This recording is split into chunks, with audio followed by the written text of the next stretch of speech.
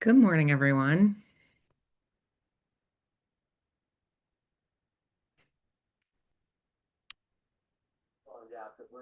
Good morning, young people.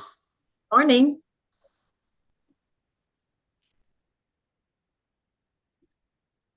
So we heard from a number of folks that they were still sort of juggling maybe power outages.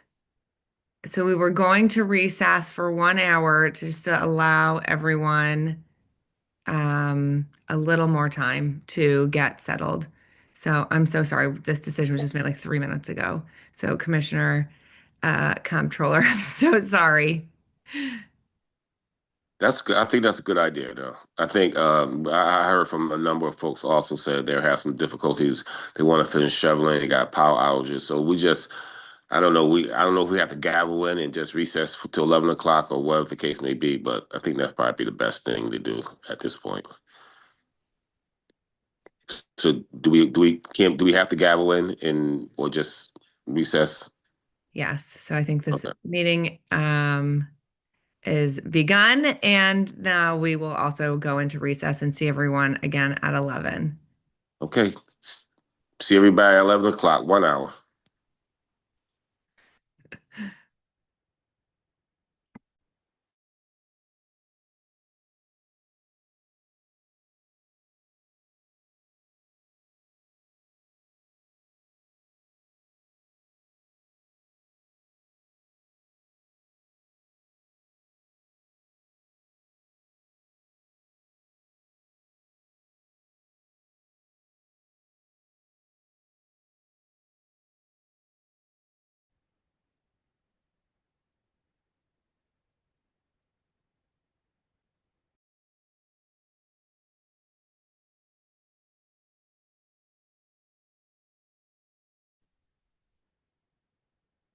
Good morning. I apologize. I didn't hear what Senator McCrory said, but then 90% of the meeting left.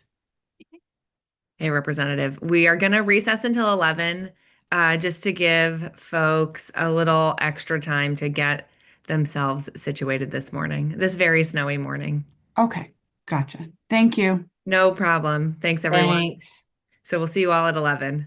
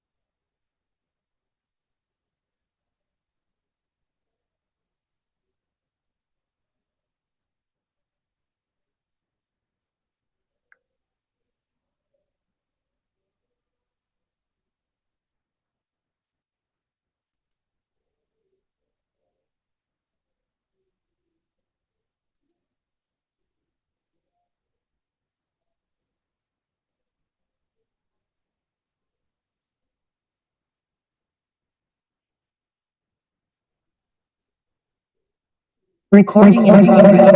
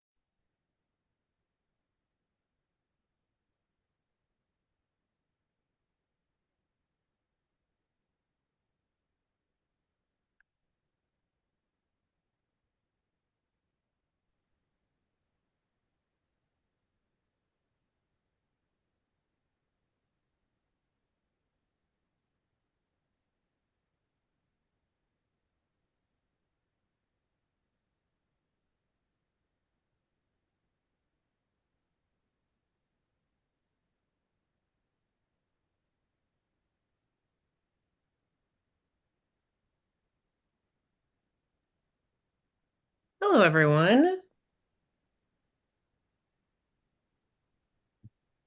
Happy snowy Monday. Very, very snowy.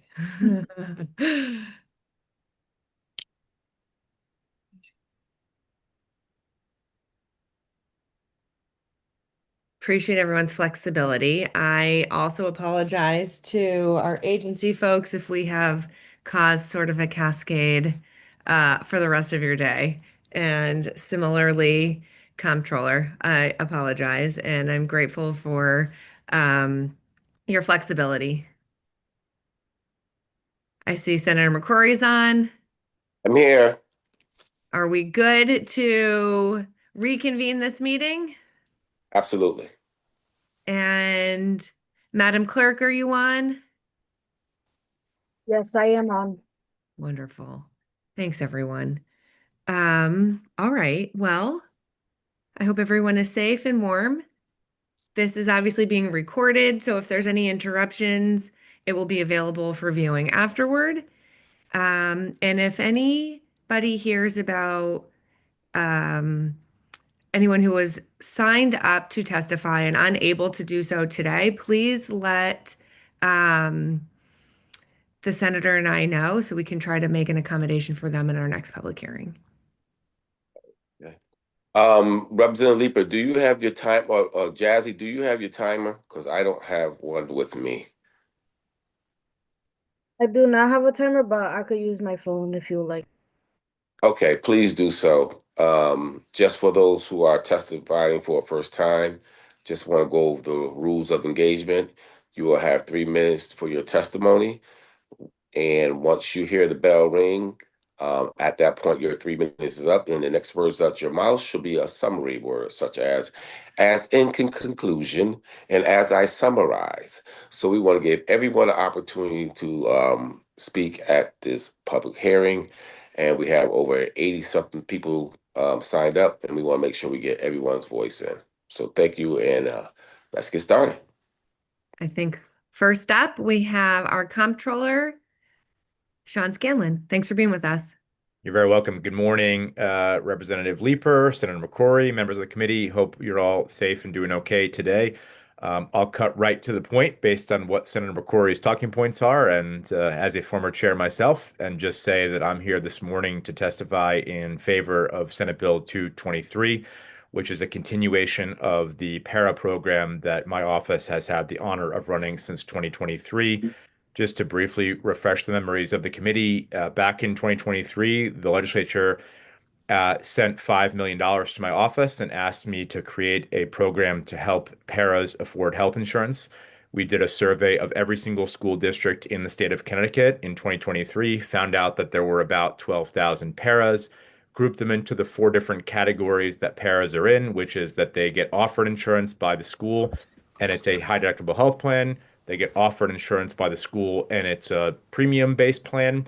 They get offered it, but they decline it because they're on somebody else's plan, or they don't get offered it at all.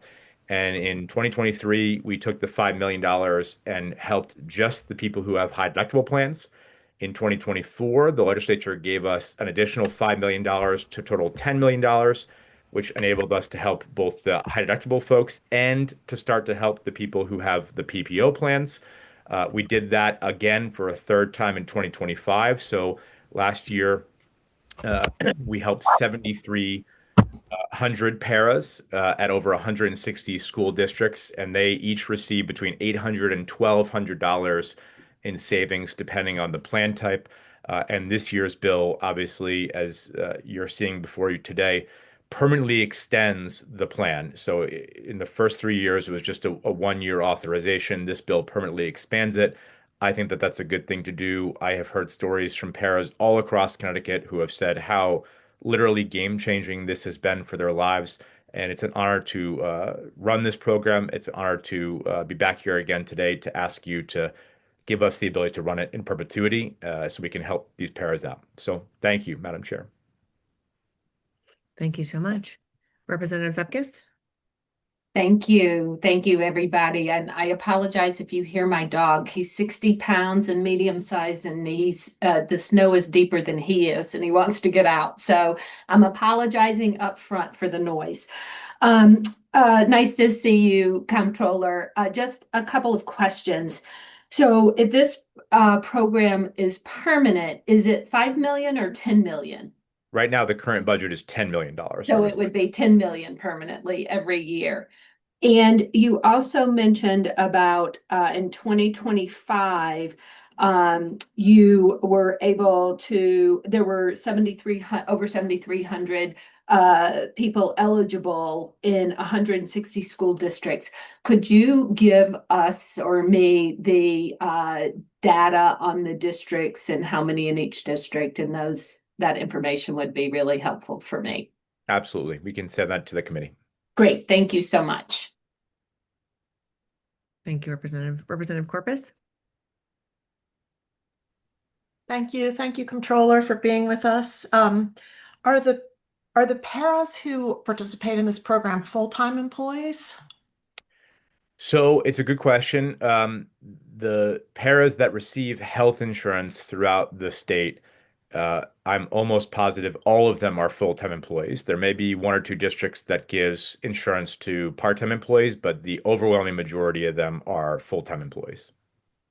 Thank you. And last question, when we account for these folks in our overall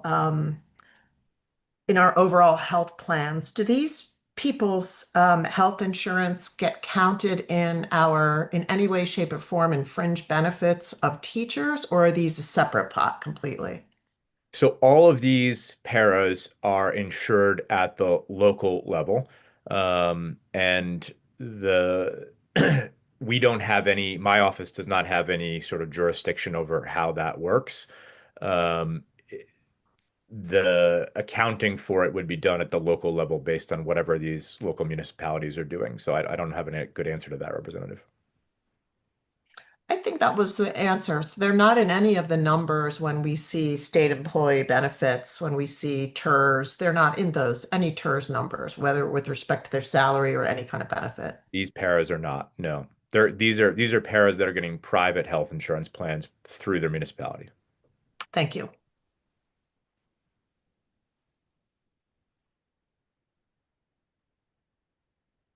We're going to have a lot of this today, muting and unmuting. Let me go to Rep. Haynes and then I'll come to you, Rep. Zupkis. Thank you, Madam Chair, and good morning, everybody. I hope everybody is warm and dry. Thank you, Comptroller, for being here. Always good to see you. Just another question to kind of segue onto what Rep. Zupkis asked in regards to the numbers that you send. Could you also send the numbers for full-time versus part-time on the Absolutely. paras? That'd be Absolutely. great. Thank you so much. That's it for me. Thanks, Rep. Haynes. Representative Zupkis. Thank you, and I apologize for a second time. Rep. Haynes asked one of my questions, but my second question is, have we looked into, because to me, it's a subsidy to help a certain group of people out. Do we look at why insurance is so expensive versus subsidies? Well, I spend a significant portion of my life looking at why health insurance is so expensive and working on that problem in other committees and in other ways as the guy who runs the largest employer-based health plan in the state.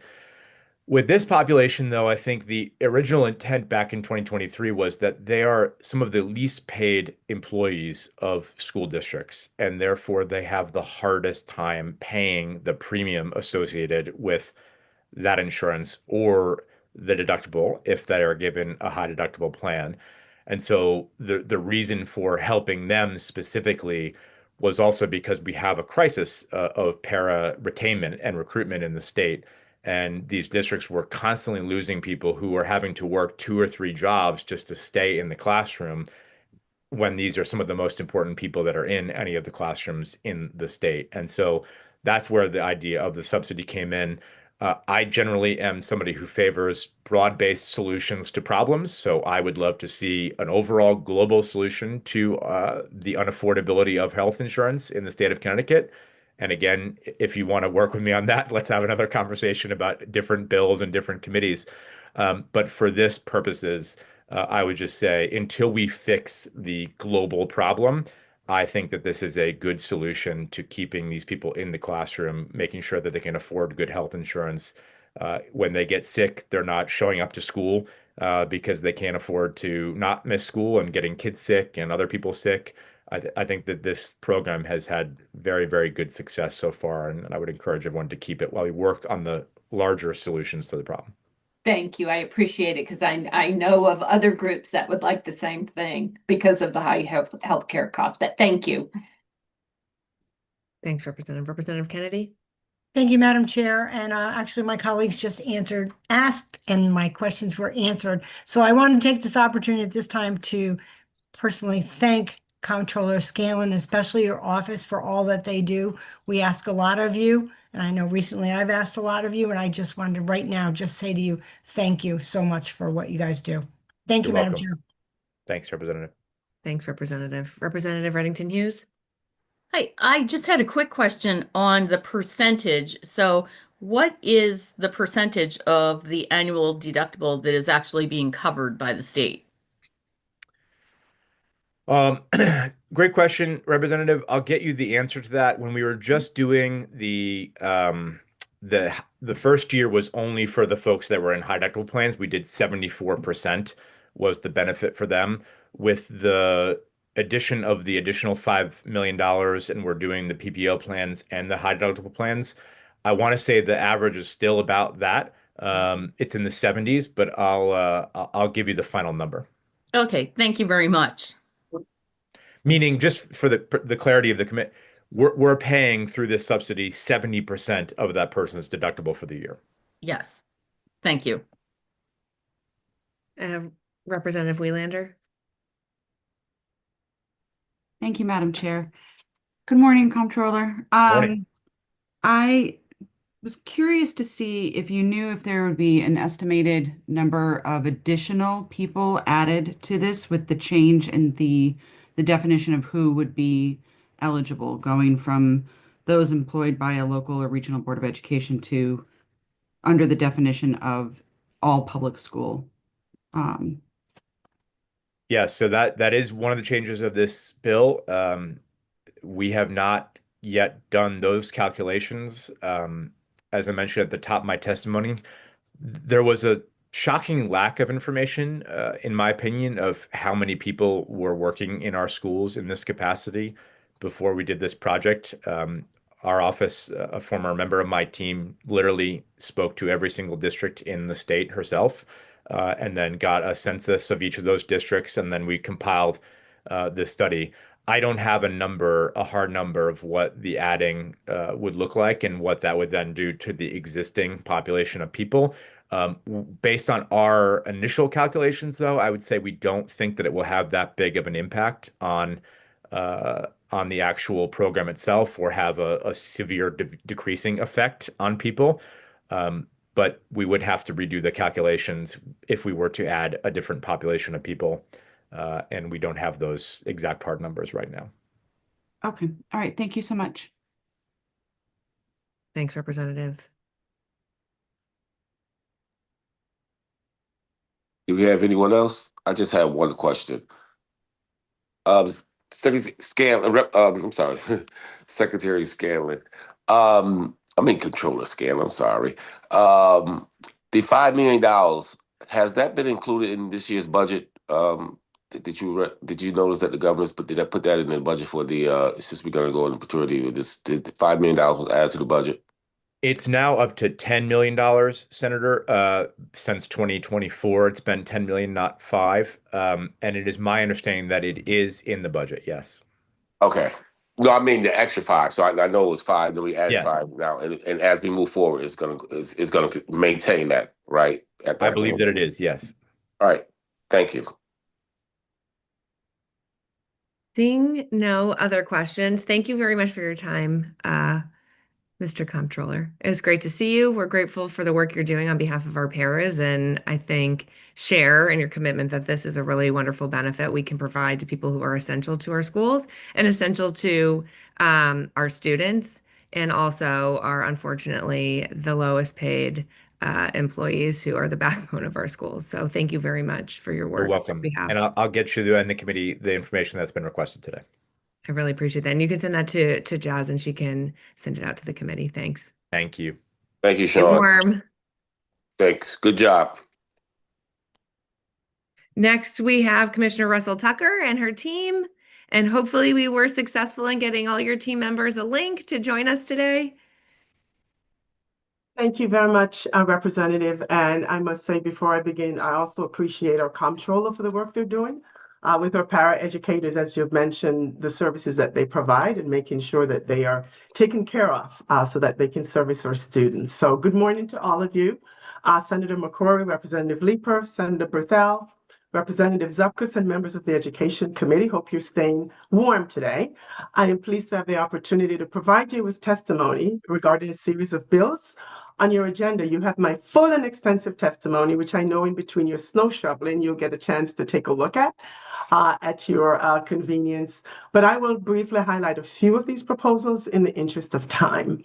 The department is very supportive of House Bill 5214, which is an act concerning school meals, which provides implementation language for the provision of breakfast for all students in the non-community eligibility provision districts participating in the federal school meals programs, and lunch at no cost to students eligible for reduced price meals. We are thankful to the governor for the inclusion of $12.5 million in the midterm budget, without which the department would not have the funding to implement this proposal. Regarding SB 220, an act concerning student literacy, the department strongly supports the spirit of this overall legislation and the intent to bring individual reading plans and evidence-based supports for students below proficiency on state assessments to improve student outcomes. The department, however, offer, and you'll see them outlined in my testimony, some considerations. For example, the department notes in section 1 that districts would likely require significant new resources, not in the governor's budget, to implement this new mandate. That will also result in some additional administrative burdens. If the legislation as drafted becomes law based on the 24-25 results alone, there's an additional 108,000 students in grades 3 through 8 with combined performance in levels 1 and 2 that will require additional reading, the individual reading plans. And what that means in sheer numbers, I always like to give you numbers, is that would be about 65,000 students in Alliance districts and about 43,000 in 155 non-Alliance districts across the state. As you also know, we have individual students. They have more than one plan in place right now. We have the IEPs, the individualized education programs for students with disabilities. We have students with specialized medical needs, and they have individuals' healthcare plan. And in our law in Connecticut, starting in grade 6, there's an expectation that our students have student success plans. And those are all important, but I'm just asking that we give thoughtful consideration in mandating this additional plan that educators must navigate. And so I'm hoping that we can work together in figuring out the best path forward. In section 2 of the bill, you referenced the high dosage tutoring program. This proposal has many of the same features and elements as an existing proposal, existing law of note, and we urged the legislature to not limit high dosage tutoring only to literacy, and we can tell you the impacts that we've seen with the investments we've made for high dosage tutoring for math. Regarding section 4, we certainly welcome the legislation, but ask that it be adjusted to situate the responsibility of this guidance broadly within the department and not specifically in the Center for Literacy, which is located in the academic office. The center is not a standalone office, and so I just want that to be clear. It is one of the offices within the department. And so the expertise for work that's legislated for various responsibilities at times they're positioned in other offices in the agency. And so I certainly prefer to be able to deploy and align the internal structures and systems to accomplish the legislative requirements as you put them forward. We also ask that it not be restricted to reading and literacy alone. And finally, in that bill, Section 5 requires development of an early literacy micro-credential or state-recognized designation, and we're asking for time to research how we would determine what the micro-credential would entail and how it would impact our educators' certificates. As it pertains to SB 222, an act permitting interscholastic athletics to be used as credit towards the physical education requirements for purposes of high school graduation. We were unable to support this proposal, which permits students to use participation in interscholastic athletics in place of physical education credit for high school graduation. We recognize that the purpose of physical education is to support the development of physically literate students who possess the knowledge and skills necessary to engage in a lifetime of health-enhancing physical activity. And we recognize that these are classes taught by trained, licensed professionals. And with the rise of unhealthy and potentially dangerous health and fitness suggestions and information available to students, physical education offers a foundation of healthy habits in the lower grades and builds content and supports learning on proven wellness practices for older students measured against the onslaught of misinformation targeted at youth. More details in my testimony, but thank you for providing us with the opportunity today. And we're here to answer your questions. Thank you. Thanks very much, Commissioner. I know that literacy proposal has a lot of components in it, and I'm just grateful for an opportunity to sort of discuss the different various ideas. And also, I really appreciate you coming with 108,000 Connecticut students would be eligible for a reading plan. I think that actually puts the scope of this crisis in perspective. That's a lot of children who would meet this criteria. So I thank you for that, and also for highlighting it's not only our Alliance District students. Senator Berthel, I think I saw your hand up first. Hi, good morning, Good Madam morning. Chair. Thank you for recognizing me. Hello, Commissioner. As always, we appreciate your feedback on proposed legislation. I would echo what Representative Lieber just spoke to. Her and I worked collaboratively on that piece of legislation. Your feedback is invaluable for helping us to further fine-tune that and get it to something that we really want it to be, which is meaningful to continue to support that, particularly the reading curriculum.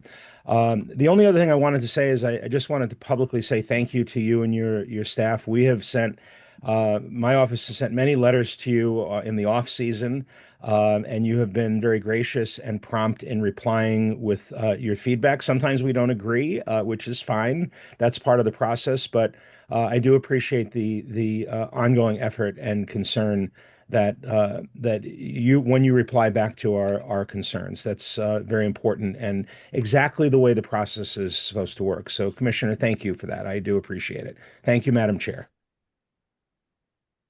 Thank you, Thank you, Senator. Senator. I just want to appreciate that as well. I'm on record all the time that said we have to work together in Right. order to understand what it is that we need to do. And our goal is to support all our students. And the best way to do that is by working together. So thank you. Amen. Thank you.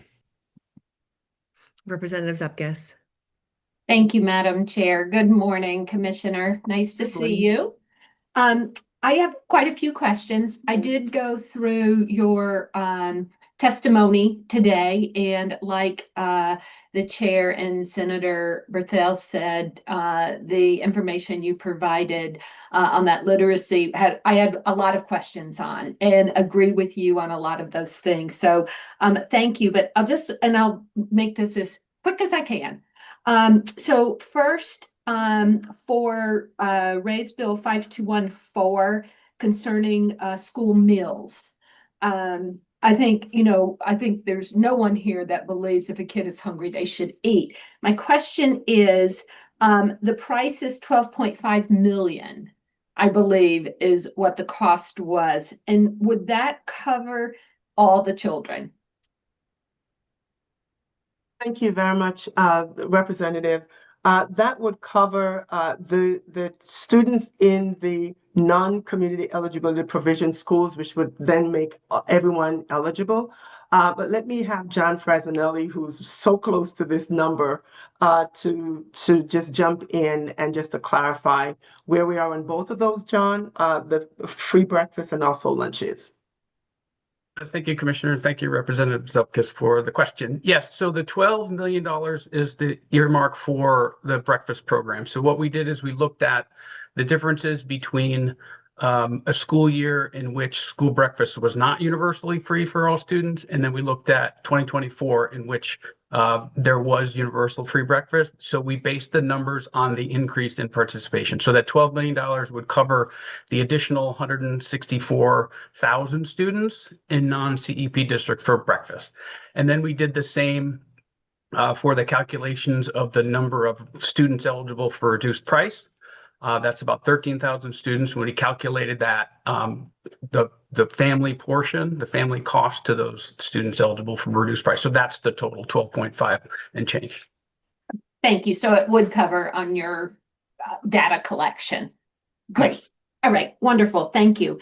On to the Bill 5216 regarding stipends for student teachers.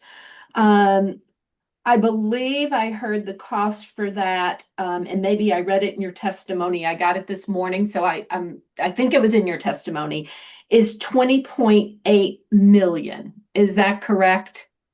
That is correct, Representative. We look at what's in the legislation is $1,000 per week, Yeah. then times the 16 weeks. And we estimate that it would be about 1,300 who successfully complete the program. So that's how we came to that 20 million. Okay, and it is 13 weeks. 16 weeks. I mean, I'm sorry, I wrote Yeah. 16 and said 13. 16 weeks, yes, thank you. In line 16, it says each teacher preparation program. Are there more than one of these programs? Yes, we have 18 of them. Okay.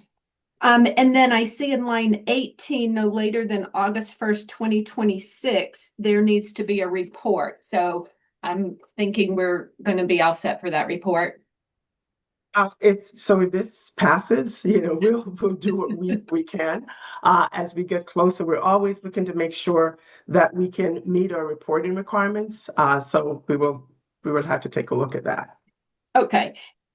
In lines 27 through 33, it talks about giving the student teachers the money, but then they shall return it on a prorated basis if there's any uncompleted. To me, that doesn't make sense. Why wouldn't we pay them after when we know how much they've done, or something on a weekly basis?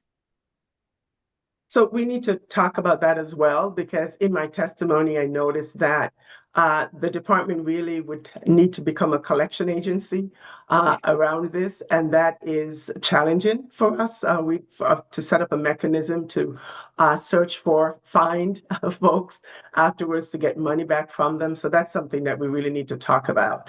I know Dr. Tucker here is responsible for that, and she shudders to think about us having to go and find folks and do collections from them. Well, thank you. To me, that's just not common sense that we would pay somebody before services are rendered, I'll say, for lack of a better way to say that. And then for the in the next C section, it talks about no fewer than 3 years, and they have to be a graduate. Now, can these folks they have to be in a public school in Connecticut, and then they have to be in a college program? Can it be out of state, or it wasn't clear that this strictly had to be in Connecticut. And I'm assuming that is correct, but it wasn't clear. My interpretation of this bill is that it's Connecticut, that you would need to be in Connecticut. Right. Thank you. That would be mine too, but I think that is something we should just clear up. Okay, 5217, about establishing you as the head of the Department of Education. Could you tell me the reason for the change? This bill would align the Department of Education with every other state agency where the commissioner actually serves as the head of the agency, and it is my understanding that that's what this proposal would do. This was not the department's proposal, just so you know that. Yeah. So is there a cost to doing this? Is there savings to doing this? No cost to doing it. Right now in legislation, it is the State Board of Education that serves as the head of the agency. And this is basically would make the change to conform with other state agencies. So no cost, but we don't No know if it would cost. save any money either. Because I'm all for if someone's not doing their job, that they need to be held accountable. And after years, if they're not, we should do away with it. Does this completely delete the the State Board of Education? No, it does not. All the legislative requirements of the State Board of Education was not touched in this legislation. Okay. In line 37 of this bill, it talks about the commissioner shall organize into bureaus, divisions. Is that expanding in any way? Not expanding, but right now conferring that responsibility on the commissioner versus the State Board of Education, which, Okay, so, sorry. no, I'm just going to say, so it's a matter of being agile and being able to do things much quicker if necessary. Okay, thank you for that. As long as we're not expanding government. In 5218, an act concerning teachers. In line 106 to 108, I know you had this in your testimony about rendering the Board of Education and teacher written disposition disposition that shall be binding on parties. Could you just talk about that, please? And talk about what you talked about in your testimony? Perfect. Thank you very much. And I am going to turn this over to my lawyer, who explains all of this certainly much better than I'm able to do. So, Attorney McKeon, if you could, please. Thank you, Commissioner. Good morning, everyone. Traditionally, 10151, the tenure teacher termination aspect of it, used to have a tripartite panel, one appointed by the union, one appointed by the administration, and then the two would pick a neutral. But even when it went down to one hearing officer a few years ago by legislation, typically whether it be the panel or the individual, they would do the hearing. At the same time, the other option was the board could appoint a subcommittee, let's say like 3 members of the board, who would do the hearing. And then whatever determination that was rendered, there were 2 parts: factual findings and legal conclusions / recommendations. The finding of facts were binding upon the board. That's what the hearing essentially was set up to do: find facts. And then the board, however, could disregard the recommendation and issue its own. So in other words, based upon the facts, the hearing board or panel, what have you, could have said, we recommend that this teacher be terminated. The board could say, okay, we agree. Or the board could have said, well, no, we disagree. And the opposite was true as well. The panel could say, we don't think the teacher should be terminated. And the board could say, well, we disagree. Back when I was in private practice, I was part of cases where that sort of thing happened. This proposed legislation would take the board out of it altogether. There would be no option to have a subcommittee of the board hear the case, and the impartial hearing officer would be solely responsible for determining facts and recommendations, and whatever recommendation they made, that would be binding upon the school board. So the school board would no longer have any direct say in the outcome, unless they disagreed with the decision. Then they could appeal to the Connecticut Superior Court. But aside from that, the board, like I said, would no longer be part of the process. At the same time, other public sector employee unions, like the police unions, municipal police unions, that sort of thing, they have arbitration hearings before, like the State Board of Mediation and Arbitration or the State Board of Labor Relations, and their determinations are binding on the parties. So in that respect, it's somewhat comparable. But at the same time, it would take the long tradition of having the board having a say in the outcome would no longer be possible. Thank you. And okay, thank you for explaining that. That needs definitely some more work in my opinion.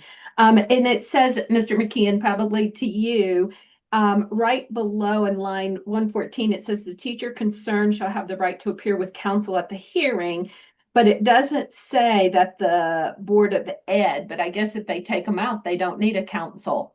But they would be able to have counsel also, correct? Yes, yes. It's, like I made reference to when I'm in the private practice, I used to do some of these hearings, and the administration would have an attorney and the union would have an attorney as well. Yes. Yeah. I just don't see that in this language. No, So I understand. thank you. And a couple of more questions. Also in lines 36, it takes away, it talks about, what shall be filed in the court, a copy of the transcript of all the preceding hearings. But then it says it takes out the minutes of the Board of Education relating to termination, vote of the board. I would think those things are pretty important to know, or for some information. I'm not sure why that would be taken out. That's a great question, because when I first reviewed this act, I was thinking, well, that's kind of funky.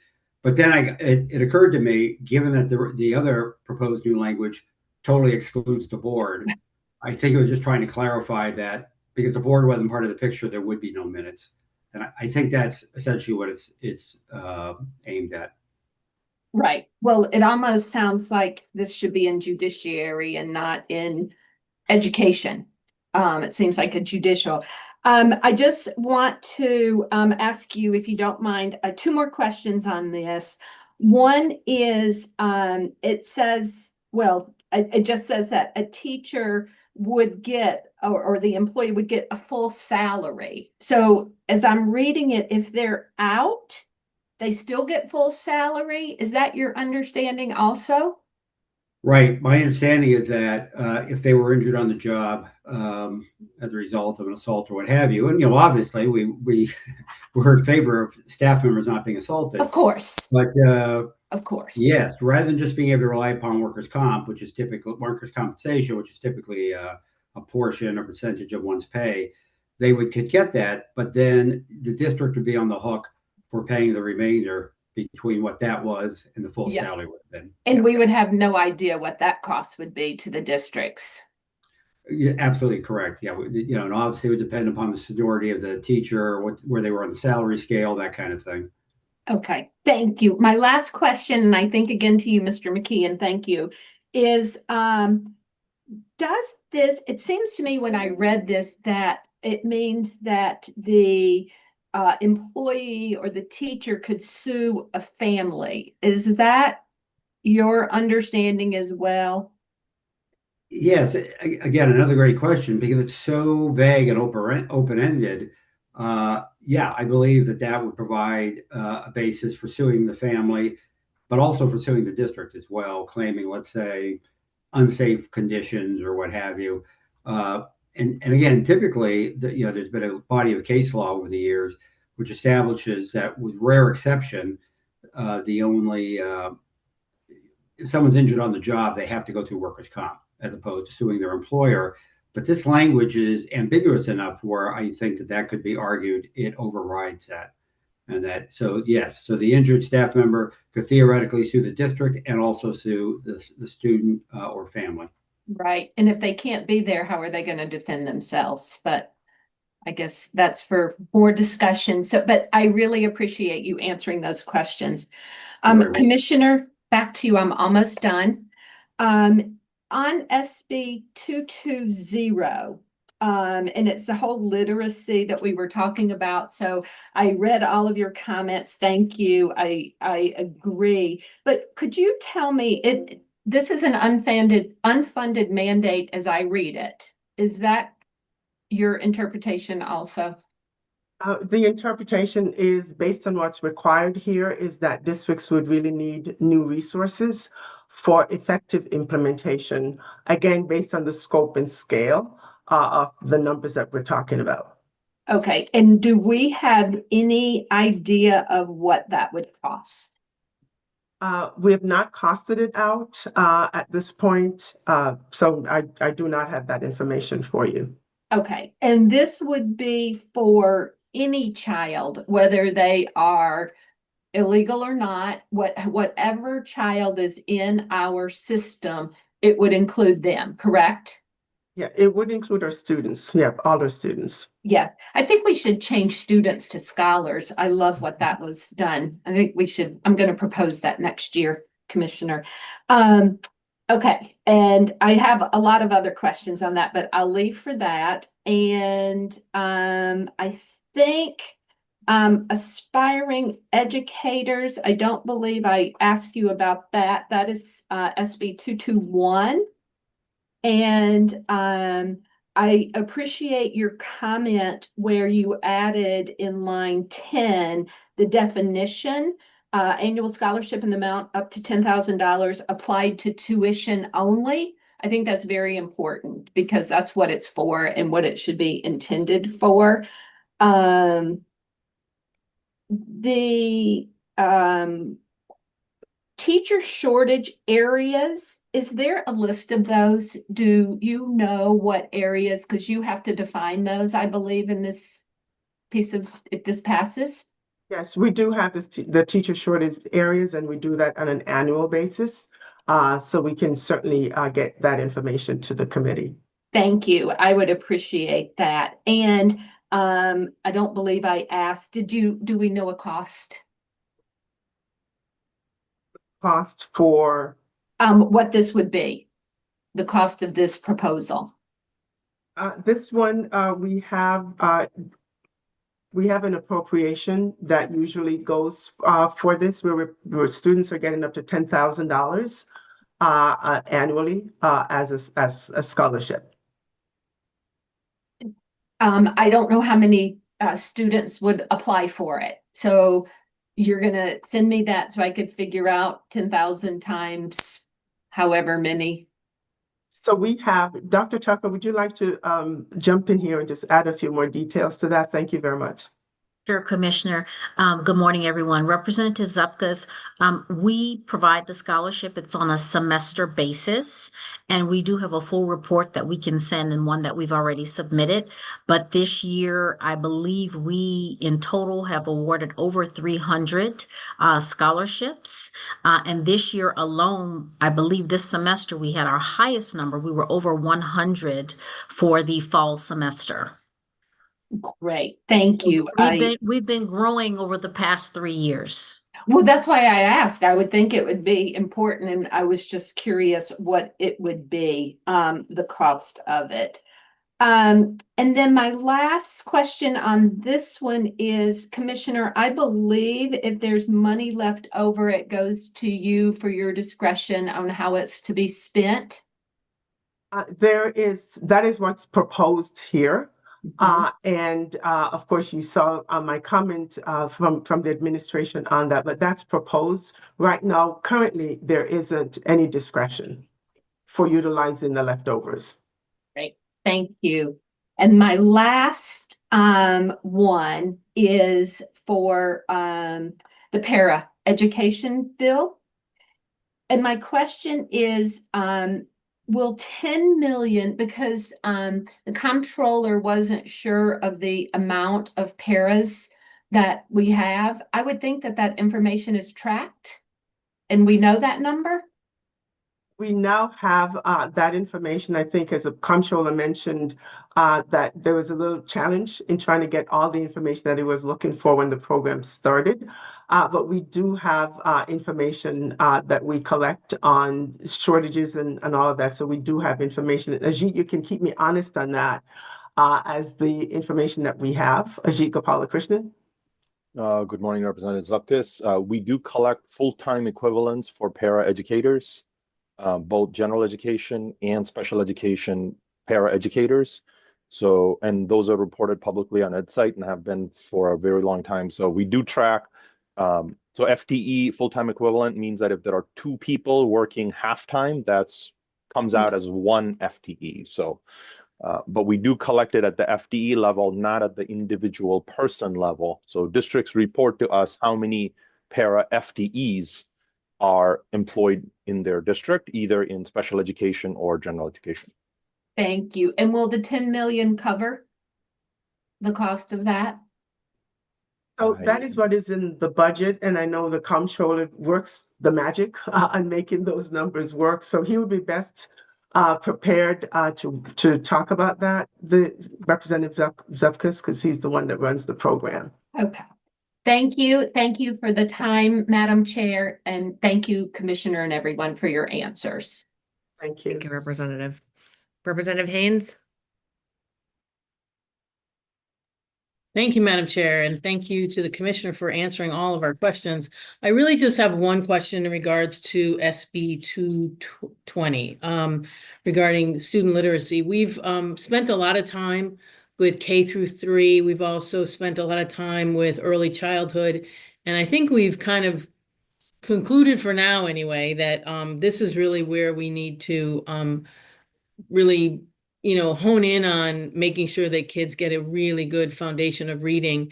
And I just wonder whether or not, to expand the program to now 4 through 9, not that I want to ignore the 4 through 9 grade scholars, but how are we doing on K through 3? Are they reading well enough?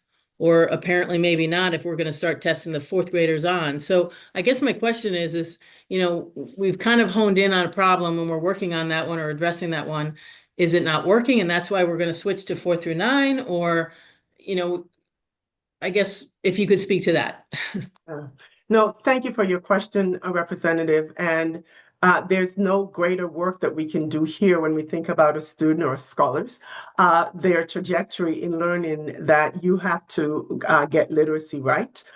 If not, the gateway to a student's educational career is really blunted. And so it's important that we're doing this work. And so what we've done with, as you know, the past couple of years, we've worked on curriculum, making sure that we have evidence-based curriculum being implemented in the classroom. We thank the governor for now putting resources out so we can get some coaches to further support the educators to make sure instruction is very strong in the classroom. And the reading plans that we've provided extensive feedback on, we do have a priority school district program right now that does have some of that, but not at this scale and certainly not using the same criteria. So I think it's really important that we're looking at that as well. I am suggesting, though, that we take some time to be sure that we're deliberate and not just putting out their new requirement that we're not sure about implementation, and we need to make sure that that is there. So, but we've been doing a lot of great work in this space. We've seen some really steady increases, but we're certainly absolutely not where we want to be. And as Representative Leeper mentioned, with the numbers you can see, sometimes we think about our students in some of our alliance districts not making gains, but students who are challenged readers are across the entire state. And so we've got to work certainly harder and smarter to make sure that we're addressing those needs. Okay, I guess my maybe my question should be in regards to the work that's being done with K through 3 reading. Is that just going on with Alliance districts now, or can we expand that to all scholars across the state? So so the work that's happening with our scholars really are across the state, but we've focused in on K3 reading, and that's where we worked on the curriculum being in that space, right? So we've done that. I think what's proposed here would take reading plans across the entire spectrum, really beyond K3, really, which is also important. We're just saying we need to make sure that we're thoughtful in how we implement and how we deploy that. Let me have also just to weigh in Irene Parisi, and actual Melissa is on here as well, just to talk more specifically about the work that we're doing. I think that's what you're asking, specifically what we're doing in K-3. I just wonder, do we have results as to what you are doing and how we're doing? Yes, we do. Is Melissa here? Melissa, could you, Dr. Hickey is the leader of our reading or literacy center. Hey, sure. Thank you so much. So we actually do have information from the districts. The center has asked for testimonials. We have recorded various districts and their journeys of implementation, and they've talked about increasing their K-3 literacy skills. They've talked about an increase in vocabulary skills for students and knowledge, really getting a lot of background knowledge and holding on to that knowledge. They feel that this explicit teaching is really driving that growth. When you look at what districts are sharing around their early literacy, their K-3 literacy assessments, you can see this growth occurring across the grades. Some of the grade 3 smarter balance scores increased as well. Now, keeping in mind that the districts were legislated to begin full implementation just this July, we're still going to be collecting data as we go along. But those who are early implementers, those who started implementing maybe a year ago, they're already showing growth, and teachers are reporting how they feel very confident about what they're doing. Well, thank you for that. And I really do appreciate that. And I would be interested, I imagine everybody on the committee would be interested in what data we have and how things are going. I hate to, throw more on when we've got a program that sounds like it's working, that we need to, understood we need to address the older students, the older scholars, excuse me, the 4 through 9. And we want everybody, doing very well. But I just kind of wanted to touch base on what we've already thrown at you guys and how that's going and how that's working within the district. So thank you for all of that information. And Commissioner, thank you so much for your staff and what they bring to the table. Thanks again. Thank you, Representative. Representative Arzano?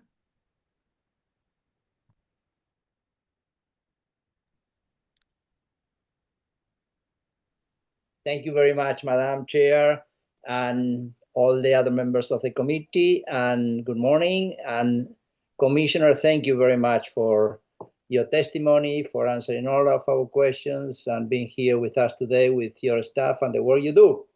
And on HB 5216, I believe you mentioned the cost will be 20.8 million. And where would the funds for this bill will come from? So thank you, Representative. As I mentioned in my testimony, this is not in the governor's budget proposal. So I just really want to make that clear. Okay, yeah, I wanted to be sure about that. Okay, thank you very much, Commissioner. You're welcome. Thank you. Good to see you. Thank you, Representative. Representative Welander?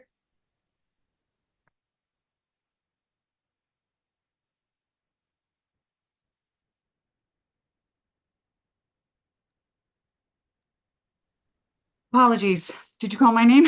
I did. No worries. Sorry. Our neighbors snow blowing our driveway is a gift, so was just surprised. Thank you, Madam Chair. Many of the questions that I had were answered already, and so I just wanted to, if I could, quickly bounce through a few of the bills, Madam Commissioner. I have concerns about SB 220, just about the additional cost of these assessments, the time, who would actually pay for the additional curriculum that might be needed, and whether or not that could be created in-house by our in-building school reading specialists, and whether or not this would replace any existing um, assessments, excuse me. So we do have assessments in place. The criteria here, though, Representative, allows us when you look at the numbers of students or at level 1 or level 2, which is what this asked for. That's the scale, vast numbers of students that we're talking about, and certainly to Representative Leeper's point, it shows the scale of the work that we need to do. However, implementation effectively is really important. And that's the concern right now about the funding that's necessary to do that, because we do believe that there are resources that will be necessary. I indicated as well concerns about, who would be developing the plans and do they have the requisite staff to be able to do that and to do that well. I think we need to make sure we have those things right as we're moving forward. Thank you. In regards to the aspiring teachers and the stipends, I think it's fantastic. I would love to be able to do more. I do have a little concern about the cost in general, but in speaking with my constituents and also some of them are friends that are currently teachers, they are supportive of anything that can be done because it really is such a challenge. And some of them shared personal anecdotes of having to, move home so they could afford to do student teaching, and or took out multiple loans. They also were in classrooms without health insurance at that time, which is not a great way to spend because we all know that our schools are incubators sometimes for the worst germs. But I also, one of the requests that I had was if we could look at other programs, especially some of the more advanced degrees like school psychologists that require extensive continued education and how we can support them with something like these programs as well, because those are often requiring like a 1-year unpaid internship to continue along with the master's degree and certifications and year 6 and all of that. So I think it's great, but implementing it might be a challenge. And I think the last question I had was, nope, that was answered. It was about about 5218 and about who would be responsible for the damages. And if there was an assault on a teacher that resulted in injury. And it sounded from Attorney McKeon that it would be potentially both the school and the family of the student that could be responsible. And yeah, and as a former Board of Ed member, I also have concerns about the taking out the local board from the equation. But thank you so much for your answers, and I appreciate it. Thank you, Madam Chair. Thanks, Representative. Representative Corpus. Thank you. And thank you for being here, Commissioner. I just had a question about the free and reduced price meals, which of course we all would love to do. But I don't understand how the flow of the dollars work. So, for example, in one of my towns, one of my town or cities, the city of Stamford, 51% of children qualify for free and reduced meals. And in that city right now, universal free breakfast is offered, and lunch is provided only to those students eligible on an income basis. So if 5214 passes, who picks up that tab? Is this bill saying now that, for example, in Stamford, the cost of universal free breakfast, to the extent it's not covered by any national program, will be fully borne by the state? Or how is that going to work just with respect to universal free breakfast? Is the number appropriated this year applying, covering the whole thing? And is that planned to continue? Great question, because we're now looking at the interplay between our federal funding and state funding. And so I'm going to turn to John again to clarify that for us. Thank you. Thank you, Commissioner. Thank you, Representative Corpus. So in Stanford, as with other districts, they're part of the community eligibility provision. So all breakfast and lunches are provided at no cost to all students. This provision does not apply to the community eligibility provision schools. So Stanford would continue to do what they're doing. What this does is appropriate funding to provide universal breakfast to those districts who are not part of that CEP program. Right, under the federal guidelines, the CEP program, schools have to provide free breakfast and free lunch to all students, regardless of eligibility. So the way this funding is going to work is, first and foremost, the federal government pays what they pay. So for free meals, they pay 100% of the cost. For reduced price meals, the federal government pays $2.16, for example, and the family would normally pay $2.30 of that. So what the state money is doing is paying just the 30 cents. The federal government is already providing the majority of it, and this will pay the portion that the families would pay. Same thing for breakfast. So for reduced price breakfast, the same formula would work. For the students only eligible for paid breakfast, the federal government does subsidize at about 40 cents a meal. And then these funds would pay the difference between that 40 cents and what the federal government pays for free meals, if that makes sense. It does, but we had an issue in the city of Stanford, and it's in effect this school year, for exactly that crack that this is falling through, which is that for lunch, the federal government is not supplying the full amount it costs to actually give the children lunch. And so the city of Stanford's budget looked at this and said, we don't have the $1 million we need to cover that federal shortfall. So that's why they pulled the universal free lunch this year, and they're only giving it to children who fully qualify. So I guess my question is in what we're proposing in this bill, is the goal going to be that the municipal governments are completely off the hook for breakfast, not putting out any money for universal free breakfast anymore, and it will all come from the state? Or is it that to the extent they're not providing it now, the state's going to make up the shortfall so that everyone can have it? Which of those two is it? Because it's a big dollar shift, depending on the answer. So there are municipalities and school districts who subsidize the school lunch programs, that as a matter of course, to cover some of the cost. So to be very candid, the issue in Stanford, there were a number of issues in Stanford that were costing the district significantly more than they needed to, and our team is working with them to remedy some of that.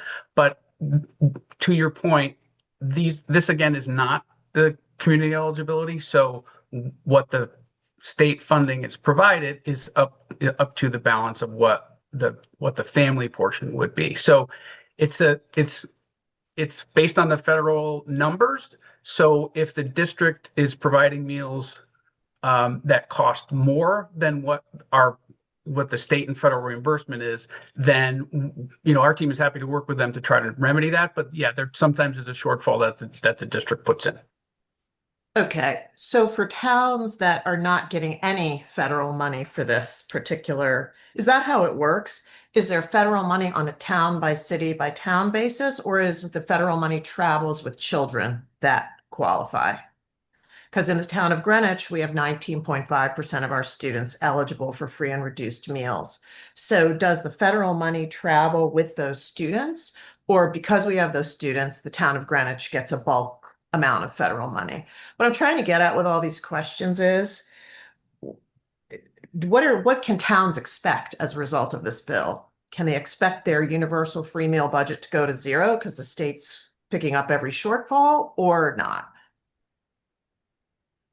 Yes. So they should see it go to zero because we will be reimbursing them the federal combination of the federal and state money to cover the cost of breakfast, to equal the free cost of breakfast. Yes. So to your other question, it travels with the student. So it depends on the percent of students who are eligible for free, the percent of students eligible for reduced price, and the students percent eligible for paid. So the monies from the federal government and these funds follow that percentage. Okay. That makes sense. Okay, so if a town is kicking in a substantial amount of money right now, just because the town has that as a priority, I don't know what these programs cost townwide. Say it costs $5 million for a year townwide. I don't know if that's a real number. But say it does, and the town is putting in 1 million of that, and the federal government is putting in 4 million of that. Does this bill mean that that 1 million will disappear and the state will cover that 1 million? So where the town used to budget for $1 million for this, now it can budget zero? I guess it depends on how the funding is provided. What I can tell you is that when we move from from a non-universal free breakfast, for example, we see about a 38% increase in breakfast participation from those students. So that increase in participation means an increase in revenue to the district. You know what I mean? So there may be able to reduce there's the town subsidies to the school meals programs because there'll be more money coming in. It doesn't wipe it away. It doesn't. So the reimbursements don't look at each individual district's actual cost for providing the meals, right? They're based on the state picking up the portion of the federal reimbursement that's not covered by the federal government, if that makes sense. So this bill does not mean that the city of Stamford can count on a zero line item for their, whether it's breakfast or lunch program. That's not what this means. They're still going to have to put some money in addition to the federal, in addition to the increase in the state as a result of this bill. They're still going to have to put something in. It'll just be less. Is that statement right? That's accurate, yes. And we can work with Stanford. We work with all districts, and we can get to a place where we can help reduce the cost of their the production of meals, so that they won't have a deficit or so much of a deficit. And we have been working pretty closely with Stanford. Okay, so does the amount of money in this bill, what percent do we think it's going to cover of that delta? Like, I'm just trying to get a sense here of to what extent are we really relieving school budgets, local school budgets, of the responsibility for meals? And we What don't we're doing, have that number yet, seems like. We don't. As a matter of fact, at the appropriation hearing, it was one question that we were asked to come back with, is to answer how much is it actually costing to produce these meals. Because that in the same line of question was what we were getting in appropriation to try to assess. I know this is what's in the governor's budget, but I think folks were trying to assess basically the question you were asking, and how is this covering what districts may be needing to produce a breakfast. So we're doing a survey right now, collecting some of that information so we can have it back for a work session with appropriation. Thank you. Thanks, Representative. I just want to thank John Fresinelli because he is on the receiving end of many, many, many questions. And just to your point, Rep. Corpus, school meals are actually incredibly complicated. And when we say universal this or that, actually, that's not really what it is. And I think we will continue to have a conversation on this.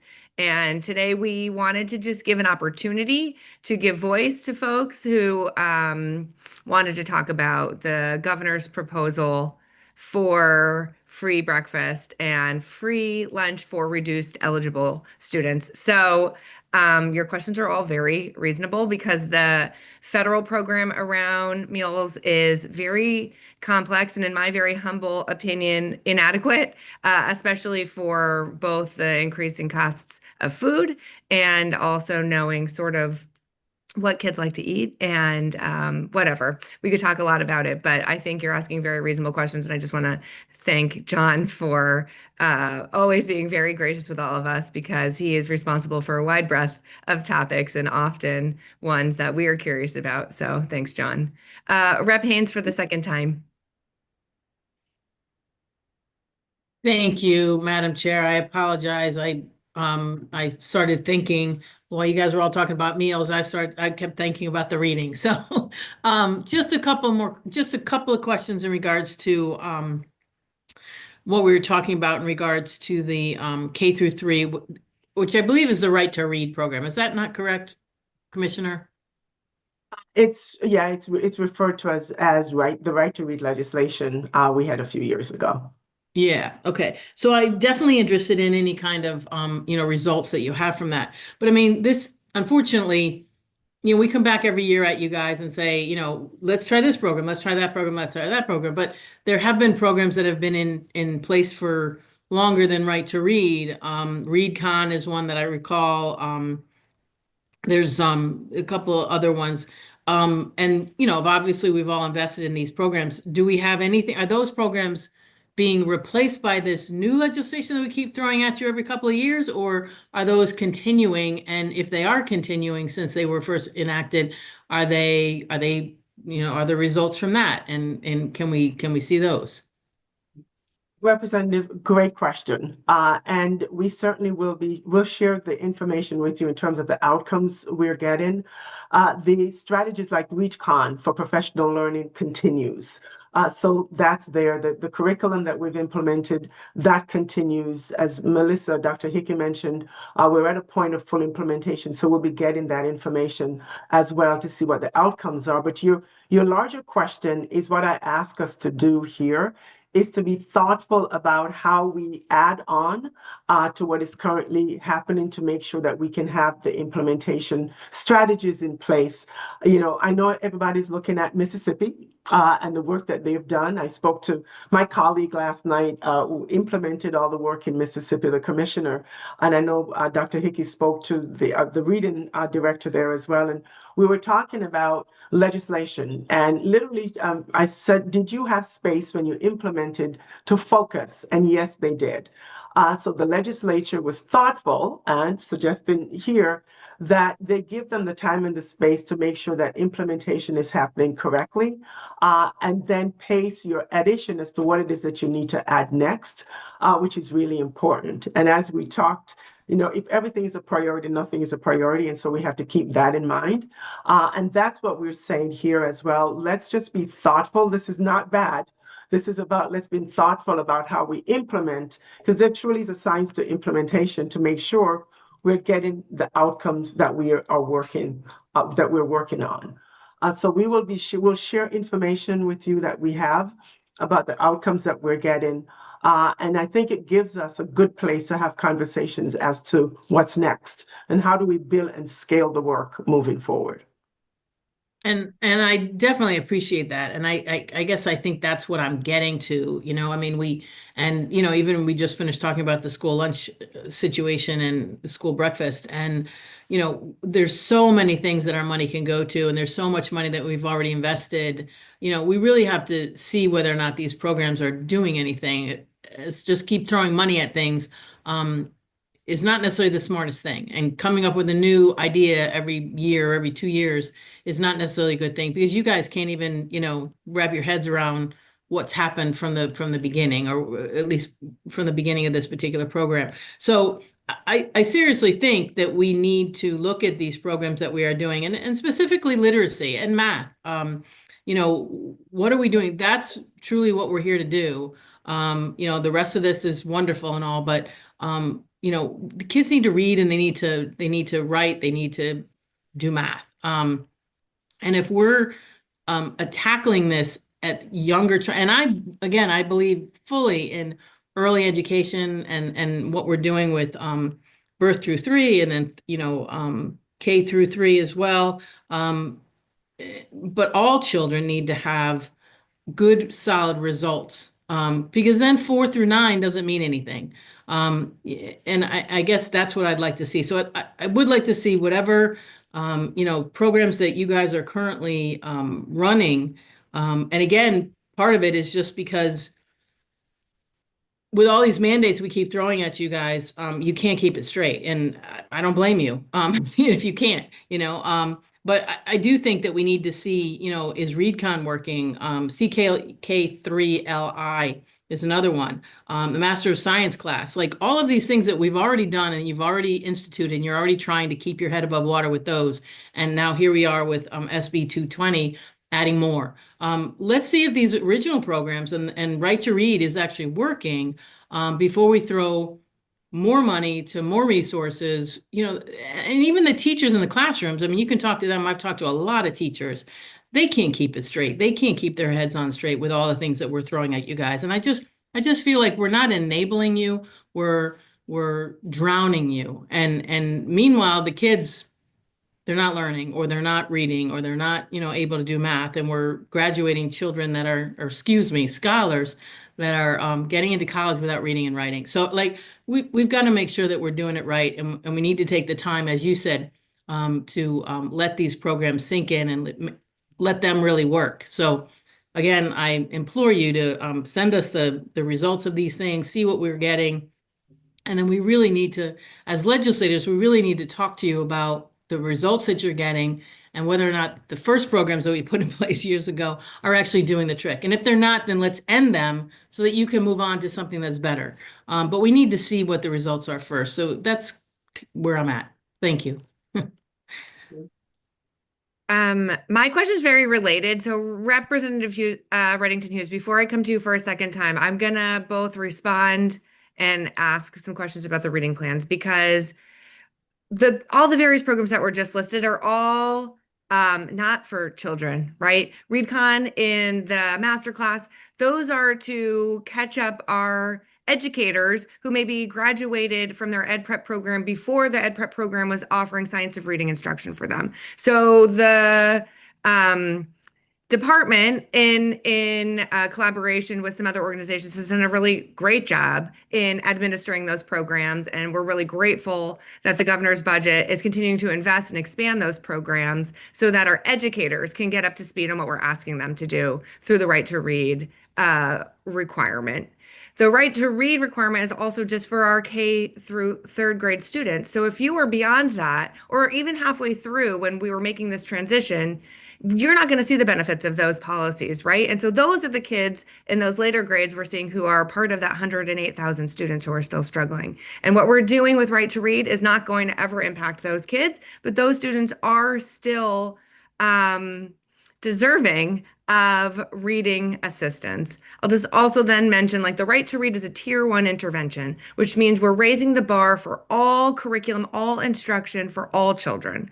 I think the effort of 220 is to have additional sort of framework around what we call tier 2 so that we have fewer kids going into special ed and we're catching them with these types of interventions, which we're already doing most of these, right?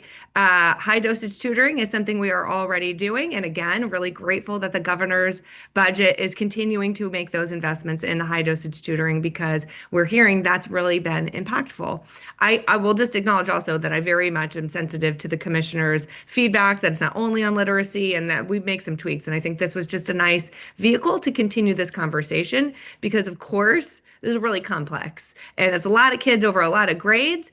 And we do have the data for those students that have not yet had the opportunity to benefit from the changes we've made into early literacy, that they still are struggling. And so that's part of why we continue to talk about those children as well. Specifically, my question is around what you referenced, Commissioner, about the priority districts that are actually already sort of doing these types of plans. And I understand the criteria is a little different and the framework is a little bit different, but I think the goal in having a concentrated tier 2 intervention for the children who we know are still either basic or below basic. I guess it doesn't apply exactly to the K through 3 setting, but the kids we know who are struggling, having some reading plans, and that actually is currently required, and I think it's for the priority district. So I was just wondering if you could talk about sort of what's happening there, and then the number of students that are eligible for the current plan versus this 108,000 student kind of umbrella. Sure. So thank you for that, Representative. Great question. And also what's happening here. I so appreciate this conversation because it is about all of us working together to understand how to make the moves that we need to do. So the Priority School District program, as you mentioned, it's been around for forever, it seems, for many years, where the criteria, it's a little bit different than the scope, of course, of what's proposed right here. Where students who are not for K3 who are substantially deficient is what's in legislation. It's probably about level 1, not reading right on grade level, and that what needs to happen there. There's a parent notification, individual reading plan, and also there is, however, and there is tutoring and after school with an available appropriation, and there is some monies around that. It also has a waiver component, Representative, so it allows the superintendent to kind of I'm going to say opt student out of that plan. So that's in that current requirement.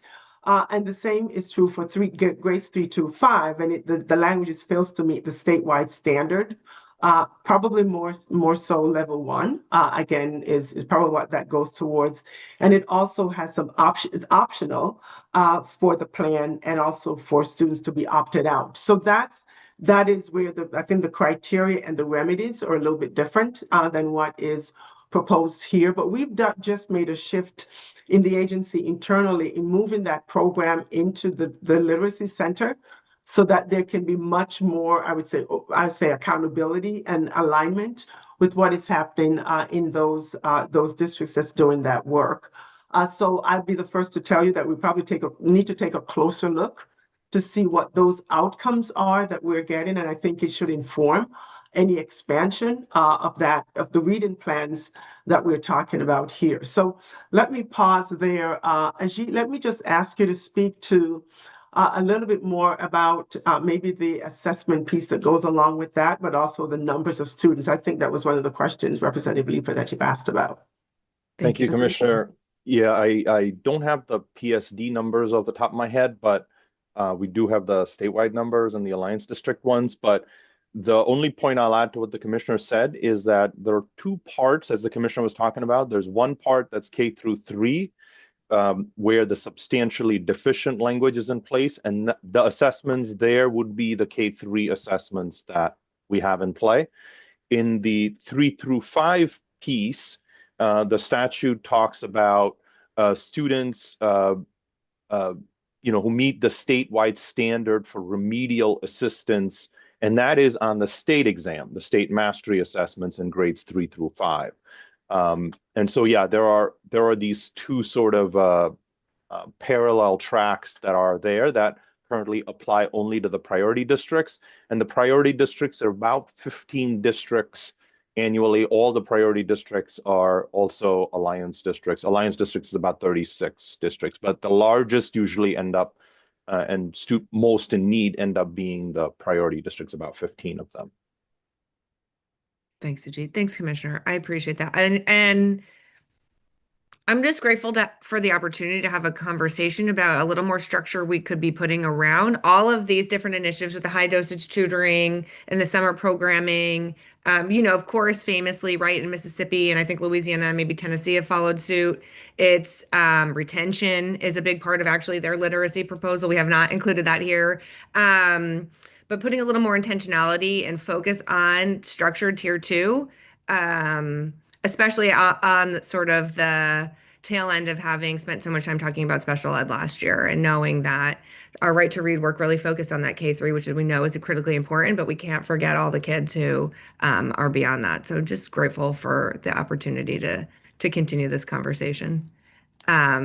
Representative, I should also add, because we've been, of course, talking to our colleagues, right, across the country, so we can select and, best strategies and see how they fit in our current construct. And just an example that we learned that a few years after Mississippi passed the law about the reading plans, they decided to exempt students with disabilities and use their IEPs, right? And they did a lot of training on that to make sure the IEPs are exactly taking a look at that as well and including what's necessary for improvement. So those are the kinds of things, I believe those are moves that we can talk about and figure out how they fit.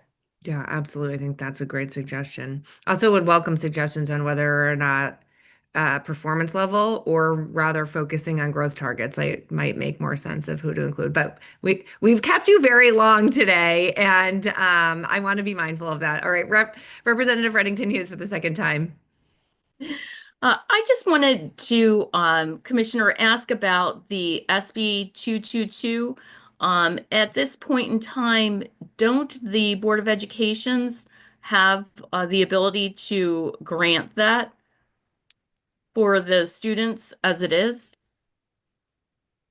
Are you talking about the graduation credits? Yes, I Or mean, in the event that somebody's playing a sport within the high school itself, to be able to use that as a phys ed requirement. looking at Irene, and I don't think that is accurate. No. No, they're not able to do that. No, Oh, not okay. at this time. No. Yeah. Okay, because when the studies have shown that these are not the kids that are trying to get out of gym.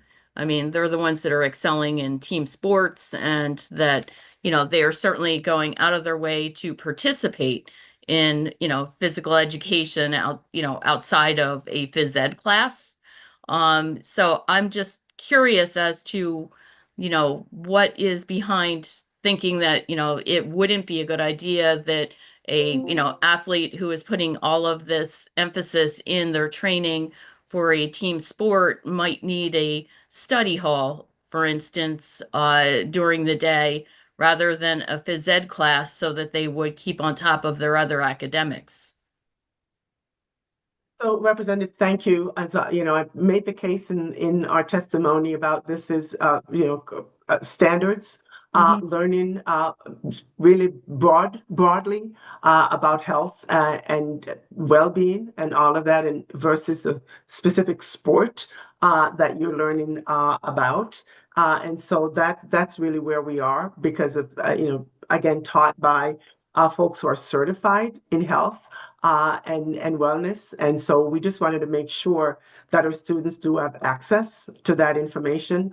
I know in sports, sometimes our students, if you get into the health and nutrition about this, fasting to make weight or overeating to make weight, those are the kinds of things that I really believe that the curriculum and what's taught here is something that we really need to pay attention to and that we make sure we avail our young people of having that information. Okay, so if I'm hearing correctly, then the real concern is the academic end of the phys ed, not particularly the class for the movement side, that it would be more of the academics of learning health class. Yes. Okay, thank you. You're welcome. Thanks, Representative. Senator McCrory, waiting so patiently. I have been honestly, and it's okay because I'm going to honestly say, as an educator myself, and I've been on this committee for 20 years, everyone is asking some very, very, very good questions here. And I appreciate everyone who's doing their due diligence, looking at these bills, and asking the commissioner and her staff some excellent questions. I don't want to belabor the point. I think a lot of questions have been asked, answers have been given. I just want to say this in regards to the reading. It is so important that we get this reading right at a very early age. We know as educators from K to 3, that's when you learn how to read. And from 4 to 9, you read to learn. And if we don't get this right, our children are going to be in trouble for a very long time. So all the things you're doing, Commissioner, all the things you're doing around literacy is important. I'm glad you're stressing also the fact that we can't forget numeracy or mathematics, as we call it. We also have to make sure our children are on grade level when it comes to mathematics. There's a lot of research says if a child is not doing their math at a certain level, they're going to be far behind in the future. And with all the work we're doing, you guys, with all the work we're doing in Connecticut and all the highlights we get in Connecticut, the vast reality is the fact that 53% of our third graders cannot read on grade level currently right now. 53%, and the number's rising every year. So we have to do more and more and more around early education, but make sure it's in sync with each other. Where we put the high doses Tugen in certain places. We provide reading programs for our students and the supports that our teachers need. And lastly, in regards to what our teachers need, we did some research recently in regards to how we recruit and train and develop our own teachers. We were not doing much of anything compared to other states. So the fact that we have aspiring educator program, that's a good start. That's a good first start. The idea if we can find stipends for our student teachers, that's another step in the right direction.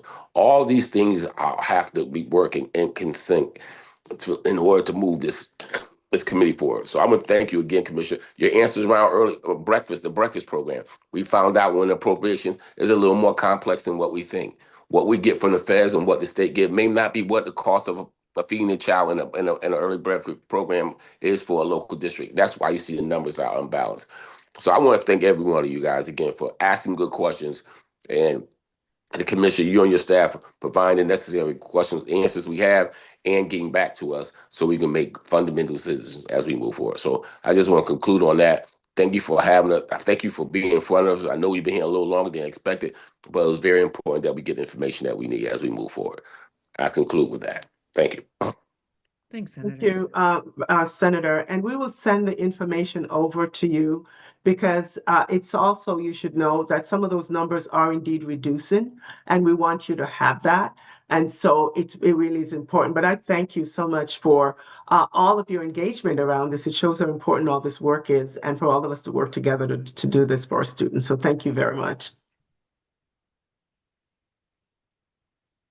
Thank you, Commissioner. Thank you to your whole team. You have been incredibly generous and flexible with your time. I am sure you were hoping this was going to be over by 11, and here we are at 12:30. So I am incredibly grateful for all the good work your department is doing and for your time with us today. And I know we will be seeing you soon.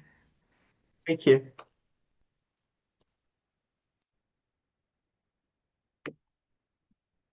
So now we will be transitioning to the public. And first up, we have Nicole Nelson. Thank you. Good day, chairs and honorable members of the Education Committee. I am writing to express my support for the goals of Senate Bill 220, an act concerning student literacy, and to respectfully raise a concern about its contingent success and implementation of assessment achievement in high-need districts. Unless support from legislative members of the Appropriations Committee takes place to meaningfully increase the education cost-sharing formula. I understand the intent to establish and provide reading instruction and support to students who are below proficient in reading is both timely and necessary. Any initiative to improve literacy outcomes is imperative and foundational to long-term academic success, college and career readiness, and equity across our state. However, the fiscal realities facing districts, such as Bridgeport Public Schools, in implementing this important initiative are deeply challenging without additional financial support. Bridgeport is currently confronting a projected deficit of approximately $44.1 million. The loss of the ESSER funds, rising cost of living, and ongoing fiscal stabilization efforts have required staff reductions and program cuts. This includes the inability to hire and retain support staff and to maintain core services. SB 220 would likely require the expansion of instructional methodology, hiring additional support staff, which includes librarians, which we no longer have, tutors, literacy interventionists, reading specialists, and literacy coaches to expand professional development aligned with evidence-based literacy practices and updated materials and assessment tools. These are worthy investments. But again, without an increase in the ECS funding and specifically weighted funding for distressed districts, Bridgeport Public Schools and other districts like it may be forced to divert limited resources from other essential services to comply with new mandates. This creates a tension between sound educational policy and fiscal capacity. For Alliance districts in particular, literacy reform cannot be implemented successfully through mandate alone. It must be paired with adequate, predictable, and equitable funding.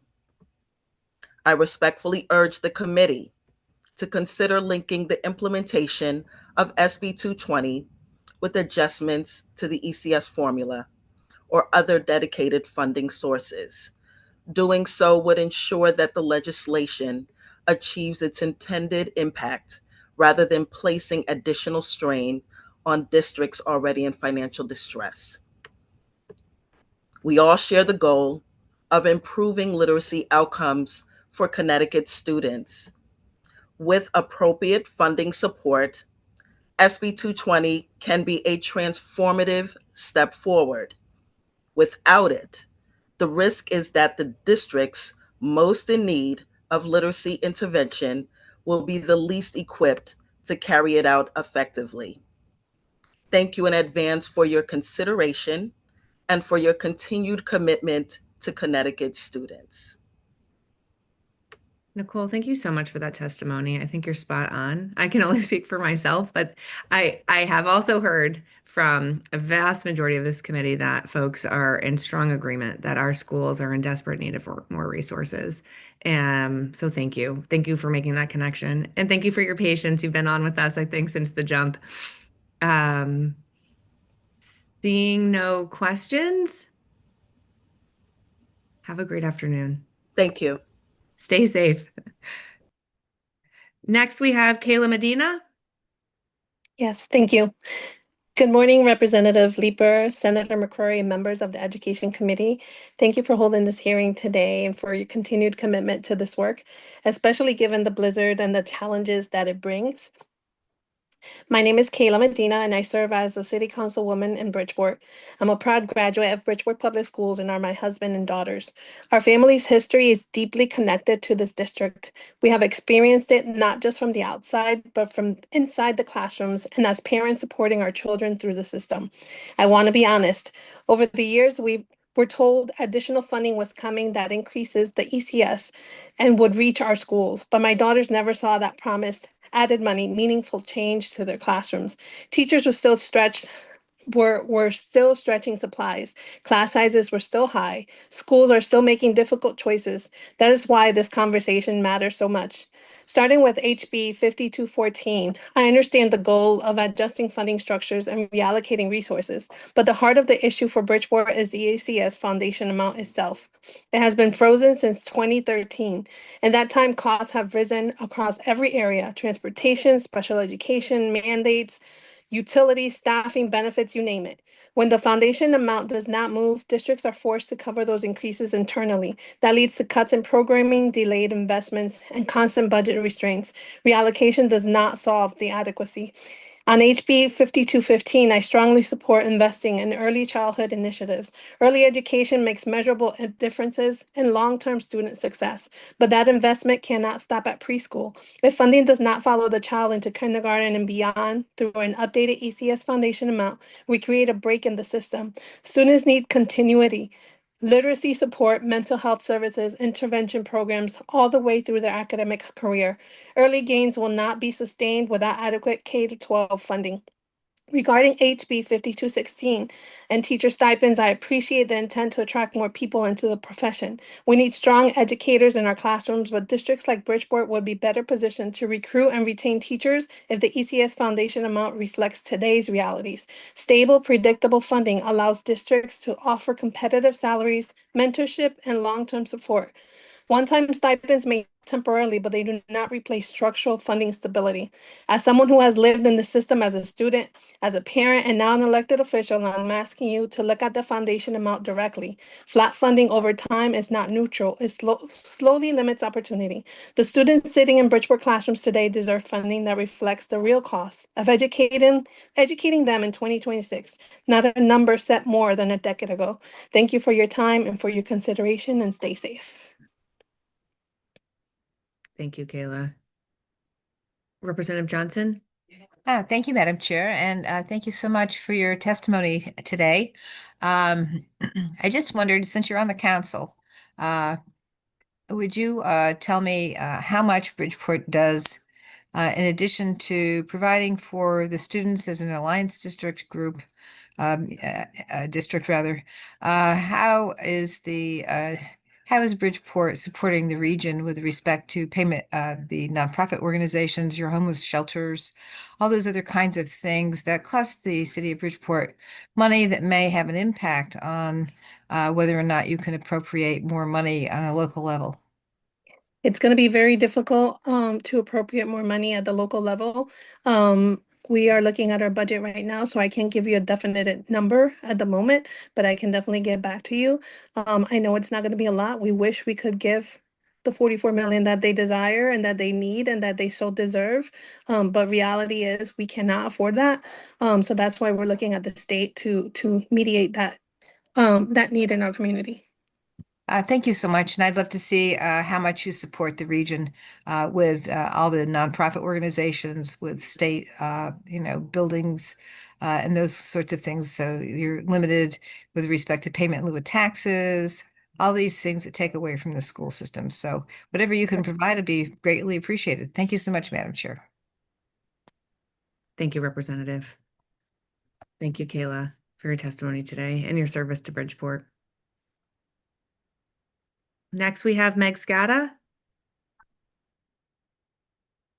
Good morning. Senator McCrory and Representative Leeper and members of the Education Committee. Thank you for the opportunity to speak to you today. For the record, I am going to address three bills. The first one is SB 221 concerning aspiring educators. Anytime that we can open up an opportunity for scholarships for more students and students of public schools to take an opportunity to examine and become part of the profession of teaching, I think that's a great opportunity. We fully support that from the Connecticut Association of Board of Educations. CABE also supports HB 5214, which is an act concerning school meals. Kids can't learn when they have an empty stomach, and we know that there's a huge deficit in many of our districts right now for uncollectible lunch funds. I would like to see free lunches, breakfast and lunches given to all of our public school students, and certainly where the need is the greatest to focus on that. Regarding SB 220, the literacy bill, I had a prepared speech, and I'll just very quickly tell you that I have spent many years in school libraries. And I've watched the children experience the moment when letters become sounds, sounds become words, words become sentences and stories. You can see it in their faces, the spark of understanding and confidence, the joy that they experience is the foundation of literacy. Connecticut has already taken important steps to implementing the science of reading, and 25-26 is when it was supposed to be fully implemented. It's going to take time to see the difference. And when districts are aligning their curriculum, training educators, and following a thoughtful long-term literacy plan through 2020, we are on the right path. CAPE fully supports strong literacy outcomes for every student. However, SB 220 moves the guidance to a mandated required specific assessment 3 times a year for our students in K3, which are our youngest learners. Assessment should be informing instruction. It should not become the focus of instruction. Local boards of education are responsible for implementing state standards when responding to the needs of their own communities, and a prescriptive one-size-fits-all testing requirement risks diminishing local governments and professional judgment. And I fully concur that the Department of Education, through its plan for the right to read through 2030, is the right plan, and it should be allowed. The Department of Education and stakeholders should be allowed to fully implement and watch for the positive results of that. Just a side note: the Mississippi Miracle was a commitment and a collaborative effort in the state of Mississippi, from the governor down to the commissioner of education, the Department of Education, teachers, librarians, and communities that worked together. And it was a 6 to 8 year process that took place. It didn't happen in a minute or a second, and we are implementing all the things that we need to do. And I would just say collaboration with school libraries and public libraries, that bridge to the community makes the most sense. Local boards of education, will be best served when the community embraces literacy and the love of learning through curiosity and communication and creative play for our children. We do support the provision for high. This is your 3-minute mark. Can you please Okay, summarize? thank you. I will summarize. Yes, we do support the high tutoring for 4th through 9. They did not get the advantage of the reading program that's now been implemented, and I think it's really important that we be thoughtful about this. I always say we should be looking at the lens of equity. We should be looking at the funding and whether or not something can be implemented in the short term. And I would ask everybody to step back and just really look at what we're doing and how we're doing it. So I thank you for your time. And if there are any questions, I'm happy to answer them. Meg, thank you for your testimony. I really like how you emphasize the fact that the Mississippi quote unquote miracle took 6 to 8 years, and it was a commitment from the top down. And we have to understand that we cannot substitute things when we already have things in place. It was a commitment that has to take place for a number of years. And if we're looking to do that, then that's what we have to do when we put our budgets together. Thank you. All right, thank you. Yeah, I just wanted to say actually the same exact thing, that what happened in Mississippi and we've seen in some of the other southern states is the buy-in from all the stakeholders on this being a priority. One of the things that I personally like about 220 is I think it helps give some structure to what can feel like disparate initiatives. But I think we're not trying to rush anything, and really grateful to continue this conversation about how we can do this in a way that brings in all the stakeholders and helps everybody understand sort of their piece in furthering our children's literacy goals, and also keeping a focus on our 4th through 9th graders, right, who may not have benefited from the Right to Read initiative. So thanks so much. Well, you're welcome. Thank you. I'll look forward to hearing more about this, and I support the commissioner in the effort. The Right to Read program is really comprehensive, and I think we just have to let it play out. It takes about 3 years for a pilot program to really begin to see the effects. And in the meantime, we're struggling with many readers, many students who are not able to read. And I can't think of a job or anything they can do in life you can't read, whether it's driving a car, going to the grocery store, or just functioning as a human being. And our democracy also requires that we have a literate society. So I think that's, front and center to what public schools do and what we're trying to do every day. Absolutely. I think you have one more question, Meg. So before you hop off, Representative Zupkis. Thank you. Thank you, Meg. And I have to say, I was born and raised in Mississippi, and we were always the worst at everything. And I just love that, what they're doing and how they're doing it. And they hold students back. And I don't know if this state is ready for that yet. But anyway, it's super. And I love that Mississippi is getting some great kudos. Yes, I agree. I just want to ask you about another bill. Are you familiar with Bill 5218, and that concerning teachers? Have you read it? Tell me what it is. And I have read through all of them. Go ahead. Yeah, so I guess my question is, it takes out the Board of Ed when it comes to teachers and their termination and the courts and all that. And so if you haven't read it, that's okay. I was just interested I know there were 2 council people on before, but I couldn't get to them. But as a Board of Ed member, just if you know about it or read this piece of proposed legislation, I wanted your input. I will tell you this, that I did not write the testimony, but we did submit testimony. It's removing just cause from termination hearings, and I think we would be opposed to removing that language. I think that employees, particularly teachers, should have every level of opportunity to plead their case. And I think that it's too swift, and it also prevents us from actually doing the justice part of it. So we did submit testimony on that bill. I was not speaking to it this morning. There were so many, and it's wonderful to see the energy and the passion coming out of the Ed Committee and all of the bills that are here. I would just urge everybody to make sure that it's done with a lens of, can we implement it? Is it equitable? And what's not that we're always asking for more money. We're going to ask for more ECS money, but it's not about asking for funding's sake. It's asking for funding that makes a difference in our students' lives. And I think that's the critical part of it. So thank you. Thank you, and I'll look for that testimony. Thank you. I'd appreciate that. Connecticut Association of Board of Educations. Thank you again, everybody. Have a safe travel or safe trip home. Thanks, Meg. Thanks, You're Representative. Welcome. Next, we have Julie Luby. Hello.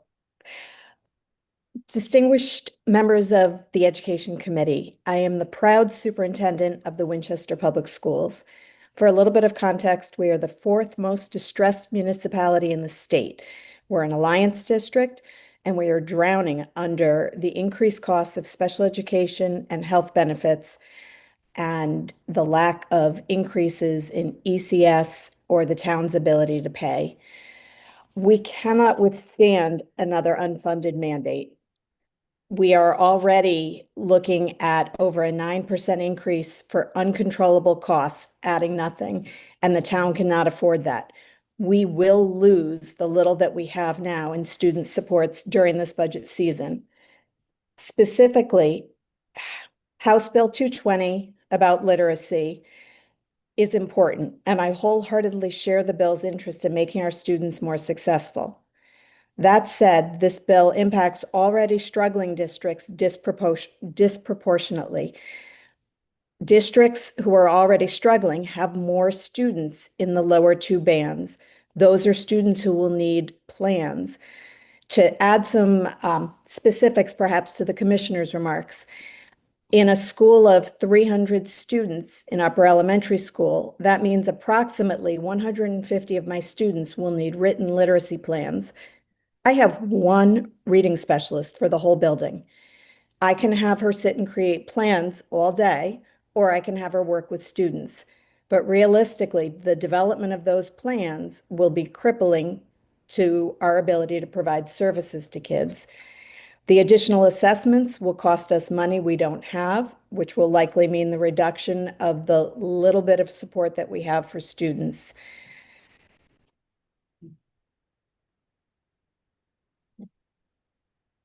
Additionally, and similarly, I would say that House Bill 5218 is also problematic. It's changing the standard for non-renewal, which currently is basically, in common language, not up to our standards. As a struggling district financially, we are forced to hire brand new and often weaker candidates. If non-renewal becomes much more complicated, poor districts will end up retaining less qualified, poor fit teachers. This is not a good scenario for us. Similarly, in Section 2 of that House bill, we are very concerned about the concept of assault or challenging behavior. Both will become legal issues. I have $10,000 in my appropriated budget for legal fees. I don't have the ability to take someone to court to challenge what's an assault and what's not an assault. And I also don't have the legal right to remove students whose behavior is challenging. This puts me in a really tough position. We've had situations this school year where people are hurt. They are cleared to return to work and feel unable to return, and this becomes a legal issue. I don't have the money to pay two people to do one person's job. I don't have the funding to pay for lawyers to work my way through that. And so both of these bills, 5218 and 220, are going to undoubtedly cost money that I don't have and take away supports for students. I genuinely appreciate the opportunity to talk with you this morning. I'm happy to answer questions or offer perspective on what it means to be from the fourth most distressed municipality in the state. But we are at our absolute wits' end financially without the resources to meet kids' needs, and it just keeps getting harder and harder. Thank you. Thank you, Julie. Stay warm this afternoon. Next, we have Andrew Bloom. Hello, hello. All right. Good morning, everybody. Good morning, committee members. My name is, can you hear me okay? Absolutely. Okay, sorry. I was just a Yes. little sick, so my voice might sound a little weird, but yeah. But my name is Andrew Bloom, and I'm a senior at Windsor High School, as well as a non-voting member of my school district's Board of Education. I'm here to testify in support of SB 222, which would permit interscholastic athletic participation to count towards the physical education graduation requirement. So I'll start off with a little short story. So during my sophomore year of high school, I hoped to enroll in 5 AP courses, but was unable to do so because of the physical education or credit requirement. Despite having already completed a full year of athletic participation through cross country and indoor and outdoor track during my freshman year, and continuing my athletic involvement in wrestling and volleyball in my sophomore year, I was still required to take a PE course. As a result, I had to let go of an additional AP class that would have further challenged me academically and, I believe, been more beneficial to my personal academic journey.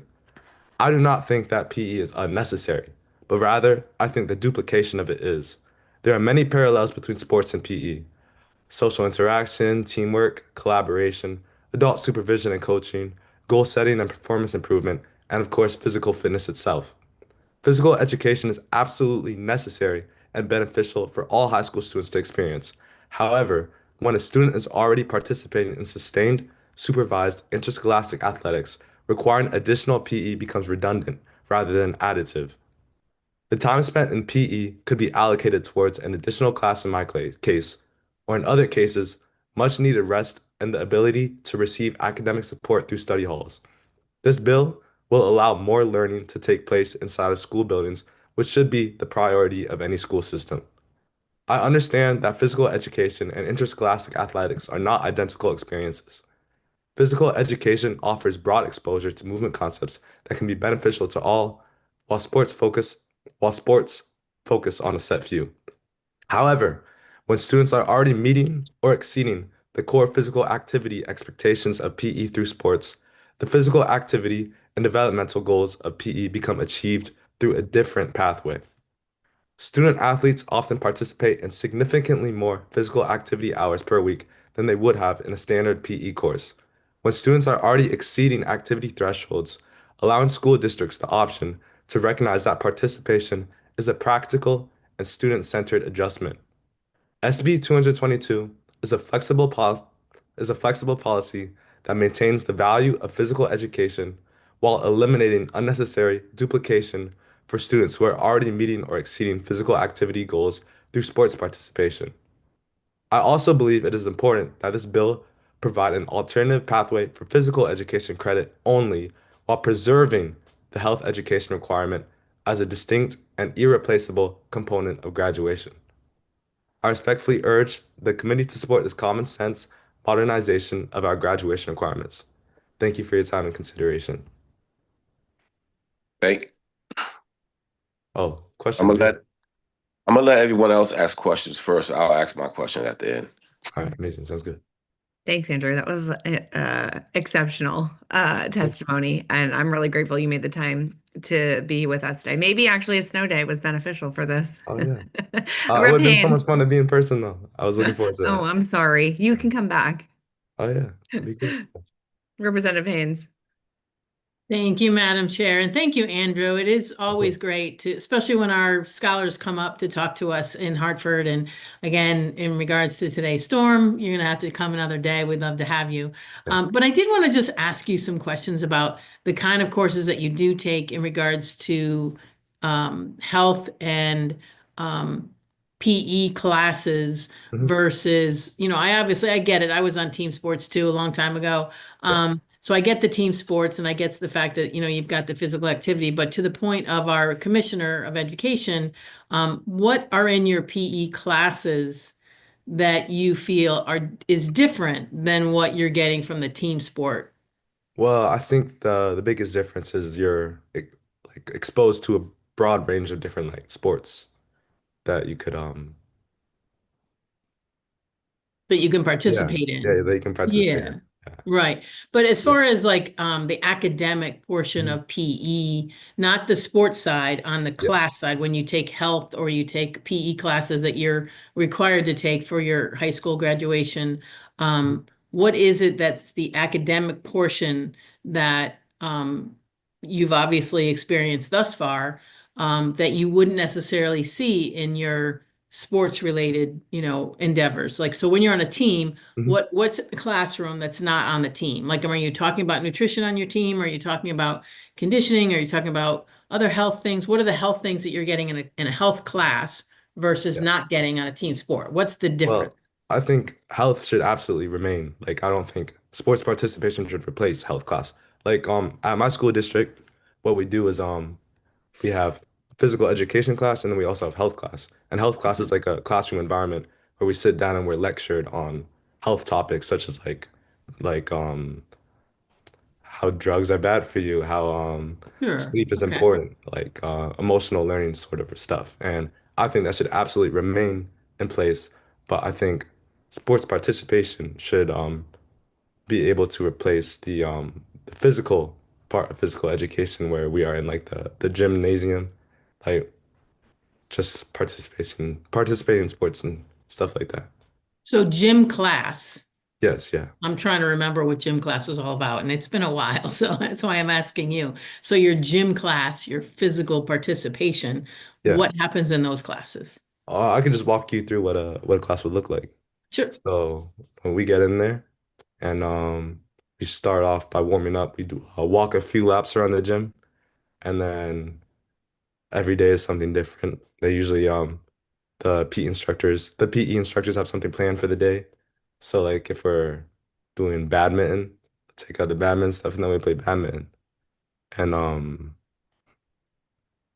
So it's all kinds of different sports, not yeah, necessarily specific sports that you do for a quarter, kind of a thing. yeah, It's always yeah, something different. yeah. Yeah. Okay. All right.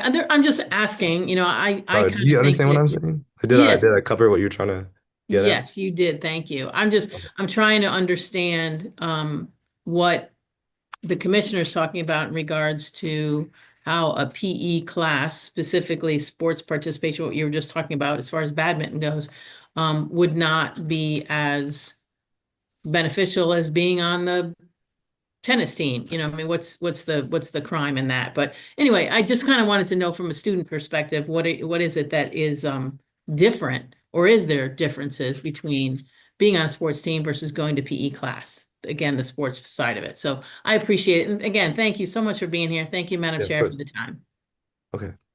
Thank Yeah, you, thanks so much. Representative.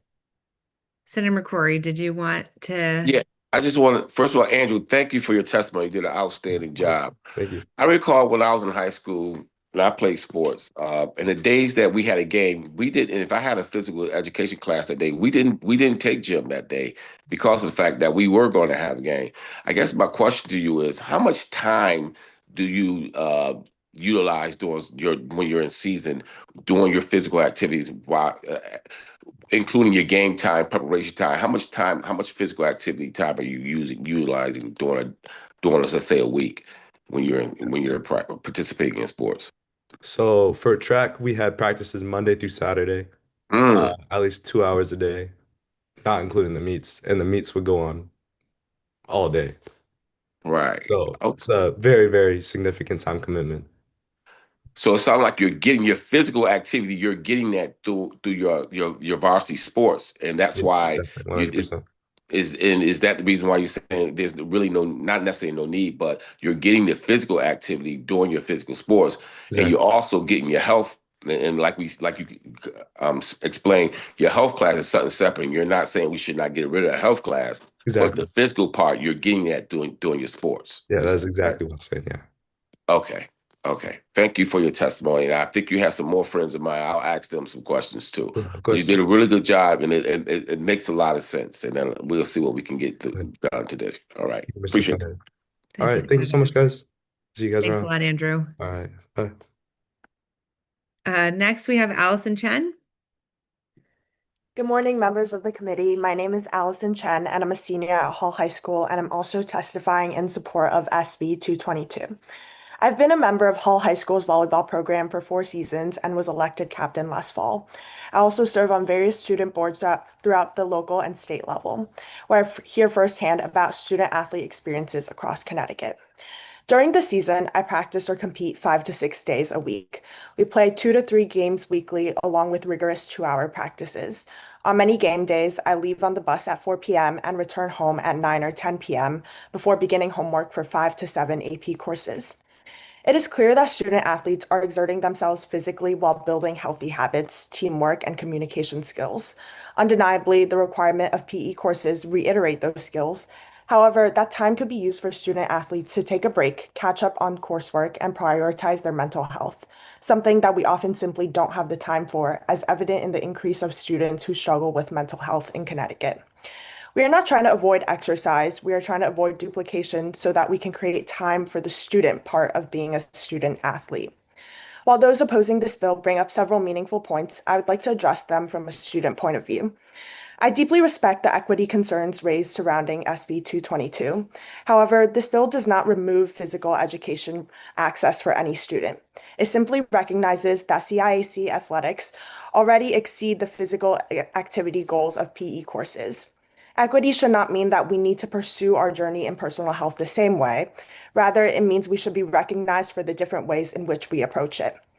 The way to address unequal access to athletics should be expansion and opportunity and finding the root causes of these issues, not denying flexibility to students who are already meeting and surpassing the standard.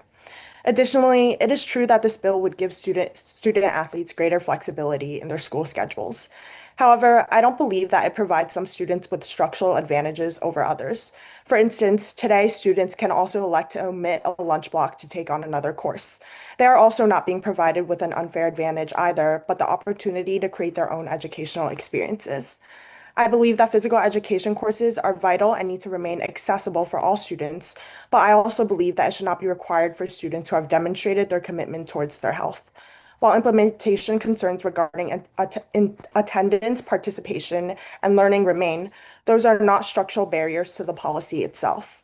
The students I advocate for are those who show up at most, if not all, practices and games, those who are under the guidance of CIAC certified coaches, and those who build a community, hobby, and lifestyle that will follow them for the rest of their lives.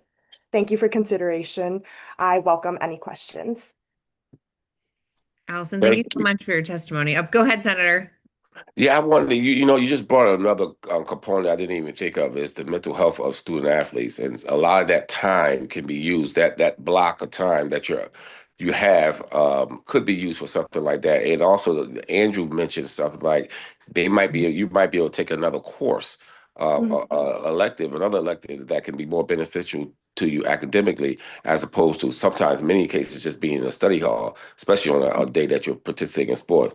I appreciate your testimony. You did a very good job. A very good job. Well done. And you brought something else to the table that responds to those who are against this piece of legislation. Thank you. Thanks, Allison. Representative Haynes?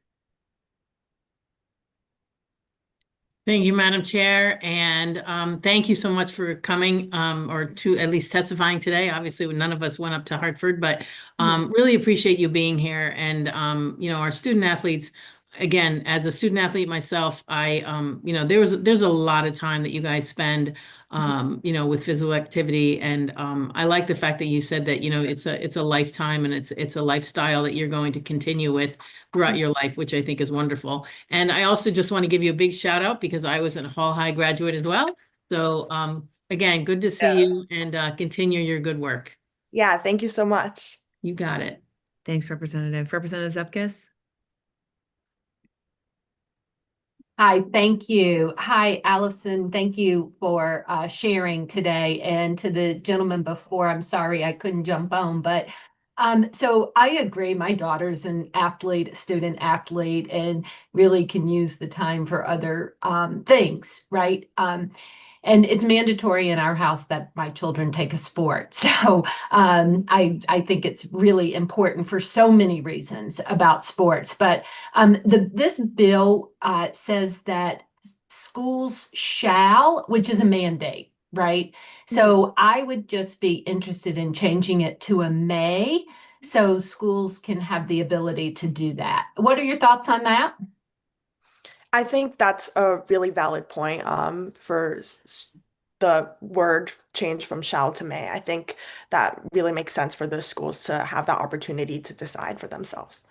Great, thank you. I appreciate that. Thanks. Good luck to you. Thank you.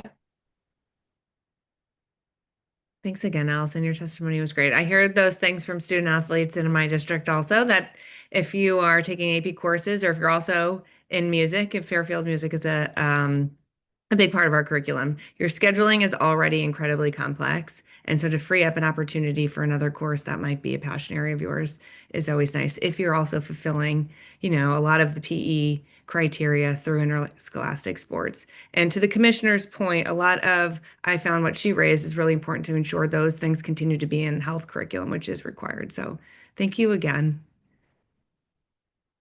Next, we have Evelyn Schwartz.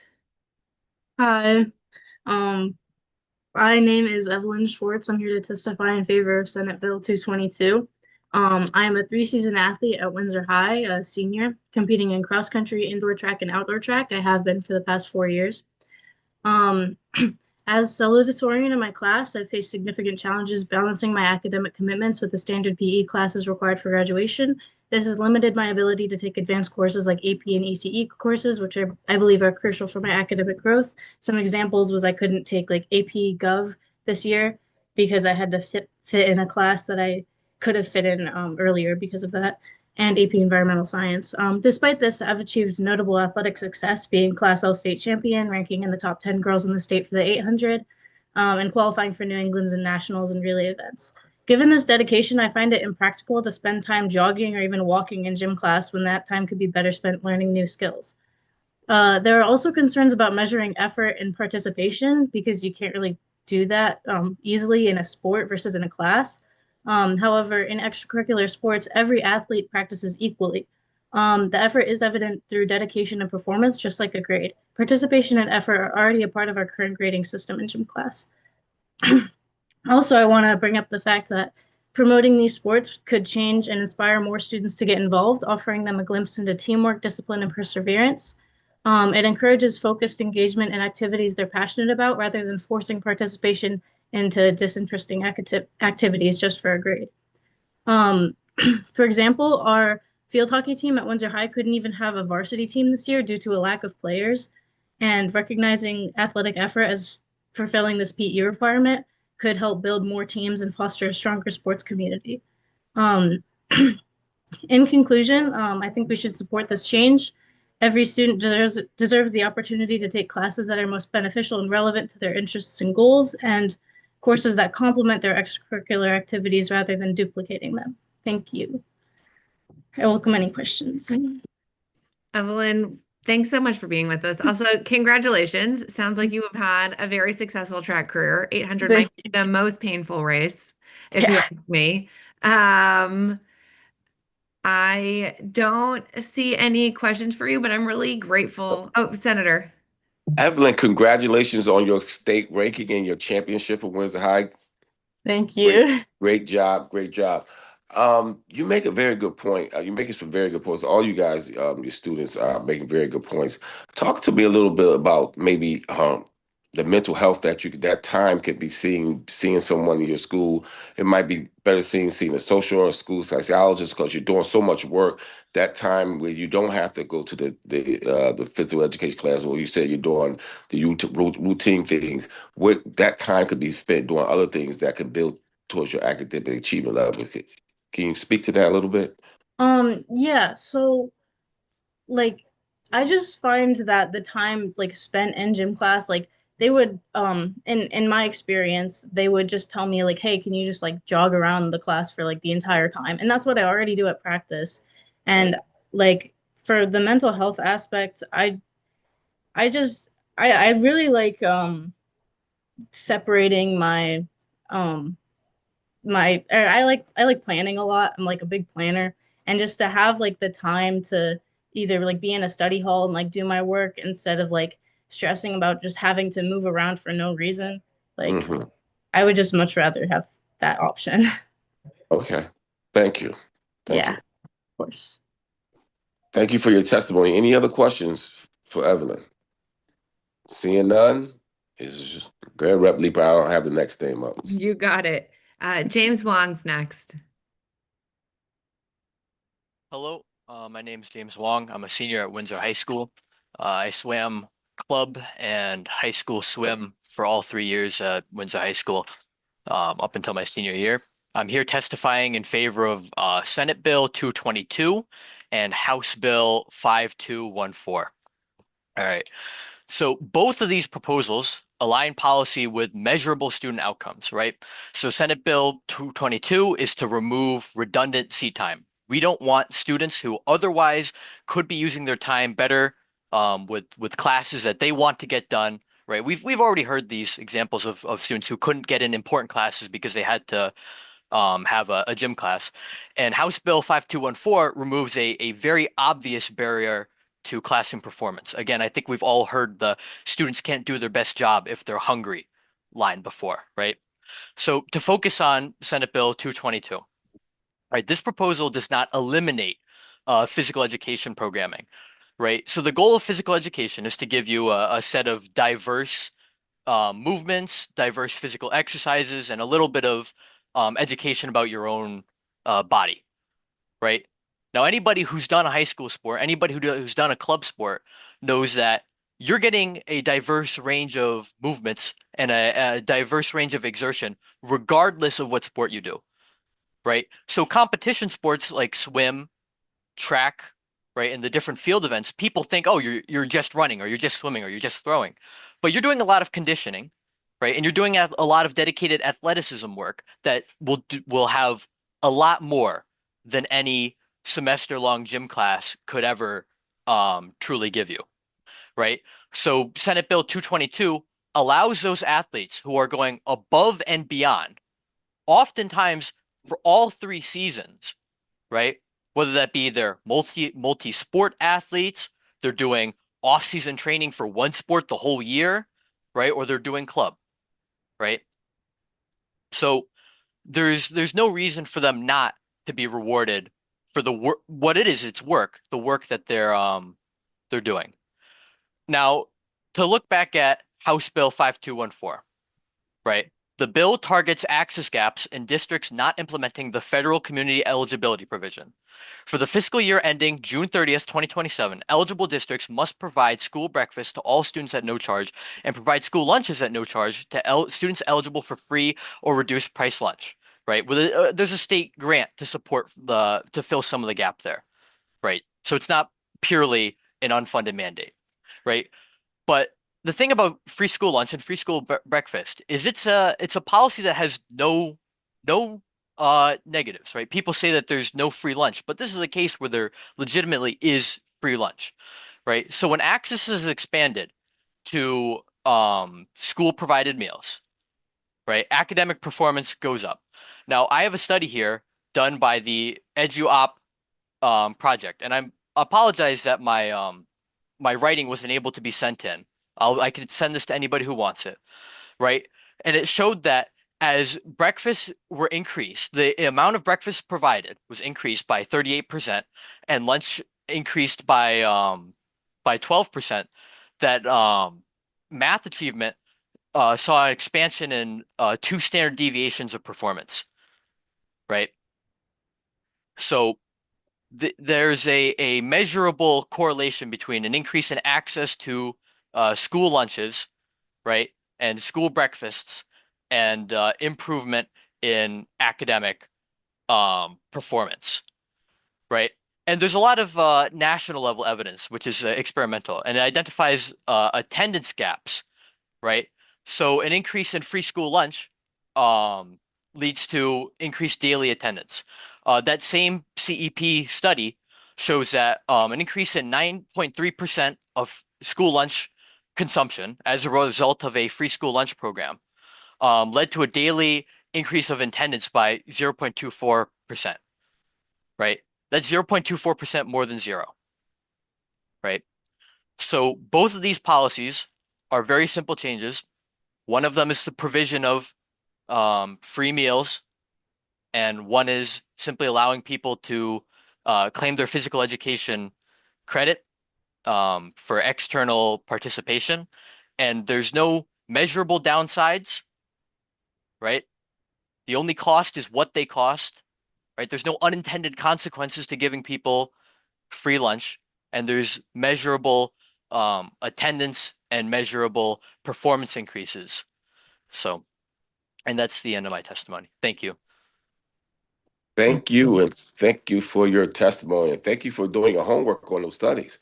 Um, you say you swim, right, James? Yeah. You might know. I had an intern that interned me. That was a swimmer named Vaughn People. Do that name sound familiar to you? Yeah, Vaughn. Yeah, he graduated when I was in 8th grade. I remember that guy. Okay. Okay. All right. Well, I'll tell them that you did a great job testifying, and again, thank you for your coming up here. I mean, not having to come up here, but actually testifying and doing your homework before you did it. Thank you. Yeah, thank you, James. You have a question from Representative Rader? Yeah. Thank you, James, for your testimony. I'm a mom of 4 and my youngest is a swimmer. So kudos to you because I know what kind of dedication that requires and I know the hours that are put in. And so I'm really grateful that you testified regarding this bill and how much physical activity and team building and other things that comes from high school athletics. So thank you for that. And I'm also really impressed with all of your research around school meals. This is something a lot of us have been working towards. And I'm curious, do you think that a lot of students would participate? One of my questions is making breakfast free. Do you believe more kids would actually then participate, and get to school and spend time together and kind of regulate before their day started, as opposed to right now, what you might be seeing? Well, on an intuitive level, I'd say yes, right? More people able to get food earlier, they want to go to school more. But it doesn't matter what I think, right? We already have documented evidence that it has a measurable increase in school attendance, right? That's right. That's right. It does. And it helps kids regulate. And so their mental stability is stronger going into the day, which can be really tough, especially at the high school level. So I just wanted to thank you. I think it's really impressive, all of these students here today. And just wanted to thank you for actually taking the time to do the research to substantiate your opinion and your testimony. So thank you. Representative Rader. Thanks, Rep. Rader. Thanks, James. Have a great afternoon. Next, we have Brian Donahue. Yes, hello. I'm a little bit older than a high school student, but I am a social worker. I've been a social worker for the last 35 years. I have worked with children and families. I've been in the riches of the communities where people would think, well, a doctor or a lawyer who would have a lot of financial resources would not have to be worried about school lunches for their kids. I've also been involved with children who are very low poor, and so I don't speak for my my employer. But what I did was I found a group called Not Just Us, which has 1,100 members, bringing communities across the community state together, and we have found that there is a big connection between school lunches and school mental health, or the children in the mental health system, also literacy and physical. Sometimes that these children are the only time they ever get a meal is in the school. And then during the vacation time, summertime, days off, weekends, they may really starve. There is a surplus that comes we in reserves. So I think it's like looking at the budgeting and putting budgeting priorities in place. I also have been listening to the Connecticut School Department of Education, where they're willing to help and they're helping towns and communities with the costs such as that. Again, it goes back to literacy. We need to invest into literacy, but by also combining that with the food supply so that the children are getting able to not be so hungry. They're able to focus in school. They're able to do really well, and hopefully we'll have a great outcomes. There's, as the gentleman said who before me, there's a lot of different statistics that show that feeding children the school meals helps with the other aspects and other issues of social society when it comes to other costs. So I support the literacy bill and I support the 5214, and I thank you for your time today. All right, thank you, Mr. Donahue. Looks like you have a question from Representative Howard. Yes. Thank you, Mr. Vice Chair. Good afternoon, Mr. Donahue. Hope you're staying warm and safe. On the school meals, and your point's well taken. I appreciate you bringing your experience for that. One of my holdups on this, and maybe you can help me overcome it, is there's a grant program that towns may get, and many towns may not get them. So I have 3 towns that they don't fall under general, well, one of them is kind of phasing out, but generally they don't fall under distressed communities, et cetera. So my presumption is they may not get those grants, which means that this mandate is going to go into to the town budget, and it's going to be on the back of property tax payers in the state. My concern is this, and I'll use me as an example. I have 2 students in public education in Stonington where I live, and my wife is a payroll specialist. I'm a police officer by trade. We make decent paychecks, and we can certainly afford for our kids to have breakfast and lunch. I'm in full agreement that we as a community, when kids come to school for breakfast and lunch, who can't afford it, that we should all kind of help out. I get that. I don't oppose that, but make me understand why uh, a widow in my community, for example, who is barely staying in her house, trying to live on Social Security, increased costs in the state of Connecticut. We could talk about electric bills and groceries and affordability. Everybody wants to say about affordability. The fact is, things are getting more expensive.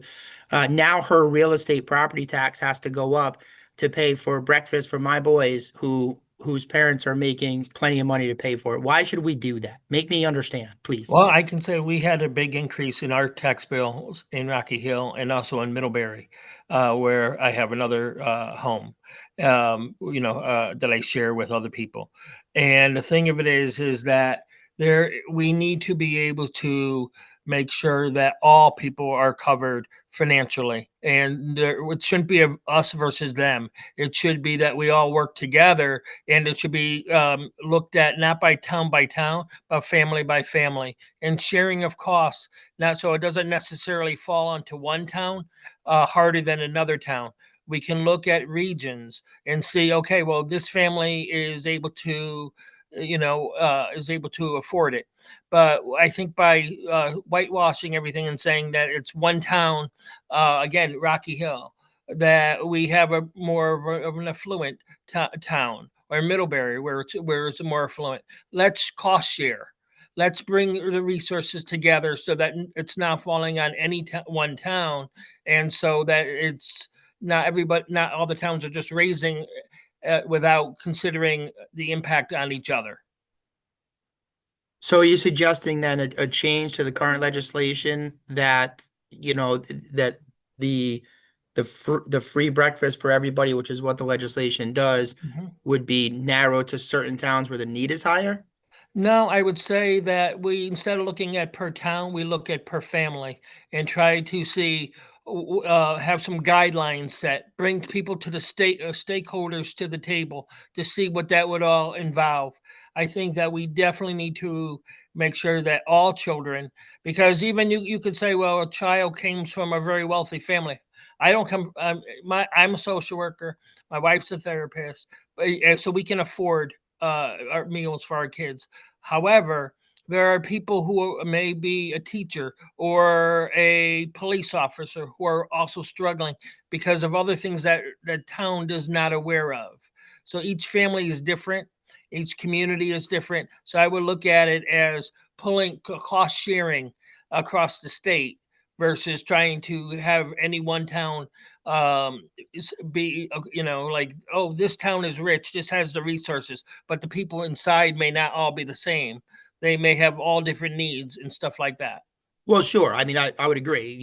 Every town has people that make more money than others, but if you're going by family, right, which I think, it's a good point. Isn't that what we do now?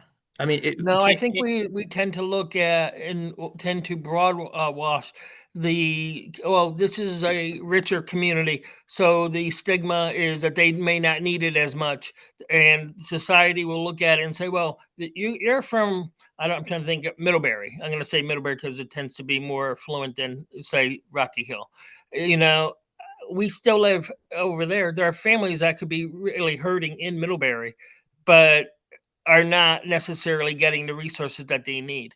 Well, I appreciate you pointing out for the members of this committee the inherent problems with the ECS formula, which I would totally agree with you, but that's not what we're discussing. So my question is, if we look at and if we're in agreement, right? In your experience and me as a legislator trying to make a good decision here, that some families, no matter where you live, some families are struggling.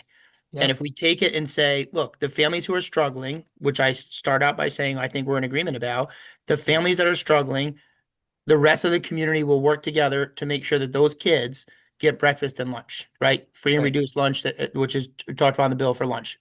But my question to you becomes, why do you think we cannot do that on a case by case basis, family by family for breakfast? And why should families like mine who can afford free lunch why should my kids get a free breakfast, or my family who can afford to feed the kids without problems can't why should my kids get free breakfast on the backs of families who are struggling? That's my question Because to you. how about they're looking at your income, okay? And your wife in your income, you were saying, and it's a pretty good income. But one major health crisis, something that happens unexpectedly to your family, one major financial cut that you weren't expecting, that could then your children would not be able to get that resource, and other kids would. So Well, all right, currently how we do things, right? I assume, and my kids have never qualified by God's grace for free and reduced lunch, but I assume that when kids do or do not qualify for free and reduced lunch at kindergarten, they're not saddled with that in concrete for 12 years, right? I mean, it's on, if your But they could situation be, changes. yeah, they could be, the situation may change before the actual paperwork is changed.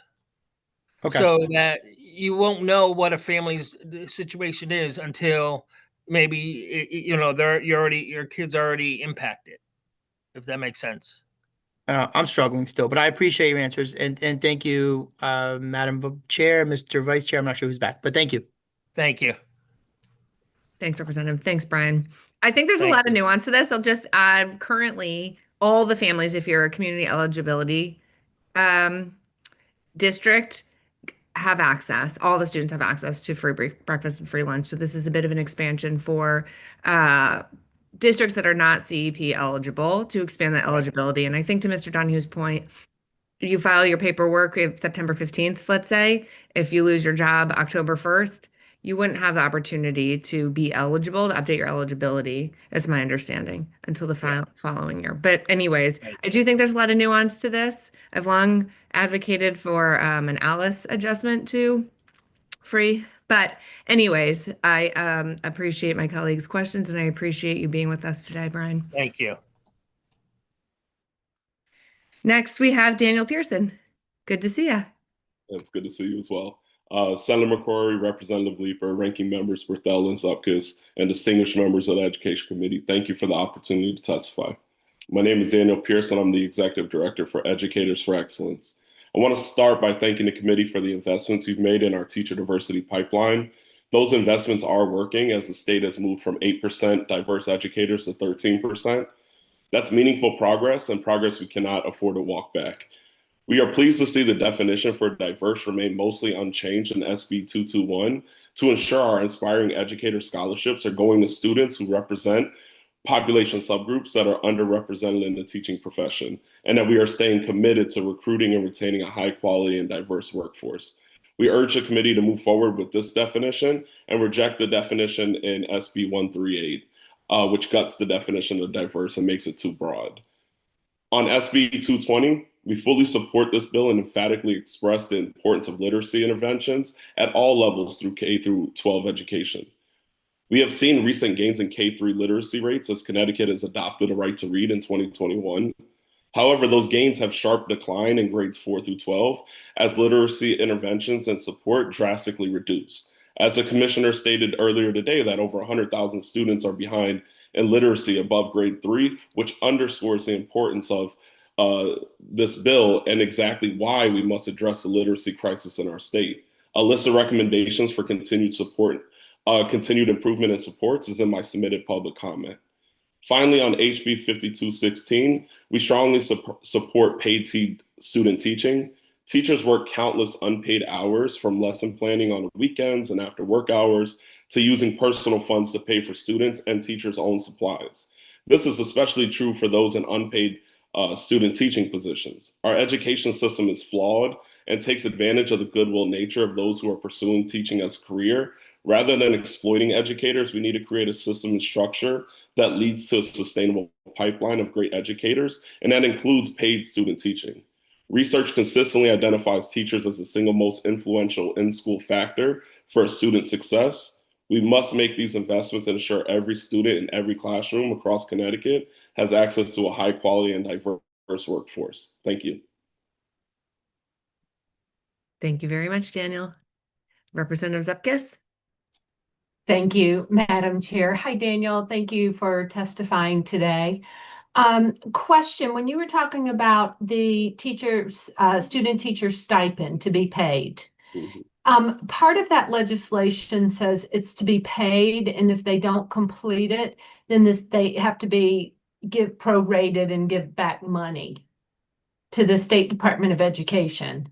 So that is, I think, cumbersome, and as the commissioner said, that's very difficult for them to do.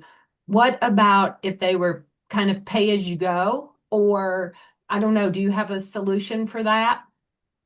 I don't have a solution. I'm happy to work. We, as an organization, we represent educators throughout Connecticut, and they have many of whom have gone through the various EPP programs, student teaching, and who would have thoughts on that. Would be happy to connect you directly with them. As the commissioner said earlier, being a collection agency, quote unquote, for SDE is not necessarily a viable solution. However, we need to make sure that student teachers are paid, like you said, paid as they go, but making sure that that's consistent and not an after the fact, because they need to make sure that they have living expenses and so there's somewhat of a prepay in all of those things. But I get your point that if they don't complete the hours necessary, that, trying to get that reimbursement is going to take a lot of unnecessary time and effort from SDE.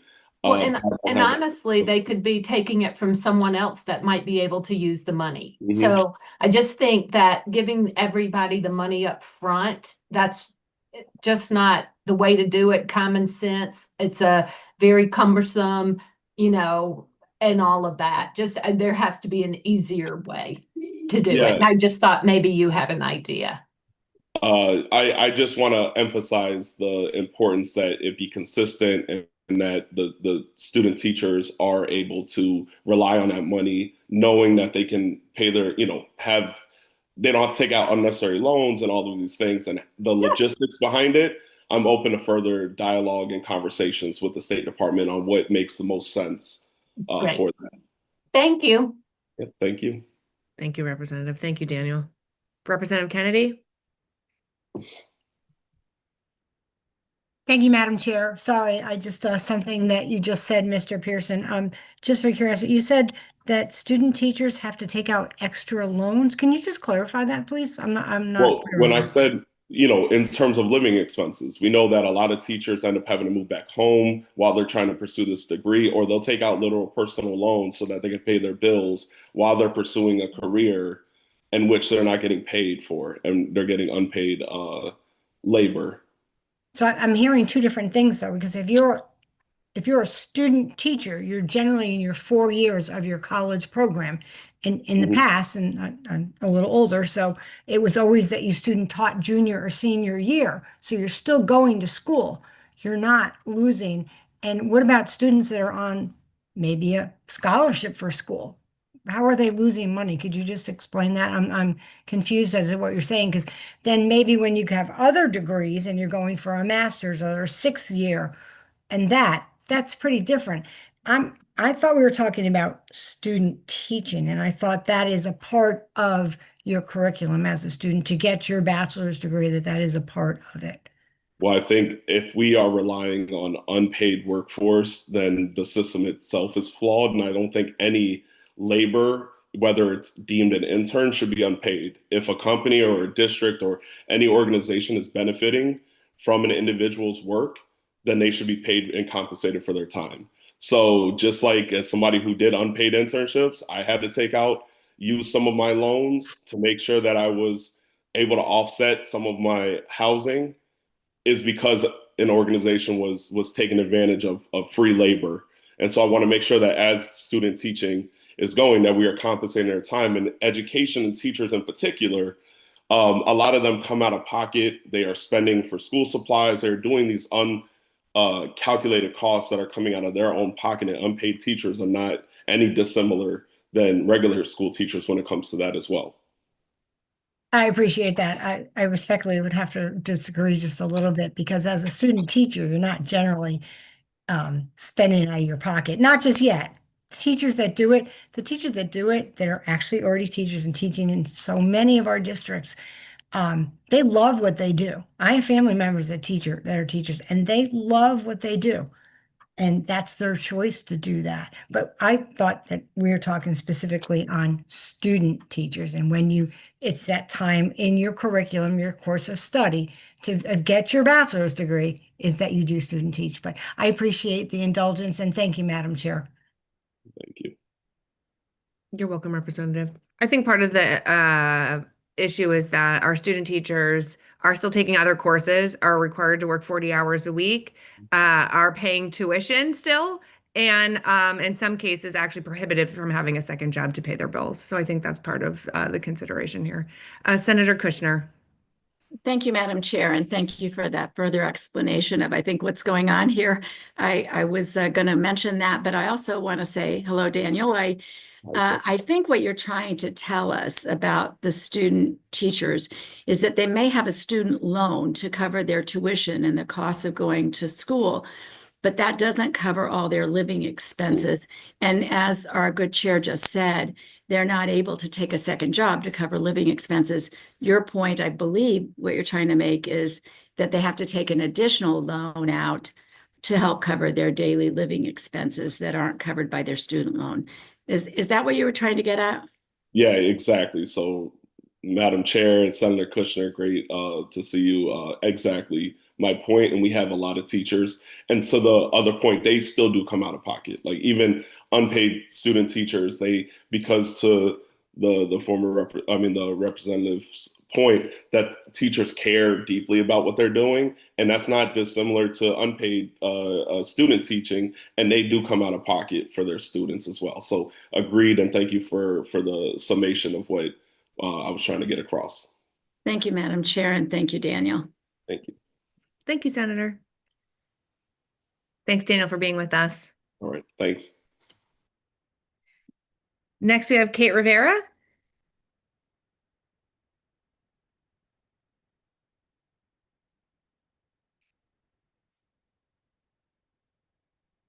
Kate, are you with us? I don't think I see you on.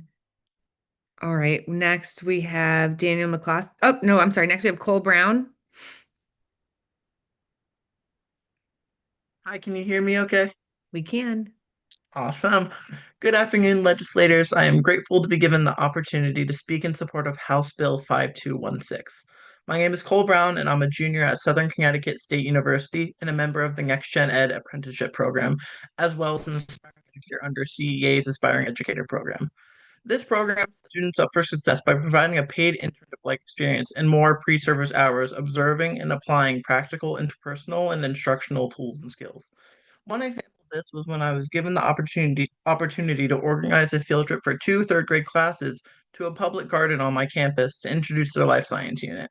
With support from my mentor teacher, college professors, and volunteers among my college peers, the field trip was a success. By paying student teachers and promoting additional opportunities for aspiring educators to be physically in the classroom, it reduces burnout and eases financial stress, teaches practical skills, promotes feelings of belonging and purpose, and eases the transition from student to student teacher to full-fledged educator. However, my experience is not the norm. These programs, like Next Gen Ed, are limited in terms of funding, and some have strict requirements to take part, making them inaccessible to many students.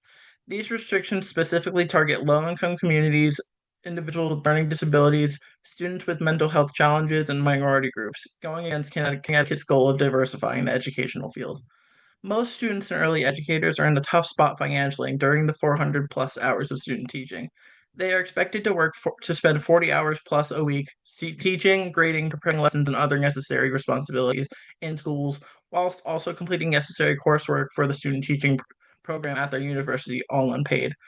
Not only are student teachers not paid during this time working a full-time job, but they are also at a net negative with their college bills and any loans they may have taken out. To make matters more challenging, studies show that these students are actively discouraged from additional work or finding a part-time job through the duration of their student teaching. This raises the question of affordability and the ability to pay necessary bills, like food, gas, rent, etc.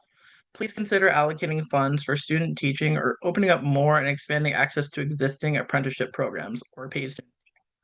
You have the ability and means to drastically change the lives of future educators and their students for the better. Thank you for your consideration. Thanks very much, Cole. Appreciate your testimony today. Next, we have Daniel McCloskey.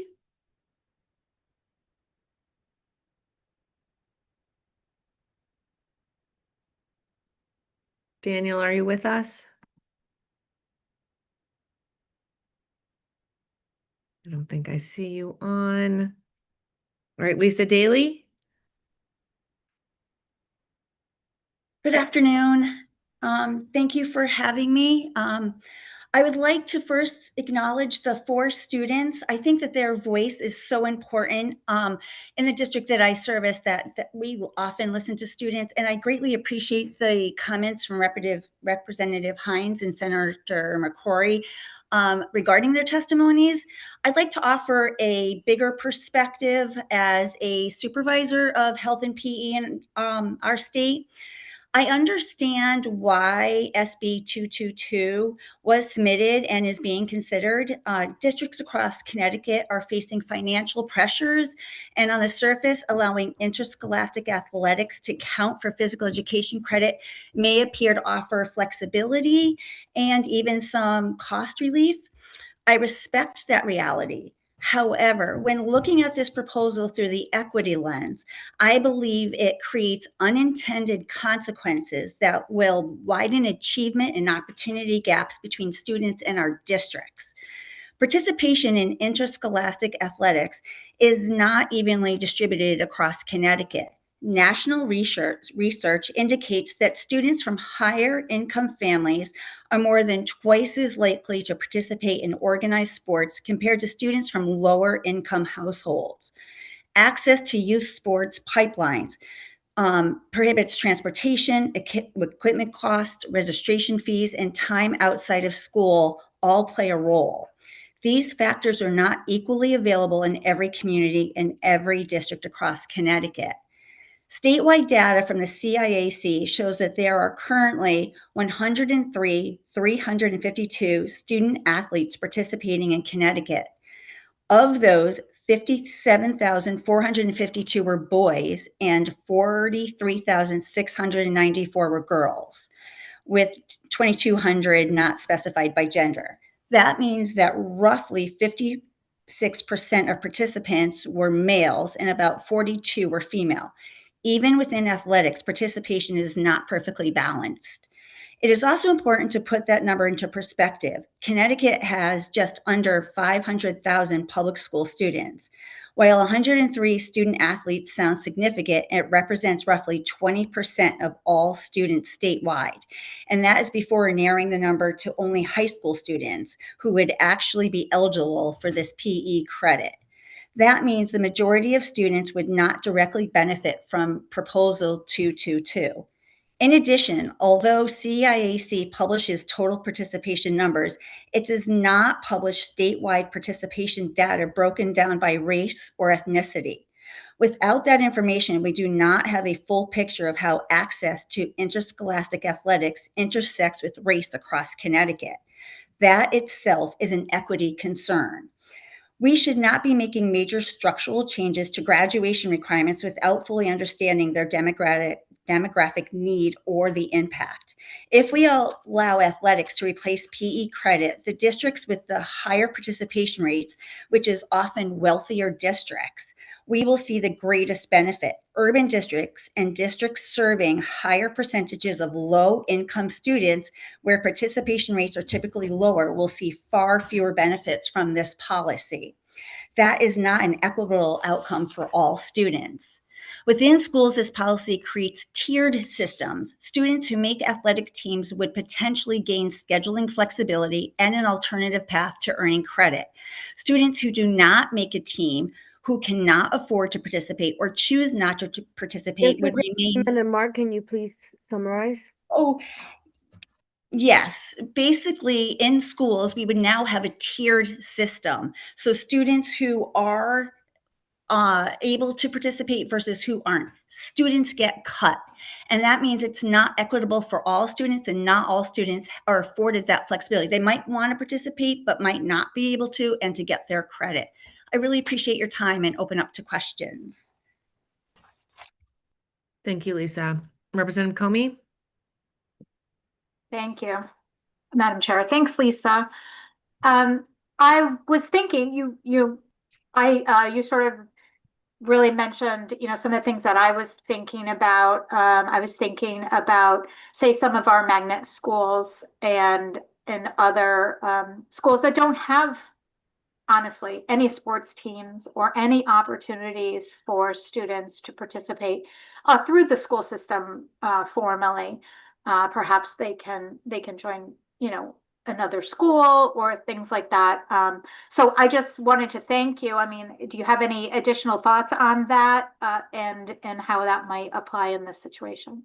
Well, I think, yes, I do have some additional thoughts. As I was mentioning, with not all programs, there's not a structure. Like when this SB 22 came up, it just said interscholastic sports. It doesn't talk about how many sports do you play, how many hours do you participate. But you also have to think about schools as a whole. If you start allowing athletics for PE credit, are you going to allow extracurricular music and plays for music credit, right? And what are you going to, the debate team that's after school is now social studies credit. So I think that we have to think about this globally, and what you allow for one, you have to allow for all. And where does that begin and end?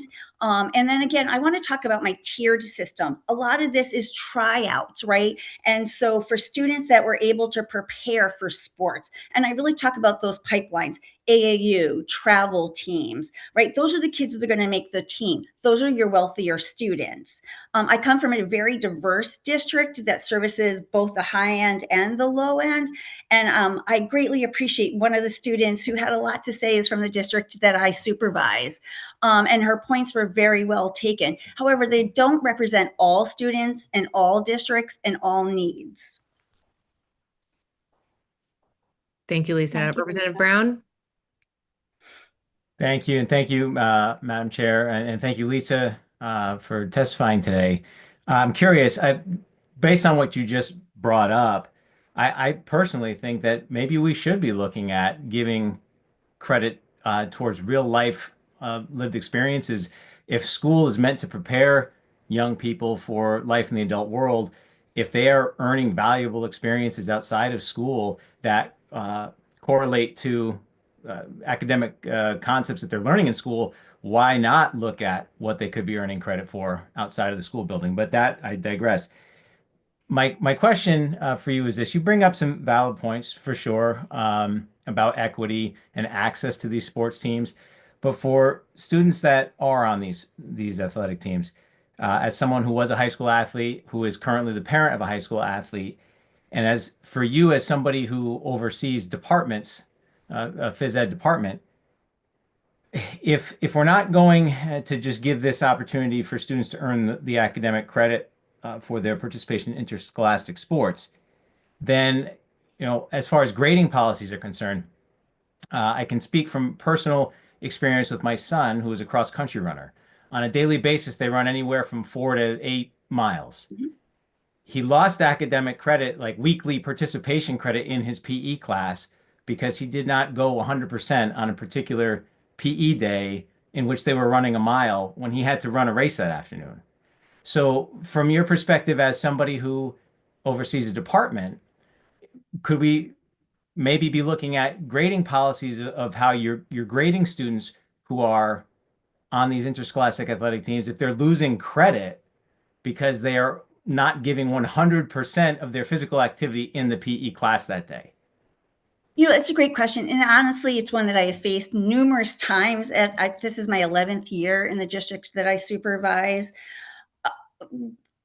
That's a challenging question, and I can't speak for all districts. I would like to be able to. I was a member of KFI, which I know that is going to be coming up soon, and these are questions that we talked about. One of the things that we look at in our district, we have a rubric, and we call it daily levels of involvement, right? And we're just asking students to do their best on a daily basis. It's not for you to be the best athlete in the room, you not be able to perform all the skills. It's that you gave your best. As far as athletics, it's just, I think that we are confounding sports and PE as being the same thing all the time. And yes, I greatly appreciate every student athlete. And I too went to college to play a sport. So I appreciate the student athlete perspective. I was a 3-athlete high school student. What I think is challenging though is that, to your point, unless we do it for everything, then it's not equitable. And once we start replacing after school interests, a sport like music or debate team or robotics are all interests that a student is pursuing. And I totally support students pursuing their interests, but it should never replace the academics being taught by a certified teacher in a school. When it comes to credits, every district, I believe, or many districts, they assign how they want students to earn their 1 point PE and their 1 point, their 1 credit PE and their 1 credit health in different ways. In the district I service, we actually have, it's called wellness classes. So in students 9th and 10th grade, they take a wellness class. They don't take a PE class and they don't take a health class. We purposely make it a wellness because we don't believe that health is in isolation or PE is in isolation. We actually think that we want students to understand that health and physical literacy are about the whole student. So yes, you might be in a pickleball unit, but we use pickleball as that might be one of your lifelong stress reducers so that you don't misabuse substance abuse, right? So it's not that you're just learning about pickleball, and you're not learning just about stress reduction and mental health, and you're not learning just about substances use and misuse. It's actually how do all of those connect together? And that's why I don't like the idea of, and I oppose that we're going to replace sports for PE. Well, thank you for that. I appreciate that. But I guess the one thing I didn't hear in your response was, should students be losing credit, daily credit or daily points if they are not able to give their full athletic ability because they're conserving energy for that daily event, game, meet, what have you? So you're going to put me in a difficult position, but yes, they're in school. School is to earn credit. Athletics is a subject, is not a subject in a school. It's something that they participate in for their leisure, not to earn credit. Okay. Well, I would respectfully disagree with you on that, but thank you for being here and thank you for your testimony today. Thank you. I Thanks, see more Representative. questions. Representative Reddington Hughes. Well, thank you, and thank you for giving your perspective on this. And I was wondering why I was a little confused because I was a student varsity athlete, and it was way back when in the 80s when actually the school systems did do this. So this was something that historically was done in the state of Connecticut for high school sports. And it was not a elimination of health class. It was actually phys ed, which was a class that you could take fencing, or you could take weightlifting, or you could take all different variety of things. But as a varsity athlete, you did not have to meet that requirement because you were in a varsity sport, going to practice every day, going to games on the weekends. So with that in mind, I'm just curious as to whether or not you know of any statistics on how that was damaging to students during that time frame. Because, we do have a before it was implemented and an after, that it is no longer something that is available. So I just didn't know if there is any information that we have, now on whether or not that was a damaging thing.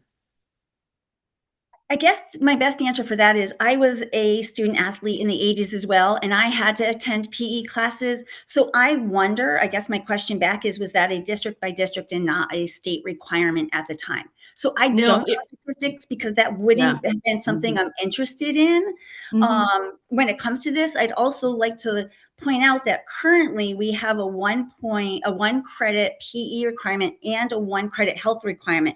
Back in the 80s, it was the 0.25 at most for health, right? So we had a different distribution of requirements for high school graduation. And so that information I don't think might not be apples to apples. Yeah, this was actually done at a board level. So, I mean, that's the answer to that question. And it was 1987 when this new policy was established. Okay. So I graduated from a Connecticut high school in 1984. Yeah. And I graduated in 1981. Yep. Thanks. Thank you. I'd just be interested to see if there are any studies because, sometimes it puts a little bit of a different light on something when you have some statistics and numbers to actually either, support or negate it. So Thank one you. of the things I want to think back to is that back then the graduation requirements were different. And one of the things I want to point out is in Connecticut, because of the change from the 21.75 to the 25 graduation requirements, a lot of districts have changed their scheduling as well. So that I understand some of the students' arguments where it would be nice to have a study hall or it'd be nice to have the ability to.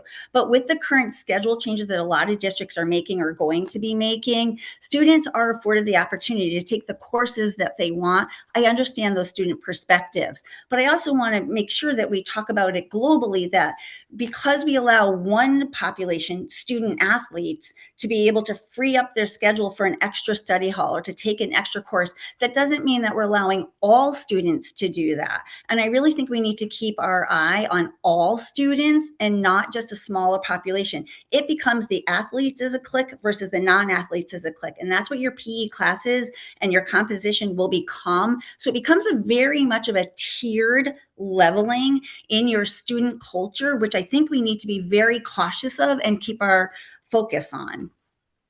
Okay, thank you. Thank you, Representative. Representative Zepkis? Thank you, Madam Chair. Hi, Lisa. Hi. Thank you for coming. I guess I have more of comments than questions. I believe I heard you say about these athletes who are on the travel teams and all those. Well, let me first of all say I was not a varsity athlete, didn't go to college for an athlete, not saying what year I graduated. So everybody else Fair shared that. enough. I'm not. But you mentioned about these kids on a travel team. I'll tell you, my oldest daughter was on the high school swim team, and she was the last one out of the water and got the most applause. And so for her, that was very good in so many ways, but also she needed that time to dispense energy, all of those things. But I just wanted to say, so I thought I heard you say all those kids were travel, and mine are not. My other one is a great athlete and is not getting a scholarship for college for that. But the other point is about equitable for every kid. What I would say is I think PE and sports is great for every kid. And I think for the kid, not every kid is an athlete. So when we talk about equitable, we're giving those other kids a chance to get up and move and be active and participate. Kids need to do that. So I think PE is a great opportunity for kids that are not athletes. And then you mentioned district by district, and how when y'all were growing up, and doing these great sports. It was district by district. I guess I would say to that, that's why I like that this should be a may instead of a shall, because I don't like mandates, but I think this is a good thing. And I think it is equitable because we want kids to move. We want kids to dispense energy and be healthy. And every kid's not an athlete, so PE is a great place for them to do that. And as far as getting to know each other and segregating sports versus PE, that's the only time they may not be in a class together, but in every other classes, there's a mix. So kids are always in different kids' classes, and I think that's great because they get to know more kids. But so I just wanted to comment on those things, but thank you for your testimony. Thank you, Madam This Chair. opportunity, even though it wasn't a question, you actually talked about my second page that I didn't get to read because my time is up, is that the composition of our PE classes are for all. And it's one of the rare opportunities for the student body to be able to be together and all students learn from each other versus just a different student, right? If you're not an athlete and who got to get your sports credit, then you only get to hang out with this group of students, whereas PE and health isn't the opportunity for all students to learn and be together. Thank you for highlighting that. Yeah, and I think they're in enough other 95% of the day when they're all mixed together. So thank you. I appreciate it. Thanks, Rep. Zupkis. Representative Poulos? Hello, good afternoon. I appreciate this conversation. I am a high school teacher for 26 years, and just a few comments. I do want to reference Representative Brown's concerns. Under no means do I think someone who's playing a sport, running, exceeding the physical activity of anyone in a PE class should be penalized for that exercise. Maybe there needs to be some sort of language that carves out that kind of a penalty. That would be concerning to me. I don't think that's fair when we look at school and what we should be recognizing. I'll add in my school district, we have a wellness curriculum, like you mentioned. However, depending on the semester, depending on the year the student is in the school, they're either in a gymnasium or in a nutrition class. And so I do think that in these combined programs, students would have plenty of time in a heterogeneous group of peers to be learning alongside. And I think that you could work it out where for the physical education components of a wellness program, there was some sort of an exemption. I have a child in college who played varsity sports in high school. I have a son who plays sports, is also a robotics student. You mentioned robotics. I can tell you this, they're very busy, and especially on the athletic side, into the nights, coming home and then having to get work done. It would be a great assistance if they were to get that a time built back to make sure that they could catch up with missed work because they had an early dismissal maybe to get to a game. And so I could see that the benefits to those students who are representing their schools. And lastly, my last comment is I couldn't agree more with the good representative Zupkis about the language of this bill being shifted from a shall to a may. Because guess what? Like there's a lot of school districts in our state. They all operate in different contexts, and I do think it would be appropriate for a local board of education who is determining the criteria for graduation for their students to say, hey, in our community, this works. And in another community, they may say, you know what, we're gonna go this route. And so those are my comments, and I appreciate your testimony and the responses of my Thank you. colleagues. One more response to that. So I do appreciate again, student athletes and coming home late and the commitments that they have to, the time commitments. But what about the student that has to work after school to help pay the rent for their families?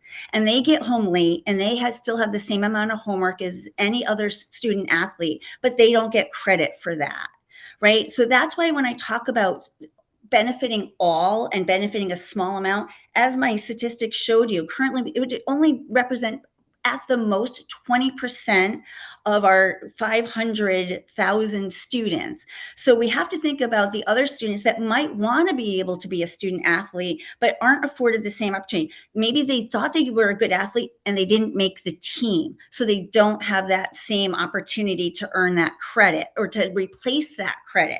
And for the student that has to babysit after school so their parents can go to work to pay the bills, they're not afforded that same opportunity. So when I talk about equity, I talk about all students and their needs and their circumstances, right? I come from a community that that could consider the shall, because we are from a wealthier district and we have we have over 50% of our students being student athletes. And that's a high number. So I can understand why districts would do that. But for those students, even in a district with 50% of student athletes, what about the 50% that want to be student athletes or want to find another way to earn credit so that they could have more time at night to do homework, more sleep, right? Or take more AP classes? That's not afforded to all students with this bill. Well, I appreciate those scenarios that you shared, but under no means do I think that someone like Representative Brown's son should be penalized for representing his district and exceeding the physical activity that would be prescribed by a physical education program in his academic Grading standing. issue, right? And a grading issue absolutely can have conversations about, and I greatly appreciate that. I don't think SB 222 should be passed because of you have an after school sports meet, right? And I think that grading part is a little different than replacing that for credit. Thank you. Thank you. Representative. I guess I'll just say I view what Rep. Brown said as pretty compelling. We are promoting choice for our high school students. So I think there's no disagreement. Pre-K through 8, absolutely, everyone has to take PE. But in high school, when we're trying to facilitate more student-led direction and choice, we allow students to earn credits for internships. I think actually debate is a great real life lived civics.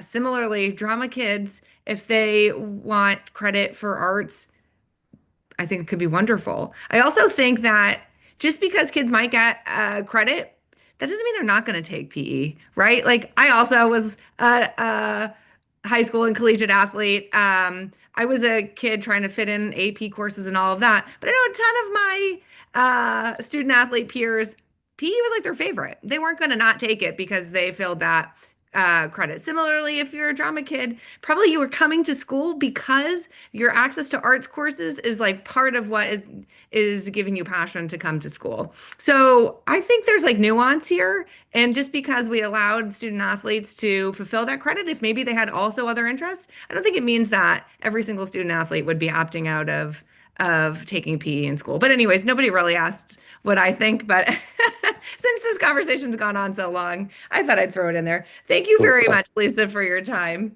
Thank Lisa, you. I don't want to prolong it, so this is not a question, so you don't need to answer. I'll just say, we allow students to leave school early to do an internship in high school, and no one complains about that. And it's not an equity issue, and we do it in all districts.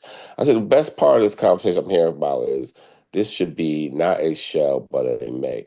And in light of our health issues in this country, I will encourage all students to take on and play sports. We should, this is something we should be looking for our kids, looking forward to our kids to do. We want them to take part in the extracurricular activity. We want them to take part in athletics. So I think we should do everything possible to encourage that. And by encouraging that and them doing that, and they have time to do other things with that extra time in class, I don't think why we should be doing it. So I thank you for your testimony. Give us some thought, but okay, thank you.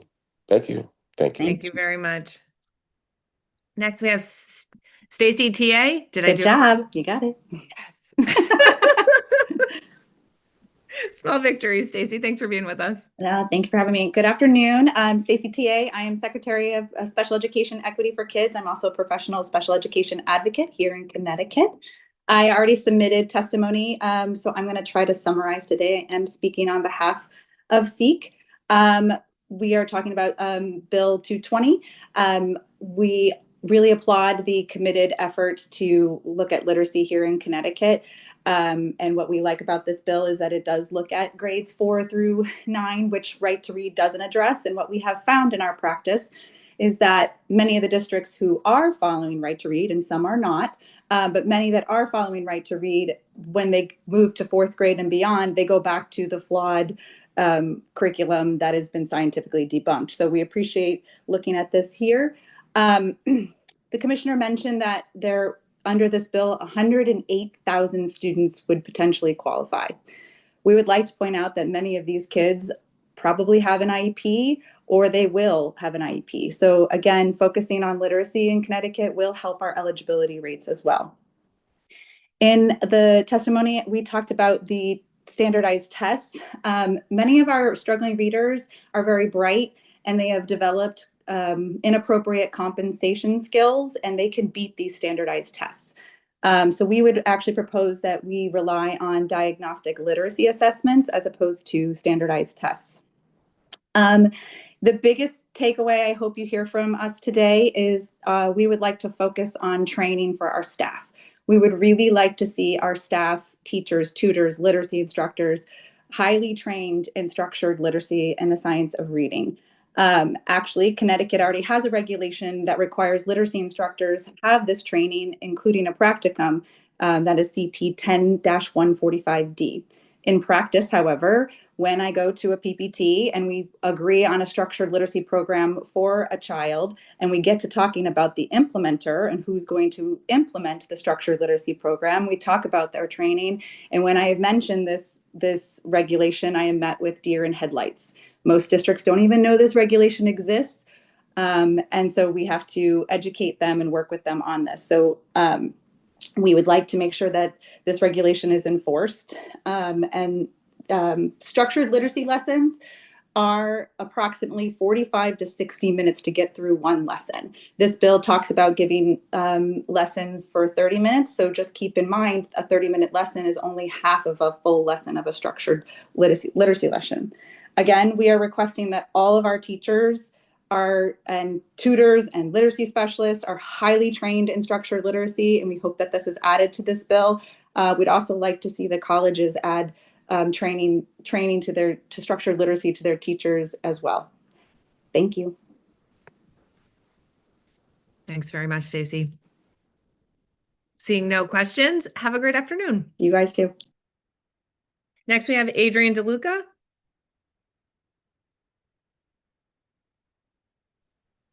Hello. Good afternoon. Senator McCrory, Representative Leeper, and members of I the hear Sustained echo. Committee. I hear an echo also. Yes. I don't know how to resolve that. Do you have us on a are TV you watching somewhere? it on your phone and on your computer? I am not.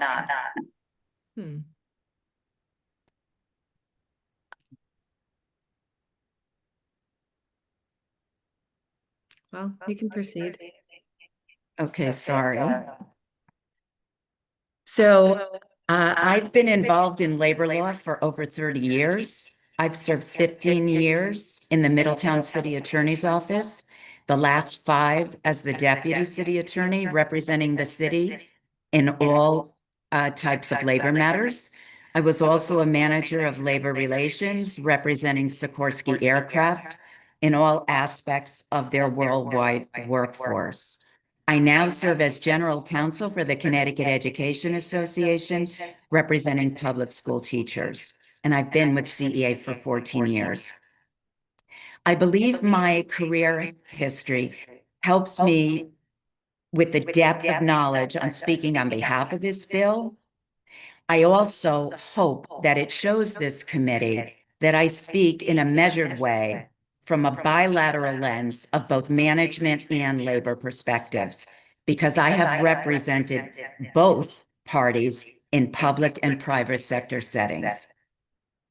We are not trying to protect bad teachers. Our work is devoted to defending teachers' rights, not their wrongs. And that's what we're hoping to do with this bill. Terminations for all other unionized workforces are governed by a collective bargaining agreement. Their CBAs require a just cause standard of review for all discipline, including termination. Just cause is a universally accepted standard in the world of labor law.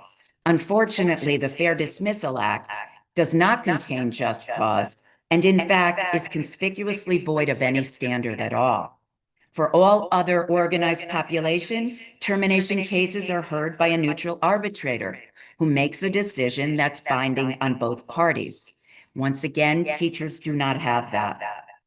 We go before an arbitrator who makes a recommendation whether or not to terminate. That goes back to a local board of ed who can reject that recommendation. This critical decision to take away someone's career is made without the board reviewing the evidence, weighing the credibility of the witnesses, or ever even hearing from the teacher directly. One of the major requirements of constitutional due process is having a neutral decision maker. While I am in no way maligning our boards of ed, these are good people who give of their time for their civic duty.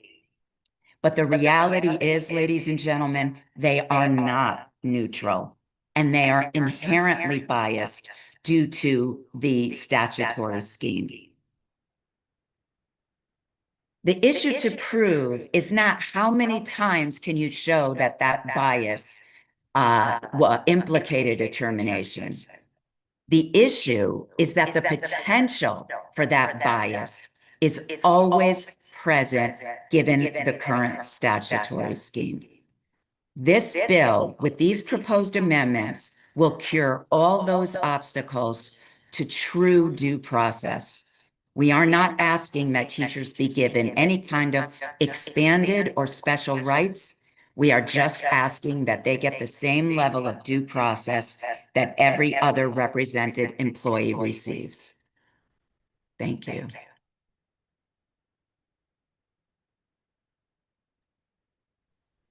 Thank you. Representative Zepkis? Thank you, Madam Chair. Hi, thank you for coming, Mrs. DeLuca. I just have one question for you. In the raised bill around, it's line 36 to 38 if you're looking at it, but it says it actually takes out, it says the teacher or Board of Education shall file with the court a copy of the completed transcript of the proceedings of the hearing, and then it takes out in the minutes of the Board of Education on the termination, in the vote of the board. Why would that be taken out? It seems that you would want that information. I don't have the bill in front of me. I'm not sure I understand your question.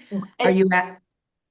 My question is, it's information taken out that I would think could be relevant. So if you're not looking at the bill, I'll ask someone else. I'm just curious. I already asked the State Department of Education, but I'm just curious why you would submit the completed transcript of the proceedings of the hearing and not the minutes of the Board of Education meetings related to the termination and the vote.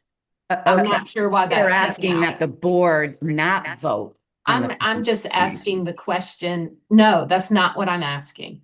So that's okay. Thank you. I apologize. Thank you. Leslie, if I understand correctly, I think what Adrian is saying is they're asking the board doesn't vote, so there won't be any minutes because There the won't board be any involved. Exactly. Because they're removing the board. Correct. Okay. There's no minutes to report. Thank you. Representative Haynes. Thank you, Madam Chair, and thank you, Adrian, for being here. This is a bill actually that I think I put through last year, if I remember right. We were trying to get this done. When the SDE lawyer spoke today, they made it sound, and to Representative Zupkis's question just before, it sounds like the Board of Ed is out of it, but that's not the case, right? The Board of Ed will deliberate on it. They'll figure out what they want to do. They'll place a lawyer there, and then the teacher obviously has a lawyer. The two lawyers talk to the arbitrator, and then the arbitrator makes the decision. Do I not have that correctly? I mean, the board is definitely in it, because it sounded like when SDE spoke, or the lawyer for SDE spoke, that the board was not in it at all. But the board decision and the board's deliberations regarding this particular termination is still involved in the situation, but they're not making the final decision. The neutral party is making the final decision. Do I have that? That's exactly right. They would hire the board's lawyer. The board's lawyer would prosecute the case. So any evidence that the board had against the teacher would be presented in a hearing by an attorney that the board has hired. So they just don't make the final decision. That's what we're Right. asking. Yeah, because I mean, one of the things that we argue a lot about up here is local control, right? So we want the local perspective, but at the same time, what we're trying to do here, I think, in this bill is to give teachers the same opportunity that a public works employee gets when they're brought in front of their employer about whatever it is. A custodian gets this, right? They have a neutral party that makes these decisions. So I get it, and I think it's important that we understand it, but I just wanted to be sure that the local Board of Ed and their lawyer was still in the proceedings and had a voice to it, so that everybody was there and represented. That's 100% correct. They would be prosecuting the case against the teacher. So the board's lawyer would be the prosecutor in essence, and we would go to a hearing. And I do appreciate, your comments regarding the fact that the Board of Ed, I find it very curious that the argument that the Board of Ed will be taken out of the decision, it's the Board of Ed hires many other employees, not just teachers. And they have taken themselves out of that process through the collective bargaining agreement. So you're right. Custodians, paras, secretaries, food handlers, anyone else who works for the Board of Ed follows the process of going before a neutral who makes a decision that's binding on the party. Thank you for the clarification, and thank you, Madam Chair. I'm not defending boards of ed making these decisions, but the boards of ed, the members of the Board of Ed will no longer be a process, just for clarification. They've been cut out of that process. So the district will hire the attorney, and the attorney will prosecute the case. And just for a matter of clarification of the other workers don't have their termination criteria in statute. So I think that's a worthy distinction of note. But Representative Jenga.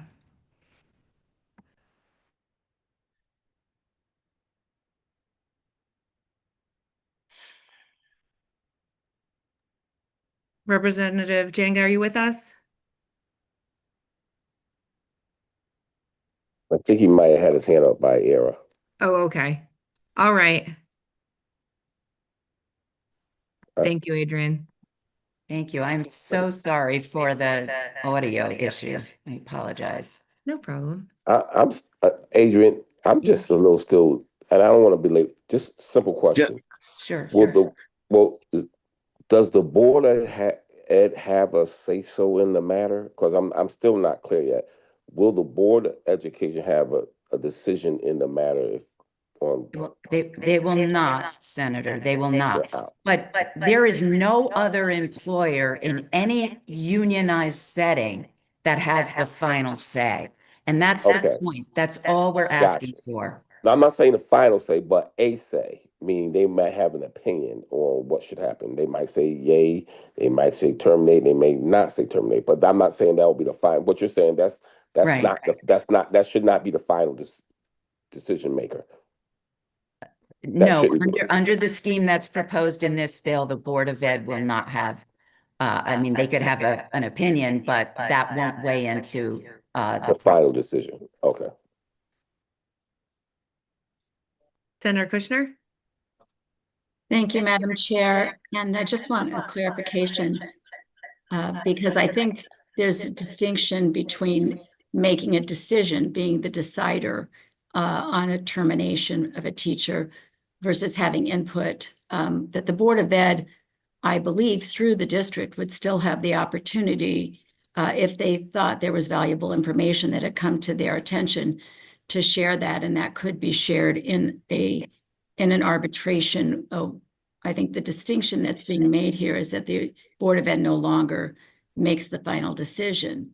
Actually, under statute, I don't think the Board of Ed makes the final decision now because a district could reject the recommendation of the Board of Ed under statute. So I think what we're doing here, the main change we're making is, if I understand it correctly, is that a neutral arbitrator who's experienced and trained in hearing these kinds of disputes would be the final decision that would be, then the district and the Board of Ed would have to adhere to that decision. That's correct. Thank you.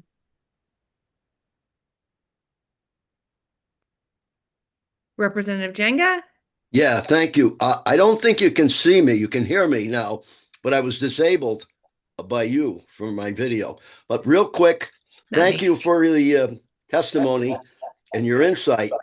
How many of these cases are heard a year in Connecticut? And what would be the result of those cases that are heard each year? How many are we talking about? What's the scope of this? So thank you for that question. Actually, we do not go forward with these hearings because we feel that this process is not true and genuine due process. And honestly, I've been with CEA for 14 and a half years. I've participated in only 3. So we don't take them because I just don't want to roll the dice for a teacher. We could win the arbitration and they could still lose their job. So we don't roll the dice, unfortunately, and we don't do these terminations because we just don't believe the process is fair and provides the requisite constitutional due process. Okay, thank you. I have my video now. Well, how many would you say are not brought forward for determination, but would be if this law were to pass? I would say usually on a yearly basis between 50 and 60. And in the alternative, the district negotiates a separation agreement for the teacher. That sounds like an awful large number. And for that large number to be settled without going forward seems to me significant. Thank you. Thank you, sir. Thank you, Representative. Representative Kushner, do you have another question? Thank you. I do. Actually, that brought up another point that I want clarification about. And I appreciate Representative Janga's question about how many would have been heard, because I think that really is the issue here. How many times does something like this occur? But I do want clarification. Obviously, I think people know that I come from the world of labor and have participated in many arbitration cases and grievances in my 42-year history as a union leader.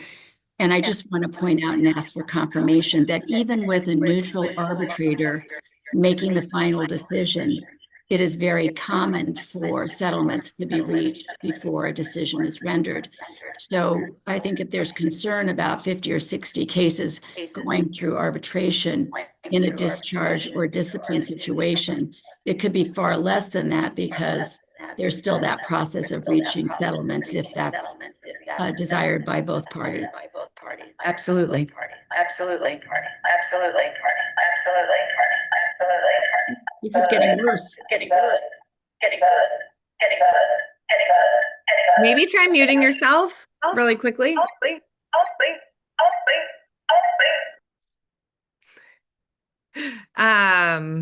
I don't think that's on my end, but I do think it must be an issue with Adrian's video audio there. I'm not sure why though.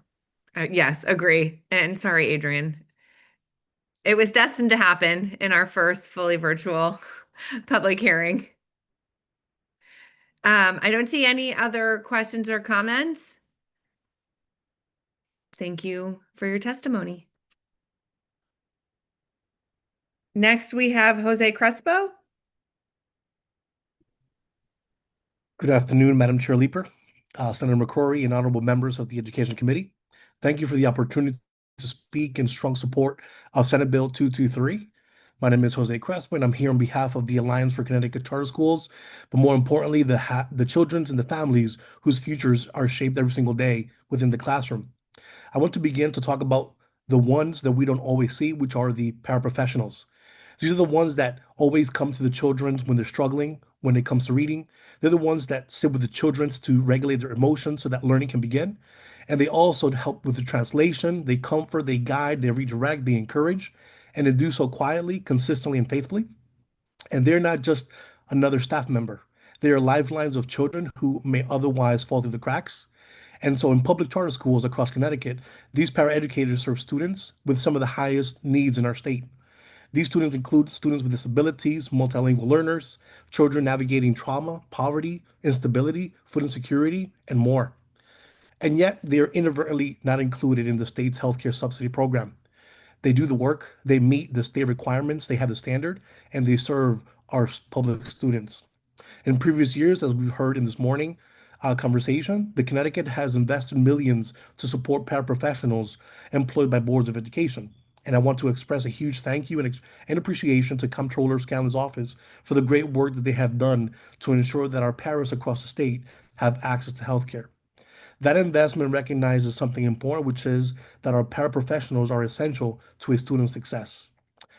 Approximately hundreds of paraprofessionals serve the public charter schools, yet they're inadvertently left out. So when paraprofessionals cannot afford healthcare, they have to juggle between 2 and 3 jobs. They leave the paraprofessional occupation for better stability, and this allows the position to be unfilled, and this hinders our children, making them pay the cost. This begins a process of having a child that loses an adult who can understand them. The classroom loses the support that continues to keep it functioning, and a teacher loses a partner who makes inclusion possible. Senate Bill 223 is not radical, it is not complicated, it is not expensive in the context of our education, and it's simply just a matter of fairness. This bill is about dignity, it's about workforce stability, it's about recognizing that the people caring for our most vulnerable children should not themselves be vulnerable. I If we want a strong school, we need a strong support staff. If we want students to succeed, we must support the people who lift them up every day. So, members of the Education Committee, you have long been champions for our children, and today I ask to be champions for paraprofessionals who stand beside them. On behalf of the families we serve, students who depend on these supports, and the paraprofessionals who show up every day with compassion and courage, I respectfully urge you to support Senate Bill 223. Thank you for your time, thank you for your leadership, and thank you for your commitment to Connecticut's children. Thanks, Jose, for your testimony. Appreciate you being here. Thank you. I don't see any questions for you, so Appreciate have you. a warm and safe afternoon. You Next too. up, we have, thank you, Stephen Hernandez. Good afternoon, Senator McCrory, Representative Leeper, ranking members, and distinguished members of the Education Committee. Indeed, I am Steve Hernandez, Executive Director of the Connecticut Coalition for Achievement Now, and I'll be testifying on Senate Bills 200 and 223. So regarding Senate Bill 220, I should say, CONCAN and the families we represent strongly support the committee's effort to confront our state's literacy crisis through early screening, individual reading plans, high dosage tutoring, and evidence-based instruction. These are the tools that can truly change the life course of a child. Earlier today, the commissioner shared important data. 108,000 students in grades 3 to 8 are chronically behind in literacy, in Alliance and non-Alliance districts alike. I appreciate the commissioner's commitment to our state's readers and her candor in putting those numbers on the record. I know that she shares our sense of urgency. To us, the numbers she shared are not a reason to slow down or narrow the scope of this legislation. They are the clearest possible mandate to act. The commissioner suggested 3 major changes to this proposal: restricting individual reading plans only to students scoring at level 1 rather than 1 and 2, not using growth as a plan trigger, and piloting only the early grades to avoid new expectations for middle and high schools. Respectfully, each of those changes would move us further away from the students who need the help the most. Firstly, limiting plans to level 1 students means waiting until children are at the very bottom before we give them the structured response. Level 2 is already below grade level. Families do not experience level 2 as fine. If we know a child is off track, we should not require them to fall further behind because we put an individual reading plan in place. Secondly, the department's growth model is useful for accountability, but it does not give a specific struggling child or their family a clear written plan for getting back to grade level. That is true. A student struggling with reading can show some growth and still be far from proficient. Individual reading plans are about a child's right to learn to read. We are open narrowing the growth provisions so that we're not writing plans for every student who misses a growth target, but I would strongly urge you not to exclude level 2 students. A compromise might be level 1 students always get a plan, level 2 students get a plan when they are both below proficiency and not growing. That keeps the focus on the kids who are genuinely at risk while it honors the spirit of the bill without overwhelming districts. Thirdly, piloting only in the early grades would leave the current cohort of older students, the 180 that are part of the 108,000 the commissioner herself identified, to age out without the benefit of this law. We agree that implementation will require staffing and support, especially in the middle schools. The answer is a thoughtful phase-in with resources, not postponing help for the students who already are behind in those grades. When we look around the country, we see what's possible when states decides to be as targeted and consistent about early literacy as the science requires. Mississippi and Louisiana, for example, paired evidence-based reading instruction with real guardrails, statewide training in the science of reading for teachers, high-quality materials, early screening, and mandatory individualized intervention plans for students who are not on track. These states don't ask educators to figure it out on their own. They give them clear expectations, tools, and timelines. As a result, they've seen some of the largest gains across the country. There's no reason we should be content with studying the problem in Connecticut while 108,000 of our own children fall further behind. The cost and capacity concerns are real, but the cost of inaction is higher. When we do not teach children to read, we pay later in special education referrals, remediation, disengagement, and lost participation in our workforce and civic life. Literacy is a civil right and an economic necessity. Therefore, we urge you to maintain those strong requirements for early screening and IRPs for students in levels 1 and 2. Ensure that all interventions align with structured literacy and the science of reading. Pair this with targeted high dosage tutoring for students who are the furthest behind, and set those clear timelines and expectations for implementation across the grades. Before I close, I also want to voice strong support for Senate Bill 223, extending the paraeducation health care subsidy to all public school paraeducators, including those working in our public charters. They truly are the front lines of literacy, behavioral support, and inclusion, yet far too many still cannot afford basic health coverage. With that, we're here to help in any way that you see fit. And thank you for your time and, of course, for your leadership in proposing these two measures. I'm happy to answer any questions. Thank you, Stephen. Representative Menapace?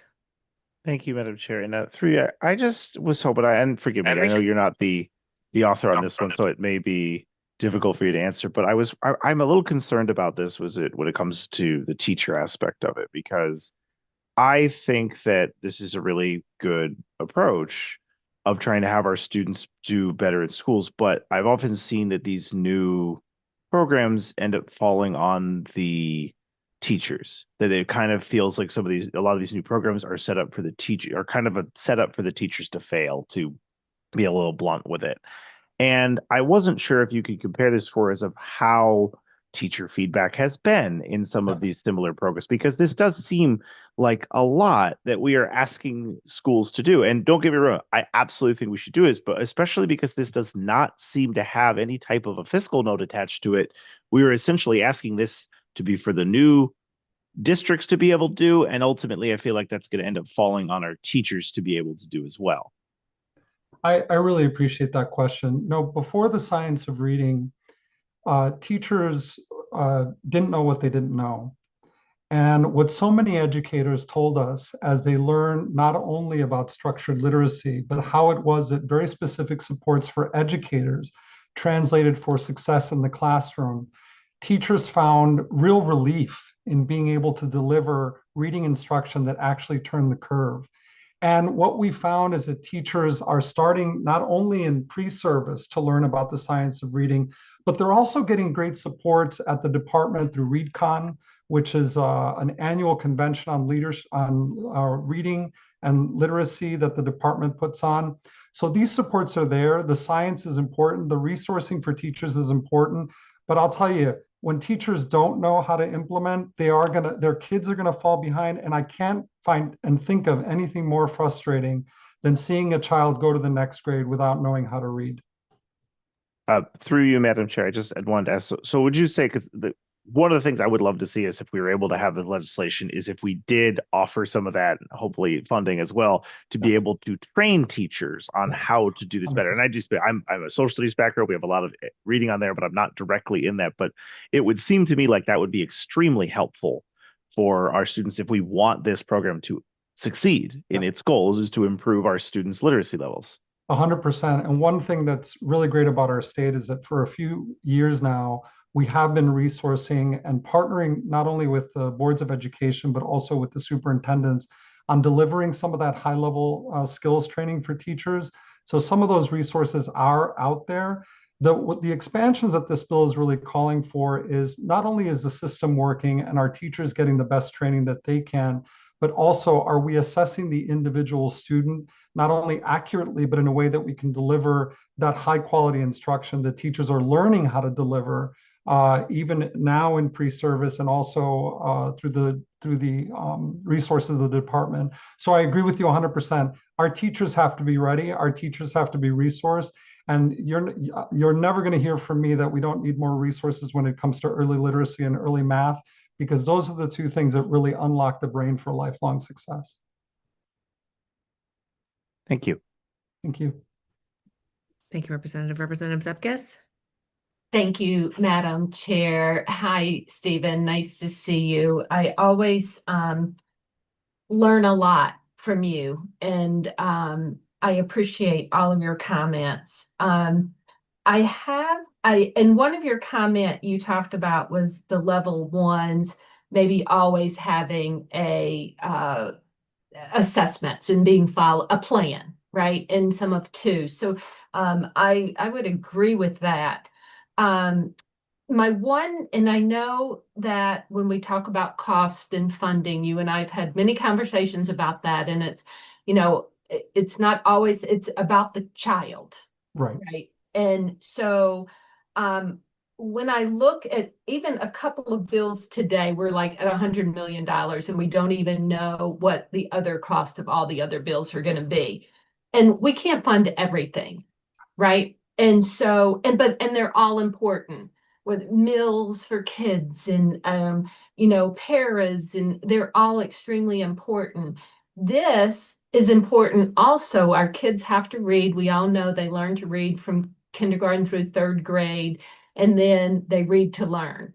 But how is this paid for? How are schools that are struggling now? We've heard them time and time again. They can't hire teachers. They can't pay enough.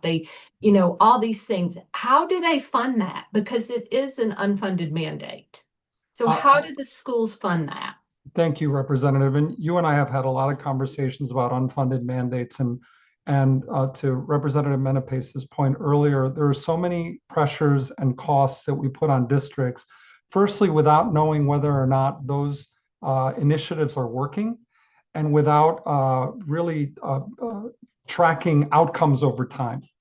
And when I look at the improvements that we have made across the state and across the country, when we focus on early literacy and early numeracy as those two areas of learning that really unlock the brain and potential, if I was going to cut anything, I would not be cutting literacy and mathematics.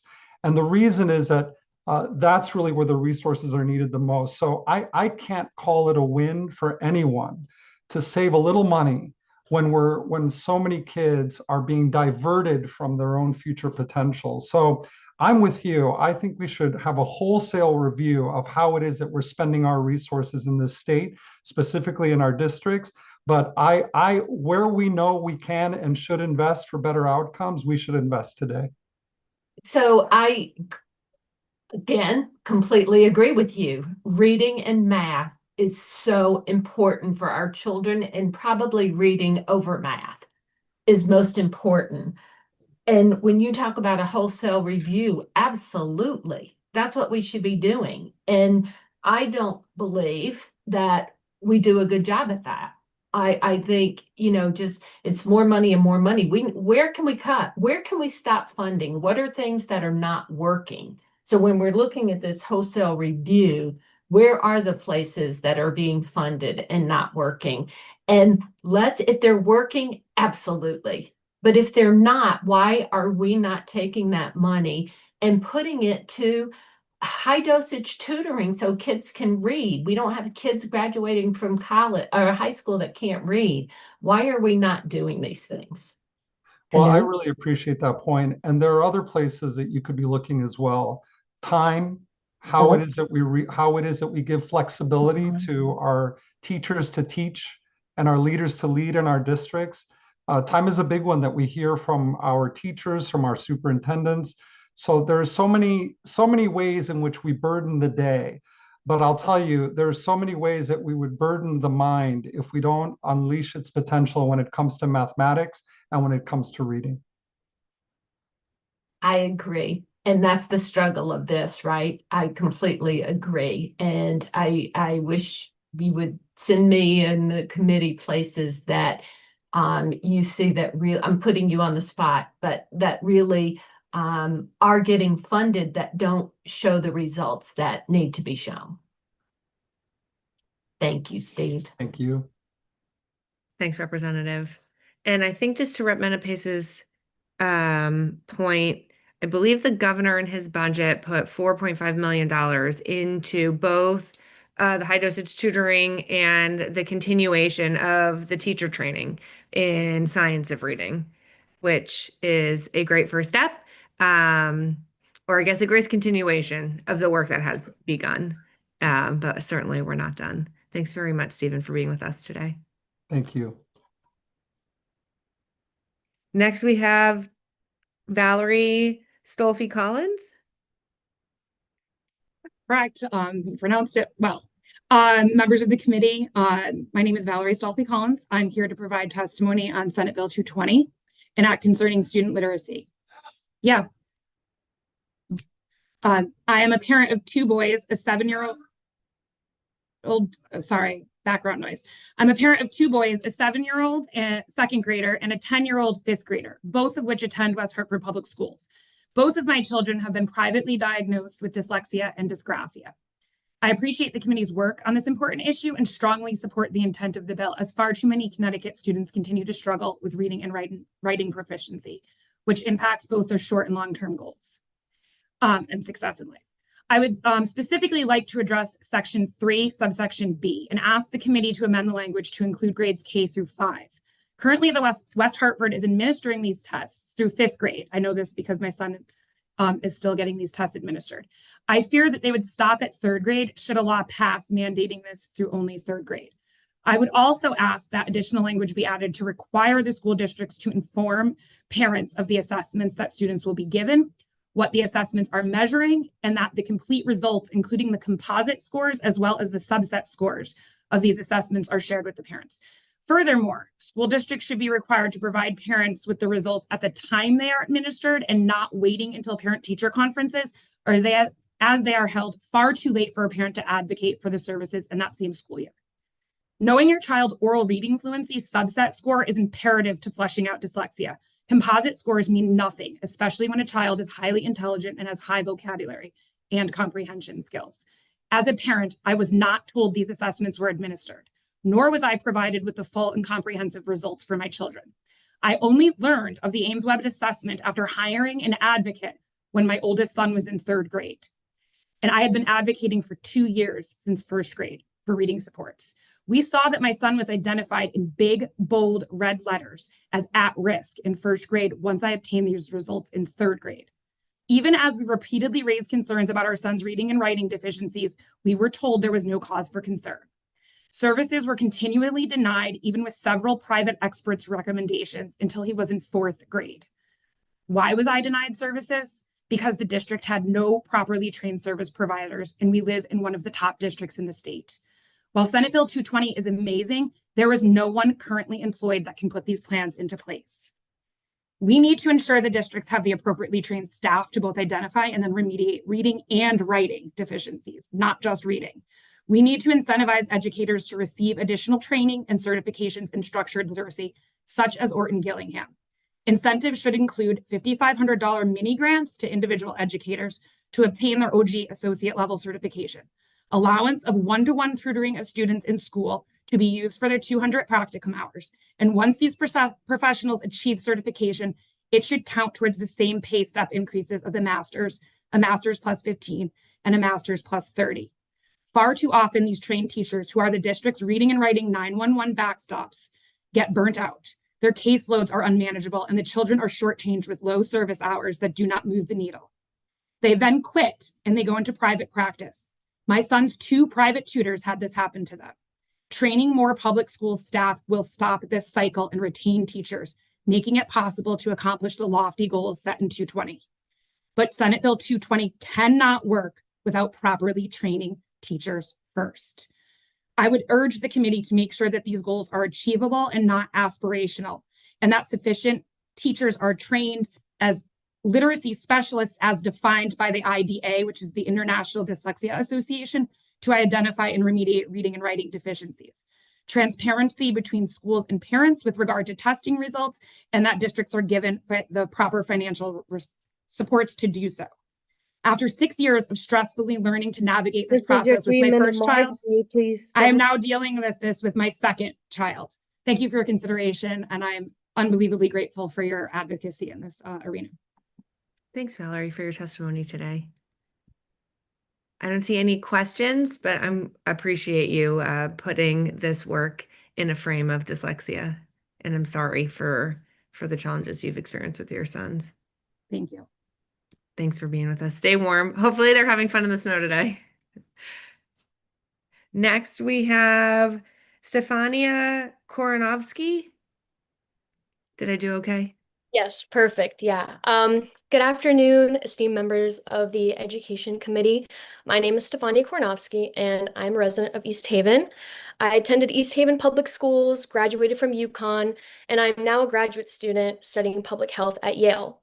Thank you for the opportunity to speak in support of House Bill 5214, an act concerning school meals. This issue is deeply personal to me. I was a free lunch student and later a reduced price lunch student when my family was considered to be making too much income, even though we were still struggling financially. During COVID-19, my school district provided free meals to all students, and it made an enormous difference for families like mine and many others in my community. These meals removed stigma, reduced stress, and ensured that students could focus on learning instead of worrying about whether they could afford to eat. Many Connecticut families fall into the ALICE category, so like earning too much to qualify for assistance, but still cannot afford basic needs in our high-cost state, placing significant strain on working families. Expanding access to school meals would make a meaningful difference for these households. School districts are also affected. Surveys have shown that hundreds of thousands of dollars in unpaid meal debt across districts, and students who know they own money may skip meals altogether. Research across the board shows that school meals significantly reduce food insecurity and improve student outcomes. Students who participate in school breakfast and lunch programs have better attendance, improved academic performance, and fewer behavioral issues. They are also more likely to consume essential nutrients that support healthy development. I still have family members in the East Haven public school system who rely on these programs today. Many students across Connecticut face food insecurity quietly, and school meals provide stability, dignity, and the opportunity to succeed. I respectfully urge you to support House Bill 5214 and expand access to free school meals so that every child in Connecticut can learn, grow, and thrive. Thank you for your time and consideration. I welcome any questions you may have. Thanks, Stefania, for being with us and for your testimony. I see you have a question from Representative Rader.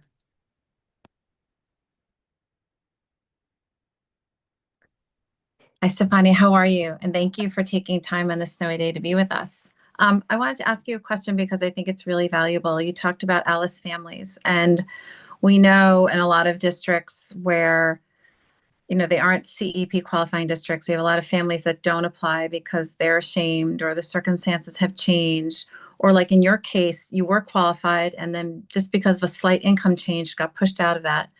And with SNAP benefit requirements changing, there's also concern among a lot of us that that auto certification for students will fall apart, or those families will be afraid to apply for those services and not get school meal services. So I'm curious to ask you, in your experience, kind of knowing friends in the community at school and kind of those Alice families, did you sometimes see those kids not getting lunch or, to your point, racking up meal debt? Because that is another huge issue in the state of Connecticut for districts, is that meal debt. And by statute, we require boards of ed to settle out that bill every year and come up with the money to pay for it. So I'm curious, like just anecdotally, what you saw in kids that maybe didn't qualify free and reduced, but you could see were really on that edge as an Alice family. Yeah, so I definitely saw it, especially like the difference before COVID, when like my district was able to uh provide free lunch for everyone, regardless of if they were free, reduced, or were paying like full price. I definitely did notice like some of my peers, my friends, like sometimes would skip lunch or would have to bring lunch from home, but it wasn't really like what you would think. Like it was more like a snack or something. Um, and then like after COVID, or like when we were going to school in like 2021, um, like the different like because free lunch was offered to them or even free breakfast was offered to them, like I like they had full plates, like they were getting food and they didn't feel, um, like they had to hide or like they had to not eat, because they Right. had that opportunity to have a Right. meal. Thank you for sharing that. I think that's what kind of goes unseen in a lot of our districts. It's not the kids that qualify and quietly receive that support. It's the kids who families just don't qualify because our income limits are just so ridiculously low around that qualification, to be honest with you, that there are a lot of families that are barely getting by in Connecticut, and yet we can't help them. And so something like this, where we could make sure every kid at least starts their day with breakfast, well, one could alleviate that family's debt and that shame. And to your point, just make sure that everyone is there participating and not feeling that awkwardness. So thank you for being here and taking time out of your day to testify with us. I really appreciate it. Thank you. Thank you, Madam Chair. Thanks, Rep. Rader. Thanks, Stefania. Appreciate your testimony. Thank you. Representative Brown is going to take a little stint chairing, and we'll move along to Julian Schaefer. Thanks, Rep. Brown. All right. Thank you all. So good afternoon, Representative Leeper, who is maybe heading out, Senator McCrory, Representative Zupkus, Senator Berthel, and distinguished members of the Education Committee. I'm Julian Schaefer. I'm a social studies teacher at Danbury High School and also vice president of NEA Danbury, our local teachers union.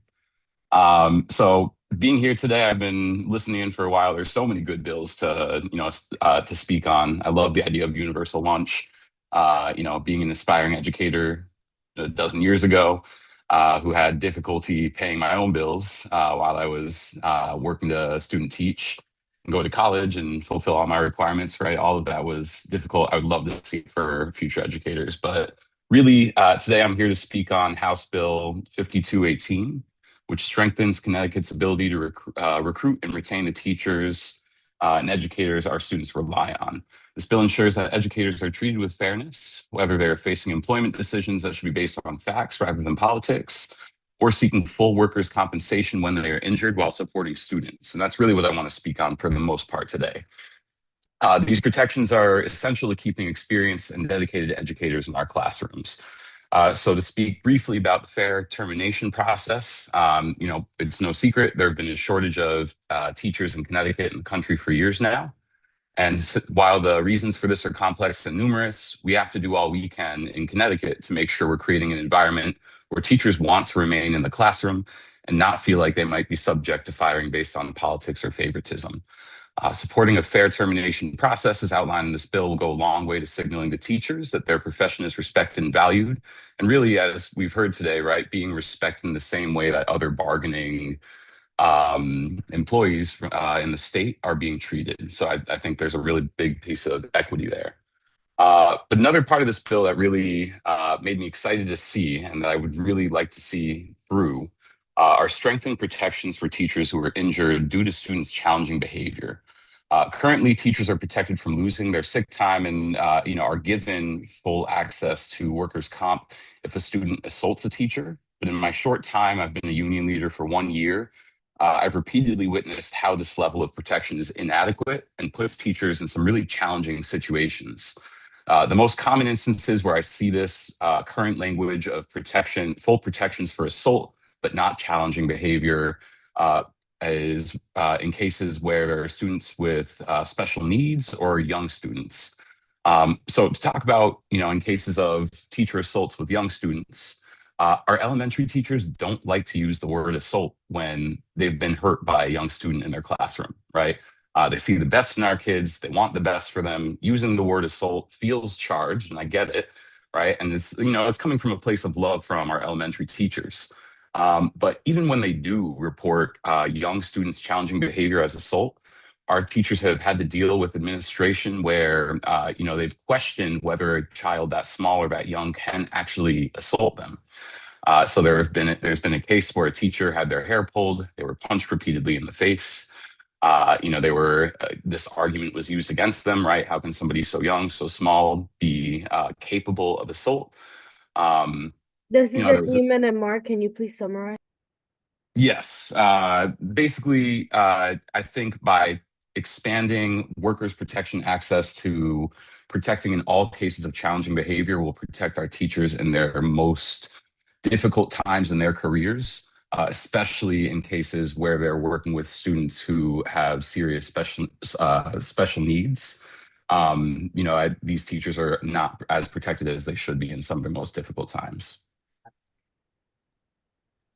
Well, thank you, Julian, for your testimony. And as someone who is the husband of an elementary school educator who has seen what even a small child can do, certainly our teachers are facing abuse in the classroom. I think there's a bigger issue of why that's happening that we need to address, but definitely it does happen. So looks like we got a number of questions for you. We'll start with first up is Representative Zupkis. Thank you, Mr. Chair. Thank you for coming and speaking today. And I agreed with what Representative Brown just said. I just have one question for you. Right now, if God forbid a teacher gets hurt, isn't there workman's comp for them?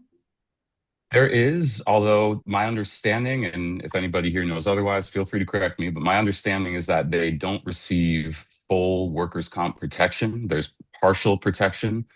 I'm not exactly sure what the specifics of that partial protection is, but I do know that one big issue our teachers have been facing is, for example, they lose sick days of theirs, I think at a certain rate while they're out.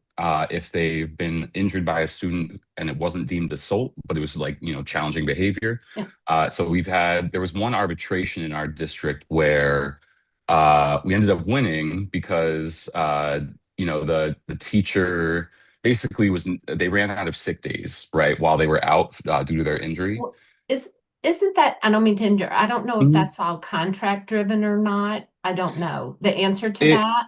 But as far as workman's comp, and I don't really mean to cut you off, but as far as workman's comp, there is workman's comp. Now, it may be on a scale, how long they're out for, whatever, understood, but I just want to make sure that I thought that they did get workman's comp, and maybe that needs to be looked at. I don't know, but thank you. You're welcome. And yes, there is, to my understanding, there is definitely workers' comp. I think there's just a degree of it, and we're asking for full protections in this bill. Thank you. Representative Johnson. Thank you so much, Mr. Chair, and thank you for bringing this to the Education Committee. I find it odd that the grand bargain isn't working for the teachers. Workers' compensation is supposed to provide coverage no matter what happens if the injury is sustained at the workplace. That's historic. That's been since workers' comp was developed back more than 100 years ago. So it's really outrageous that our teachers are being subjected to these limitations.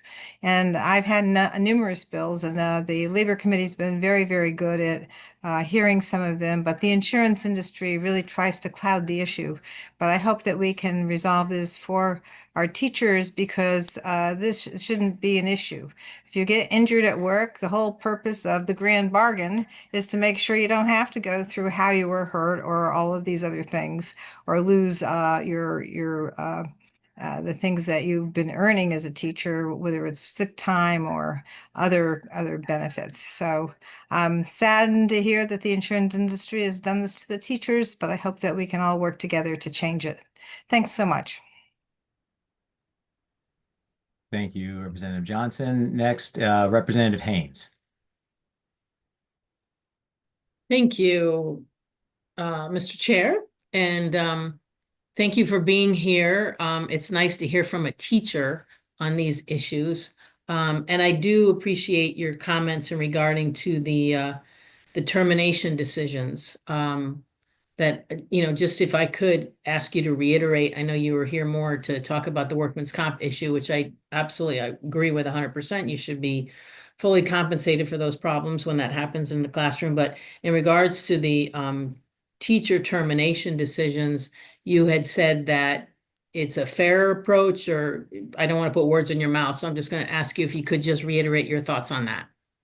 Yeah, I think the CEA attorney that we had on earlier, I think outlined it pretty well that, in other cases of, what is it, collectively bargained or, union employees in the state, they have the just cause termination protection, and teachers don't, right? So when I was thinking of it in the sense of equity, that's kind of the sense I was thinking of, that we deserve, similar protections to other collectively bargained units. A couple of times you said something about it's not about politics or favoritism. What do you mean by that? Yeah. So, I kind of was taking a look at, some of my CEA kind of write-up materials around the bill. And, I think my take, and don't take me as the expert here, I would maybe talk to CEA a little bit more on this.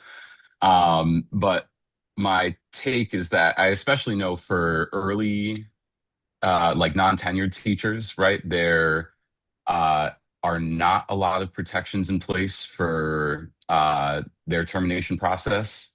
And I think that this bill would add like a layer of protection for those teachers. Again, I'm not a legal expert here. I haven't read through every single detail of this, but that's my understanding.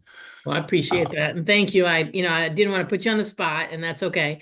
But it's again, it's nice, we hear from boards, we'll hear from, attorneys and all that, but you're in the trenches with all of this, and especially being in charge of the union there for your district. You see a lot of the different cases and what happens or what doesn't happen. So it's nice to hear about, what your take is on the process. So I appreciate your comments. Thank you so much. Yeah, thank you. And one more thing I might add is, I have also seen with our untenured folks in cases of being released, right? There have been times where, they've maybe spoken up for themselves, and then, at the end of the year, they see themselves up for non-renewal. And then there's the question, was it due to my performance in the classroom? Was it due to me speaking up for myself? And with, the way things are now, it's, hard as their union representative, I don't know. It's possible that it was one or the other, but I couldn't tell you for sure. So I hope that by adding this just cause protection, we would be clearer that, if there is somebody being non-renewed, that the reason is not because they spoke up for themselves or something like that. Great. Well, thank you again. I appreciate you being here. Thanks. Thank you, Representative. Senator Kushner. Thank you, Mr. Chair. And first, I just have to say how nice it is to see a teacher from Danbury here. As you know, Mr. Schaefer, I appreciate all you do and the teachers in the Danbury Public Schools. I think you do a great job educating our kids. And so first, I want to just thank you. But in terms of the workers' compensation issue, and this is an issue that has also come up in the Labor Committee. And my understanding is that other public employees like police, if there is an injury or an assault on the job, that they get 100% reimbursement if instead of the 75% that typically that comes through workers' compensation. And I think one of the problems that teachers have had, and it also is a problem in the healthcare industry, is that in the police profession, you have to show intent to do harm on the part of the person who committed the assault. And teachers and healthcare professionals don't want to say that it was the intent to do harm by the student or by a patient. And that's really, it's been a hang up. And so my understanding is that part of what this bill would do would provide the opportunity for teachers and for healthcare professionals to get the 100, well, in this case, it's just the teachers, but to get the 100% reimbursement from where the injury was caused by a student without having to prosecute that student. And I think that's part of what, I've been hearing from teachers, and that I believe in. My daughter-in-law teaches in early childhood special ed, and she has had or seen instances where really small children can inflict harm. And of course, we don't want to say that we don't want to prosecute that child. So I think that's part of what this is about. Am I right about that? Yeah. That's exactly right. And, I think the other circumstance where we see this come up a lot is in our self-contained special ed classrooms, especially in our high school. I spoke to one of the teachers in our tier 2 special ed class, and he said that he's been out 3 times this year because of injuries that he sustained, as and in the kind of jargon of the education world, right?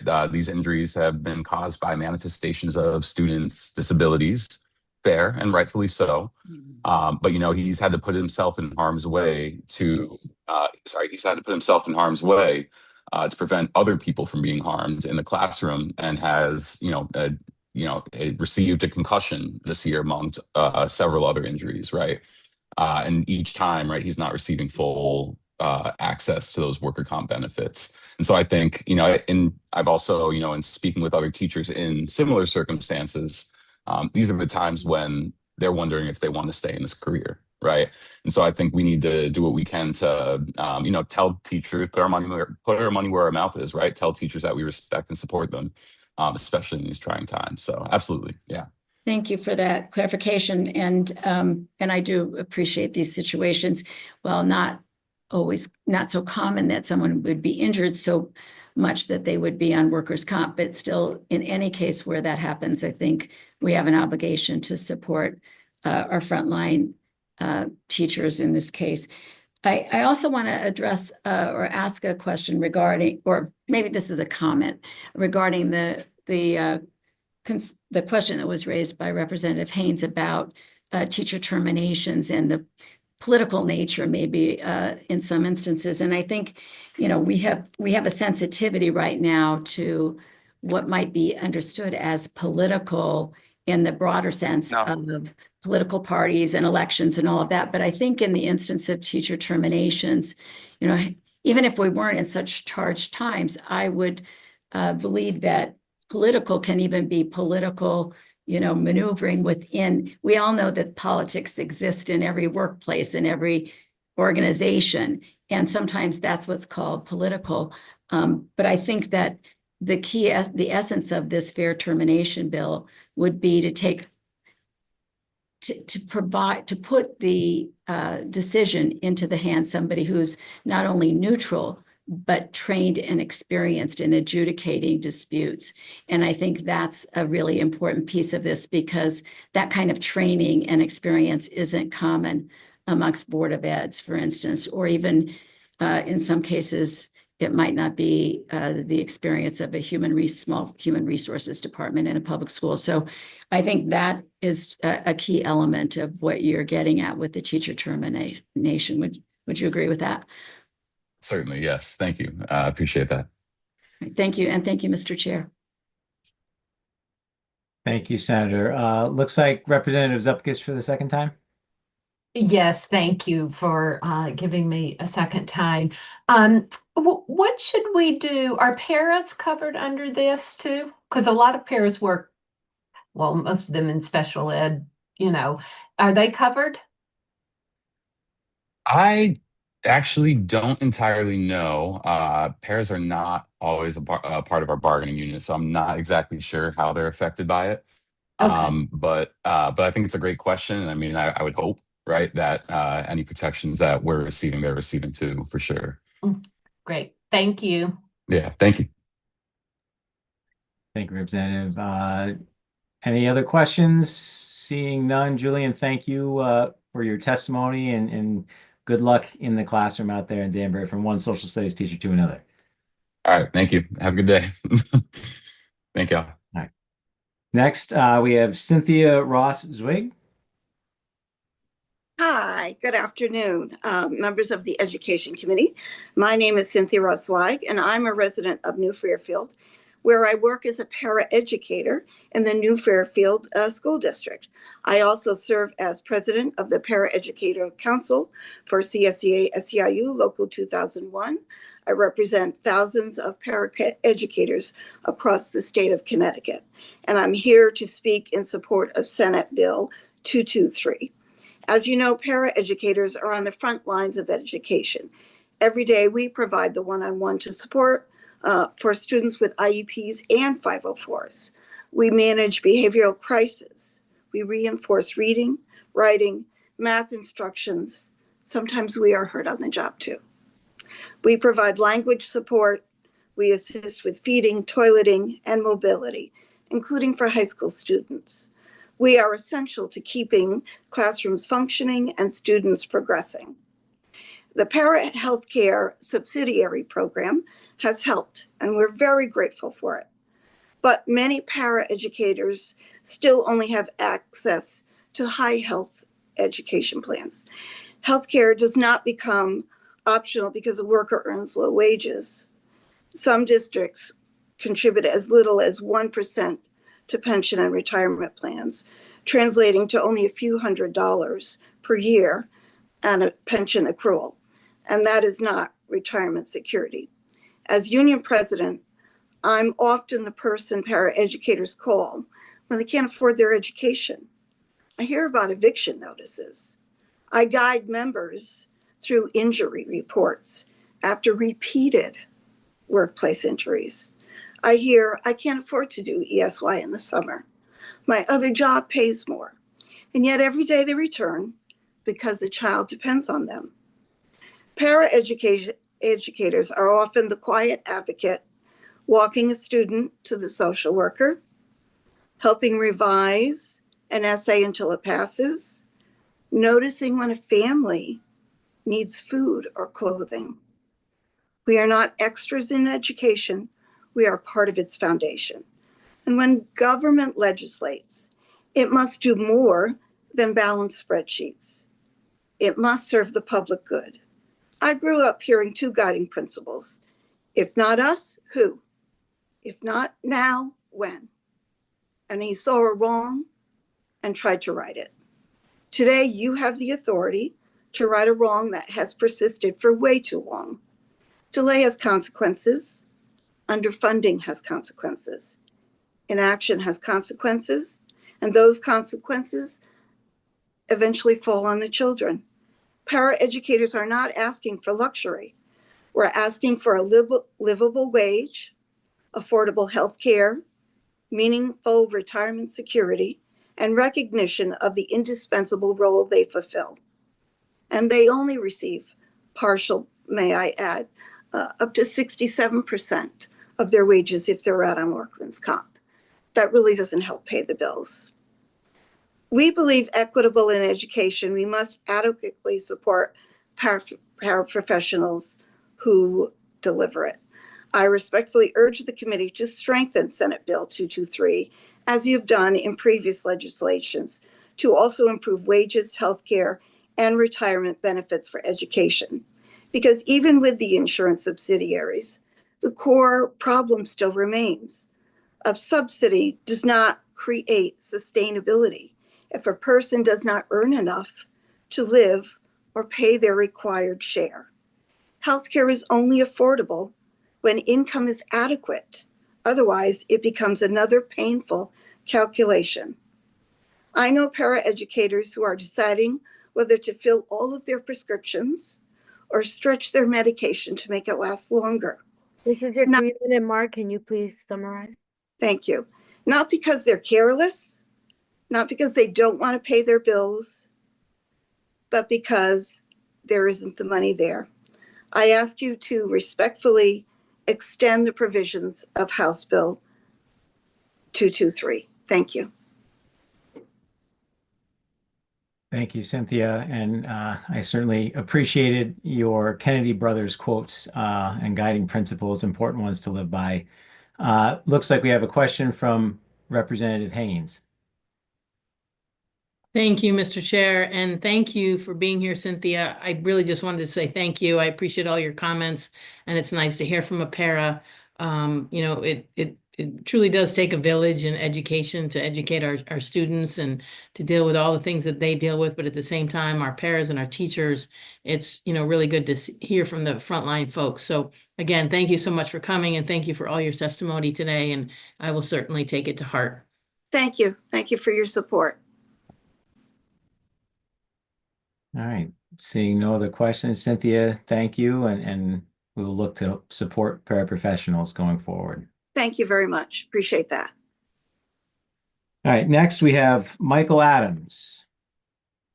Good afternoon, Chairman McCrory, Chairwoman Leeper, ranking members, and fellow members of the Education Committee. My name is Michael Adams, the Legislative and Political Assistant of ASPE Council 4, representing over 1,000 paraeducators across Connecticut. Today, I'll be speaking in regards to SB 223. One of the most important pieces of a student's success story is their paraeducator. In addition to supporting classroom instruction and managing behavioral needs, they work one-on-one with students with disabilities and contribute to the creation of a safe and productive learning environments. Without paraeducators, learning would not be possible in many classrooms. However, the reality for many paraeducators is unsustainable. Across Connecticut, paraeducators are leaving the profession in droves due to low pay, unaffordable health care, as well as uncertain retirement security. Districts are struggling to recruit and retain qualified staff, leading to students ultimately paying the price through turnover and staffing shortages. There are currently hundreds of vacancies for paraeducators positions throughout almost every district in Connecticut. If Connecticut is serious about addressing this issue, we need meaningful solutions, not temporary band-aids. We asked the committee and the legislature to prioritize establishing a $45,000 minimum annual salary for paraeducators. Too many dedicated professionals working full-time in our schools are struggling to afford basic living expenses that are rising every day. A strong statewide wage floor would help professionalize this workforce, reduce turnover, and help students who depend on their support. Second, paraeducators should be moved into the partnership plan. Health insurance premiums and out-of-pocket costs continue to rise, causing paraeducators to be priced out of quality coverage. Access to the partnership plan will provide a more stable and affordable health care, while also helping the state grow the pool covered to help reduce costs. Third, paraeducators should be included in SEAMers. Paraeducators dedicate their careers to supporting Connecticut's most vulnerable students. They deserve a secure and dignified retirement. Altogether, these steps will send a clear message that Connecticut values paraeducators in the workforce and understands their importance across student success. We all share the goal of strong schools and supporting our students. Investing in paraeducators is investing directly into the classroom stability, special education services, and student success. I urge the committee to prioritize these common sense solutions to strengthening recruitment and retention for paraeducators across our state before it's too late. Thank you for your time to testify. I'd be happy to answer any questions. Thank you, Michael, for your testimony. Not seeing any questions, so stay safe out there in the snow. Thank you for your time. Next, we have Stephanie Marino. Yes, hi, good afternoon. My name is Stephanie Marino, and I am a full-time student at the University of Connecticut. I'm studying elementary education and human development and family sciences. I am also a proud member of the CEA Aspiring Educators Program. I'm testifying today in support of House Bill 5216 and in favor of paid student teaching. I'd like to thank you all for taking the time to listen. I have wanted to become an educator for as long as I can remember, but the closer I am to entering this profession, the more I understand why so many people have urged me to choose something else. Not because I lack passion, but because the system makes it nearly impossible to survive. Student teaching is essential to becoming an educator, yet it is also the most demanding and overlooked part of our preparation. Student teachers work full-time hours in classrooms around 40 hours a week. Outside of school, our work doesn't stop. Many of us also work second jobs. That adds up to 60 or more hours a week, not in pursuit of luxury, but in pursuit of stability. I have friends who love teaching, and I've seriously considered leaving the profession before they even enter it. At the same time, I watch friends in other fields graduate with one degree and earn double or triple a teacher's starting salary. I will graduate with 2 degrees and still be told this sacrifice is simply part of the process. There is no other profession where we expect full-time skilled labor with full responsibility and offer nothing in return. There would be no doctors without residency, no lawyers without clerkship, and no politicians without educators who taught them how to read, write, and think critically. There's no workforce, no economy, no future without teachers, and then we ask the people who created all to begin their careers unpaid. This profession is predominantly women. Whether intentional or not, it reinforces a long-standing pattern of undervaluing care work and labor done out of love rather than respect. But love does not pay rent, passion does not cover tuition, and calling something noble does not make it free. None of us choose education for the money. We choose it because it matters, because teachers shape every profession that exists today. Paying student teachers is a statement of values that tells Connecticut educators that Connecticut believes in them. When we refuse to pay student teachers, we don't save money, we shift our cost. We pay in teacher shortages, exhausted classrooms, students who cycle through substitutes, and the quiet loss of people who would have been extraordinary teachers if we had just made it possible for them to stay. Somewhere in Connecticut right now, there is a child who will walk into a classroom next fall. That child deserves someone who was supported from the very beginning, not someone who barely survived the path to get there. And one day I will stand in my own classroom. The question is not whether I'm willing to work hard because I already am. The question is whether the system will meet that dedication with dignity. Every person listening to my testimony was once taught by a teacher. Someone once stayed up late writing lesson plans for you. Someone once believed in you before you believed in yourself. Someone once chose this profession knowing it would not make them rich, but hoping it would make a difference. The policies you shape today determine whether the next generation of teachers can stay or whether passion continues to be priced out of this profession. We are not asking to be rewarded, we are asking to be respected. Please choose to stand behind us. And again, thank you so much for taking the time to listen. I open the floor to any questions that you may have. Thank you.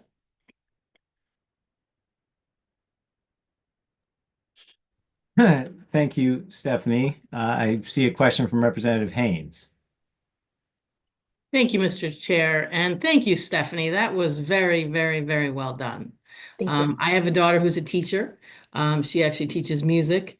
I would love to pay you whatever I can pay you to keep doing what you're doing because you're going to be a great teacher. I do have a question for you though. And I appreciate that, you did definitely lay out, why we should do this. But the biggest question that we have up here all the time is how. How do we make this happen? From our previous discussions, we've come up with a number of somewhere around $21 million to do that. Many school budgets at the town level are going through the roof every year. The increases that we're facing our taxpayers with is getting to the point where people are, as you said, deciding whether or not they're going to pay one thing versus another. So the taxes on the individual taxpayers in a town to pay for this is pretty tough going as well. And at the same time, how much can the state come up with to do this?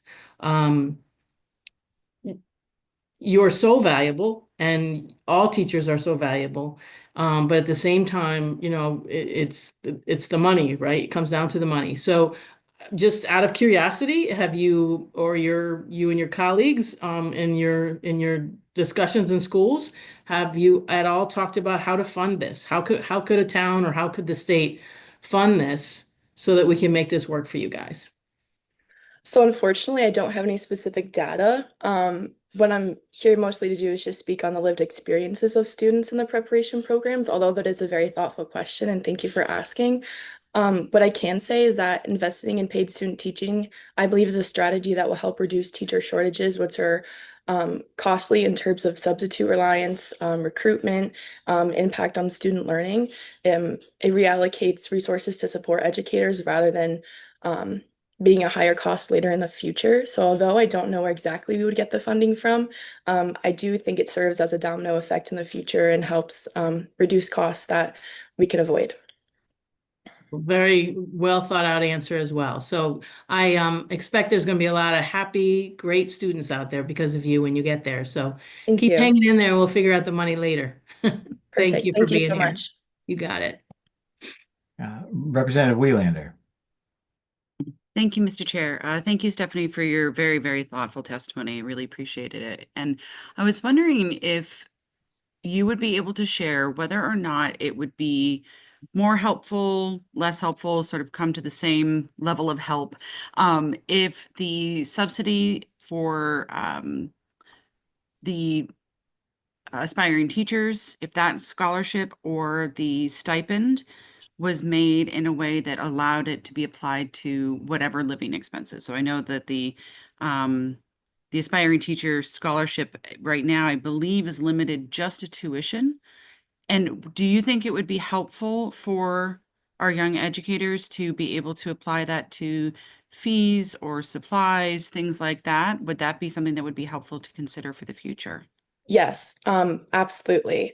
Like many students, I rely on financial aid and loans to help make up those living expenses. And adding this labor that we do out of preparation does add to that financial strain, like paying for groceries and rent and transportation to and from your clinical placements and your preparation does add. So yes, I do believe that that would be very beneficial. Because it's my understanding that if you were to receive this scholarship, it would be, your tuition would be reduced, but that would also reduce like any financial aid that the institution would have given you. It wouldn't just be in addition to, I should say. Yes. Okay, great. All right. Thank you so much for that. I appreciate it. Thank you, Mr. Chair. Yes, thank you. Thank you, Stephanie, for your testimony. I'm not seeing any other questions, so stay safe out there in the snow. And I do see the Senate Chair, Senator McCrory, back online. Let him go ahead and take back over. You can do the next one, then I'll pick up after this. Let me grab. I have to grab my list. Okay. Sounds good. All right. So in that case, next up is Leslie Blateau. Good afternoon, esteemed members of the Education Committee. My name is Leslie Blateau. I thank you for the opportunity to testify today. I'm a resident of New Haven and a parent of a fifth grader in New Haven Public Schools. I'm also a high school social studies teacher and the current president of New Haven Federation of Teachers, as well as with AFT Connecticut and Connecticut for All. I'm going to try to speak on a few bills. So first, an act concerning student literacy, SB 220. Of course, we celebrate the efforts of this committee to provide support for both our students and our educators to ensure that our children not only become proficient in reading, but become lifelong lovers of reading. We have a few initial concerns with this bill. We are concerned about the proposed increased assessment and testing. We have reached a tipping point in our schools where students spend far too much time in the assessment and progress monitoring cycles rather than accessing rich, interdisciplinary units of study that serve to increase engagement and background knowledge, which ultimately lead to improvements in literacy, vocab acquisition, and reading comprehension. And while assessments play a role, we know that students need certified teachers who have access to high quality training. So we're concerned about the tutors because they're not necessarily certified teachers, and we're concerned about the impact of cost on this potentially unfunded mandate. And ultimately, it could perpetuate the reality of the two Connecticuts that we know, which is students where there's a robust tax base get access to high quality interventions, and students in other districts do not. I'm going to continue along with an act concerning aspiring educators. We absolutely want to ensure that we are recruiting diverse candidates for the work of teaching. I just want to celebrate the work of NHFT members in New Haven at Metropolitan High School and Wilbur Cross High School. We have a teacher education pathway at both of those schools where our students are doing hands-on learning, completing field studies at elementary schools, and preparing to join us in this work. So we absolutely want to see an expansion of diversity scholarships to make sure those students join us in the profession. We have concerns about SB 222.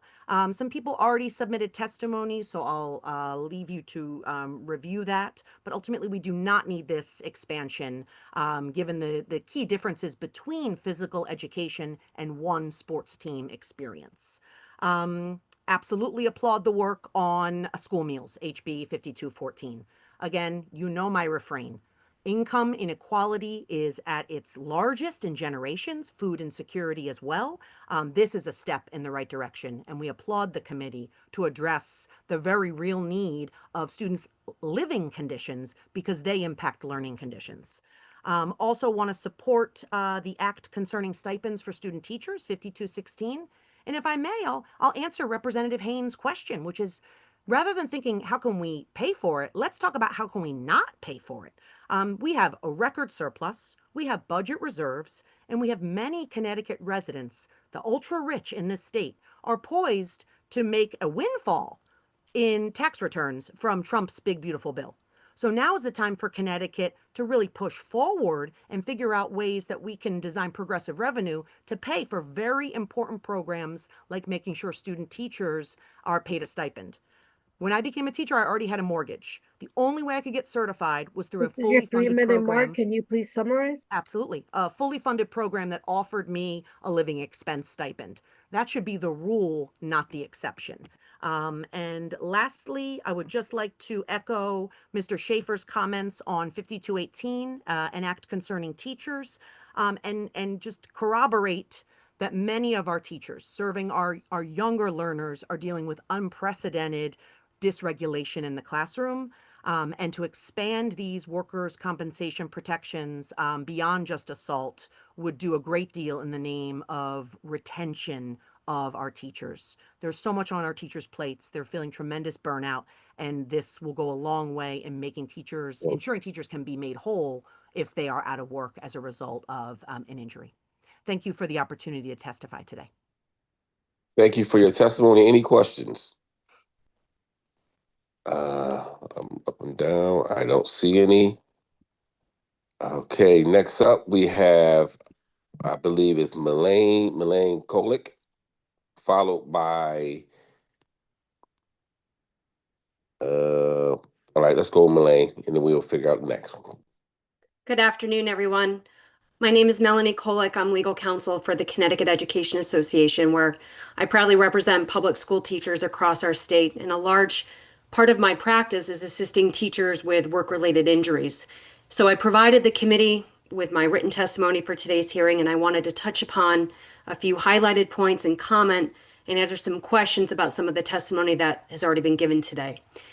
Connecticut General Statutes 10-236A subsection B for full pay for school district employee assaults has been in place since 1973. And this covers all school personnel, including teachers and paraprofessionals. This statute serves to make up the gap between their workers' compensation, base compensation rate, and their full pay, because you normally don't get full pay when you are out on workers' compensation. To Julian's points earlier, that gap normally can be made up, normally in any sort of normal situation, by a teacher's sick time, if that's negotiated in their contract, to answer the question that Representative Zupkis asked earlier. Only in recent years, however, we have seen school districts take the position that they are not obligated to provide full salary in employee-related assault absences if the student did not intend, quote unquote, to assault the teacher, for example.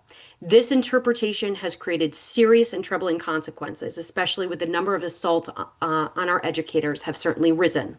For example, I've represented a teacher who was struck aggressively in the chest by a student, knocking her backwards and causing significant injury.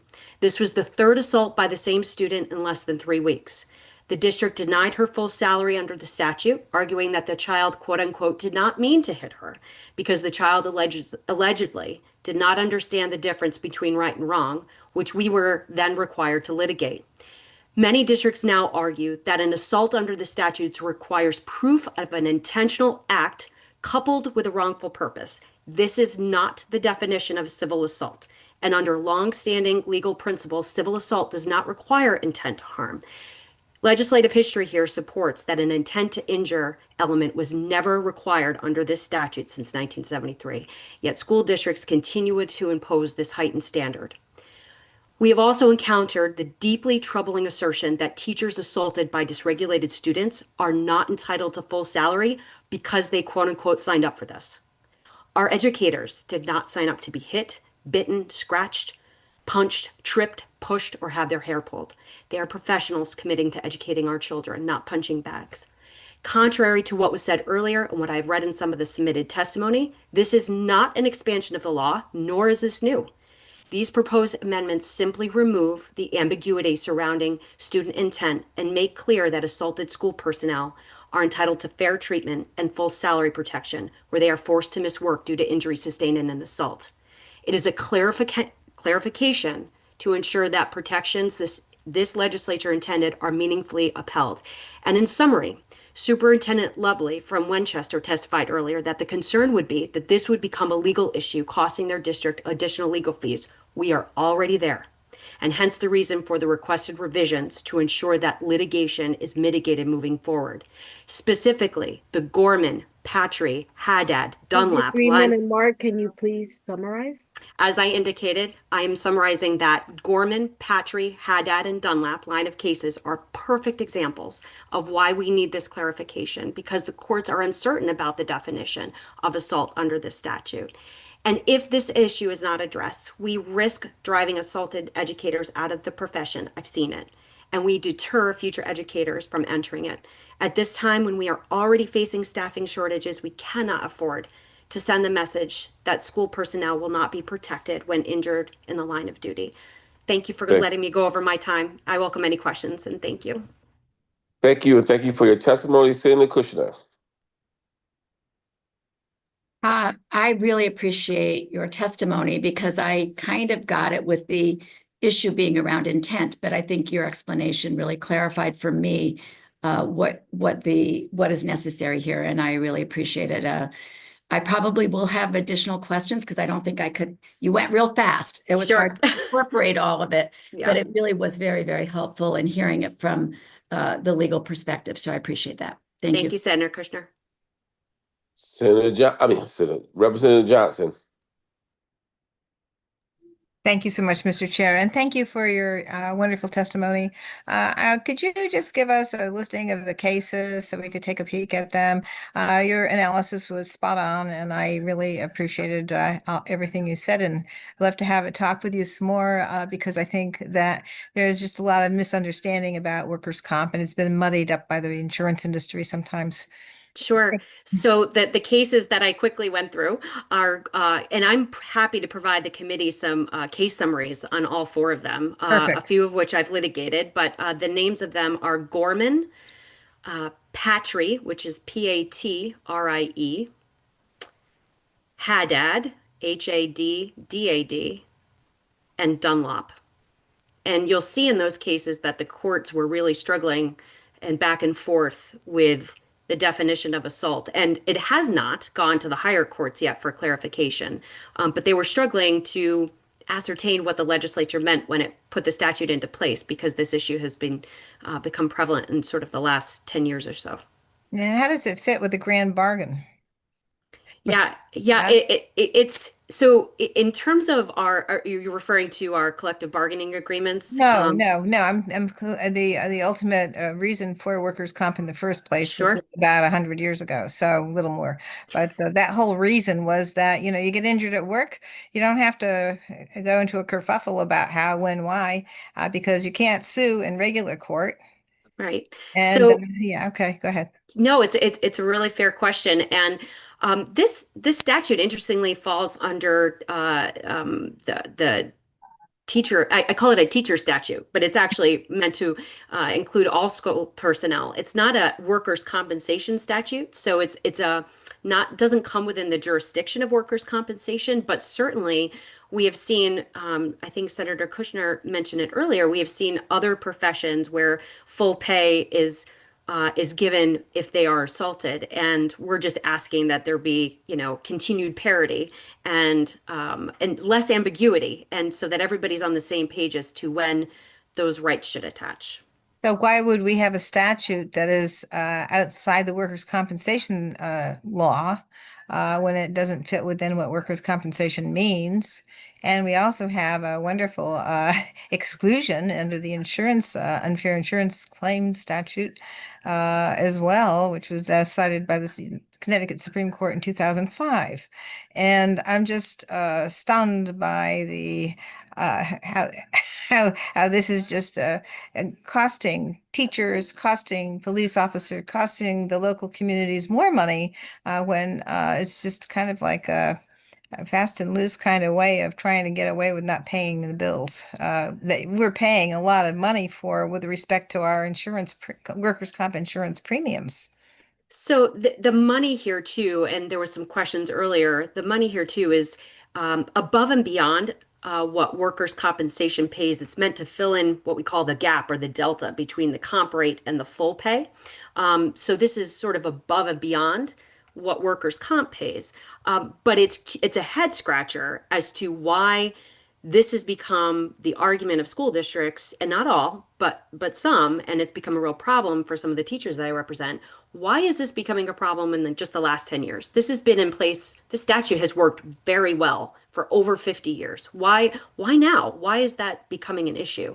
And given that it's become an issue, and we have in writing some of the positions that some of the larger school districts have made, we need to get this clarified. We need to get everybody on the same page as to what this actually meant to do, because to not follow the statute the way that it's written makes it obsolete.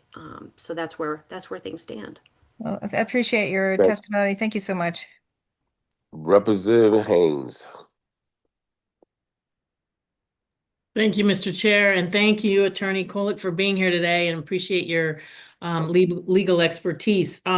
Just a couple of questions. The first one, in regards to the intent, I mean, we heard earlier testimony in regards to teachers and school districts trying to level intent on a student, which they don't want to do. Why is this even part of the proceeding? I mean, we shouldn't be looking to, make sure that there's intent involved here. Somebody got hurt at work, leave it at that. Why can't we simplify it?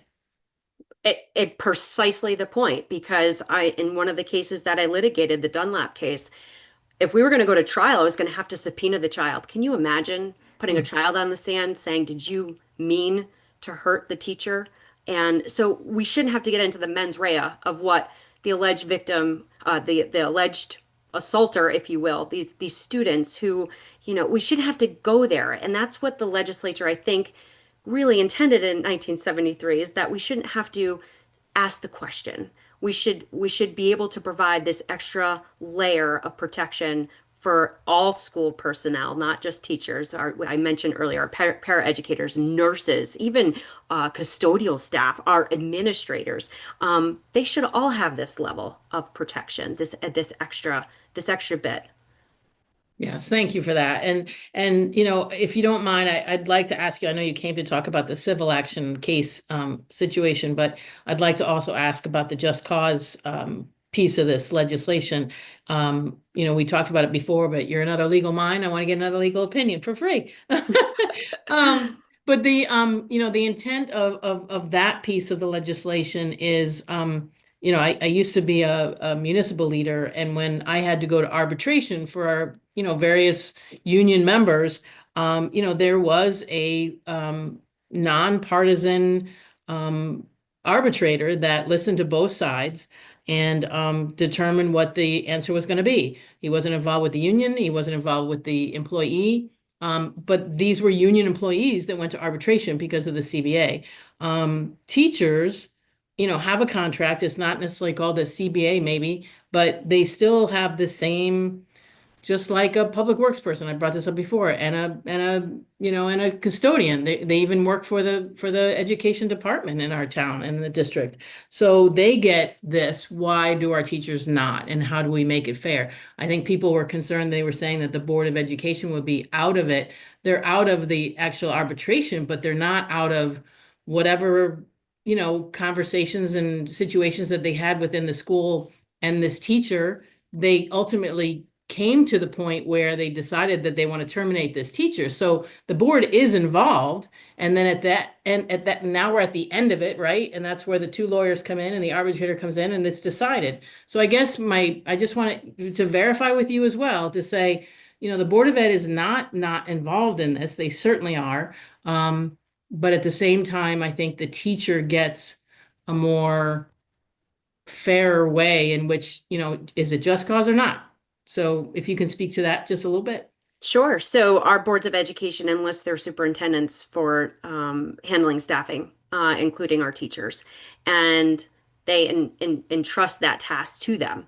And they still, as our general counsel Adrienne DeLuca referenced earlier, they still have the right and the obligation to put on evidence and to show that this teacher isn't a good fit in the school district in this statutory process. This is outside of their collective bargaining agreement. This is a statutory process that's laid out. And it certainly takes an element of any sort of bias on any sort of Board of Education members to have a very skilled hearing officer come in, doesn't know any of the players, gets to hear all of the evidence that's put forth, and to sit as the judge and jury in this hearing process, versus making a decision saying that I really believe that this teacher should maintain their employment.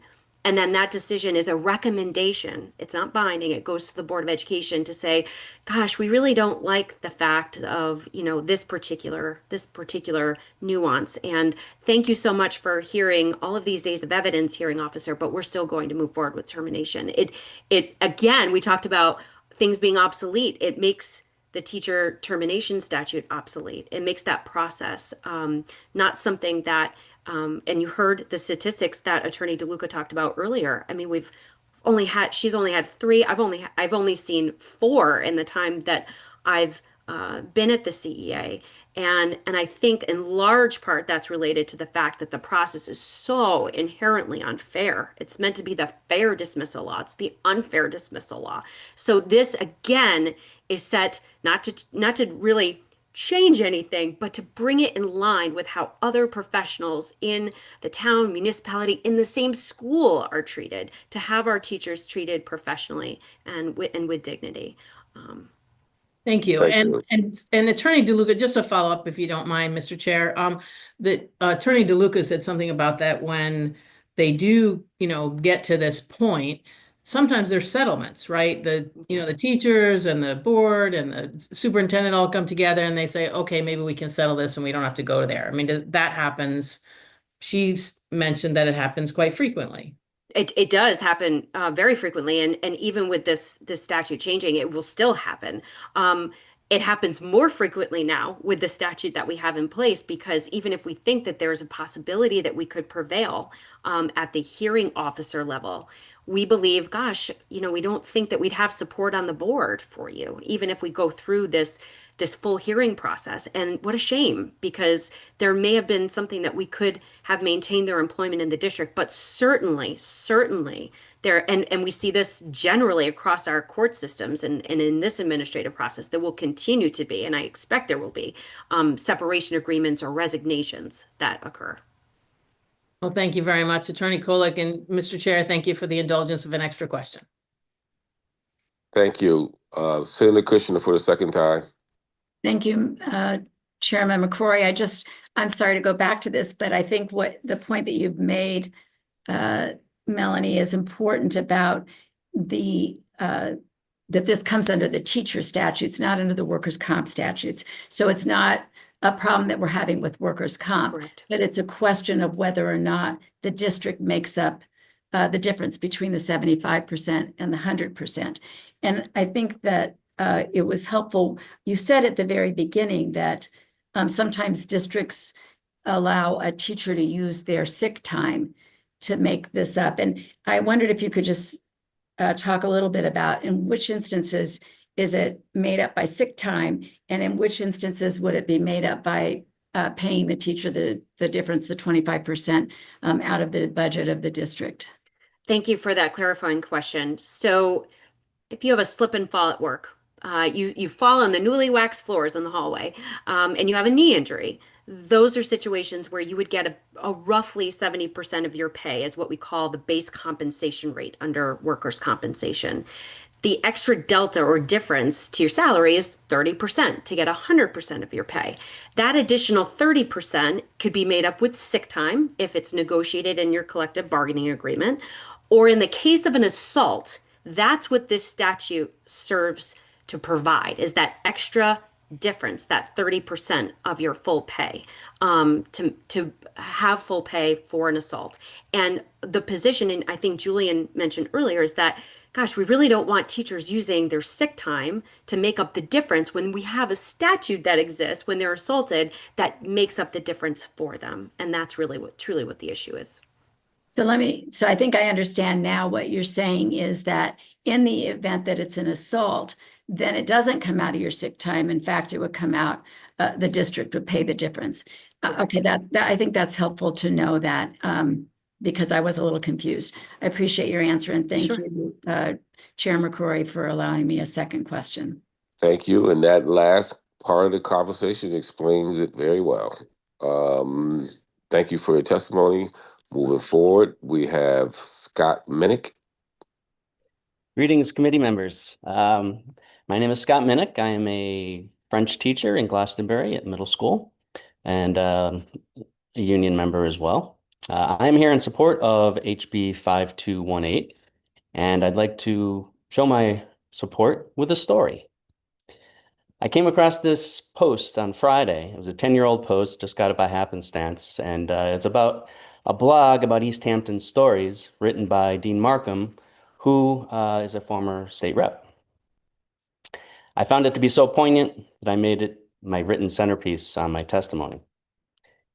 In 1933, in my town of East Hampton, the Board of Ed voted to terminate 4 female teachers because they were married, explaining that they wanted, quote, to save money and to open jobs for competent single and unemployed teachers, unquote. The majority felt that if the husband, the primary breadwinner, had employment, why not give positions to unemployed single teachers and give more townspeople some income?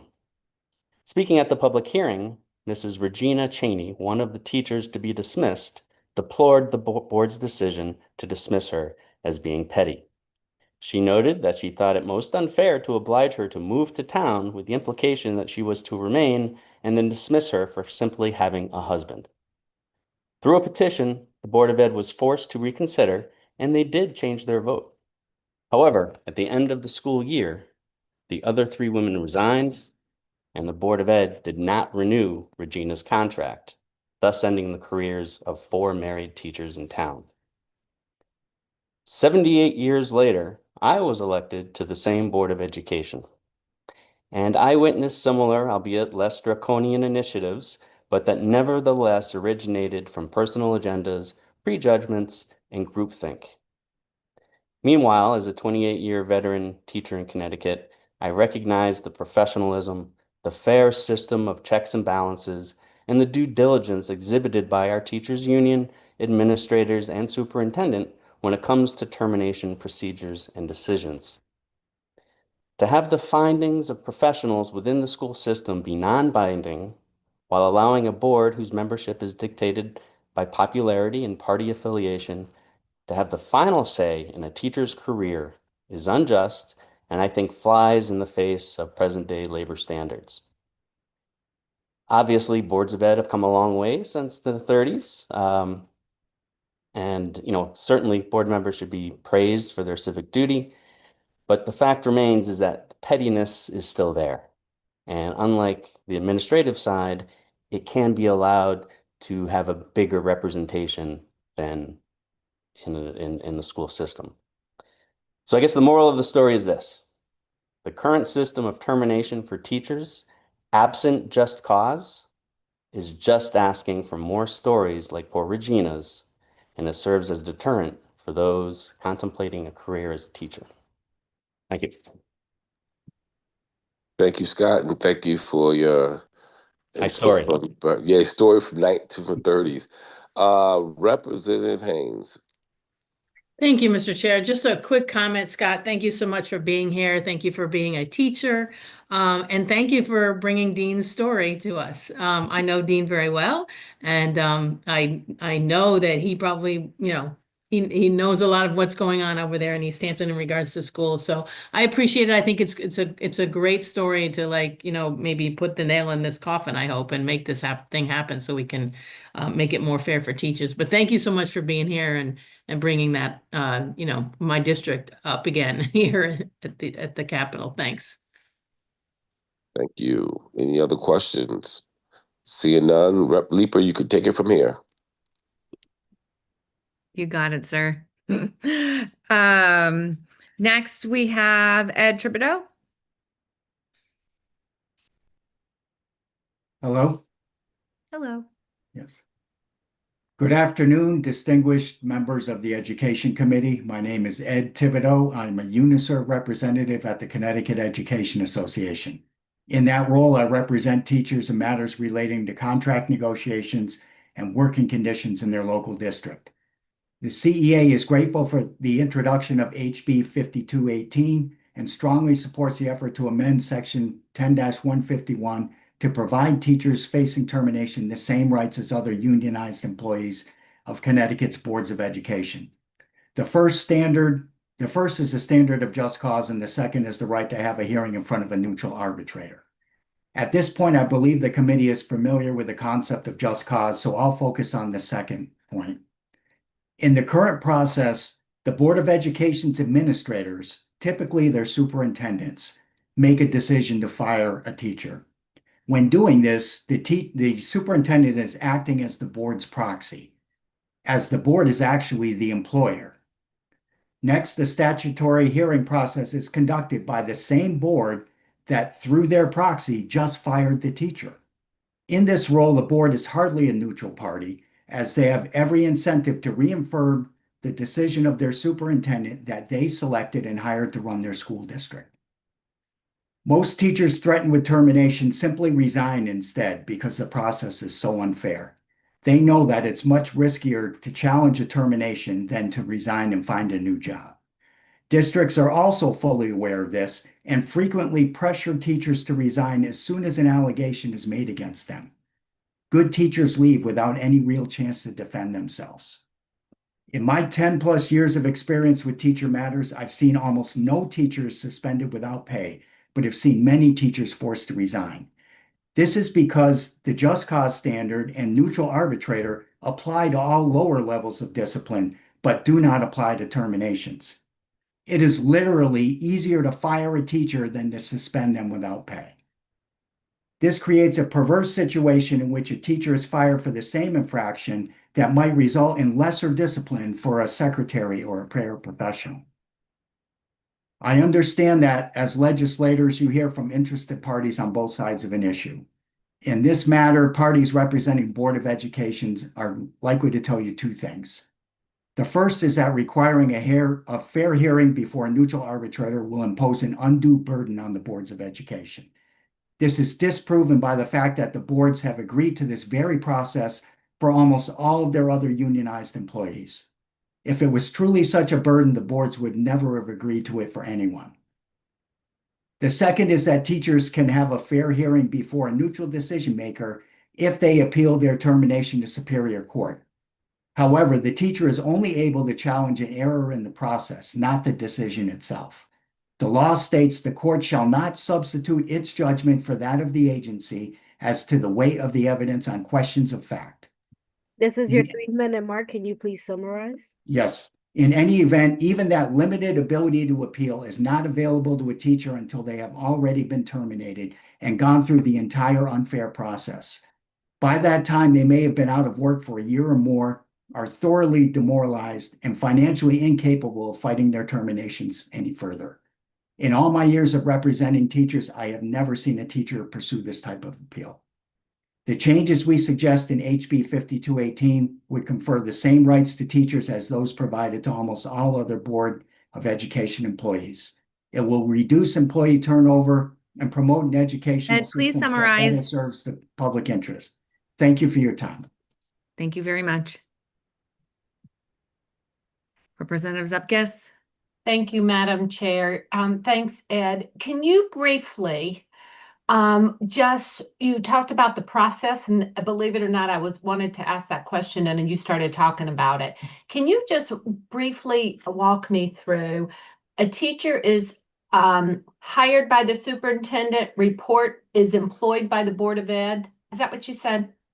Well, yes, every Yeah.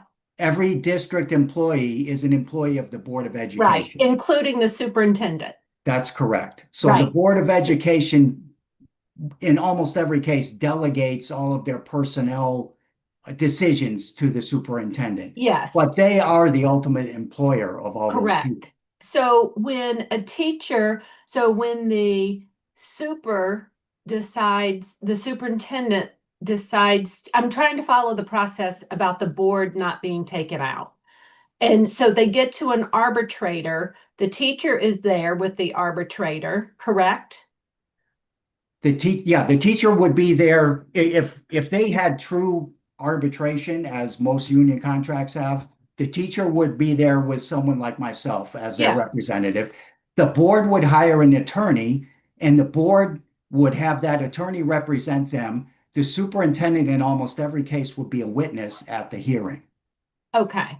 And so this bill, what is it, just to have the teacher and that counsel at the arbitrator? What this bill would do is give the arbitration a judge, for lack of a better term, who is not one of the two parties. Right now, understood and yeah. agreed. But I'm just trying to figure out, because forgive my ignorance here. I'm just trying to figure out, because I've heard the Board of Ed is taking out, you're saying it's not. So I'm just trying to put those two together. So both sides submit testimony or evidence and go to an arbitrator. That's correct. So I think the way to explain this, maybe this might help you, is we're taking the board out as the judge. You know, if you think of any court proceeding, you have two different sides arguing to a judge, right? Yeah. Right now, under the statute we currently have, the Board of Education acts as that judge, even though they're also one of the two parties. So they're not neutral. And that's where the difference is between all other union contracts and the teacher's situation. Okay. I think you just enlightened me. Thank you. I just want to add to my colleagues, we have 50 other people that want to speak. We start this, I know we got off to a late start, but we do have 50 other people that want their 3 minutes to have a conversation. Many of the conversations, if you have not clarified your questions or concern, please reach out to the individuals on a one-on-one basis if you want more time and clarity on any question or answer you need. Thank you. Yeah, we're on pace for a 15-hour public hearing. So next, Exactly. Jennifer Zerilli. Yes, hello, thank you, Senator McCrory, Representative Leeper, and esteemed members of the Connecticut General Assembly Education Committee. My name is Jennifer Zerilli. I'm a mother of 3 school-age children under 10. I've been a pediatric registered dietitian for about 18 years, and I'm a school food service director in Connecticut, and I'm submitting testimony today in strong support of HB 5214. School breakfast is not simply a nutrition program. It's an academic intervention. In Connecticut, approximately 1 in every 6 children experience food insecurity, representing more than 100,000 children statewide. That means in nearly every classroom, at least one student may be struggling with inconsistent access to food. Research consistently shows that students who eat breakfast demonstrate improved attention, memory, and cognitive performance. Schools that increase breakfast participation report better attendance and fewer behavioral disruptions. Hunger directly interferes with concentration and learning readiness. When universal meals were available in Connecticut during and following the pandemic, participation increased significantly statewide. When meals were no longer universally free, participation declined, especially among families who may not qualify for assistance but are still struggling with rising food costs. Universal breakfast removes stigma and increases participation across all income levels. When every child eats, no child feels singled out. From a fiscal standpoint, HB 5214 strengthens school nutrition programs and protects district budgets. Across Connecticut, districts continue to manage rising unpaid meal balances. When school meal debt accumulates, districts may be forced to draw from general education funds dollars meant for classroom supplies, staffing, and school improvements. At the same time, Connecticut schools serve hundreds of thousands of breakfasts and lunches daily, representing millions of meals annually. Participation stability directly determines whether programs operate sustainably. Universal breakfast and expanded lunch access increased participation and stabilizes federal reimbursement revenue, reduces administrative costs tied to eligibility processing and debt collection, improves economies of scale, lowering per meal production costs, and protects Board of Education from absorbing negative school meal debt. Increased participation also allows districts to reinvest in local food purchasing and Connecticut farm partnerships, expands scratch cooking, expands lower school breakfast options, and increases access for all to fresh fruits and vegetables, whole grains, leans, proteins, and dairy. Stable funding shifts focus from debt management to quality improvement. As a pediatric registered dietitian, I've treated the downstream effects of poor nutrition, obesity, type 2 diabetes, and preventable chronic disease. Connecticut, like the rest of the nation, continues to see rising rates of childhood overweight and obesity. Early dietary habits track strongly into adulthood. Regular exposure to balanced school meals This is your shapes take. 3-minute mark. Can Oh, you please thank you. summarize? Yes, I will just close in that my own son, in my personal experiments, gave me the best line. He loves school breakfast, and I asked him why, and he said, "Mom, because it fills my belly when I'm hungry, so my belly rumbling doesn't stop me from learning." This brought me to tears because I know there's other children struggling to learn because they are not having school breakfast because of cost and stigma, and supporting this meal could help provide that same feeling to all students across the state. Thank you, Jennifer. Mhm. Seeing no questions. Thank you. Have a great evening. Oh, you as well. Thank you. Thank you. Next, we have Michael Laughlin. Hello, everyone. My name is Mike Laughlin. I am I'm a faculty member at Southern Connecticut State University. My research focus is physical education for students with disabilities, so also called adapted physical education. And I submitted testimony in opposition of SB 222. I'll spare you my credentials for this, but I have been that athlete, I have been that coach, I've been that high school PE teacher. I am now the faculty member that trains the next generation of PE teachers.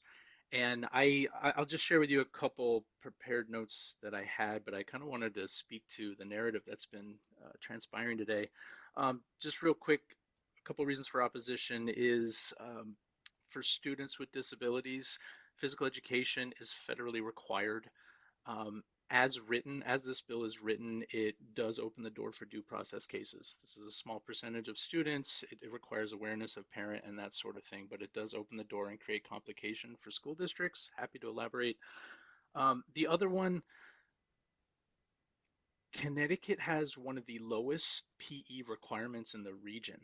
To give you a comparison, Massachusetts requires PE K through 12. They do have high school exemptions for athletics, but that high school student is still required to receive PE every year or have comparable exemptions. So they are still getting physical education to a much more comprehensive degree than Connecticut. We are the only state in the region that has 1 year, and New York is the next closest with 2. Everybody else is K through 12, with the exception of New Hampshire. The laws are vague. Um, again, speaking to the narrative I've been hearing, first of all, I commend all of you for how you responded to the student athletes that spoke today. They are amazing. I commend them so much. I felt like I was reliving history as I heard them speak so articulately. The the inequalities, I think, and the disadvantages are not only for students that are not athletes, they will not get access to this, but I would argue because of what PE is supposed to be and what health education is supposed to be, we are disadvantaging the athletes that get away from this. Super short, if you are reflecting upon your own PE experiences, you are probably missing what modern PE is supposed to be. Representative Brown, you shared personal experiences with your son in PE being graded on participation. That is not modern PE. But I do know what happens. I'm out there in the schools and I do see this. There is a long history with PE. I can summarize it in short if you want, but um, there is an issue with teacher training and there is an issue with representation with physical education. As this bill is being proposed, who is informing it? To my knowledge, there is not representation for physical education within CSDE, and that is a problem. As written, I stand in opposition of the bill.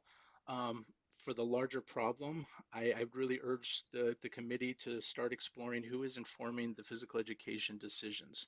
And in my personal opinion, it should be representative of a lot of people, including the parents, including the students that we heard today. Their perspective is important. PE, and lastly, I'll just end. I was brought back to an example of some of those high school students, and they were talking about being forced to just walk and run.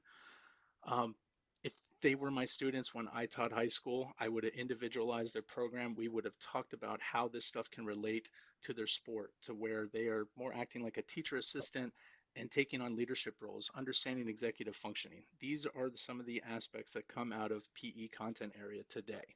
They didn't in our day. PE has evolved tenfold. I welcome any questions, and again, thank you for your time.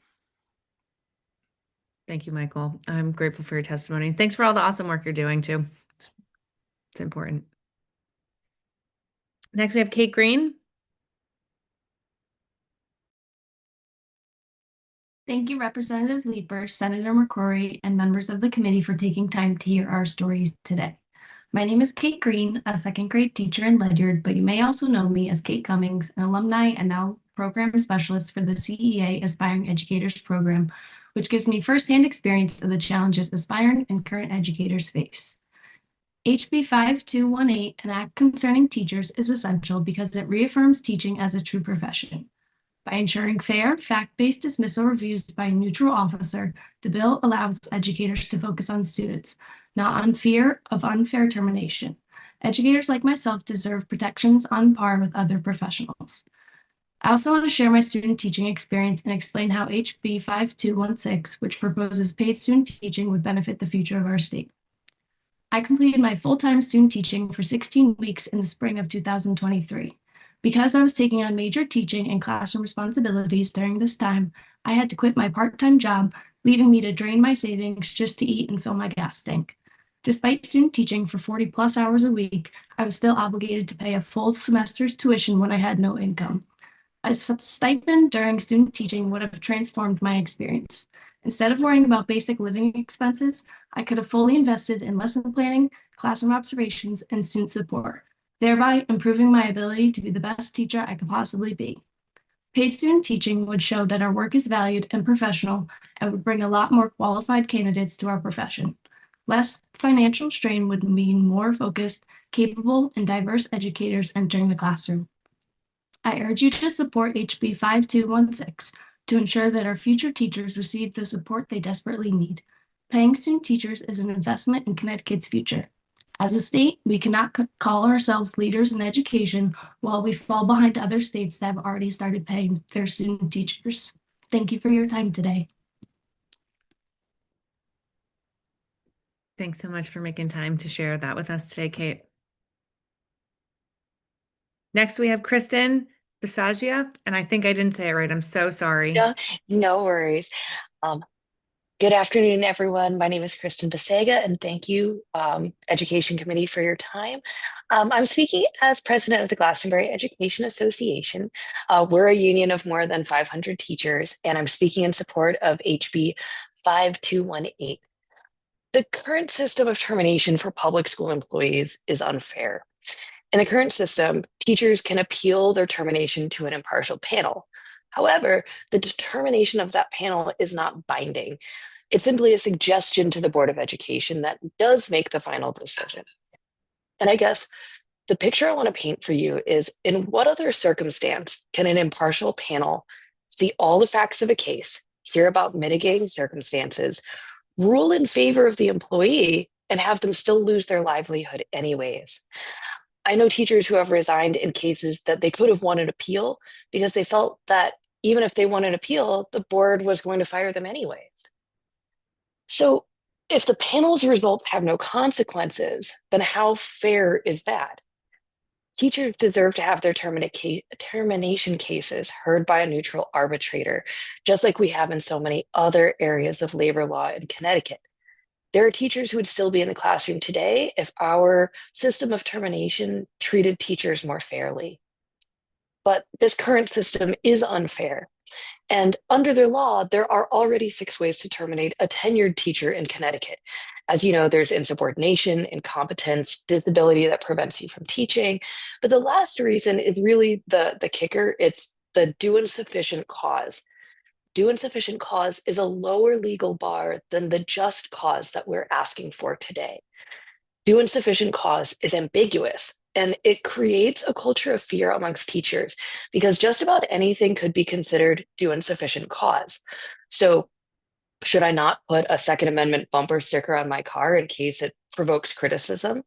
Or should I not have an all students welcome here button because parent complaints could turn into losing my job? Whereas due insufficient cause is the standard for teachers, just cause, the higher bar, is the standard for every other class of public school employees. And as Representative Leeper mentioned earlier, teachers stand out in this because our termination conditions are written into law, whereas other employees are not, right? So I'm not asking that teachers receive special treatment. What I'm asking for is the same treatment as other public school employees for whom just cause requires fair notice, prior enforcement, due process, substantial evidence, equal treatment amongst members. And I'm not asking that teachers are shielded from consequences. We're asking for the same legal rights and termination as our other peers within our own buildings, our paras and nurses and administrators.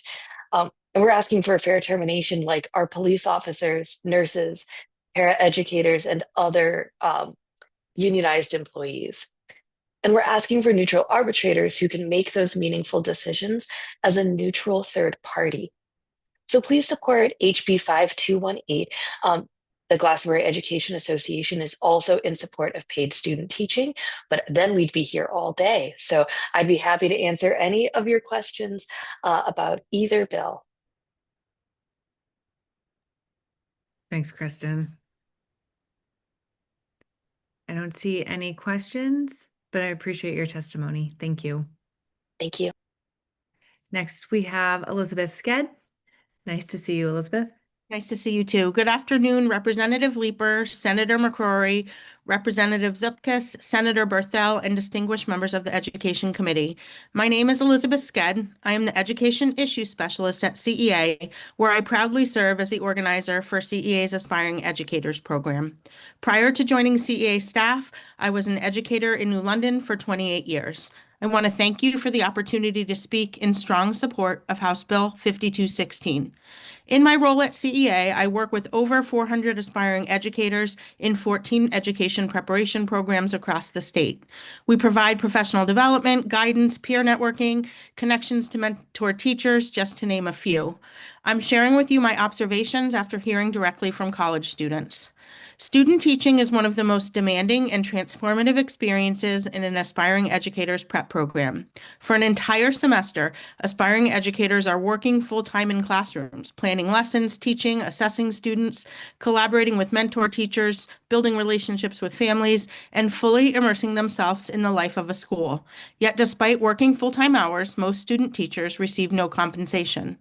That reality creates a significant financial barrier. Many aspiring educators are forced to take on additional jobs or loans, delay completion of their programs, or in some cases, reconsider entering the profession altogether because they simply cannot afford to work full-time for free. In fact, when you factor in tuition costs, many are essentially paying to work full-time. House Bill 5216 is about access and equity. If we truly want to diversify and strengthen our educator workforce, we must remove financial barriers to entry. No aspiring educator should have to worry about whether they can afford groceries or how they will pay for gas while completing a full-time clinical experience.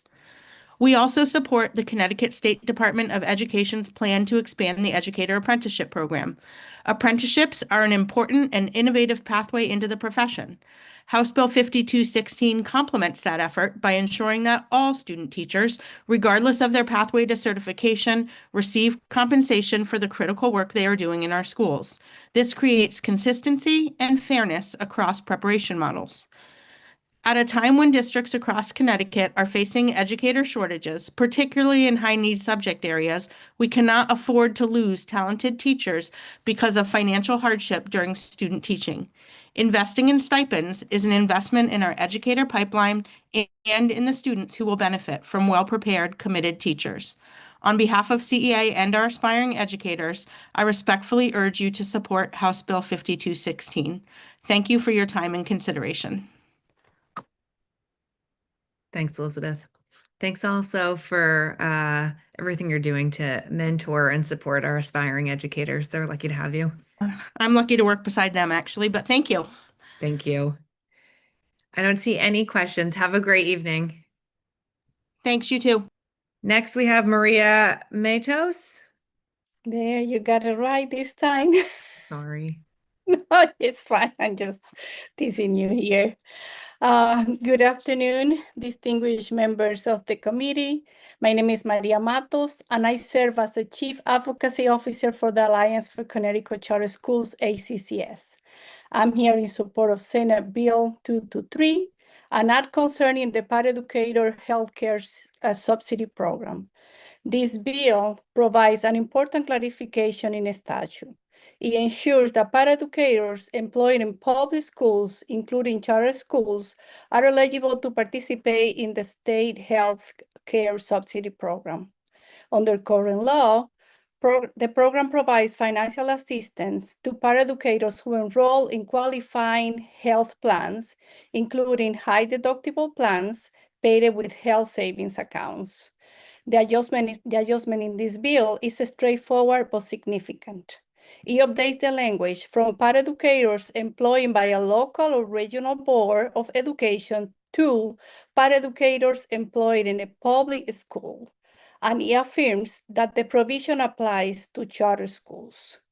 Charter school paraprofessionals meet state qualification standards.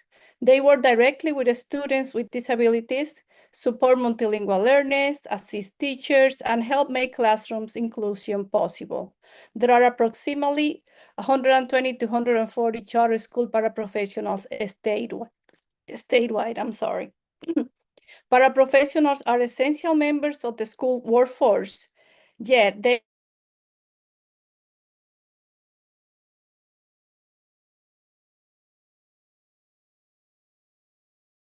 meaningful financial relief, reduce out-of-pocket expenses, and strengthen workforce stability in our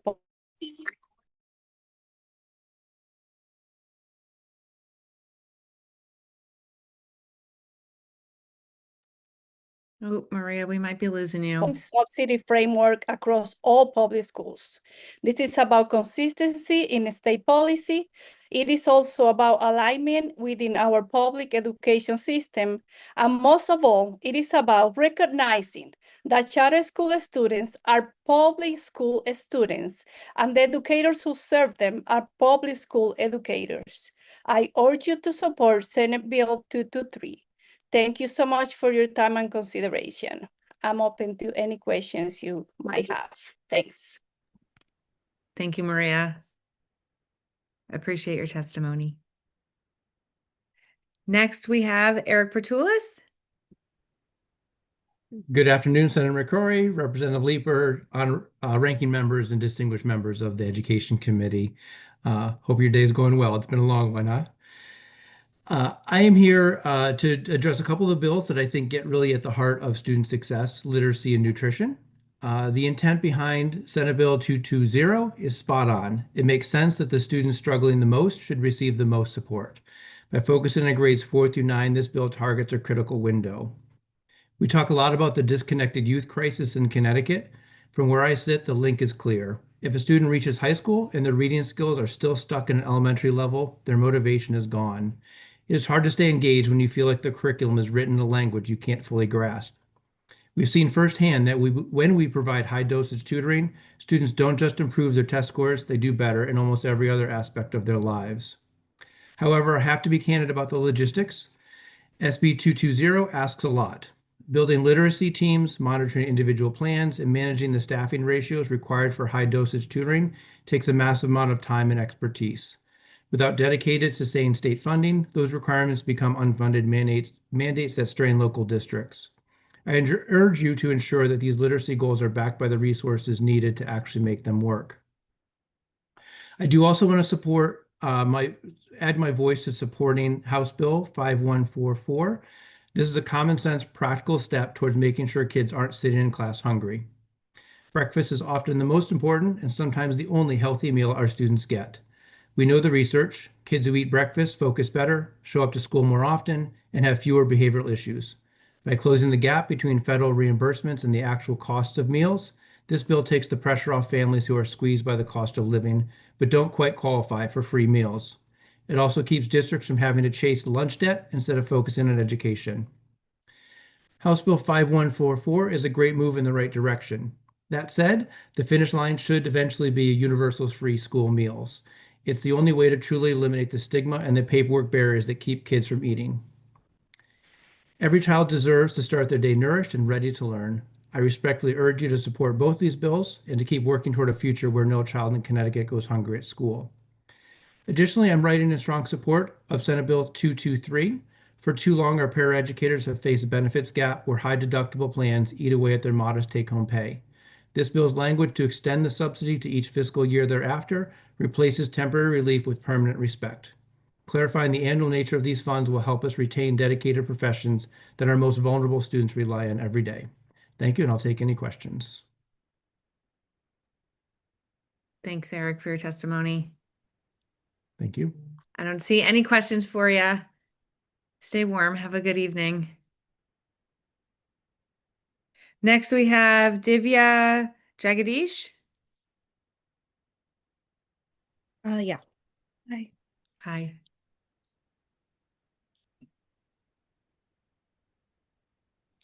Good afternoon, Senator McCrory, Representative Leeper, and esteemed members of the Education Committee. My name is Divya Jagadish, and I live in New Haven. As a graduate student at the Yale School of Public Health, I have learned, researched, and worked on issues related to food accessibility and insecurity for children and their development. Thank you for the opportunity to testify in support of HB 5214. This bill will be a crucial investment in Connecticut children and their education, health, and future. I also believe this bill should be expanded to include universal lunches. Nearly 14 million children in the United States face hunger and food insecurity, with 1 in 6 Connecticut children being unsure of where they'll get their next meal. The CGA's State of Food Insecurity report indicates that food insecurity rates are increasing in our state, of 40% since 2020, and cities like Hartford and Bridgeport have rates over 20%. Food insecurity among children is particularly prevalent in my home of New Haven, where 1 in 4 children say they deal with some aspect of it. Furthermore, of all the adults who reported food insecurity, 3/4 of them lived in households with children. Both persistent and transient food insecurity are associated with impaired cognitive development, behavioral challenges, and poorer academic performance. Even short-term insecurity can disrupt a child's physical growth and emotional well-being, and these outcomes reinforce health inequities and impose long-term social and economic costs. School-based nutrition programs are among the most effective population interventions to address food insecurity. Research has demonstrated that children who regularly participate in them consume higher quality diets and have a greater intake of fruits, vegetables, and whole grains. Reliable access also supports their physical health, cognitive development, and long-term well-being. The prevailing income-based eligibility structure for free and reduced price meals creates stigma and administrative barriers that limit participation. Shame about receiving subsidized meals can sometimes end with children skipping them, leading to worse cases of food insecurity. Universal access would reduce this stigma, which allows students to focus on their education instead of hunger. Nearby states, such as Massachusetts and New York, have already enacted legislation that provides universal school meals regardless of income.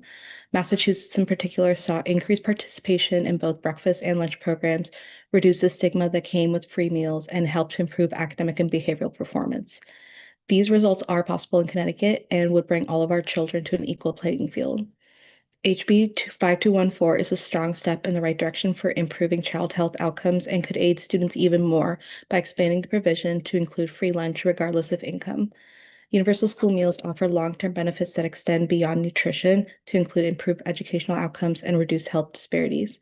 As a result, universal school meals should be understood not only as a response to child hunger, but as a foundational investment in the state's public health infrastructure. Thank you for your time. Thank you very much for your testimony. Have a great afternoon. Next, we have Chayla Robinson. Hello, yes, my name is Shayla Robinson. I am a parent of Bridgeport, Connecticut, and I thank you for the opportunity today. I am here on behalf of parents with a deep sense of urgency and responsibility because what we are discussing directly impacts the future of all children. As we recognize Black History Month, we honor generations who understood that education is the key to opportunity and liberation. Yet today, that promise is still not equal. Not because the lack of talent or effort, but because of unequal funding. In Connecticut, this inequality is clear. School districts such as Waterbury, New Haven, Bridgeport, even Norwalk continue to operate with far fewer resources than districts such as Seymour, Fairfield, Westport, New Canaan, and Darien. The children are equally capable. Their dreams are just as big. The difference is not motivation, it is the investment. We are considering several important bills this session. SB 220 aims to raise student literacy. SB 221 offers scholarships to aspiring educators. SB 222 allows student athletes to earn academic credit. SB 223 supports paraeducators with healthcare. HB 5215 increases early childhood endowment. HB 5216 provides stipends. HB 5214 Act concerning student meals. These are all positive steps, but without a meaningful increase in the ECS formula for funding, these bills cannot reach their full potential.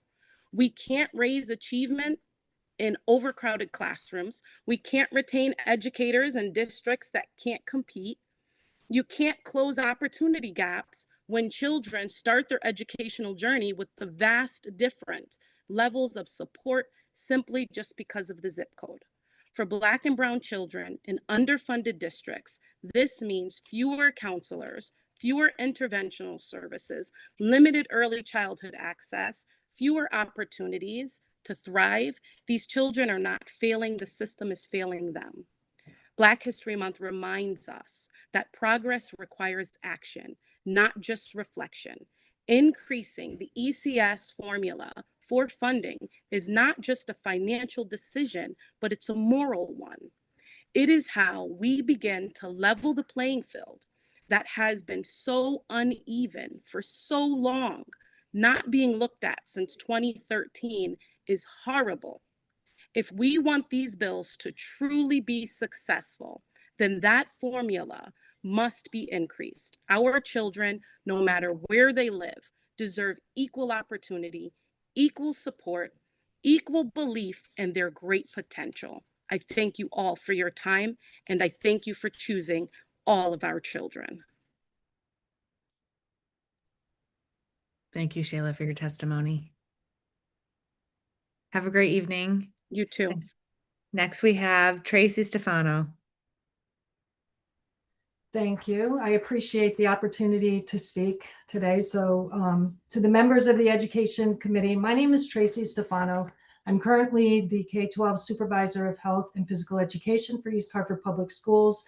I'm the current president of the Connecticut Association of Administrators of Health and PE, and I'm also a adjunct professor at Southern Connecticut State University in the school health grad program.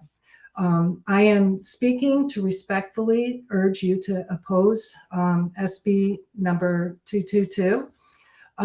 Just really kind of start off, let me be clear. I strongly support interscholastic athletics. I was a college athlete and I coached at the high school level. Sports build leadership, resilience, and school connectedness, but athletics and physical education are not the same thing, and they are not interchangeable.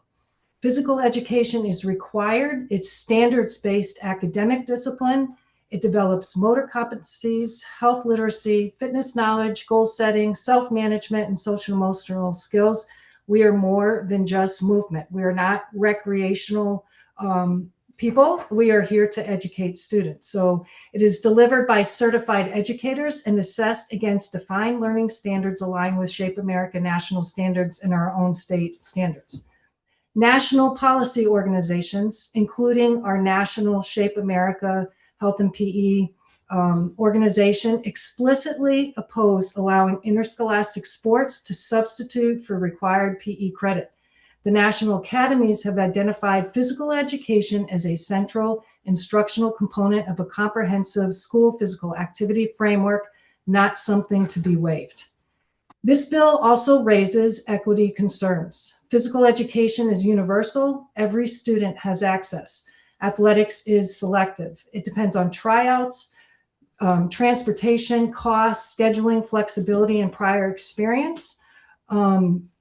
Research also shows that even modest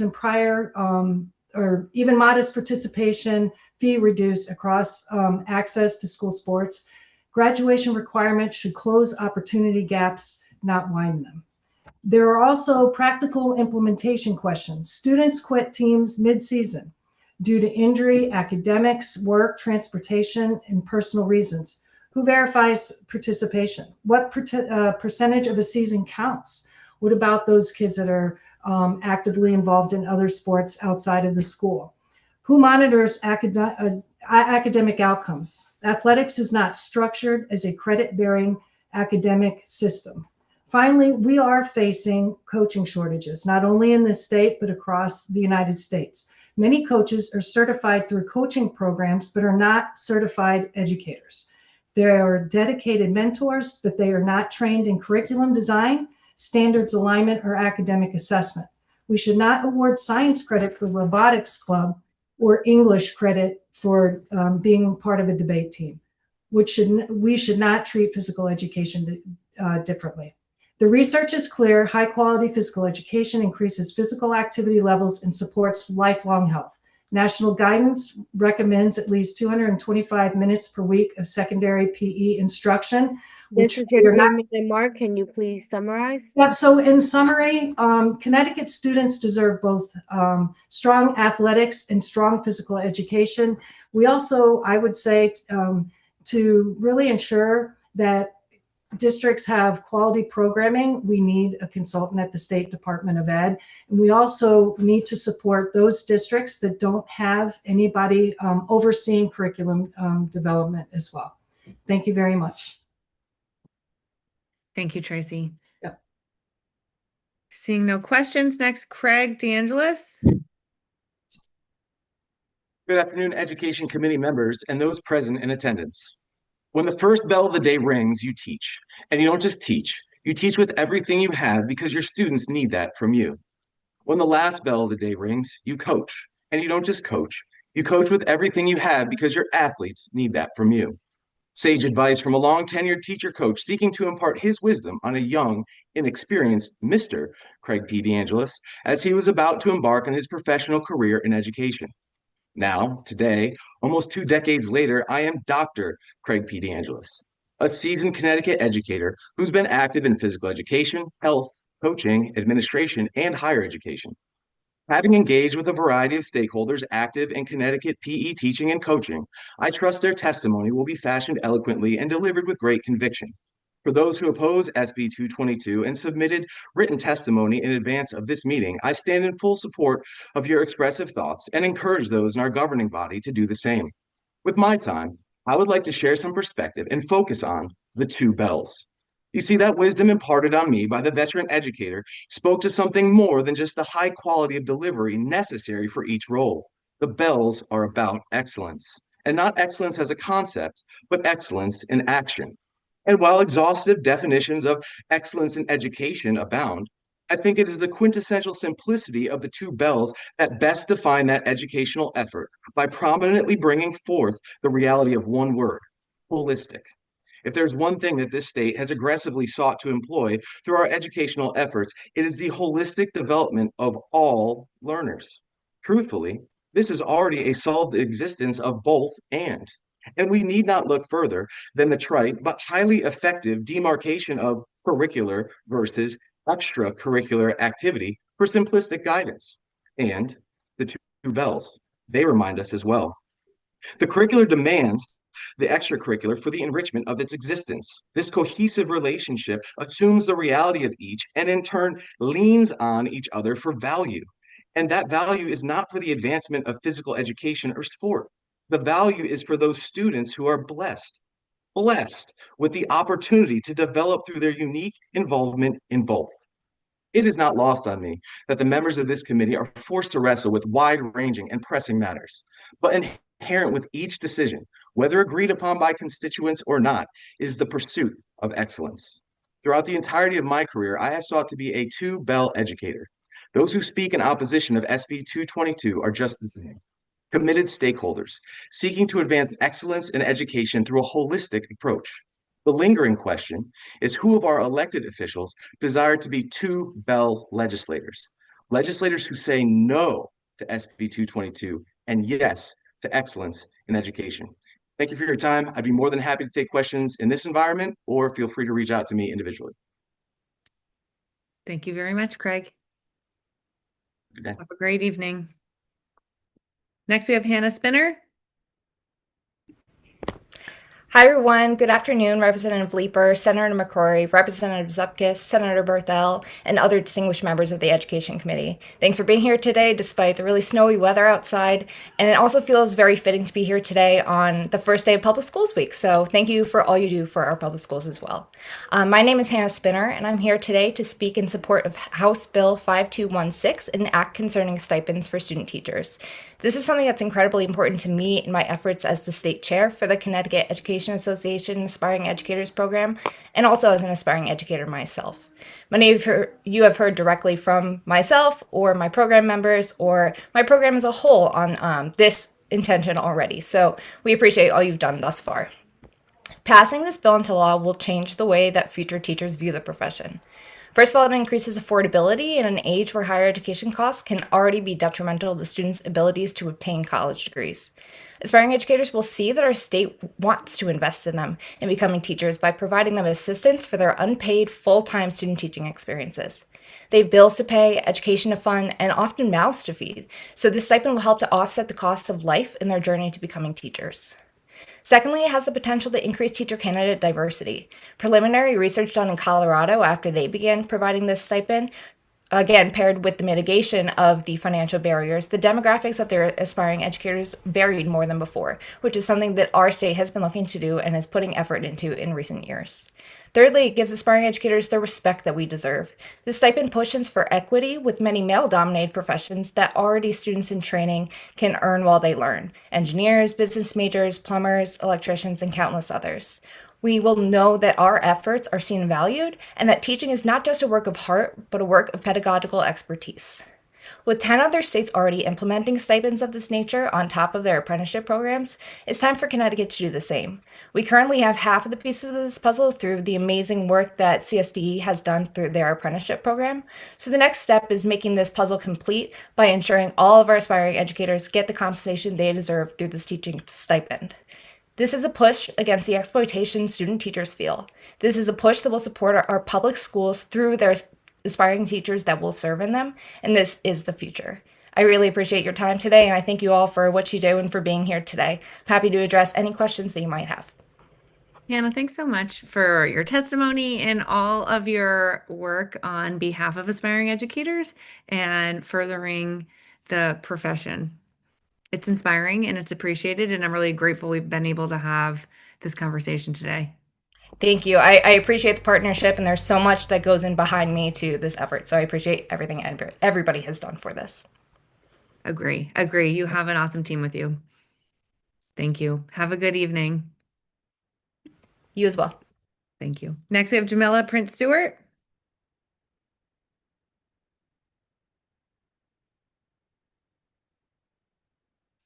Jamila, are you with us?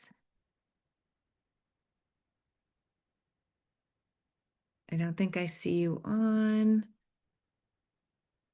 We can always circle back. Lola Lombardi. Hi, good afternoon, Representative Leeper, Senator McCrory, Representative Zupkis, Senator Berthel, and all the distinguished members of the Education Committee. My name is Lola Lombardi, and I'm currently a senior at Quinnipiac pursuing a degree in elementary education. I'm also the president of QU's Future Educator Organization and a proud member of CEA's Aspiring Educator Program. I'm here today in strong support of House Bill 5216. Next year, I will begin my student teaching placement. I'm incredibly excited for that experience because it is the most important part of my preparation to become a teacher.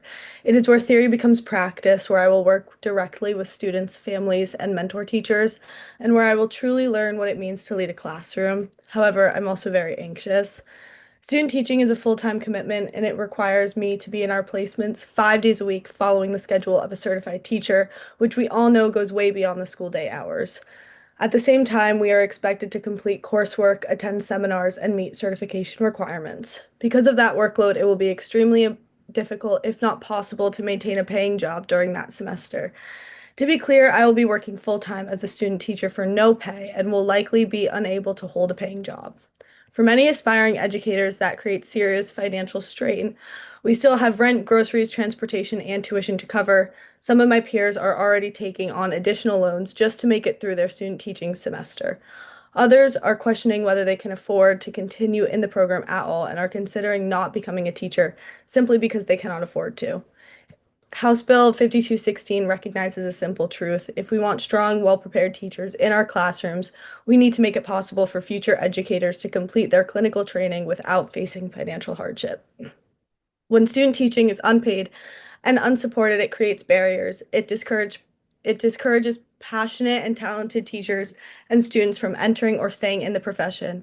At a time when schools are facing educator shortages, we should be removing barriers and not creating them. This bill is not just about supporting college students like me, it is about investing in our schools and teachers so that every student can thrive. It sends the message that Connecticut values the teachers from the very beginning of their careers and understands that preparation matters. As someone who is about to step into a classroom as a student teacher, I want to focus on becoming the best educator I can be and on not whether I can afford groceries that month. I respectfully urge you to pass House Bill 5216 and support the next generation of Connecticut educators. Thank you for your time and consideration. Thank you, Lola, for your testimony. Seeing no questions. Next, we have Joseph Sokolovic. I messed it up, Joe. I'm so sorry. No worries, Joe Sakalovic. Thank you. Good evening, members of the Education Committee. My name is Joseph Skalovic, and today I'm speaking as an individual in opposition to Senate Bill 221 as written, while I'm in support of it in spirit, but not as written, because Connecticut loves to feign equity through lip service, but our institutions keep in place systems of oppression. The outcomes are racial, the patterns are racial, and the policies that produce them are racial. If we can't say that out loud, we are not serious about fixing anything. This state has been blocking Black and brown education for decades, for generations. This is not new under Trump. In 1831, New Haven had the chance to host what would have been America's first Black college, yet it was voted down 700-4. Violence followed. Connecticut later passed the Black law to criminalize educating out-of-state Black students. That is part of the history of institutional racism in this state. Deny access, then legalize the denial. Today, the same system exists, yet it is much more subtle and harder to call out. Connecticut's districts remain among the country's most racially segregated. That is not coincidence, that is statutes. There is a massive racial funding gap, which today is approaching $1 billion withheld from Black and Latino children. Again, not a coincidence, but a policy codified by this very body. Yes, we have the ECS, a formula created to equalize opportunity, but the ECS has been underfunded for years, and phase-ins don't mean justice when racial outcomes stay the same. Now let's look at what's happening in the current debate.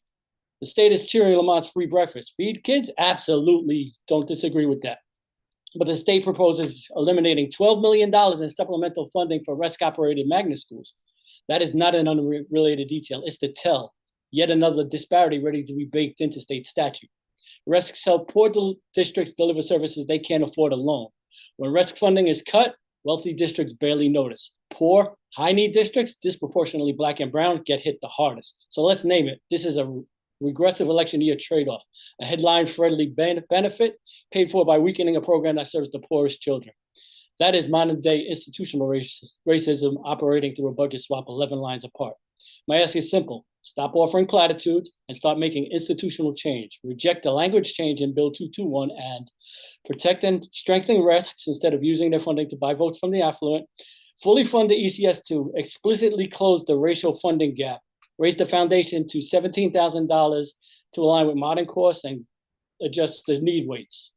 Link minimum increases to the formula to some inflationary index and ensure that districts get enough of an increase to meet escalated fixed costs and any state mandates. Connecticut doesn't need better language, it needs better law. Equity delayed is equity denied. Thank you, and I'll take any questions. Thank you, Joe, for your testimony. I don't see any questions, but have a great afternoon. You too, thank you so much. Next, we have Jim Williams. Yes, good afternoon. My name is Jim Williams. I'm the Government Relations Director for the American Heart Association in Connecticut. I'd like to thank the leadership and members of the Education Committee for providing me with the opportunity to provide brief comments today in support of House Bill 5214. We strongly support funding that gets us closer to healthy, free school meals for all students, free of charge, regardless of family income, which this bill does. Federal child nutrition waivers passed during the pandemic decreased child hunger and poverty, allowing all students to have access to free school meals. That funding has expired, and now children who depend on it are going hungry again. States right now are stepping up to fill the gap and ensure that all children, regardless of family income, can obtain healthy meals throughout the year and have the best chance to learn and thrive in school. California, Colorado, Maine, Massachusetts, Michigan, Minnesota, New Mexico, New York, and Vermont have all passed legislation to ensure no child goes hungry. Why is this issue important and deserving of your support? Food insecurity dropped by 14% among students who participated in the National School Lunch Program's free or reduced price lunch meals. Students who eat school lunches tend to take in more whole grains, vegetables, and dairy, and fewer refined sugars and empty calories than those who bring their lunches from home. Students who have more nutritious diets tend to perform better and pay more attention in school. Participation by all students in school meal programs increases when meals are provided for free, resulting in increased revenue by way of federal reimbursement. Healthy school meals for all will eliminate issues of unpaid school meal debt and reduce administrative paperwork, free and up school nutrition staff to focus on feeding kids. I'd be more than happy to answer any questions that you have now or at a later time, but thank you very much for your time and listening to me. Thank you very much, Jim. I appreciate your testimony. I don't see any questions. Have a great evening. You as well. Next, we have Kim Sandor.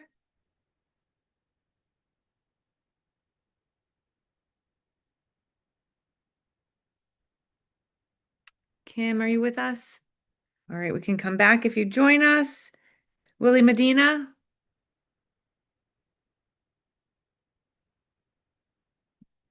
Nope. Okay. Jen Stackpole. She caught up on the list in just the last hour. Nope. Leah Knapp. Jen, if it helps, 52 is next. Mary K. Randolph. Thanks, Madam Clerk. Mary Kay, are you with us? I am. Thank you very Wonderful. much. Good afternoon, Representative Leeper, Senator McCrory, Representative Zupkis, Senator Berthel, and distinguished members of the Education Committee. I testify today in support of House Bill 5216 and the establishment of a stipend for paid student teaching. Stipends for student teaching remove financial barriers that prevent people from becoming teachers.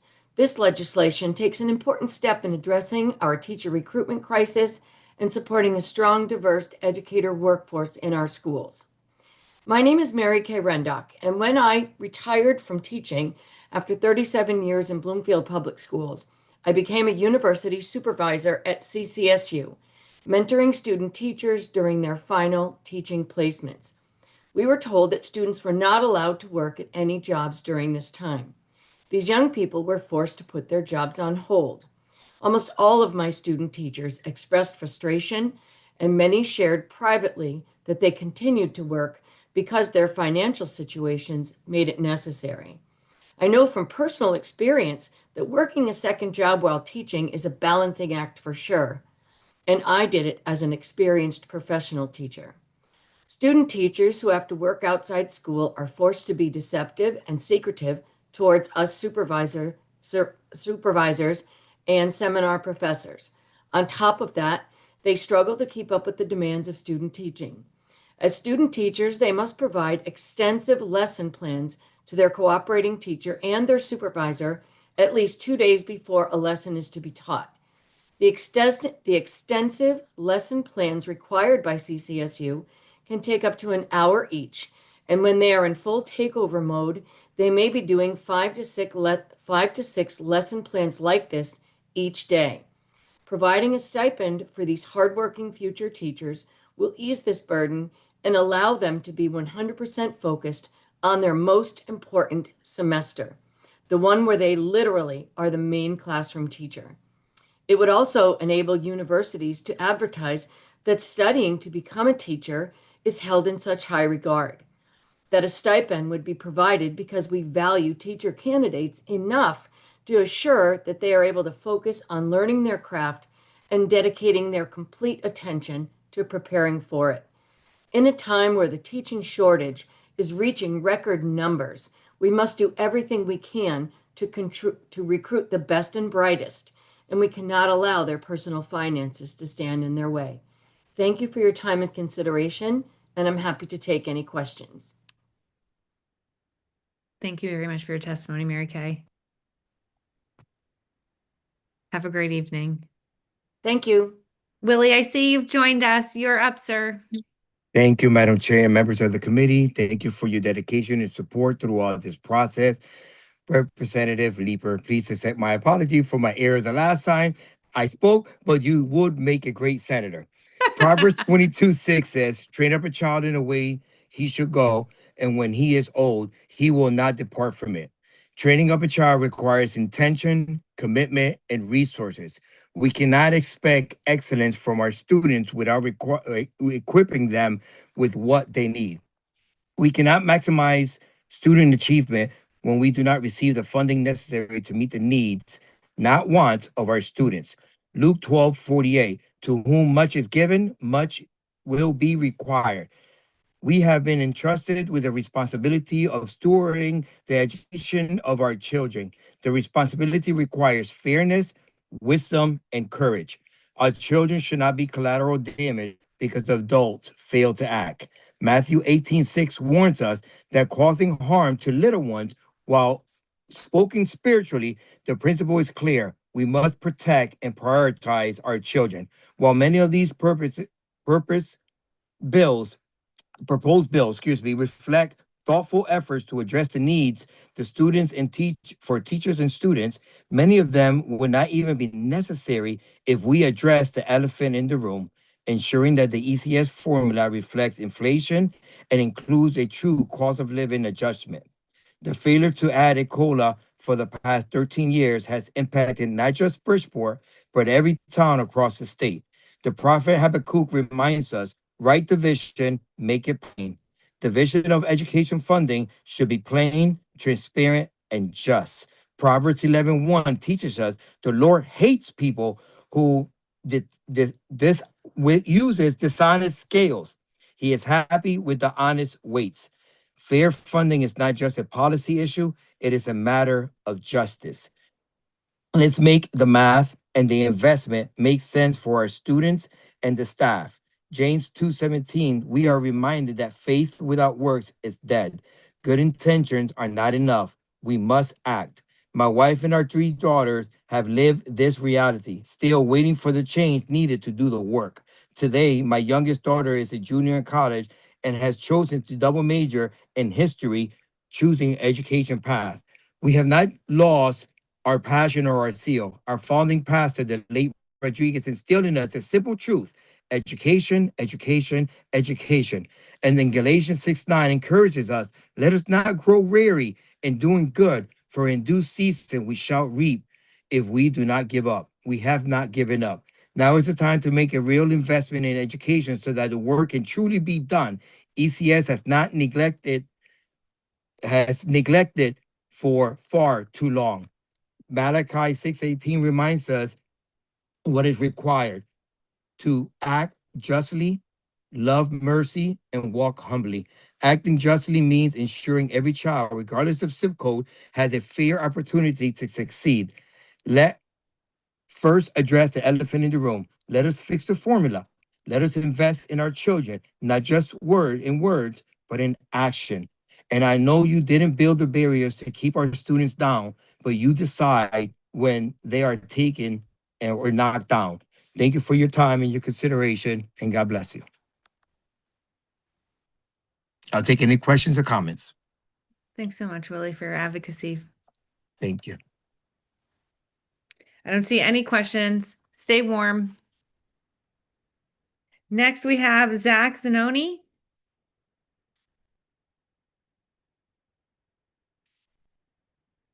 Maybe not. Elizabeth Palmer.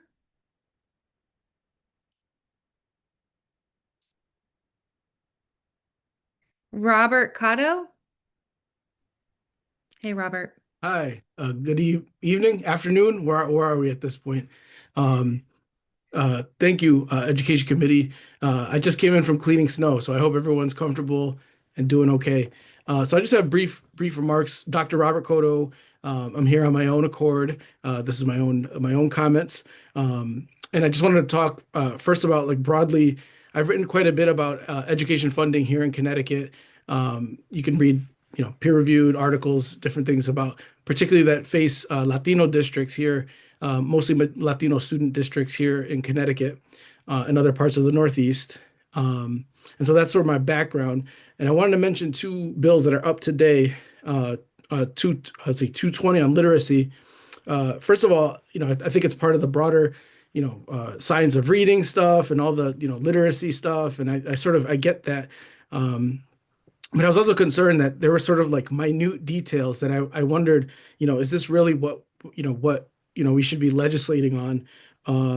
In particular, there's a required formative assessments for 3 years, 3 times a year, and every district has to do that. And I thought, people already do that. They already do formative assessments. And so why are we sort of legislating that sort of brand new? It was sort of a question that I had, and sort of putting it into the bigger context of, like, school funding. I'm in Hartford, so I forgot to mention that, but many schools don't have functioning libraries. The libraries actually work as testing stations. And so it sort of like doesn't sit well in terms of, like, are we really providing the opportunities of our kids to learn when we're saying we want to mandate 3 formative assessments in reading every year, while not being able to fund libraries that function with librarians and paraprofessionals and specialty people in the library. So that's something to think about. And then the second thing is school lunches. School breakfasts. It's a great idea. I think it's, we did this several years ago at the height of pandemic. But how is it funded, right? Magnet schools in the Hartford area are going to potentially lose $12 million. ECS is stagnant under different forms of the budget. How are we going to fund the breakfast program? It's a great program. What are we going to do? And so how do we reconcile that? I think is something to think about as we move forward. And I think that's what folks are frustrating here in my city, Hartford, where we've closed schools, and now they're talking about closing schools again. And where are the resources that are needed for our school district? Obviously, there's bigger questions with school choice and so on and so forth, but I think that's the sort of thing that folks are talking about, and I've been researching myself. So I just wanted to throw those two things out there. Thank you for doing the work you're doing on literally a blizzard. And so I'm open to talking to folks more, sharing more of my research and what my work has done. And good luck and thank you. Thank you, Robert. I think I'll just say, if districts are doing those 3 summative assessments already, then you're meeting that criteria. Also, for grades 4 through 9, you would have the free resources through the state for the Smarter Balanced Align formative assessments. Just also throwing that up. Rep Zupkis. Thank you, Madam Chair, and thank you, Robert, because I agree with you about the assessments and, more testing, number one, and to pay for it, like you said, that, and I had made that point earlier. I thought that I tried to that schools are trying to survive now. They're trying to have a library. They're trying to do all these things, and this is just another cost for them. So if anything, what could we take off of cost for them and then ship the money to this? Or we just can't keep putting things on them. Literacy is first and foremost. It's very important. I completely understand it, and it's so important to our children. But then let's do something else. Let's let go of something else and put a focus on this. What would you say to that?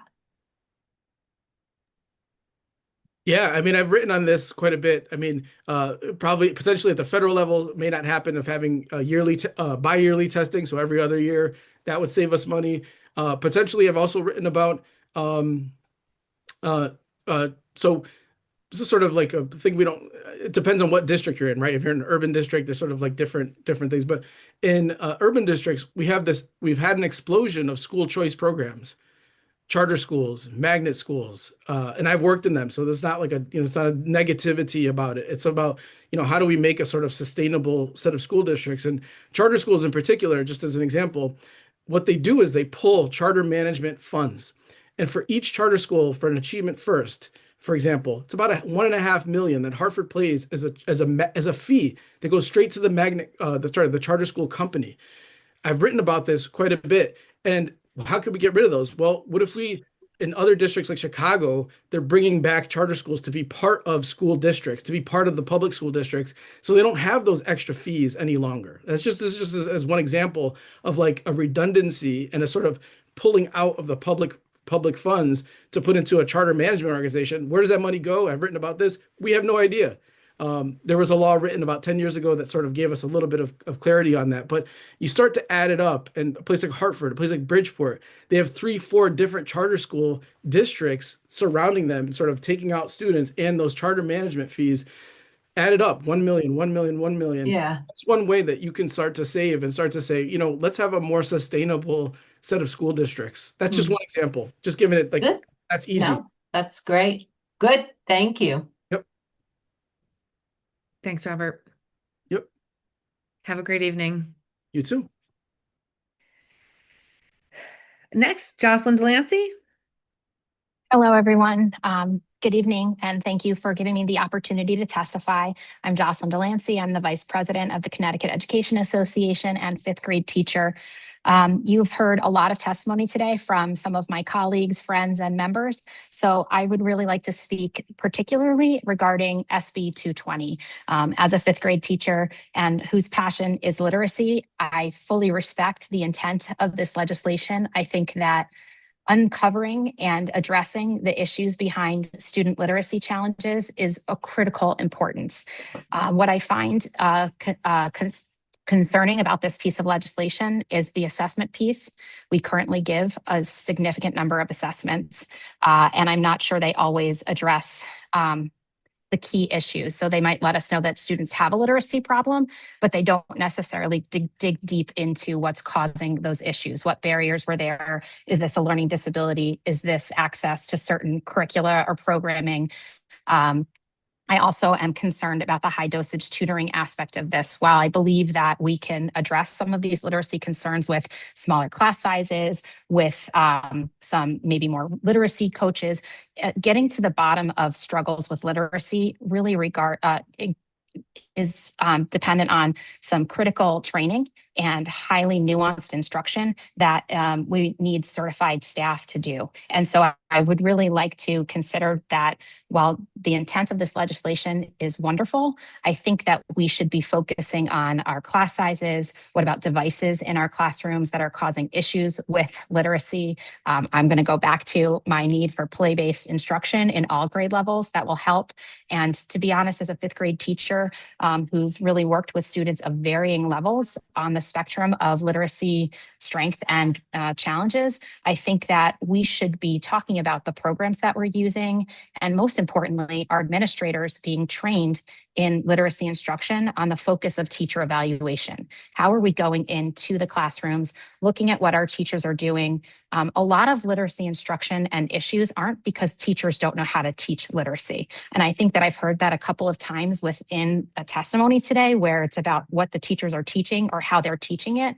And I'm not necessarily sure that's always true. I think that there are a lot of barriers to becoming literate in our schools and in our classrooms. And I'm not always sure that it's the instruction that's the issue. I think sometimes it's the instruction. I think sometimes it's what background students are coming into the classroom with. I just heard something about, the exposure to actually literacy-rich environments that are critical and important. So I think that I would love to have more of a conversation about this before we legislate more rules to the process. I think we need to involve the educators, the certified reading specialists and coaches who are in the classrooms every day, who can really help figure out how do we do this the right way, the best way, and the most beneficial way, and that we can implement in a way that's successful in all school districts. Coming from a well-resourced school district, we still face some of these challenges, but I think that the teachers need to be part of the conversation. And I think that if we put a lens on that way, we could actually really make some progress and headway. Thank you. Thanks, Jocelyn.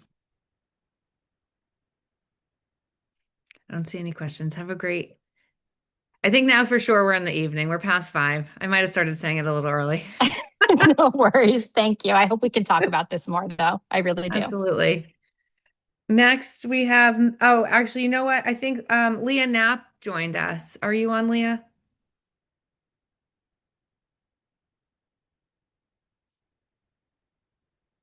Never mind. Okay. Meg Zimmerman, you're up. Thank you. Sure. Hi, good evening. Chairpersons McCrory and Leeper, ranking members Barthel and Zupkis, and distinguished members of the Education Committee. My name is Meg Hadley Zimmerman, and I am testifying today on behalf of End Hunger Connecticut in strong support of HB 5214, an act concerning school meals. I am the program manager for End Hunger Connecticut, but I did also used to be a public school teacher in Connecticut, and I actually spent my first 2 years working in Connecticut eating the school lunches myself. So this is not just an issue that I care about, but one that I have very close experience with. One of the things that my organization does is support families applying to the Supplemental Nutrition Assistance Program, or SNAP.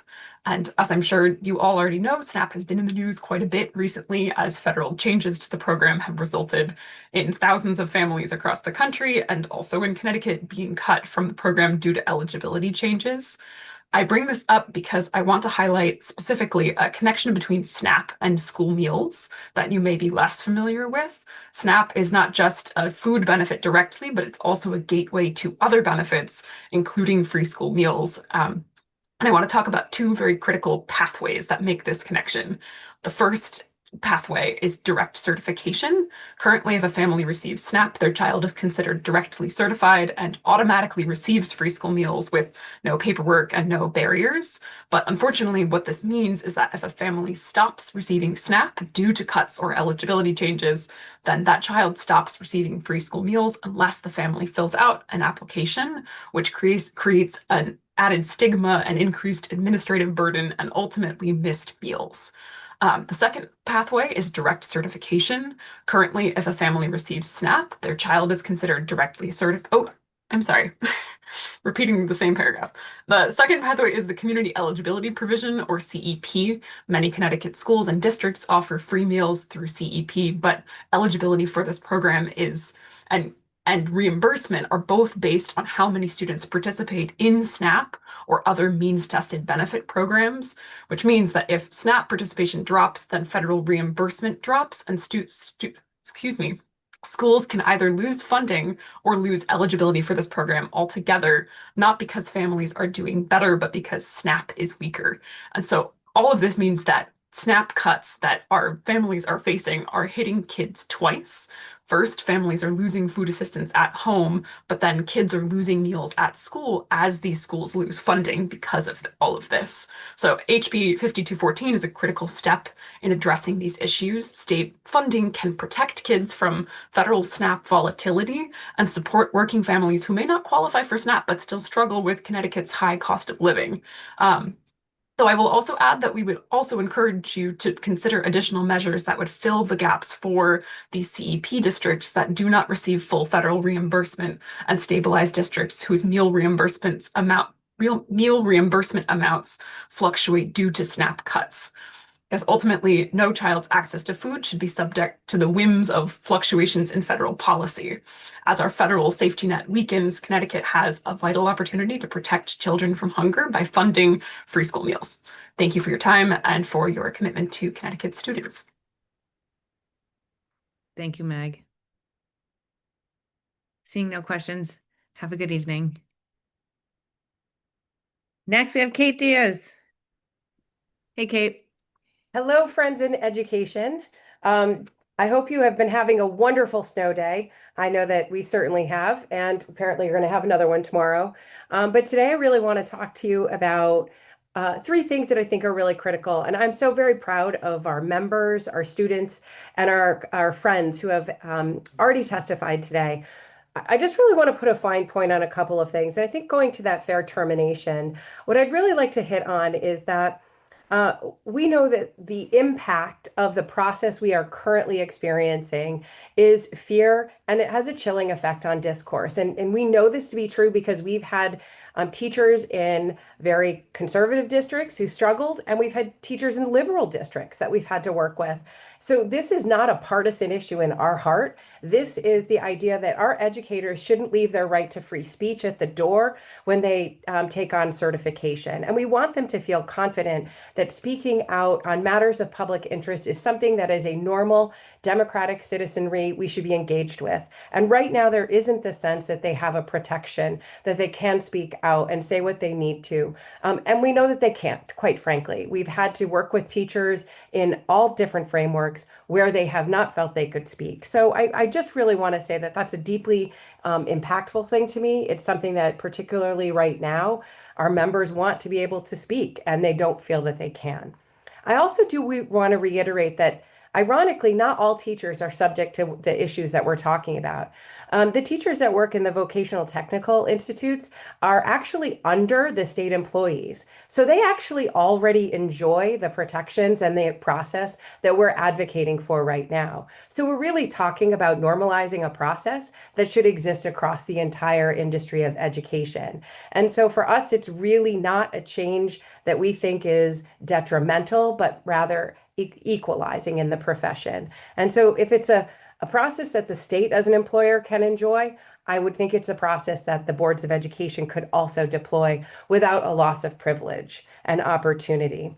You also heard from our members about workers' comp. This is a really important issue for our members because they are not interested in vilifying children, but they are interested in not having a loss of wages because they're an educator and because they're not willing to vilify children.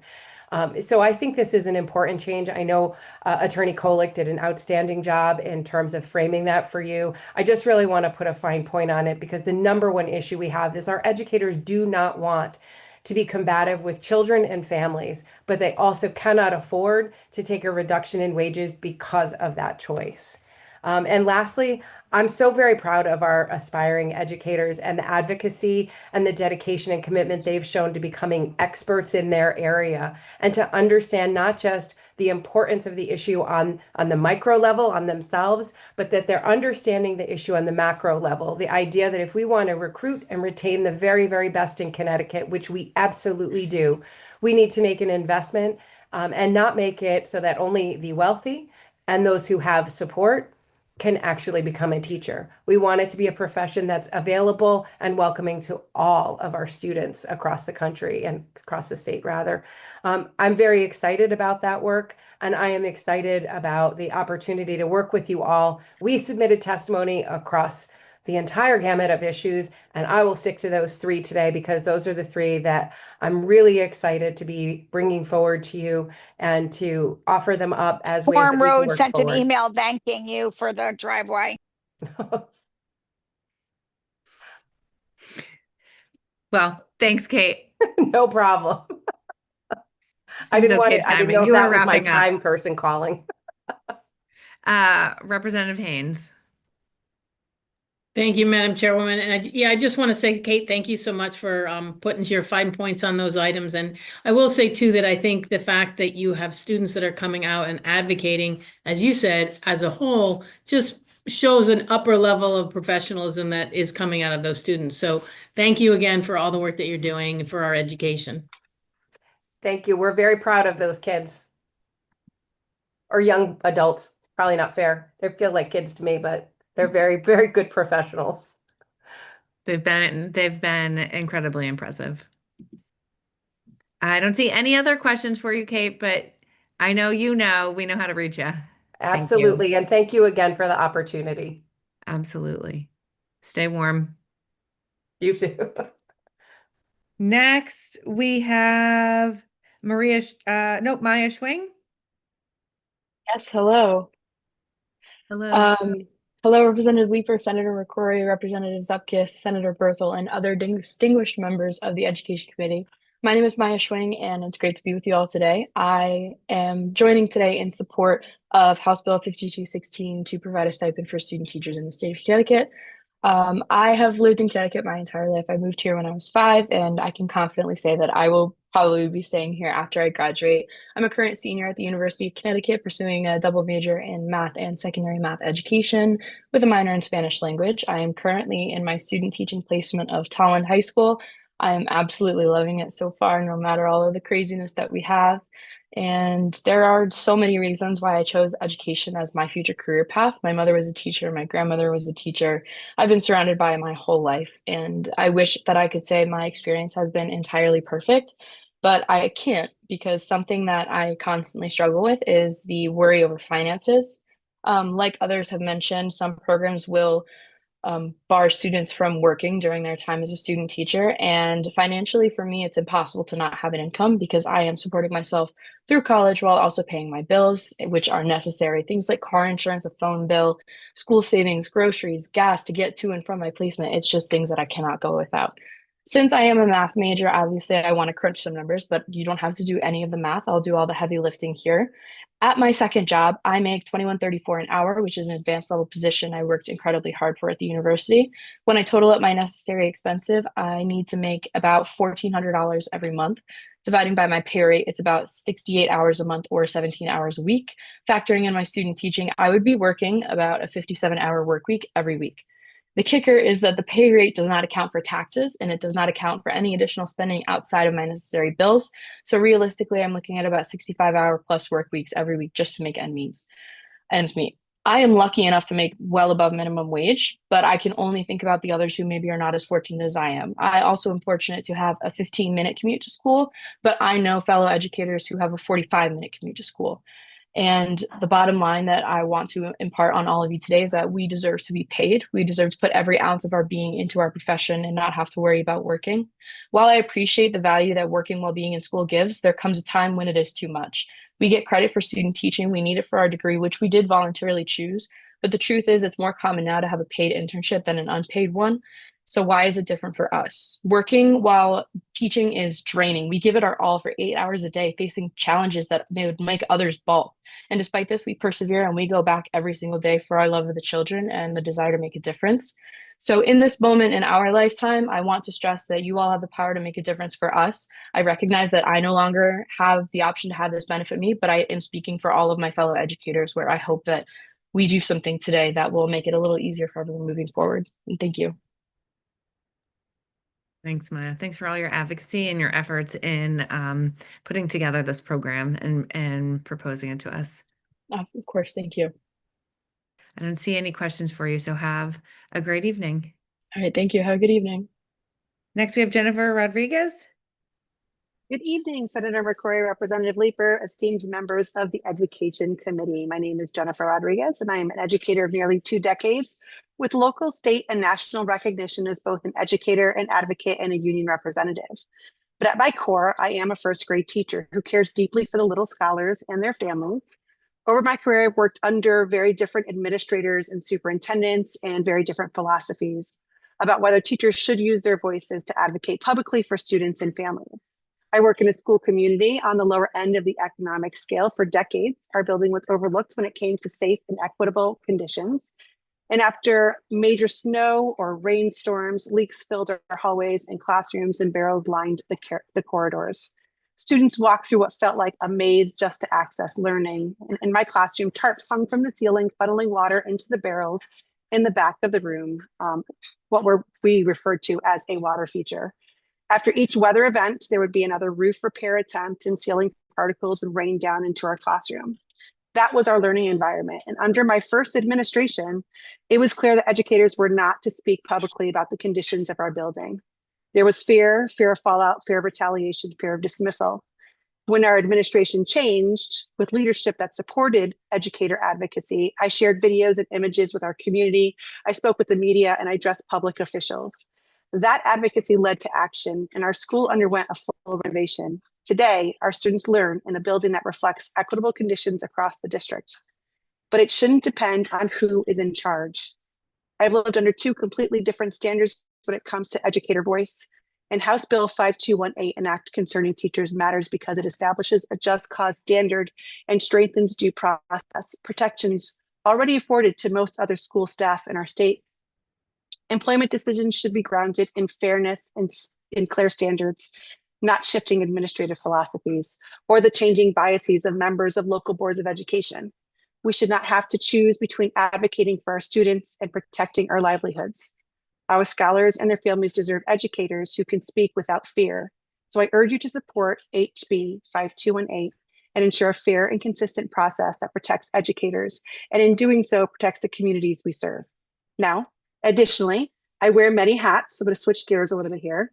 I also serve as the chair of the Connecticut Education Preparation and Certification Board to help the public understand who makes up that preparation and certification board. Our membership has representatives across 15 education stakeholders, from CEA to CAPS, the Connecticut Teacher of the Year Council, the Connecticut Association of Schools, Connecticut Office of Higher Education, Connecticut Federation of School Administrations, AFT Connecticut, Connecticut Office of Early Childhood, Connecticut Conference of Independent Colleges, Increasing Educator Diversity Policy Oversight Council, Ready Connecticut, Connecticut Association of Boards of Education, Connecticut Chapter of American Associations of Colleges for Teachers and Public Universities, Connecticut Technical Education Career Systems, and Connecticut State Department of Is your Education. 3-minute mark? Please summarize. Sure, thank you. Our board met last week to review the legislation before you. These stakeholders support SB 105, HB 5034, HB 5216, and SB 221. We thank you for your time and your consideration. Thanks, Jen. I don't see any questions for you, so please have a great evening. See you soon. Thank you. Next, we have Tyler Diaz. Hello. So my name is Tyler Diaz. I am an aspiring educator at CEA. I'm also a intern for research and policy, and I am also a graduate student at Central Connecticut State University. I am here talking about House Bill 5216, about the stipend for student teaching. I want to reiterate, as all of those who have come before me talking about this have said, that this is an incredibly important piece of legislation that I think should certainly go through. I want to speak to my own experience first. I think that as a policy, as a stipend, it would have helped significantly. I think for not only the people around me, but for myself, there are costs associated with student teaching that exist. And I was lucky enough to have a family who was very supportive of me and able to help my funding, but not every family is. Beyond that, I wanted to address one major thing that was talked about before, which is how other states basically find the money and how is this program actually funded. There is one major one that around 5 of the 10 states that do this use. Basically, they approve the state funding and then distribute it to the educator prep program. So universities already manage, financial aid, grants, enrollment. Basically, they distribute the stipend using these systems, similar to a scholarship, effectively. There's also kind of a scholarship model, basically, where they send it to the financial aid authority within that prep program. So instead of just sending it to the prep program where they can choose, you're sending it to the financial aid authority within that prep program. And then some use LEAs or local education agencies that host the student teachers. So you're basically sending it to the districts. So there are kind of multiple ways you are able to fund this, ways to distribute it. And there's more information. There's a lovely policy brief that exists that goes through all of this. So I highly, highly recommend you check out the CEA policy brief for that. Connecticut already has, the teacher apprenticeship program, which again we commend that, and as well as higher education, I think is very willing to support this and be involved. So yeah, I think the infrastructure certainly exists, but I think there are multiple ways of doing this, and I think Connecticut should choose to move forward on this policy. Thank you. Thank you for your consideration and time. If you have any questions, I'm here. Thanks, Tyler, for your testimony and all the work you've done to help bring this policy to us and advance the teaching profession. Thank you very much. I don't see any questions for you, so have a great evening. Thank you. You too. Next, we have Alyssa Dunn. Yes, hello. Good evening, members of the Education Committee. My name is Dr. Alyssa Hadley Dunn, and I am the Director of Teacher Education at the University of Connecticut. I am here to explain our full support of the state-funded paid student teaching as part of HB 5216. I oversee our 2 teacher preparation pathways, a 5-year bachelor's master's at Storrs and a 1-year master's at Hartford, Stamford, Waterbury, and Avery Point. We serve approximately 400 students per year, 200 of whom are student teaching at any given time, representing the largest and most far-reaching program in the state. It is an immense privilege to work with future educators who are full of joy and possibility, and you've heard from many of them today. We prepare them well through rigorous coursework and clinical experiences, including student teaching, where they assume full responsibility for the classroom. As you've heard, they plan lessons, grade assignments, support IEPs, and communicate with families. They are the teacher of record, and yet they are essentially volunteering while also paying for college classes. We have decades of research showing that intensive teacher education is the best predictor of teaching longevity and preparedness. So student teaching is and always should be an integral part of any program. Yet the financial hardship that students must endure is simply not sustainable. It never has been, and it never will be. So I'd like to share 3 important reasons to support HB 5216. First, this is a matter of equity. It is nearly impossible, as students have shared, to have paying jobs while doing this unpaid labor. This means that our students work night shifts or all weekend to save enough money for rent, food, and transportation. They are night shift Amazon drivers, baristas, waiters, tutors, babysitters, landscapers, fast food workers, Uber and DoorDash drivers. And without paid student teaching, the state is keeping out and pushing out students who deserve to be teachers. Second, this is also a matter of diversity. This bill will undoubtedly bring more underrepresented groups into the profession and keep them there. At least 10 other states, including New Jersey, Pennsylvania, Michigan, and Maryland, have started using their state budgets to fund student teaching and have a more diverse teaching force that better mirrors the diversity of K-12 students. And finally, this is a matter of sustainability. Almost every content area is currently designated a critical shortage area in the state. Connecticut and other states have attempted to solve the teacher shortage, but those are often short-term solutions to long-standing problems. One long-standing problem is unpaid student teaching and the long-term impacts of the debt that accrues during this time. It is not hyperbole to say that passing this bill would be life-changing for our students. That means that it would also, by extension, be life-changing for children who would benefit from more diverse teachers. It would be life-changing for schools and administrators who would benefit from fewer staff vacancies and underprepared teachers. And it would be life-changing for the state of Connecticut, as we have an opportunity to pave the way toward a more equitable, accessible, and diversified teaching profession. Thank you so much, and I look forward to your questions. Thanks, Alyssa. Representative Howard? Thank you, Madam Chair. I'll try to be brief. I know we're trying to move along. I appreciate that. Alyssa, just given your role, can you just educate the committee members, including myself, please, on how a aspiring teacher who's going into their student teaching year ends up at a school? Just if, as brief as you can, sort of that process.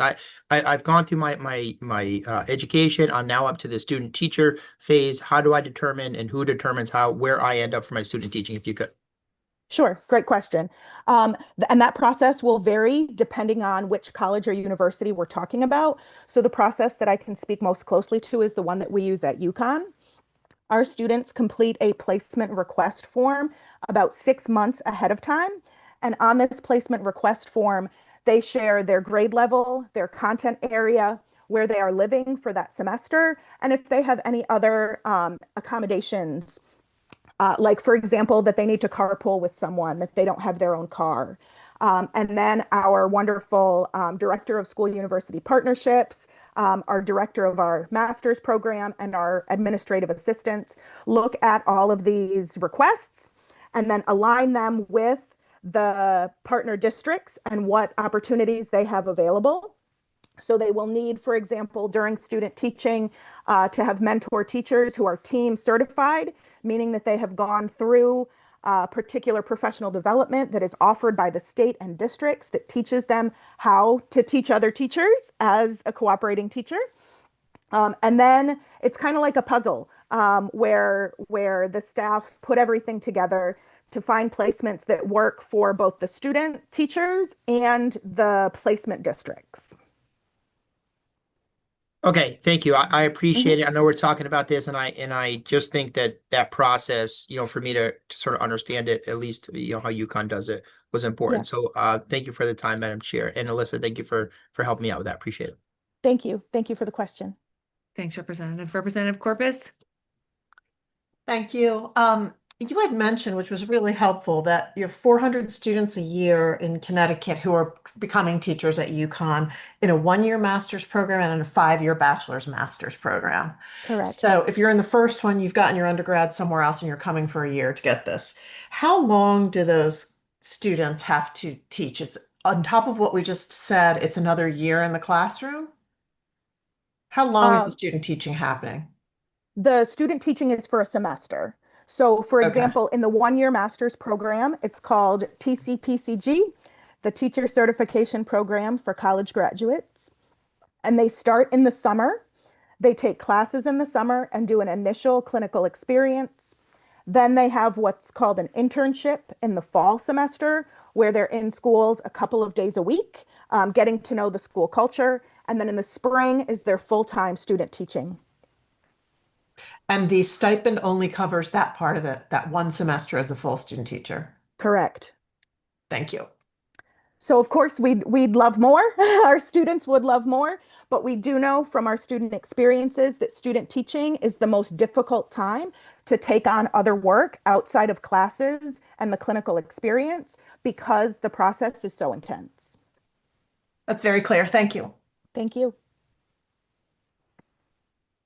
Thanks, Representative. Thanks, Alyssa, for your testimony. Thank you so much. You're very welcome. Have a great evening. You too.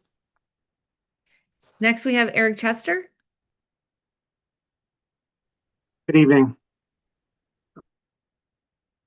Leeper and Senator McCrory. My name is Eric Chester and other distinguished members of the committee. My name is Eric Chester. I'm an attorney. I'm a principal at the law firm of Ferguson, Doyle, and Chester. Our firm represents teachers throughout the state of Connecticut, teacher unions. We also represent unions in other sectors. We represent firefighter unions. We represent healthcare workers, nurses, and state employees, and we represent higher education faculty. So our firm has experience in both teacher termination proceedings and your traditional arbitration proceedings, where an employee who's facing a contested termination would bring their case to bear. So we feel that we have a unique perspective to offer to the committee as to why House Bill 5218 is really necessary to correct an existing injustice as it relates to tenured teachers. The current system for tenured teachers is unjust, it's unfair, and is inconsistent with what every other employee who is represented by a union in Connecticut experiences. Unlike tenured teachers, if I'm a paraprofessional, if I'm a custodian, if I'm a food service worker, a school nurse, any other employee for a board of education that's represented by a union, and I'm facing what I feel is an unjust termination, I would file, and my union would file a grievance. We would agree to a neutral arbitrator. The employer would present its case, and the employee through the union would present its case. The arbitrator would receive and consider all the evidence and then issue an award. That award becomes binding on the union, it's binding on the employee, and it's binding on the employer. That is the system that every unionized employee operates under. The employer operates under that system, the union operates under that system, and the employees operate under that system. It's fair, it works. Oftentimes, when you have an arbitration over a contested termination, an arbitrator could do a number of things. The arbitrator could uphold the termination, right? The employer's made its case, the termination is justified. The other thing that could happen is the arbitrator could say, well, okay, there was a mistake made, there was some misconduct here, but it doesn't rise to the level of termination, and the arbitrator could reduce the termination to something less than a termination. Or the arbitrator could say, the employer didn't make its case. The union did, the employee did, and I'm reversing the termination. Any of those things can happen. And again, that system works for everybody. That system is unavailable to tenured teachers. The system, and this is only for tenured teachers that this applies to. This is your 3-minute mark. Can you please summarize? I have a few more moments, but the system for tenured teachers does not work. And for tenured teachers, they go through an almost identical process, but it's not binding on the parties. It's only a recommendation. So the teacher, the union, the employer goes through the same, very similar scenario, but it's not an award, it's a recommendation. It gets sent to the Board of Education, and there, and only there, the Board of Education can say, thanks for the recommendation, we're going to deviate from it. And even though the hearing officer said return the teacher to work, we're going to terminate the teacher anyways. That doesn't make any sense. It flies in the face of what's fair, it flies in the face of what's just, and it flies in the face of what every other union represented employee in the state of Connecticut experiences. There's no good reason. All right, Eric, that's time. Thank you. Sure. I'm happy to take any questions. I don't see any questions for you. Thanks for your testimony. Thanks for your passion. Thank you. And I hope you have a great evening. You as well. Next, we have James Demetriadis. Very, very close. Demetriadis, but you get 99.999% credit. So great job. I appreciate it.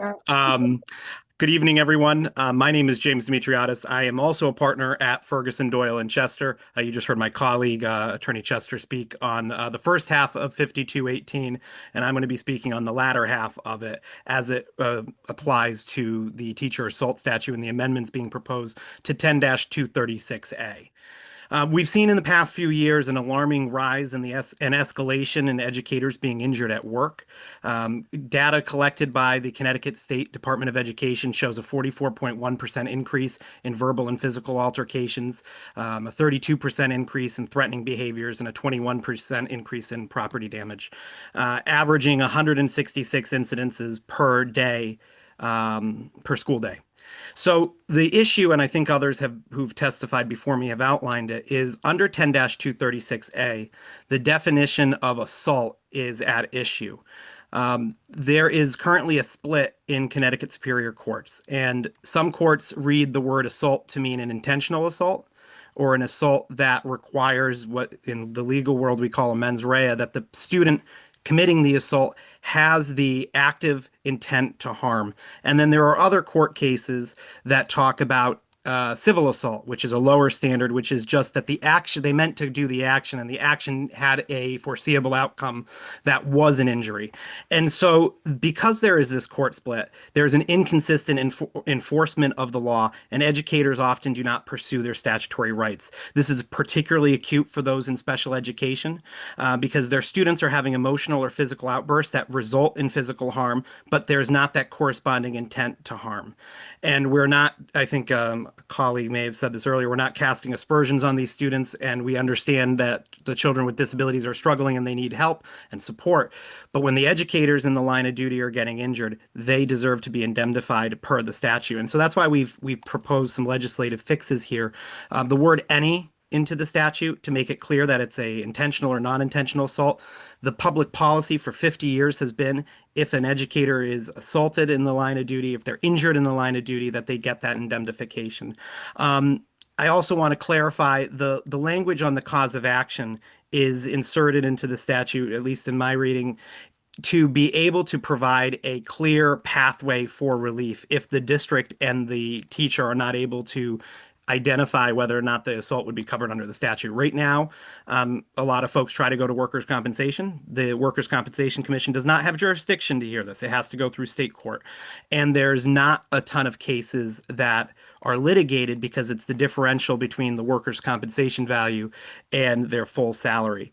And then there are other technical fixes in there just to make it clear what we mean by full salary and to ensure that people aren't using their personal or sick time. As somebody who's litigated these cases, who've worked with a lot of educators who have been assaulted at work, it is a needing and meaningful fix to a real problem and providing a clear pathway for restitution for our teachers and educators, our paraprofessionals, and other school staff who are injured in the line of duty. And I'm happy to answer any questions that folks may have on this because this is something I'm very passionate about, ensuring that our educators are protected while at work.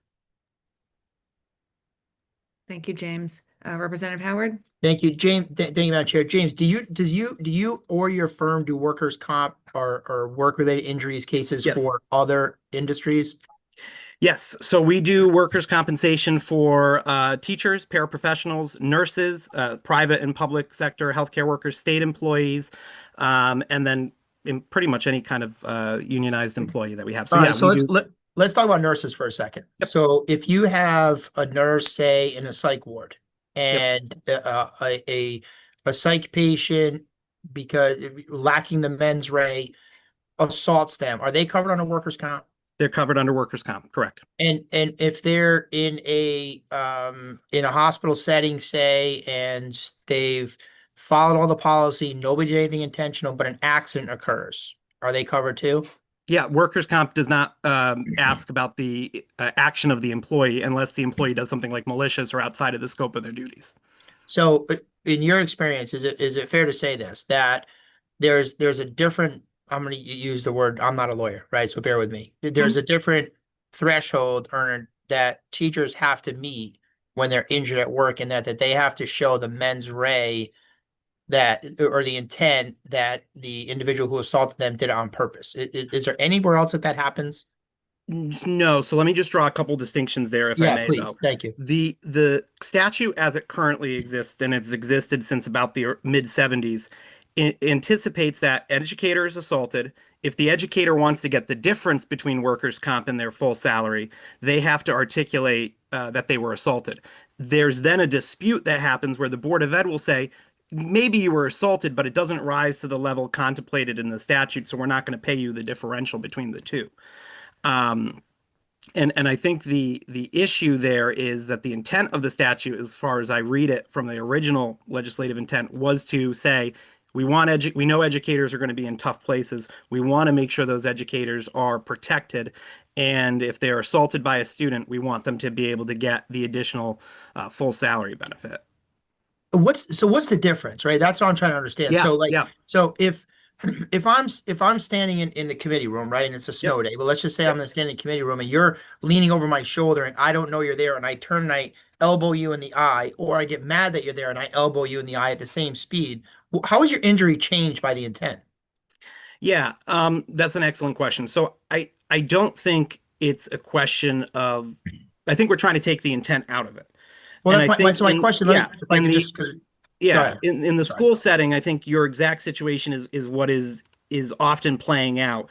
But we also have the issue that we have a student that's escalated. I have a sister with special needs. I know she can get escalated. Growing up, she got escalated at me sometimes. And, she flails out, she hits, she gets upset. The educator then has to physically intervene to keep the student safe and the other students around them safe, and oftentimes will then get injured themselves. And so that is not a criminal assault by any means, but it is still a intentional or unintentional action that causes and results in harm. And we want to make sure that the educators that have to intervene are getting that extra level of protection. So I understand that. I'm sorry. I'm trying to be quick here, but I understand that. I get that, and I understand criminal law very, very well. What I'm saying is, if I'm holding, or if I swing a baseball bat and I don't know somebody's standing there, or I do it on purpose and hit them at the exact velocity, sure, the charges are different, right? Because our criminal statutes speak to intent, but the expected injury is unchanged, right? Yeah. Yeah. So my point is, when it comes to teachers, I guess my question is, what difference does it make if it was done on purpose or not on purpose? Their injuries are their injuries, right? Yeah, I think that the difference is they're injured by a student versus tripping and falling or sliding on ice, or something that have happened by accident. There's an intervener that caused the injury to happen to them, and that intervener is somebody that they're the ward of, or they have custodial responsibility for. All right. Well, thank you. Thank you, Madam Chair. Yeah, thank you. We have Senator Kushner next. Thank you. I'm sorry, I lost some of the sound for a minute, so I may have missed something. But I think the distinction that's being made here is that there are other employees that, and correct me, I'm still trying to get this, but I think I understand that there are other employees, public employees, that have hazardous duty. And in the case of police, for instance, if they encounter, if they are hurt on the job, there is additional pay that's made up. The 100% is the difference is made up between workers' comp and the full pay. And I think that was the intention of the original bill in 1973 that was created to protect teachers. And what I know there was a question earlier, I think that it doesn't apply to every profession, if I'm correct. There isn't 100% pay if, for instance, you are working in a manufacturing plant and you get hurt on the job. You don't necessarily get it from workers' comp. You might get it through a collective bargaining agreement or something like that, but you wouldn't. There's nothing in statute that would get you to 100%. So the statute that you're trying to clarify in terms of the teachers is to just make it clear the original intent was to, in the case where someone is assaulted, a teacher is assaulted, you don't have to prove intent. You will automatically get the 100%. And I believe that's what you're trying to clarify here. I think Representative Howard asked you about healthcare, and the difference, I don't know if that statute exists for healthcare workers. I didn't think you're shaking your head no. So that is one of the other issues that has come up, because it probably should apply for healthcare workers. But that's not covered in this particular bill proposal. Is that correct? That's correct. As somebody who represents healthcare workers, would love to have an ancillary version of this bill to cover healthcare workers in exactly the scenario described. But yeah, I think it's all about getting to original intent. If the committee members have the opportunity to review my submission, written submission, I enclosed 4 different Superior Court cases that wrestle with that exact with the issue, and some of those Superior Court cases do go back to the 1973 legislative debates about the goal is to be broadly construed to protect educators, and the courts, particularly Gorman, does an excellent job of analyzing that issue to say, listen, the goal here is to, exactly like you said, get them to 100%. I represent a lot of first responders, police and fire, and a lot of those contracts or municipalities have situations where it is 100% pay for up to a certain period of time because they recognize the enhanced hazards that come with the job. Thank you, and thank you, Senator McCrory, for giving me the opportunity to ask that question and get clarification. Thank you. Thank you. Rep Brown, can you take the next couple individuals? I think Representative Johnson has a question right now. Rep Johnson.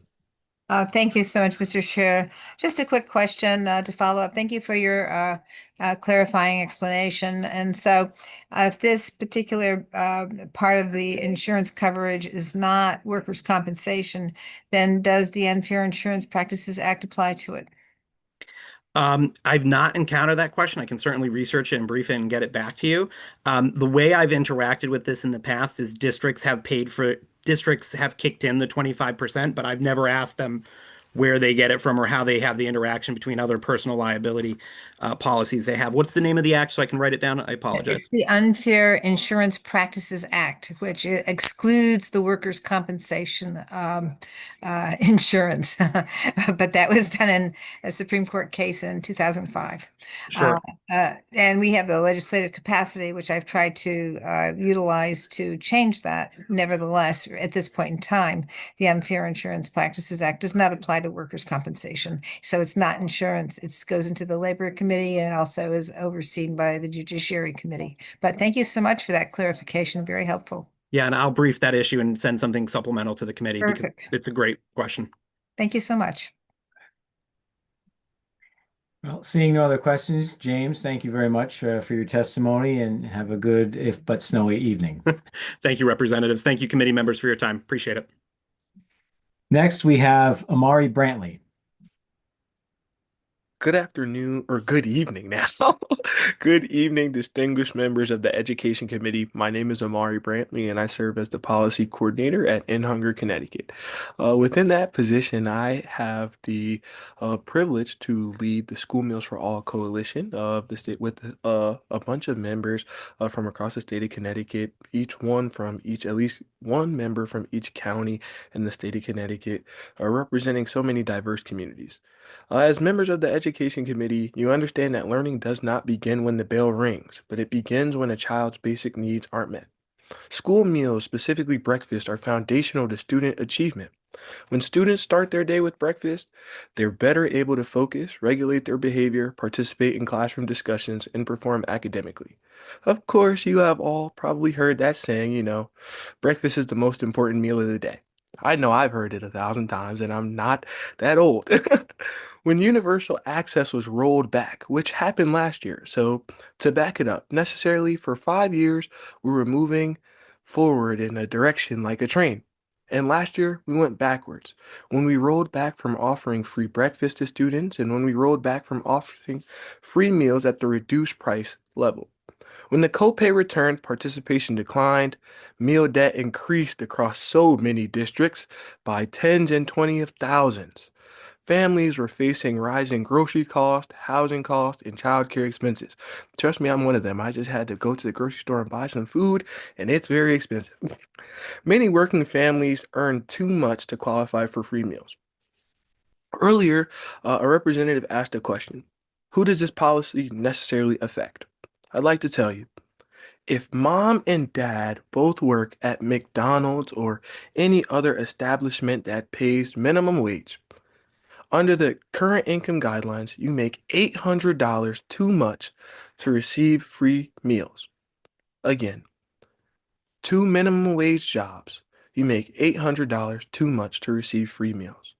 We know that that money, even though you live over the financial limit, that money does not stretch. It's also important to acknowledge a question that was asked around the communities. Several of Connecticut's wealthiest towns, including New Canaan, Darien, Wilton, Westport, they don't participate in the National School Lunch Program. So this is a program that truly only would impact the institutions that participate in the National School Lunch Program and are not CEP eligible, otherwise community eligible programs. The school meal application process also plays a critical role beyond the cafeteria. And I ask you this, why do we build cafeterias in every school if we're not going to serve every kid? Connecticut is not alone in recognizing the responsibility. States such as California, Maine, Massachusetts, Vermont, Minnesota, and New Mexico have all recognized that school breakfast and school meals are important to student success. A report was published by the This is your 3-minute CWESEO. mark. Can you please Okay, summarize? Thank you. yes. In summary, a report was published by an analyst through the CGA that highlighted Connecticut is investing the least amongst all of our neighboring states in food insecurity. I think this is a way that we can invest in the future because food is medicine and it is very important that we feed the future leaders of Connecticut. Thank you for your time. Mari, thank you for your testimony. And certainly, as a classroom teacher, hunger in our student populations is real, and we owe it to them and to their success to do something about it. So it looks like we have a question from Representative Rader. Thank you, Mr. Chair. It's good to see you, Amari, and thank you for your testimony. I'm going to keep it quick because this has been a long day for everybody. I heard something comment earlier today from another person testifying. They said school meals is actually an academic intervention.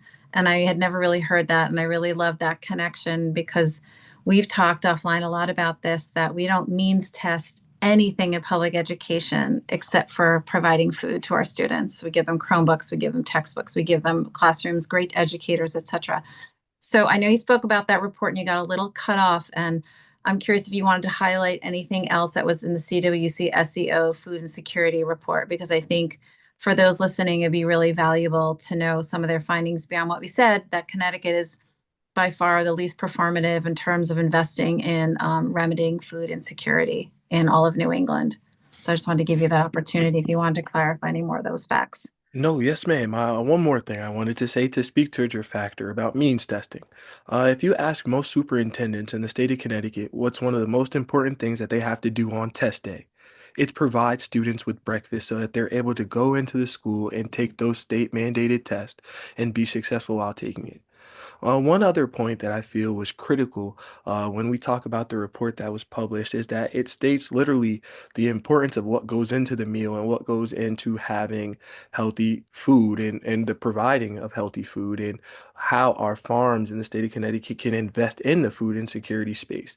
One of those key facets is that the investment in producing grains and choices of milk and choices of food, in which I would have all brought had we been in person. I had a whole crate of examples to bring for you all to show you all. But we have other opportunities throughout the session. But it just talked about the importance of healthy nutrition amongst Connecticut residents right now and the highlight of the catchment area. And I believe the number was some out of 500,000. It's that if we made an investment in school meals, that we would reach over the next, I want to say 3 to 5 years, we would reach a catchment area of over 500,000 individuals that are food insecure today. So I think that just highlights that number. And if we look at the number that we have in summary, we have currently 508,000 students in the state of Connecticut. The commissioner from CSDE mentioned that this will touch over 188,000. So as a numbers man, compared to the report that we can see, that amount tripling over 3 years, the amount of food insecurity that we can attempt to eliminate by offering school breakfast at least. Thank you so much, Mari, and thank you for your testimony. Thank you, Mr. Thank you Chair. for your question. Seeing no other questions, Amari, thank you again for your testimony, and stay safe out there in the snow. Thank you. Next, we have Edward Manfredi.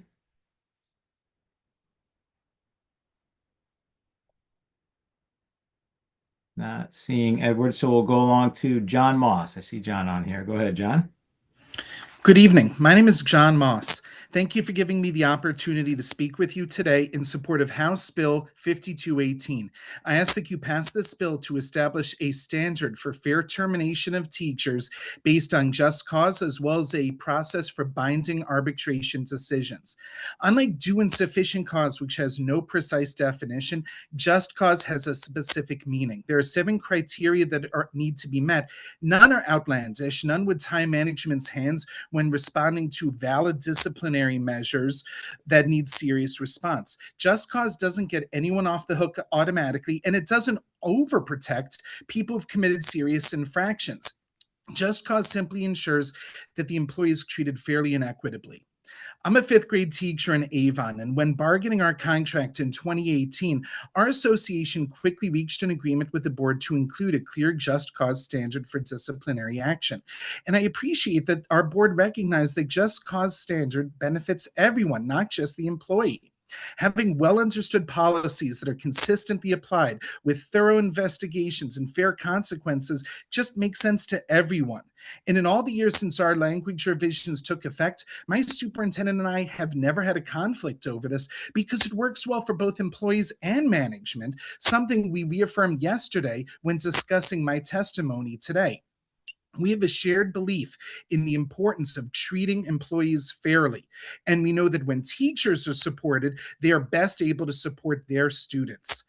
I also ask that you support the language that calls for binding third-party decisions in termination cases of teachers. There are political, financial, and other pressures that can affect the decisions of even the most objective and fair superintendents and boards of education. Currently, even if the hearing officer supports the reinstatement of the teacher, the boards can decide to unilaterally disregard that outcome and move forward with the termination. And in a time in which there's increasing political pressure being placed on teachers and schools, shouldn't we make termination immune from such influences and motivations by keeping the final step in the process impartial? This will give superintendents a backstop to help them to resist community pressure to take hasty action in a difficult situation. If the reason for termination meets the fair, impartial standards of just cause and can stand the scrutiny of an impartial, objective third-party hearing, what's the concern? And if the case is weak enough that it can stand the scrutiny of just cause, if impartial, objective third-party arbitrators feel that the termination is unwarranted, why should we be allowing the termination to proceed? We are proudly a binding arbitration state that values due process in so many areas of labor law. All that I ask is that we apply the very same standards to our hardworking educators. Thank you for your time, and I'm happy to answer any questions that you may have.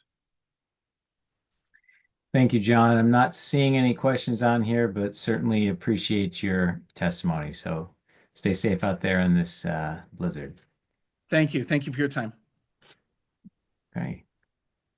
Looks like Representative Leeper is back. Thank you, Representative Brown. Anytime. Next, we have Catherine Rowe.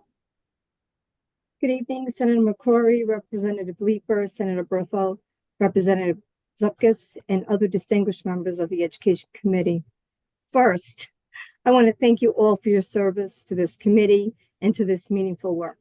And I also want to thank you for the opportunity to provide comments on House Bill 5216 and Senate Bill 221. My name is Catherine Rowe. I'm the chair of the Education Committee, the Education Department at Western Connecticut State University. I'm also an appointed member to the Connecticut Educator Preparation and Certification Board. I'm the co-president of the Connecticut chapter of American Association of Colleges for Teacher Education. AACTE is a group of 13 public and private universities, and our goal is educator preparation and promoting and supporting high-quality teaching, education, and leadership in the Connecticut schools.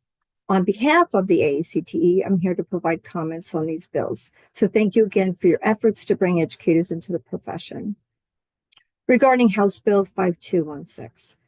As we know, Connecticut schools are operating in a sustained staffing shortage. When positions go unfilled, students lose continuity, specialized instruction becomes harder to deliver, and the workload on staff increases.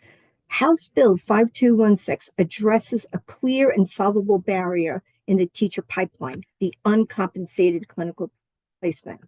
Student teaching is full-time, supervised practice in a public school for a minimum of 10 weeks and up to and exceeding a 10-week session.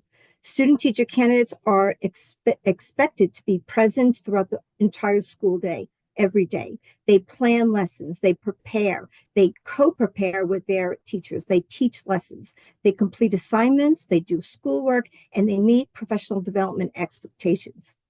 At the same time, they have personal expenses such as rent, transportation, family expenses such as childcare. Many of our student teachers work evenings and weekends just to cover the cost of living. That pressure can delay program completion or push candidates out of the profession before they begin. I want to acknowledge and respect SBE's concern raised earlier today, the cost of implementation. SBE has testified, and we will support that there are 1,300 plus student teachers per year. And while it may be a challenge to navigate the payment efficiently, we can model and mirror what we're already doing in the registered apprenticeship program, stipend delivery.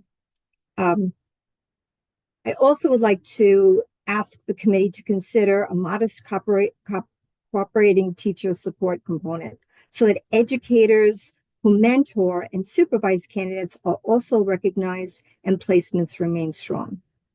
With those refinements, we believe that House Bill 5216 can be scalable workforce investments that strengthen the pipeline and help Connecticut meet its staffing needs. I respectfully ask you to support House Bill 5216 and advance it with some recommendations. Regarding Senate Bill 221. I also support Senate Bill 221, which strengthens the Connecticut Aspiring Educator Scholarship Pathway. In a statewide shortage environment, the scholarship would broaden the pipeline while still targeting the highest need. Mark, can you please summarize? The pipeline while still targeting high need endorsements. As drafted, the shortage areas link subsection would be eligible for those students who have not formally committed a designated area or shortage area. So I recommend preserving broad eligibility while creating a higher priority award for those who commit to identify working in shortage areas. Thank you again for the opportunity to testify and submit comments on the aforementioned bills. Thanks, Catherine. Thank you. I don't see any questions, so have a great evening. Thanks so much. Next, we have Tony Loomis. Good evening, esteemed members of the Education Committee. My name is Tony Loomis, and I am here in opposition of SB 222. I'm a physical education and health teacher at Southington High School with 22 years of experience, and in 2014, I was the National High School PE Teacher of the Year, only the second person ever from Connecticut to have received such an honor. I share that not to brag, but to demonstrate my expertise in this area. It's generally understood and agreed upon that we are trying to develop students into lifelong learners. Similarly, in PE, we are trying to develop lifelong movers. Unfortunately, over 67% of adults are overweight or obese. We also know for a fact that of the adults that do exercise, less than 3% do so through a team sport. Let me repeat that. Of the adults that do exercise, less than 3% do so through a team sport. Playing sports in high school clearly does not translate to being physically active for life. Quality PE needs to remain required to inspire students to be active for life and to teach them how that's done. Sports don't teach physical literacy. If anything, we should increase the amount of quality PE students are required to have. Currently, students only need 1 credit of PE in order to graduate, which is the equivalent of 1 year. That's 3 years of no movement during the school day. This is a major problem because when the bum is numb, the brain's the same. What this means is when you sit for 17 minutes, plus or minus 2, the human physiology starts to change and the brain sends a signal to the body that you are sleeping. This reaction doesn't discriminate between student athletes and non-student athletes. Quality PE provides exercise during the school day to prevent this from happening by preparing the mind for learning. In addition, PE does more than just prepare the brain for learning. PE also strengthens learning at the cellular level. If you exercise today, anything you've learned in the last 48 hours will be reinforced because exercise strengthens your secondary dendritic branches inside our brains. We need to incorporate more activity into our students' school experiences because learning and movement are intricately connected. What we cannot do is start giving students excuses not to move during the school day, such as this waiver, because it will likely do more harm than good. In summary, we wouldn't dare give students credit in English class for reading at the library, and we shouldn't give students PE credit for playing a sport. I have been with you all day since 10 and then 11. I really appreciate your time. I have so much more to say. For example, how to better address these concerns, legitimate concerns that everybody has had. So please feel free to ask me any questions or contact me more to learn about quality PE and or how movement positively impacts learning. Thank you. Thanks, Tony, for your testimony. Congratulations also. Thank you. I see Rep Poulos has a question for you. Good afternoon. Good evening, Tony. I want to echo those congratulations from Chairwoman Leeper as a State Teacher of the Year, as a inductee, 2022 inductee to the National Teacher Hall of Fame. I could understand your advocacy efforts on this issue. I spoke earlier today about this bill, and what is concerning to me when the advocate spoke in favor of it was that someone who missed physical education classes because they were competing for a school team would academically be penalized. I think that is a challenge. It's a sticking point for me on this bill. I also spoke when I talked about the bill about my advocacy for local control, that this matter should be discussed on a district level, should be decided by local boards of education who understand the athletic program that they're offering their students, and that they could find a path forward that would not penalize our student athletes. Whether that would be some sort of carve out in that regard. We do have to think, and I hear you on the value of exercise and how it contributes academically. Just as an adult, I'm a runner. I complete exercise, and I'm much more productive when I do that in the morning. And so we have to be thoughtful about this policy. And I do think that with local control, we can be. If I could comment on that, I appreciate your remarks, and I think your concerns and the other concerns that were brought up today highlight the need for better accountability for quality PE programs throughout the state. The Connecticut State Department of Education used to employ a health education consultant and a physical education consultant. Those positions are no longer there. The people that were in those positions traveled around the state. They provided professional development. They helped districts, buildings, teachers improve their programs, and they kind of kept a tab on the quality of the programming throughout the state. And if we had that role back at the State Department of Education, we could help ensure that students are receiving meaningful, purposeful, applicable lessons, experiences, units throughout. So I really think we need something like that. And this whole idea, a lot of the sports that have been mentioned are cardiovascular in nature, and that's spectacular. But not all sports are created equally. And the benefits you get from cardiovascular sports and exercises is different from others.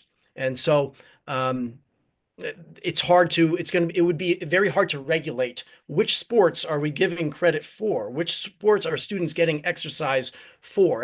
And I hope I've tried to demonstrate that sports are wonderful. I absolutely, everyone should be involved in them, However, sports is not physical education.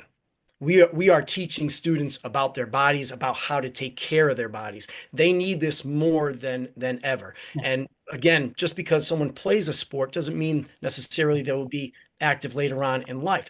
And if you would indulge me, here's an example of a lesson, something that students would be experiencing in physical education. And if they get this waiver, they won't be exposed, very likely will not be exposed to this. And one of the concepts that we go over in physical education is strength training, how to strength train properly. And that's, talk to any doctor, everybody needs to be strength training. Men, women, everybody has to be strength trained.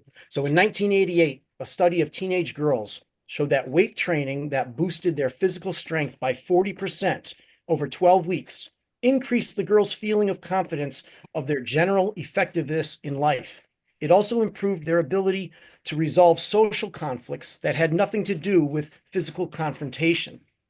Most sports teams in high schools, they don't do strength training. Yeah, there might be one or two that get into that weight room, but most do not do that. So if we allow our student athletes to have a waiver from PE, they're going to miss this extremely important concept and teaching and learning about how to strength train our bodies properly. And if they miss that, it's not just missing out on how to strength train, which they can maybe learn, go somewhere else from, but they're going to miss out on all the social and emotional learning that goes along with it. We need PE in our schools to be required for everybody. And I agree wholeheartedly that the experiences our students have need to be meaningful and applicable. And we have to make sure as teachers that we are showing and explaining to students, this applies to your life in many different aspects, many different ways.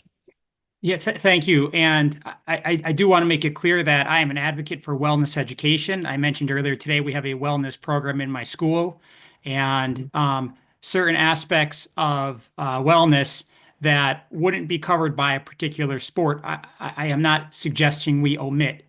I was just suggesting that people who are completing physical activity should perhaps get some credit, but certainly not be penalized for missing that particular component of their physical education class, which was the contention I had with the previous advocate's testimony today. And I think it's unfortunate that happened, and in my classes that wouldn't happen.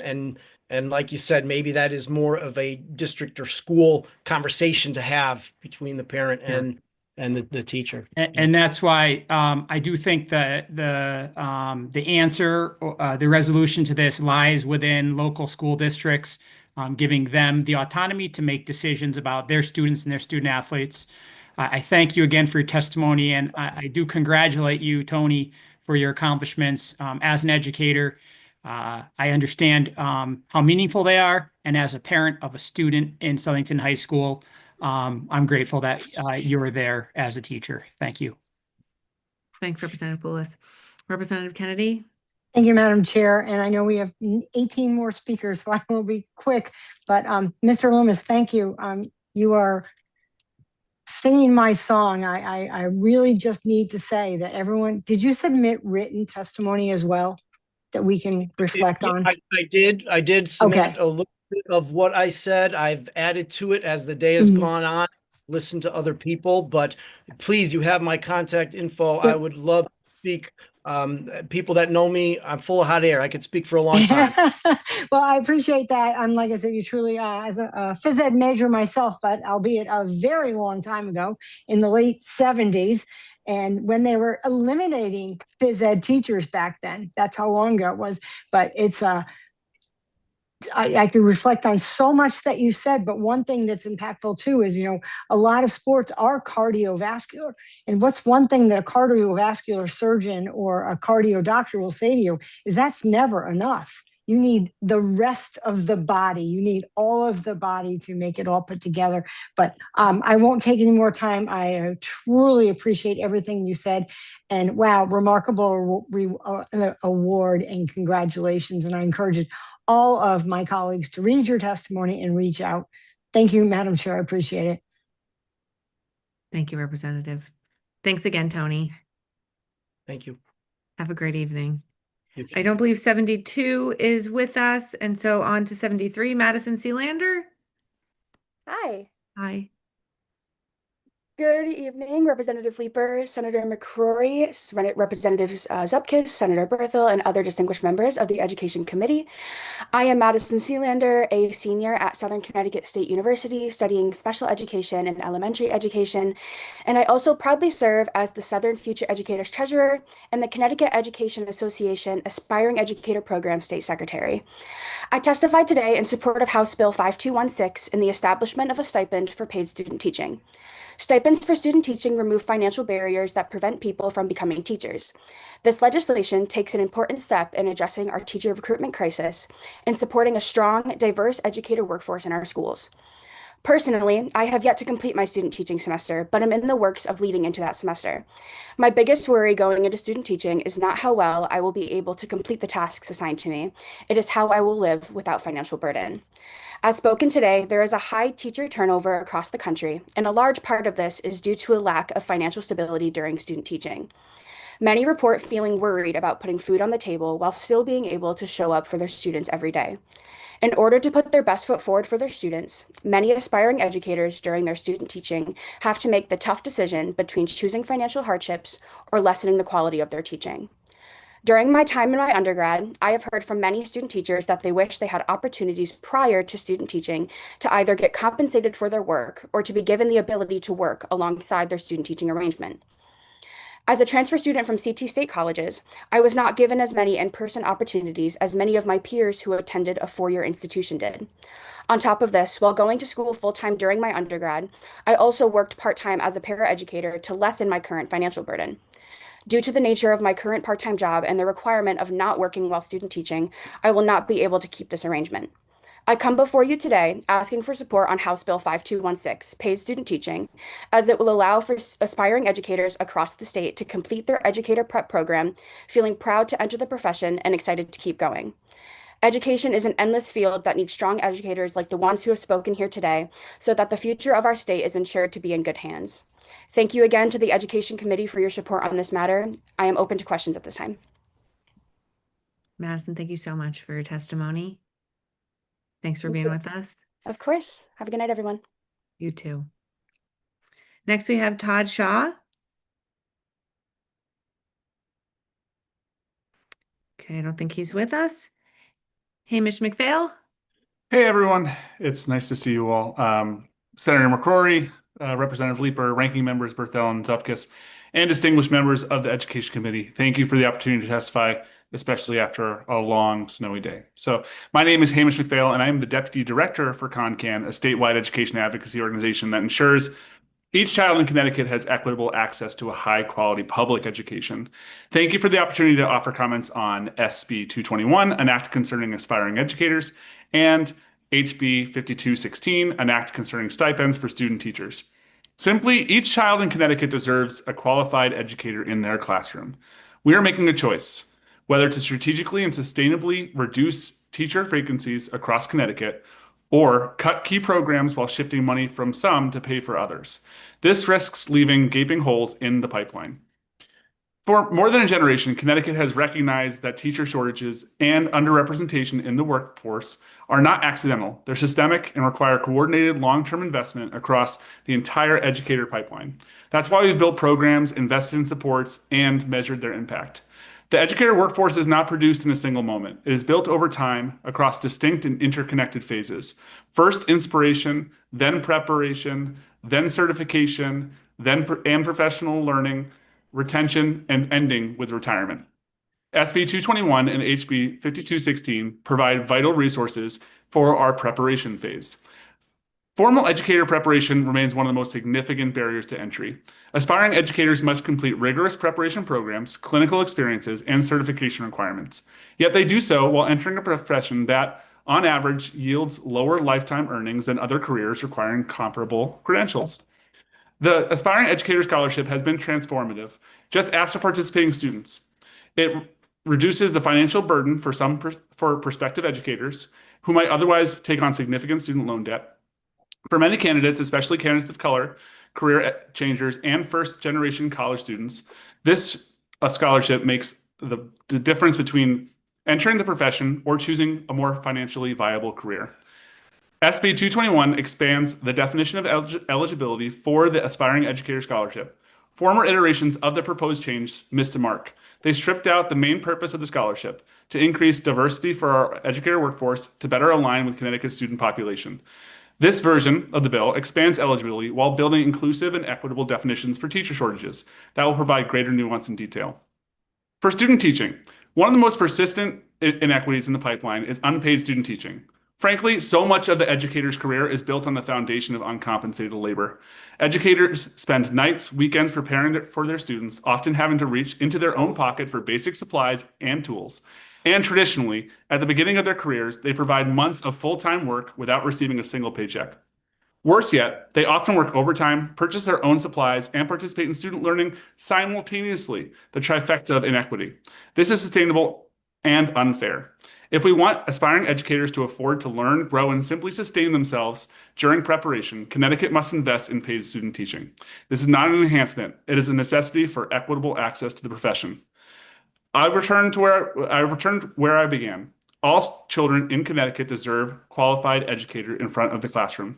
Will we continue expanding the strategic targeted investments necessary to reduce shortages, or will we allow short-term budgetary adjustments to disrupt the pipeline for years to come?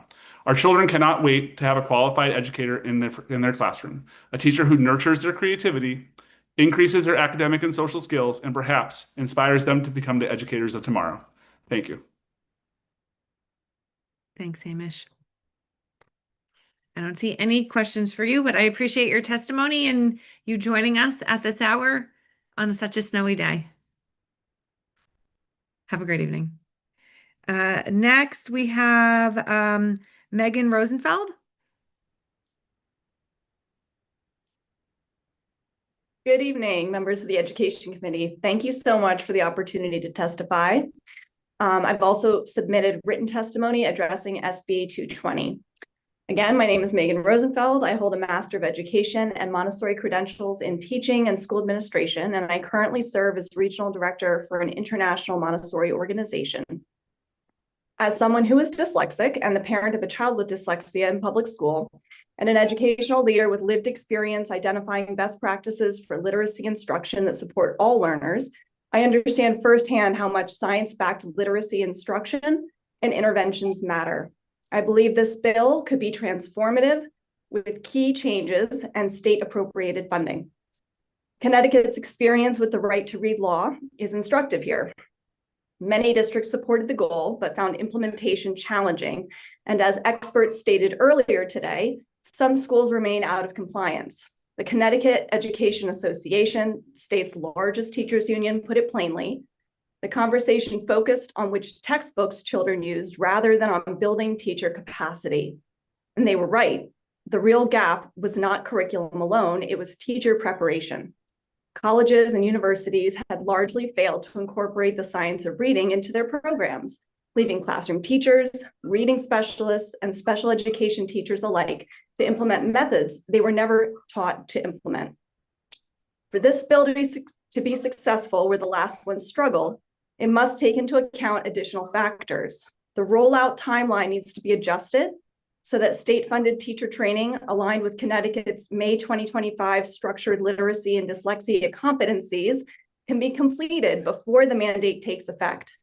A reading specialist requirement without the loophole needs to be addressed to remove the word "as practicable," as it currently exempts the districts that need specialists most. The science of reading aligned core curriculum through grade 9 must replace misaligned methods. Science of reading aligned curricula are universal accommodations for those with dyslexia and support all learners. It will provide a solid foundation for the tiered intervention approach. Sufficient instructional time must also be allotted. Structured literacy approaches like Orton-Gillingham require 45 to 60 minutes per session. A 30-minute add-on cannot deliver the method successfully. A grant-funded program by donations is not a funding mechanism. State-appropriated funding must be included to support this bill. As written, the consequences are predictable. Students will receive the appearance of intervention, but not the results. Teachers will be handed another mandate they haven't been trained or given time to meet, And compliance becomes paperwork and not practice, and the frustration will continue to grow. Taxpayers will pay twice, first for a program that doesn't work, then for the special education costs that follow. In Connecticut districts that are already absorbing a 78 million gap in special education reimbursement cannot afford to shoulder more special education burdens. Compliance mechanisms that are supportive, not punitive, provide real funding, offer practical timelines for implementation, and realistic expectations for educators with meaningful training must be built into this bill. If it is to move forward, I recommend that administrators and teachers be heavily consulted on the revision of this bill. Those who are tasked with implementation must be part of the planning process for it to be successful. Thank you for your time and for advocating for these critical literacy interventions. Thanks so much, Megan, for your testimony. Representative Menapace. Yes, thank you, Ms. Rosenfeld. I think it's very admirable of being able to do this, and considering your background as someone who has dyslexia and your child having this. But I was hoping you could actually tell us a little bit more about that, of what you think in terms of the, I suppose, the consultation with people like you, the parents who have this experience with it. If there's also just a better way that you think that this bill could address the timeline that we're asking for teachers and administrators to implement this. As you said, it's a lot of work to try and do this in a 30-minute add-on to a lesson. So I was hoping you could speak a little bit more about that. I really enjoyed reading your written testimony. Oh, thank you. I don't want to frame myself as the expert on delivering special education. I'm not a special educator, first of all, and I'm not a reading specialist. I can speak as someone who has a child with dyslexia whose kindergarten year was during the first COVID year. He was struggling a lot with reading, and we weren't sure if it was because he was trying to learn through a computer, and if that was the difficulty, or if it was something more. After he was transitioned back into in-person instruction, it was clear that it was more than just a gap caused by the delivery of instruction, and he was formally diagnosed after testing for dyslexia. The school did try to offer as many interventions as possible. However, the instruction time that he received was in 30-minute increments, and his progress was not meeting goals that they were setting for him for his IEP. This was concerning to me as a parent because, as everyone knows, as a child moves through the curriculum, the reliance on being able to comprehend written word in order to take tests and understand assignments was critical, and he lacked that foundational knowledge. We were concerned about him needing to repeat grades. So my husband and I decided to pay for an Orton Gillingham instructor to meet with him 3 times a week for 1 hour increments for 3 sessions a week. And after he received that appropriate instruction, his reading just took off, and he was able to catch up and meet the rest of his peers where they were at in the curriculum, and he didn't need to repeat the grade. Unfortunately, the public school didn't have the resources in order to provide that level of specialized instruction for him. And I can't fault them. That wasn't built into their funding. It wasn't built into their formula for how they were going to address reading instruction. So do I have a perfect solution for that for public schools? No, I don't. But I'm sure there are a lot of public school educators who deliver this instruction that have a lot of good ideas on it. And I would encourage members of this committee to reach out to them for guidance on what would be a realistic timeline for a rollout, how long their teacher training programs would realistically take, and where that funding is going to come from. Thank you. Thank you. Thanks, Megan. Thank you. Have a great evening. You too. Thank you. Next, we have Allison Quirion. Good evening. Can you hear me? Sure can. Members of the Education Committee, my name is Allison Quirion. I'm the founder of Decoding Dyslexia Connecticut. We support effective, sustainable, and accountable literacy reform. House Bill 220, well intended, needs refinements, and for this reason, we must oppose the bill in its current form. We respectfully request extensive revisions to sections 1 and 2 to ensure fidelity of implementation and meaningful accountability. We are concerned we are duplicating an initiative that has been run by CSDE and partners since 2012, which has invested millions with a significant portion dedicated to K-3 district-based literacy coaching.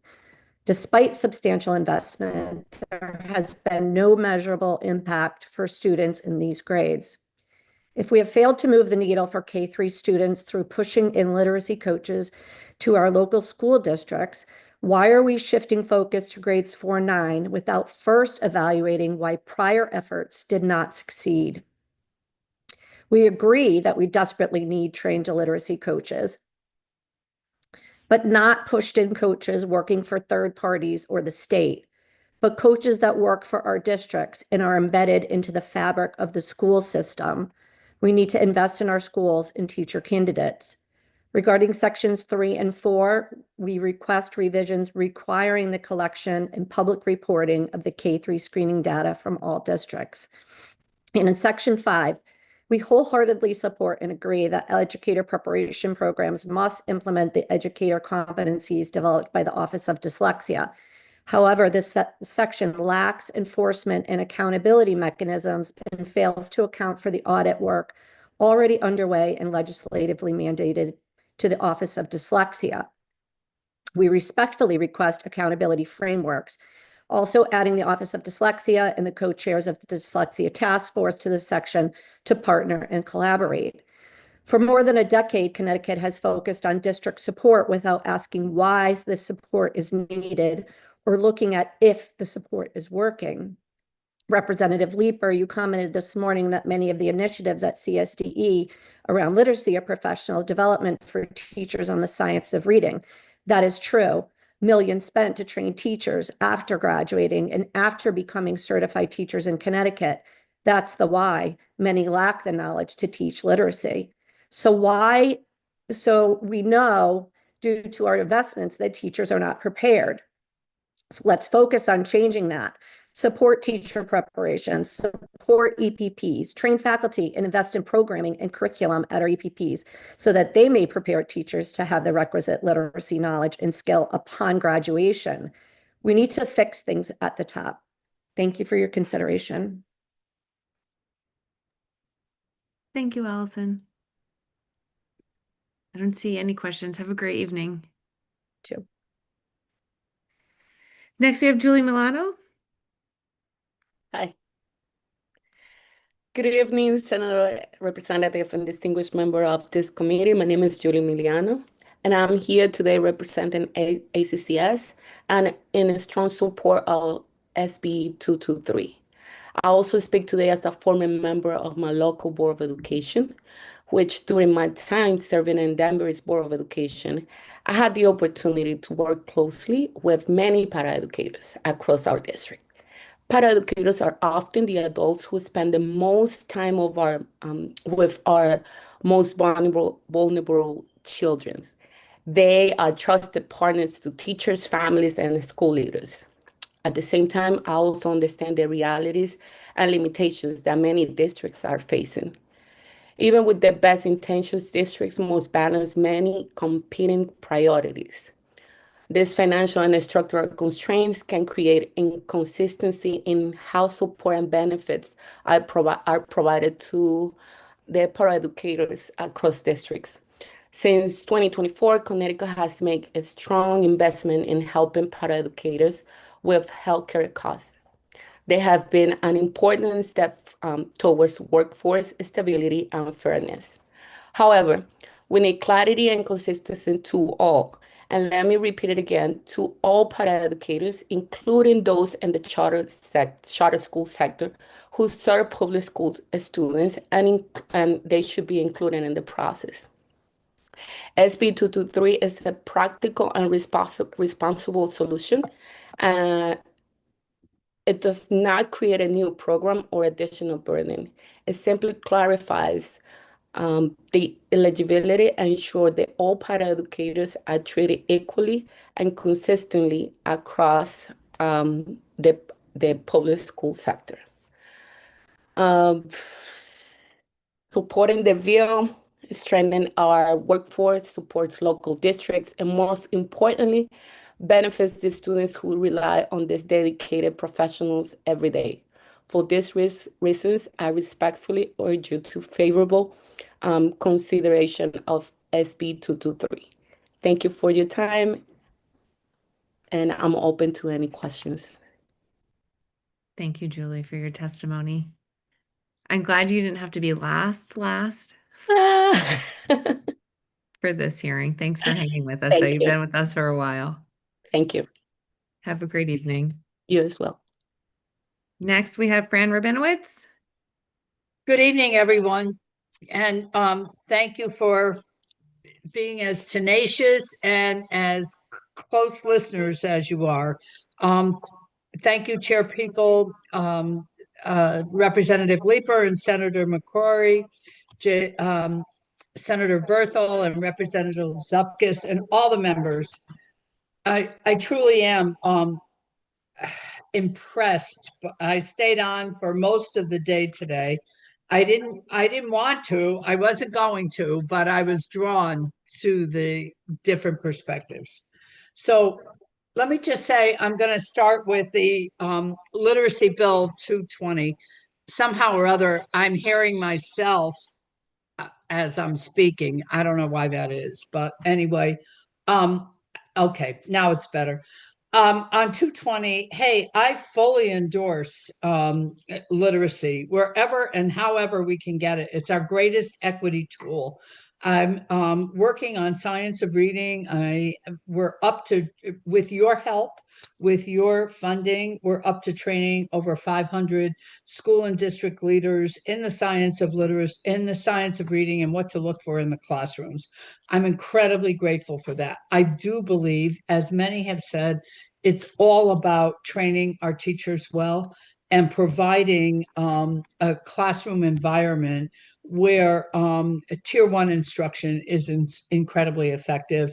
And then having SRBI, RTI, NTSS, whatever you want to call it, we need a robust system in place. Right now, I'm not sure that's present in every district. Literacy plans are fine for 4 through 9, but I really think we need to keep the focus in K to 3. And if you're going to do 4 through 9, then you've got to give us the funding. But it's not just about the funding, it's about the personnel and the reading teachers and getting them in place in many of our most challenged districts. So I'm not against it.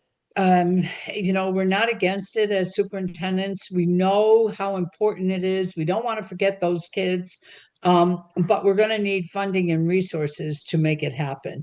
I'm not sure about additional assessments at all.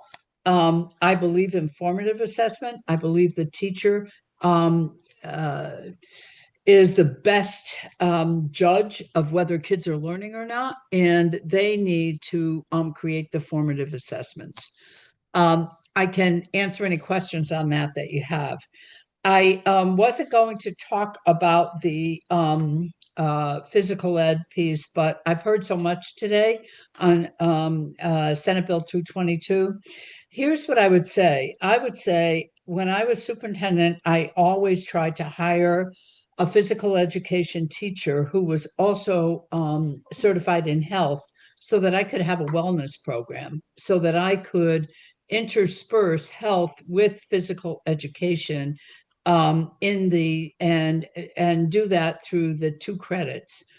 I'm wondering, I see a lot of issues with this bill. First of all, we have physical education and health standards.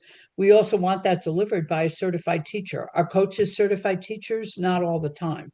So I would suggest something different. I would suggest that individual districts have the ability to waive the credit for physical education for those students, if that's what is needed, rather than trying to substitute it as physical education, because you're going to run into all kinds of issues. It's not a certified teacher and you're not meeting all of the standards. And lastly, fully in favor of paying for student teaching. I have no problem with that, but I keep hearing about it being work, and it is work. But let me just say, for the mentor teacher, it's also learning. These aspiring educators are learning during that time. It's part of the coursework. They're receiving credits for the student teaching.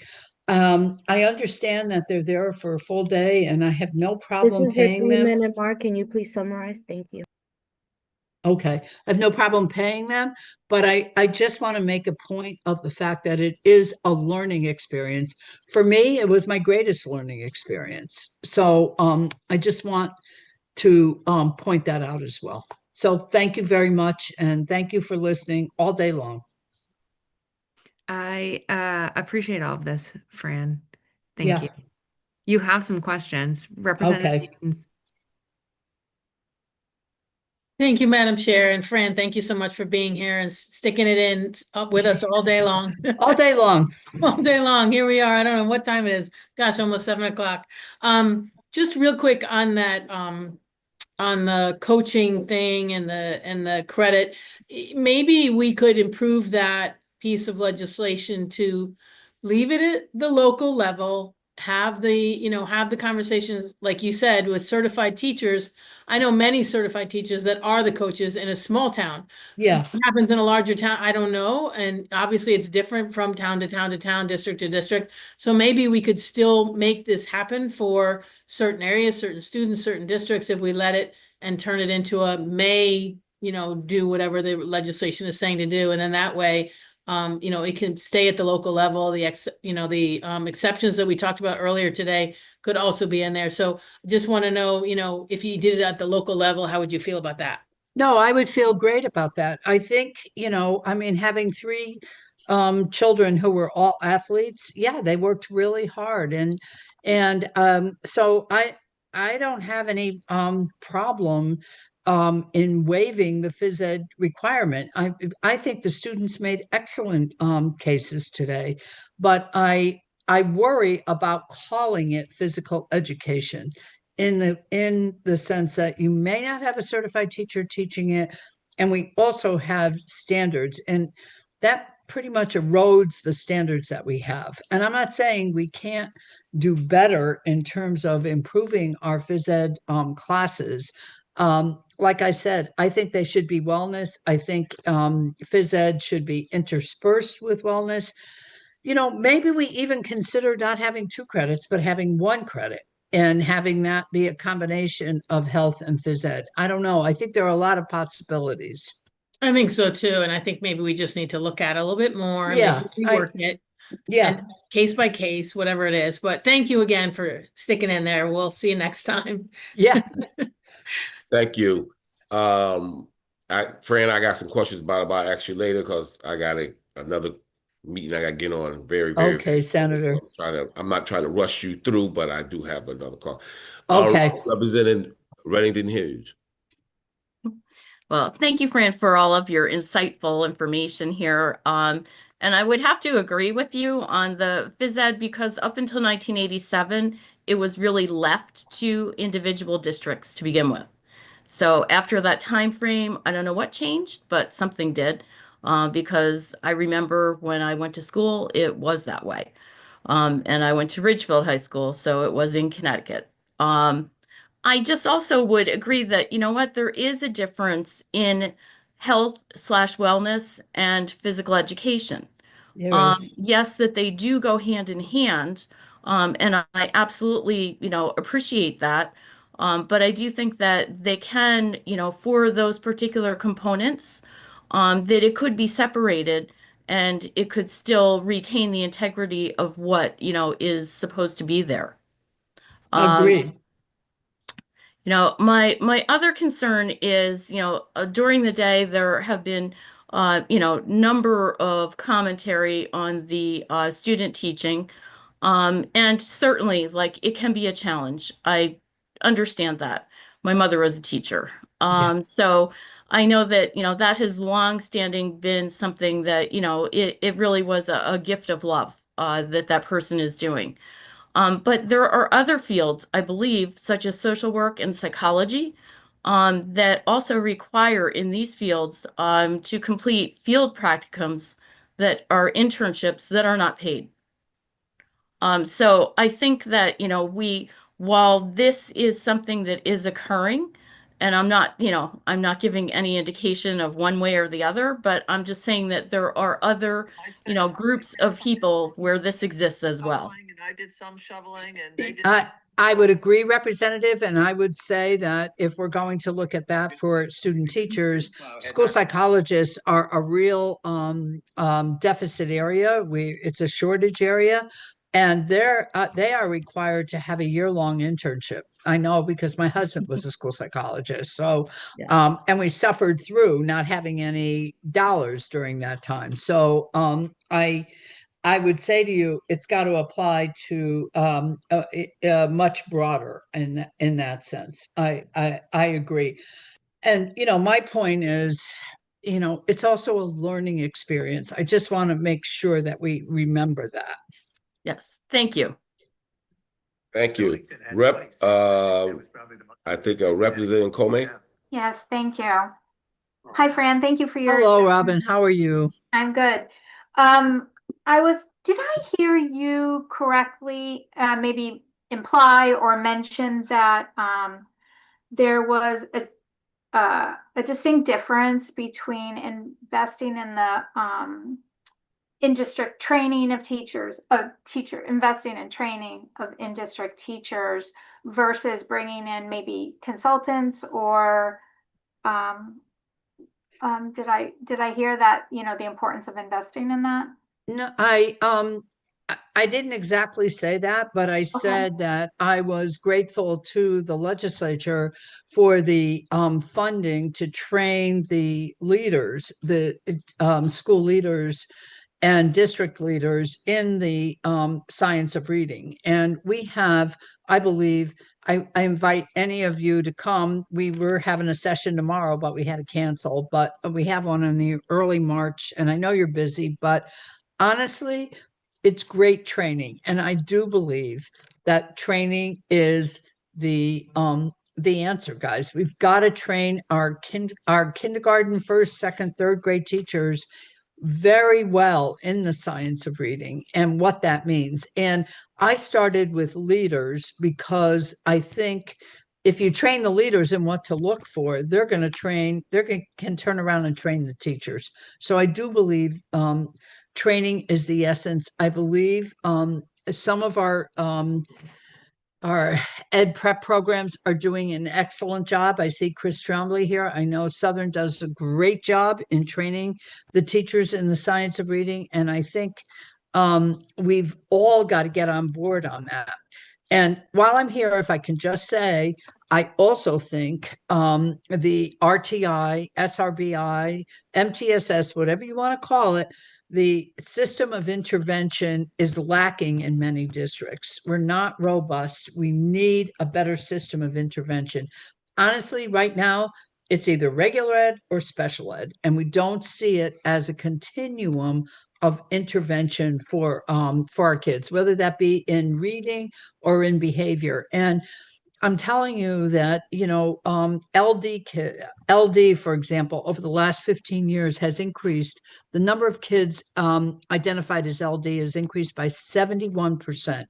There's a reason for that. I think we have to look at how we are instructing our kids in reading and how we are intervening with them. And I believe in the high dosage tutoring by trained people. I think we have to continue on that route. And there's nothing more important than getting our teachers to read. Sorry, that our kids to read. Sorry about that. Sorry, Senator. I know I No, that's went over fine. my time. We want to get everyone in. And Yep. All right. Anyone else? Any questions? I think we're gonna have. Okay. Thank you for your testimony, friend. We'll be in touch. Okay. Thank you so much. Take care. Bye-bye. Bye-bye. Christopher Tromby. Yes, Chairs McCrory and Leeper and Ranking Members Zupkus and Berthel and members of the committee, I appreciate this opportunity to offer testimony on three pieces of legislation. First, in support of Senate Bill 221, an act concerning aspiring educators, I respectfully request that important clarifying language be added to the bill. Specifically, I ask that it be made plain whether the General Assembly intends for these scholarship funds to be dispersed as direct stipend payments to students when those funds can't be applied as financial aid. For example, because the students have received other awards that already covered their tuition and fees. Such clarification is important precisely because this scholarship becomes a loan for students whose later employment circumstances trigger the repayment criteria, and those criteria are expanded under the current bill. So for everyone's benefit, particularly the students, it's important that the language clearly indicate whether these monies are solely intended for tuition and fees and other costs of attendance. Not including such language will cause some students to incur unnecessary debt that they may or may not be able to pay later on. Next, I oppose passage of Senate Bill 222, an act permitting interscholastic athletics to be used as credit towards the physical education requirement.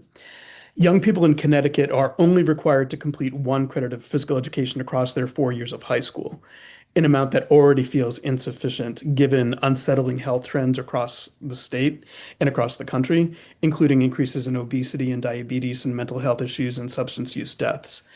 Physical education teachers complete extensive pre-service training so that they can engage students not just in athletic activities, but in developing the knowledge and the skills and the attitudes that they will need for lifetimes of physical wellness and emotional health.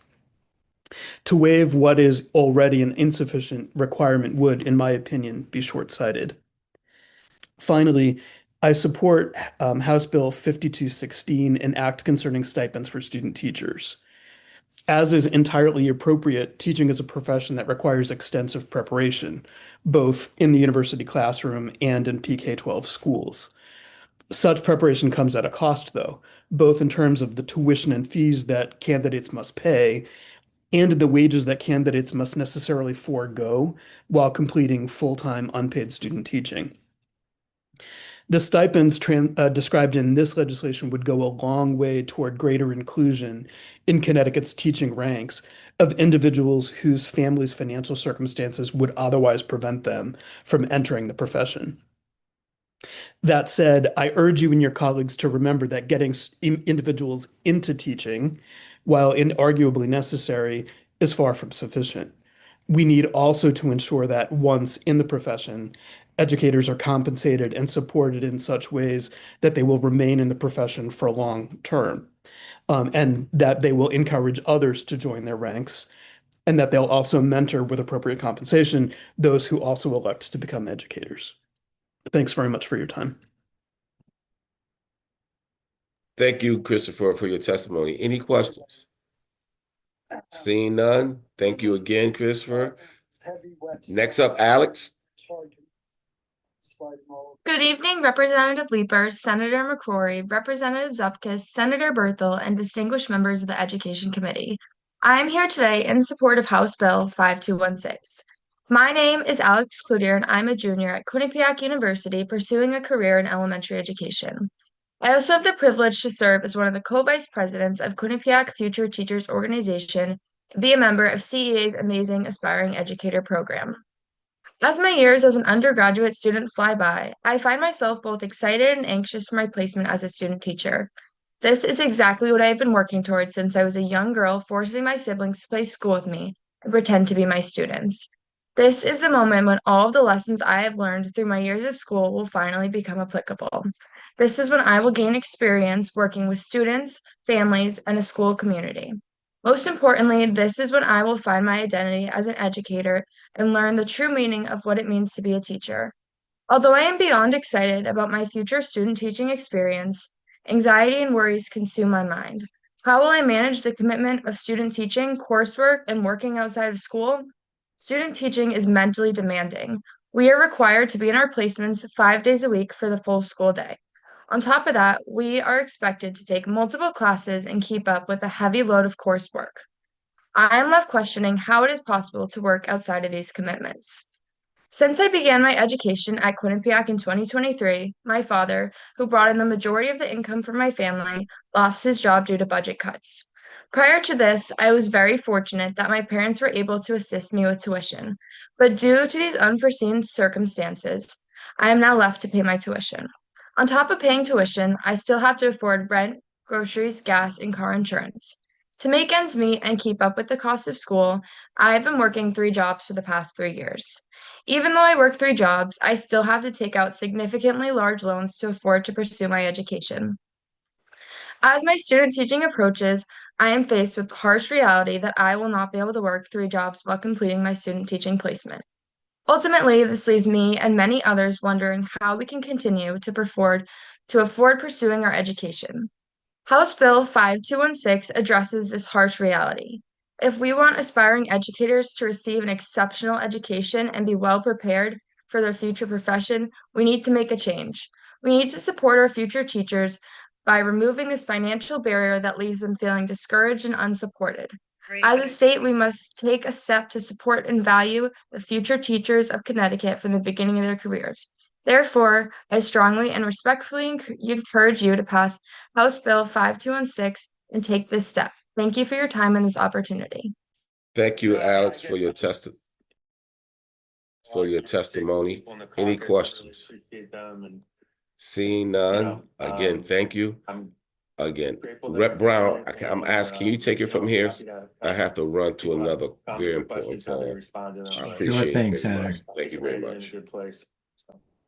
All right, looks like we are on Karina Mendez Kyle.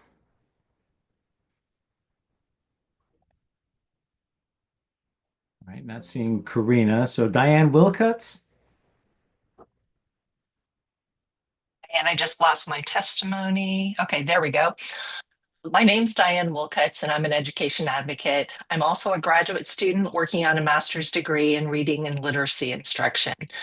Regarding SB 220, I agree that literacy is a civil rights issue, and if our schools do nothing else, they need to teach our children to read. The problem with SB 220 is that it's unlikely to be effective. Cost is also an issue. I did the math, and the bill will cost a minimum of $30 million to implement in 1 year, and more than $100 million, depending on how it is implemented. If the program is likely to work, I would advocate for it, whatever the cost, because it would be worth it. The problem is that Connecticut does not have the current workforce to implement it. Teaching children to read is not intuitive and typically requires 2 years of training and a supervised practicum specific to structured literacy. Most of our certified teachers, let alone potential tutors, do not have this specialized training.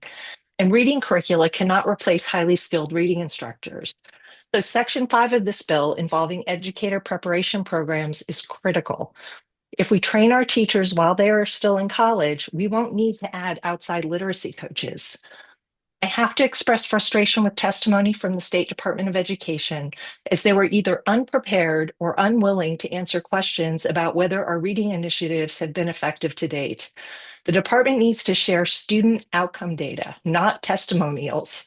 For schools who have had literacy coaches, what is the student outcome data? For districts that were part of the master class, what is the student outcome data? For the early implementers of Right to Read, what is the student outcome data? If the programs were effective, these results should be dramatic. I do not know all the districts who participated in the master class, but I recall that Derby was part of it, and they're also listed as a school that has participated in CK3LI, including support from literacy coaches. Now, I don't mean to pick on Derby. It's just they were the ones I knew. But their reading scores from 2023 to 2025 actually dropped, going from 29% of third graders being proficient readers to around 25%. So before we embrace the idea of it's working, we need to have the student outcome data, and that needs to be accessible to the public, placing it on EdSite. In addition to SBAC data, we need EdSite to include data from the K-3 screeners. We need student outcome data for the initiatives that the department has paid millions of dollars, or the state has paid millions of dollars for. There are references to Mississippi and Louisiana models. but they are worse. They are in worse shape than Connecticut, and they haven't made gains between 2022 and 2024. So I'm not sure why everyone's so excited about Mississippi and Louisiana. I also need to express opposition to HB 5712, as this is not aligned to what most states are doing. It provides too much power to a state agency that has a history of being unresponsive to public voices and reduces public oversight. Very few states have the Board of Education act merely in an advisory capacity. New York does not do this. Massachusetts does not do this. Review public. Can you please summarize? Or reviewing public information, it appears this is not what's happening in most other states. So Connecticut needs to continue to have the State Board of Education supervise public education versus having unilateral decision-making that is often not transparent by the State Department of Education. Thank you. Thank you, Diane. It looks like there's a question from Representative Haynes. Thank you, Mr. Chair, and not really a question at all, but just a comment. I appreciate your comments, Diane. Glad you're here. Glad you stuck it through the day with us. You're saying what I said and asked the questions a long time ago, hours ago, about the fact that, what's the data say and with what we're doing so far, and if it's not working, what are we doing to address that? So I really appreciate you highlighting those items, and would love to talk to you further about that at a later date. But really appreciate you're here and appreciate your comments. Thank you so much. Thank you. And I'm always available to talk. Thank you. Okay, seeing no other questions, Diane, thank you for your testimony and have a good evening. Next, we have Cynthia Lettieri. Hi, how are you? My name is Cynthia Lettieri. Thank you, members of the Education Committee. So I'm here to testify on a couple of bills. One bill I was prepared for, one I'm not, because I was just listening and I feel like I need to give some testimony to it. But anyway, so raise bill number 5216, stipends for student teachers. I'm very much in support of giving a stipend to student teachers in the state of Connecticut, mostly because this bill solves problems that we all recognize, but have been willing to more than tolerate for far too long, which is that we ask our future teachers to do full-time, high responsibility work in classrooms for anywhere between 12 to 16 weeks while they receive no pay and are frequently often paying tuition at the same time. And that structure, what it does is it blocks talented candidates from entering the teaching profession, especially paraprofessionals or first-generation college students, candidates who have families, or candidates who are looking for a career change, who cannot afford months of unpaid labor, especially if they have families and they're student teaching during the school day. And so the result is really predictable, right?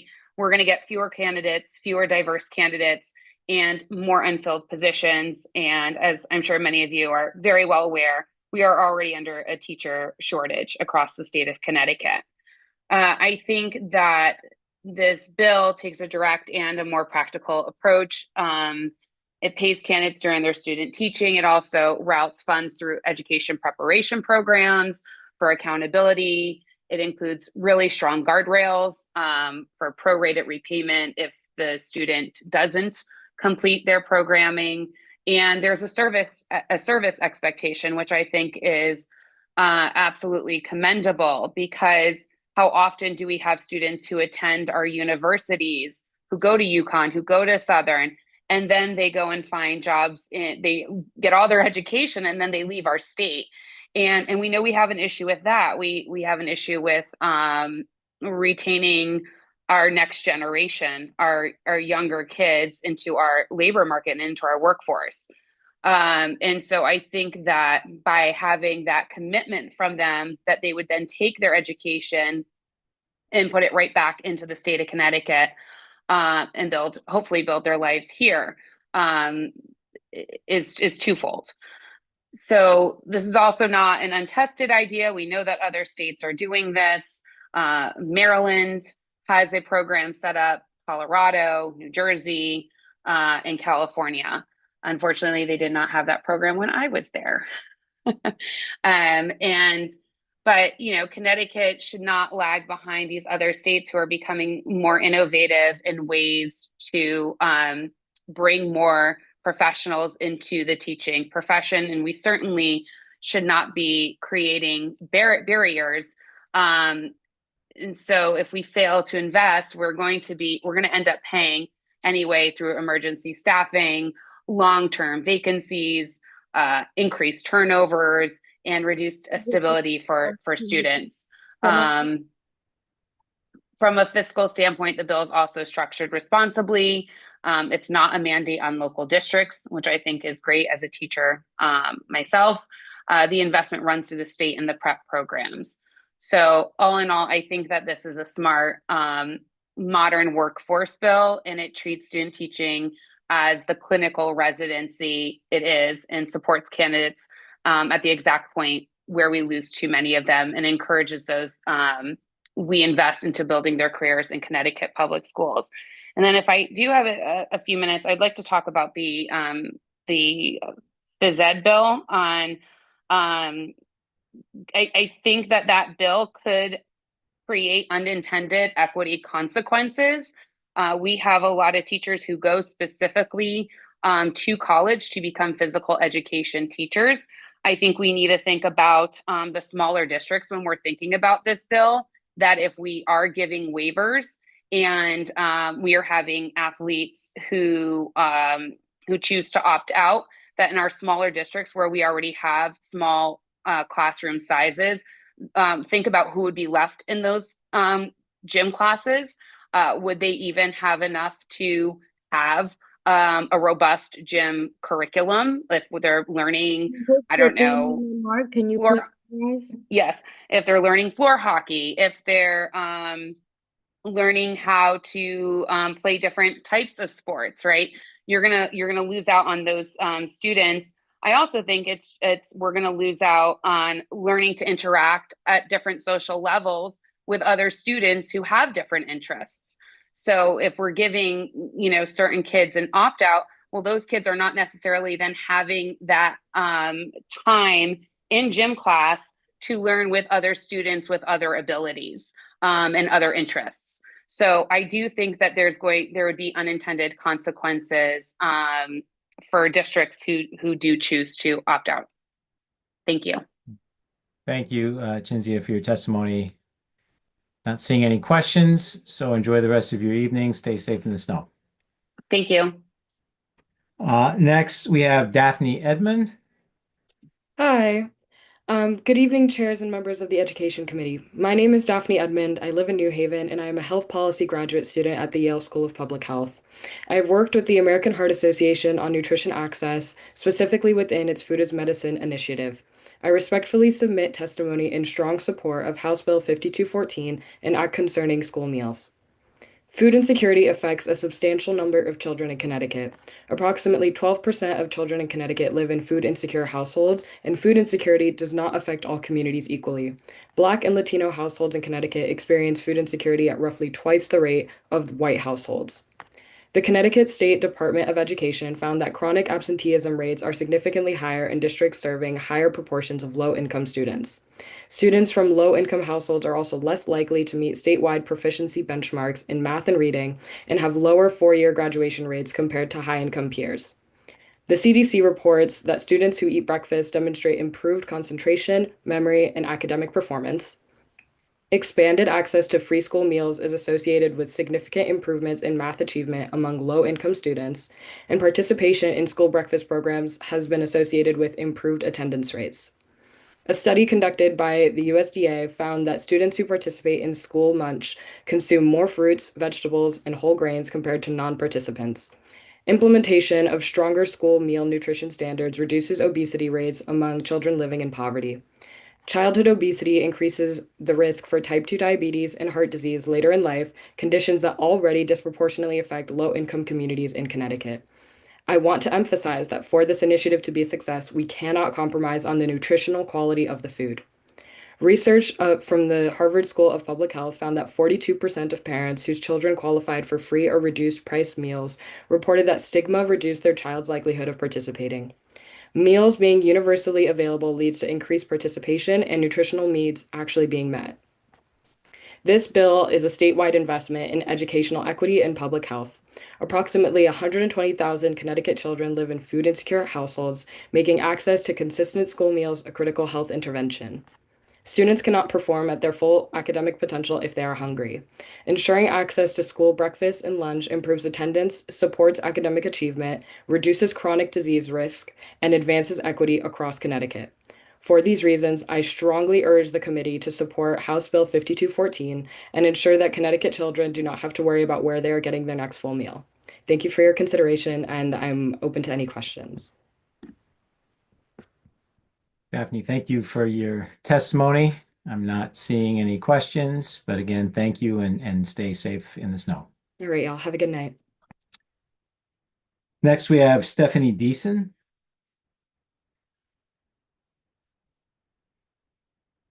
Not seeing Stephanie, so that moves us along to Eileen Faustich.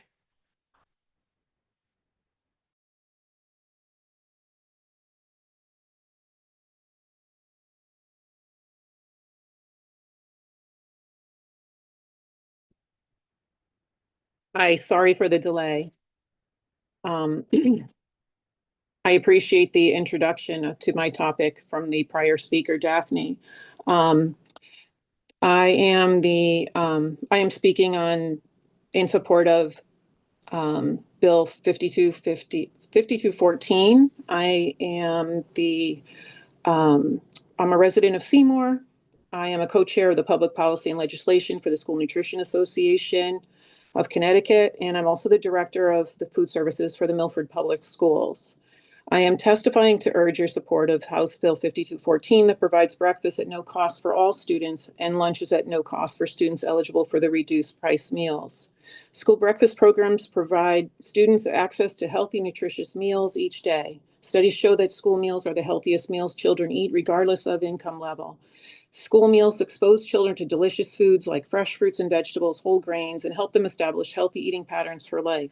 Offering free breakfast to all students improves attendance, behavior, academic performance, and removes stigma.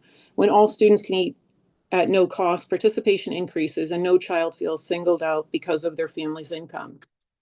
Providing breakfast at no cost supports working families who may not qualify for free meals but are still struggling with increasing food and household expenses.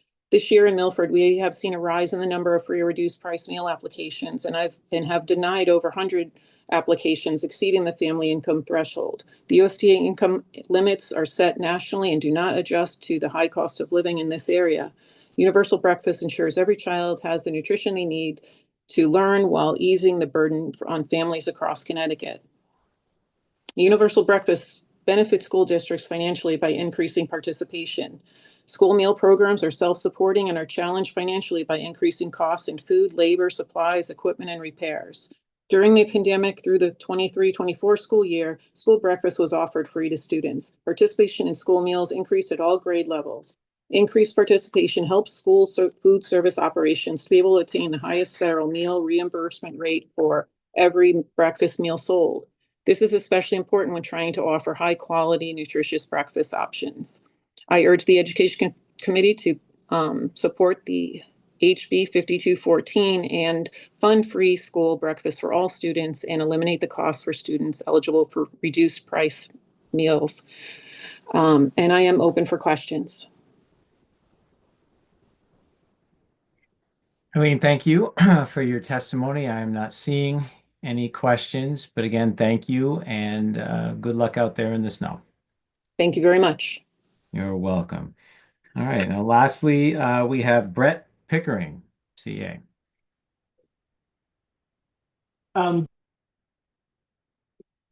Good afternoon, Representative Leeper, Senator McCrory, Representative Zupkis, Senator Barthel, and distinguished members of the Education Committee. My name is Brett Pickering, and I'm a UNISERV representative with the Connecticut Education Association. I've worked for CEA for the last 12 years, and prior to that, I served in the same capacity with WEAC, the CEA equivalent in Wisconsin. I've also served as staff counsel with the Wisconsin Association of School Boards, where I negotiated on the management side. In these roles, I have over 25 years of experience in negotiations, mediation, and arbitration. I would like to speak in support of HB 5218, specifically proposed the changes of Statute 10-151. These changes will at last provide teachers with parity with other school and public employees with regard to job security. Two crucial elements of 10-151 have been lacking are binding arbitration and binding arbitration by a neutral party and the just cause standard. I've seen firsthand the failures of the current form of 10-151. Under the statute, the board is expected to play two roles in the process of teacher termination, but in my experience, they are not able to do either as effectively as they should. The boards need to serve both as the employer and the neutral decision maker. In my 12 years at CEA, I have not seen a board play either role firsthand in the case of a teacher termination. I have never had a teacher go before a board hearing to contest the recommendation to terminate. Instead, what happens is the superintendent or sometimes a principal makes the recommendation. I have no knowledge if the board is even consulted in this recommendation. Presumably, they have little knowledge or little detail because they must serve as a neutral party later in the process. Nevertheless, an attorney is involved. The teachers are pressured to resign, and they receive a letter of under consideration. Typically, the teacher resigns before the letter because they don't want to tarnish their reputations, and they don't want to go through the ordeal of a hearing before an arbiter just so that the board can override the recommendation. In non-teacher groups that I've represented in other states, if the board usually does have input, they're the person that decides whether or not to hire an attorney to represent them and whether or not they want to go through with the termination. What they don't have is they don't have the role of having the final say. That is the neutral decision maker. Whether boards can serve as impartial decision makers, I truly can't say because I've never seen it happen. I've never firsthand knowledge of a board hearing such a case in my experience. In my last 5 years, I've assisted with dozens of separation agreements. In the 12 years with CEA, I have seen more teachers resign in lieu of termination than I have seen punished with something like unpaid leave. In fact, next to a letter of reprimand, which is the lowest, other than a verbal reprimand, form of discipline, termination is the next most common discipline that I have experienced in my 12 years. I have seen that I have seen. It makes no sense to me when I work with districts that all talk about progressive discipline, that you would go from a letter of reprimand immediately to termination. This is only possible in a system that provides just cause protection for discipline, but not for termination. It should be easier to discipline a teacher than to terminate one, but in Connecticut, it's the other way around. Thank you for your time and your consideration. If you have any questions, I'm happy to answer any of those. All right. Well, thank you for your testimony. I'm not seeing any questions for you, but again, we appreciate your comments here and best of luck out there in the weather. Go ahead. Thank you. All right. With that, it would seem that we've come to the end of our list. Is there anybody out there that was signed up that did not get to testify? Seeing none, I would just like to thank everybody for their participation today and for their flexibility in dealing with the circumstances of the weather. But we made the best of it. So again, thank you all and have a wonderful evening, and we'll see you all soon. All right.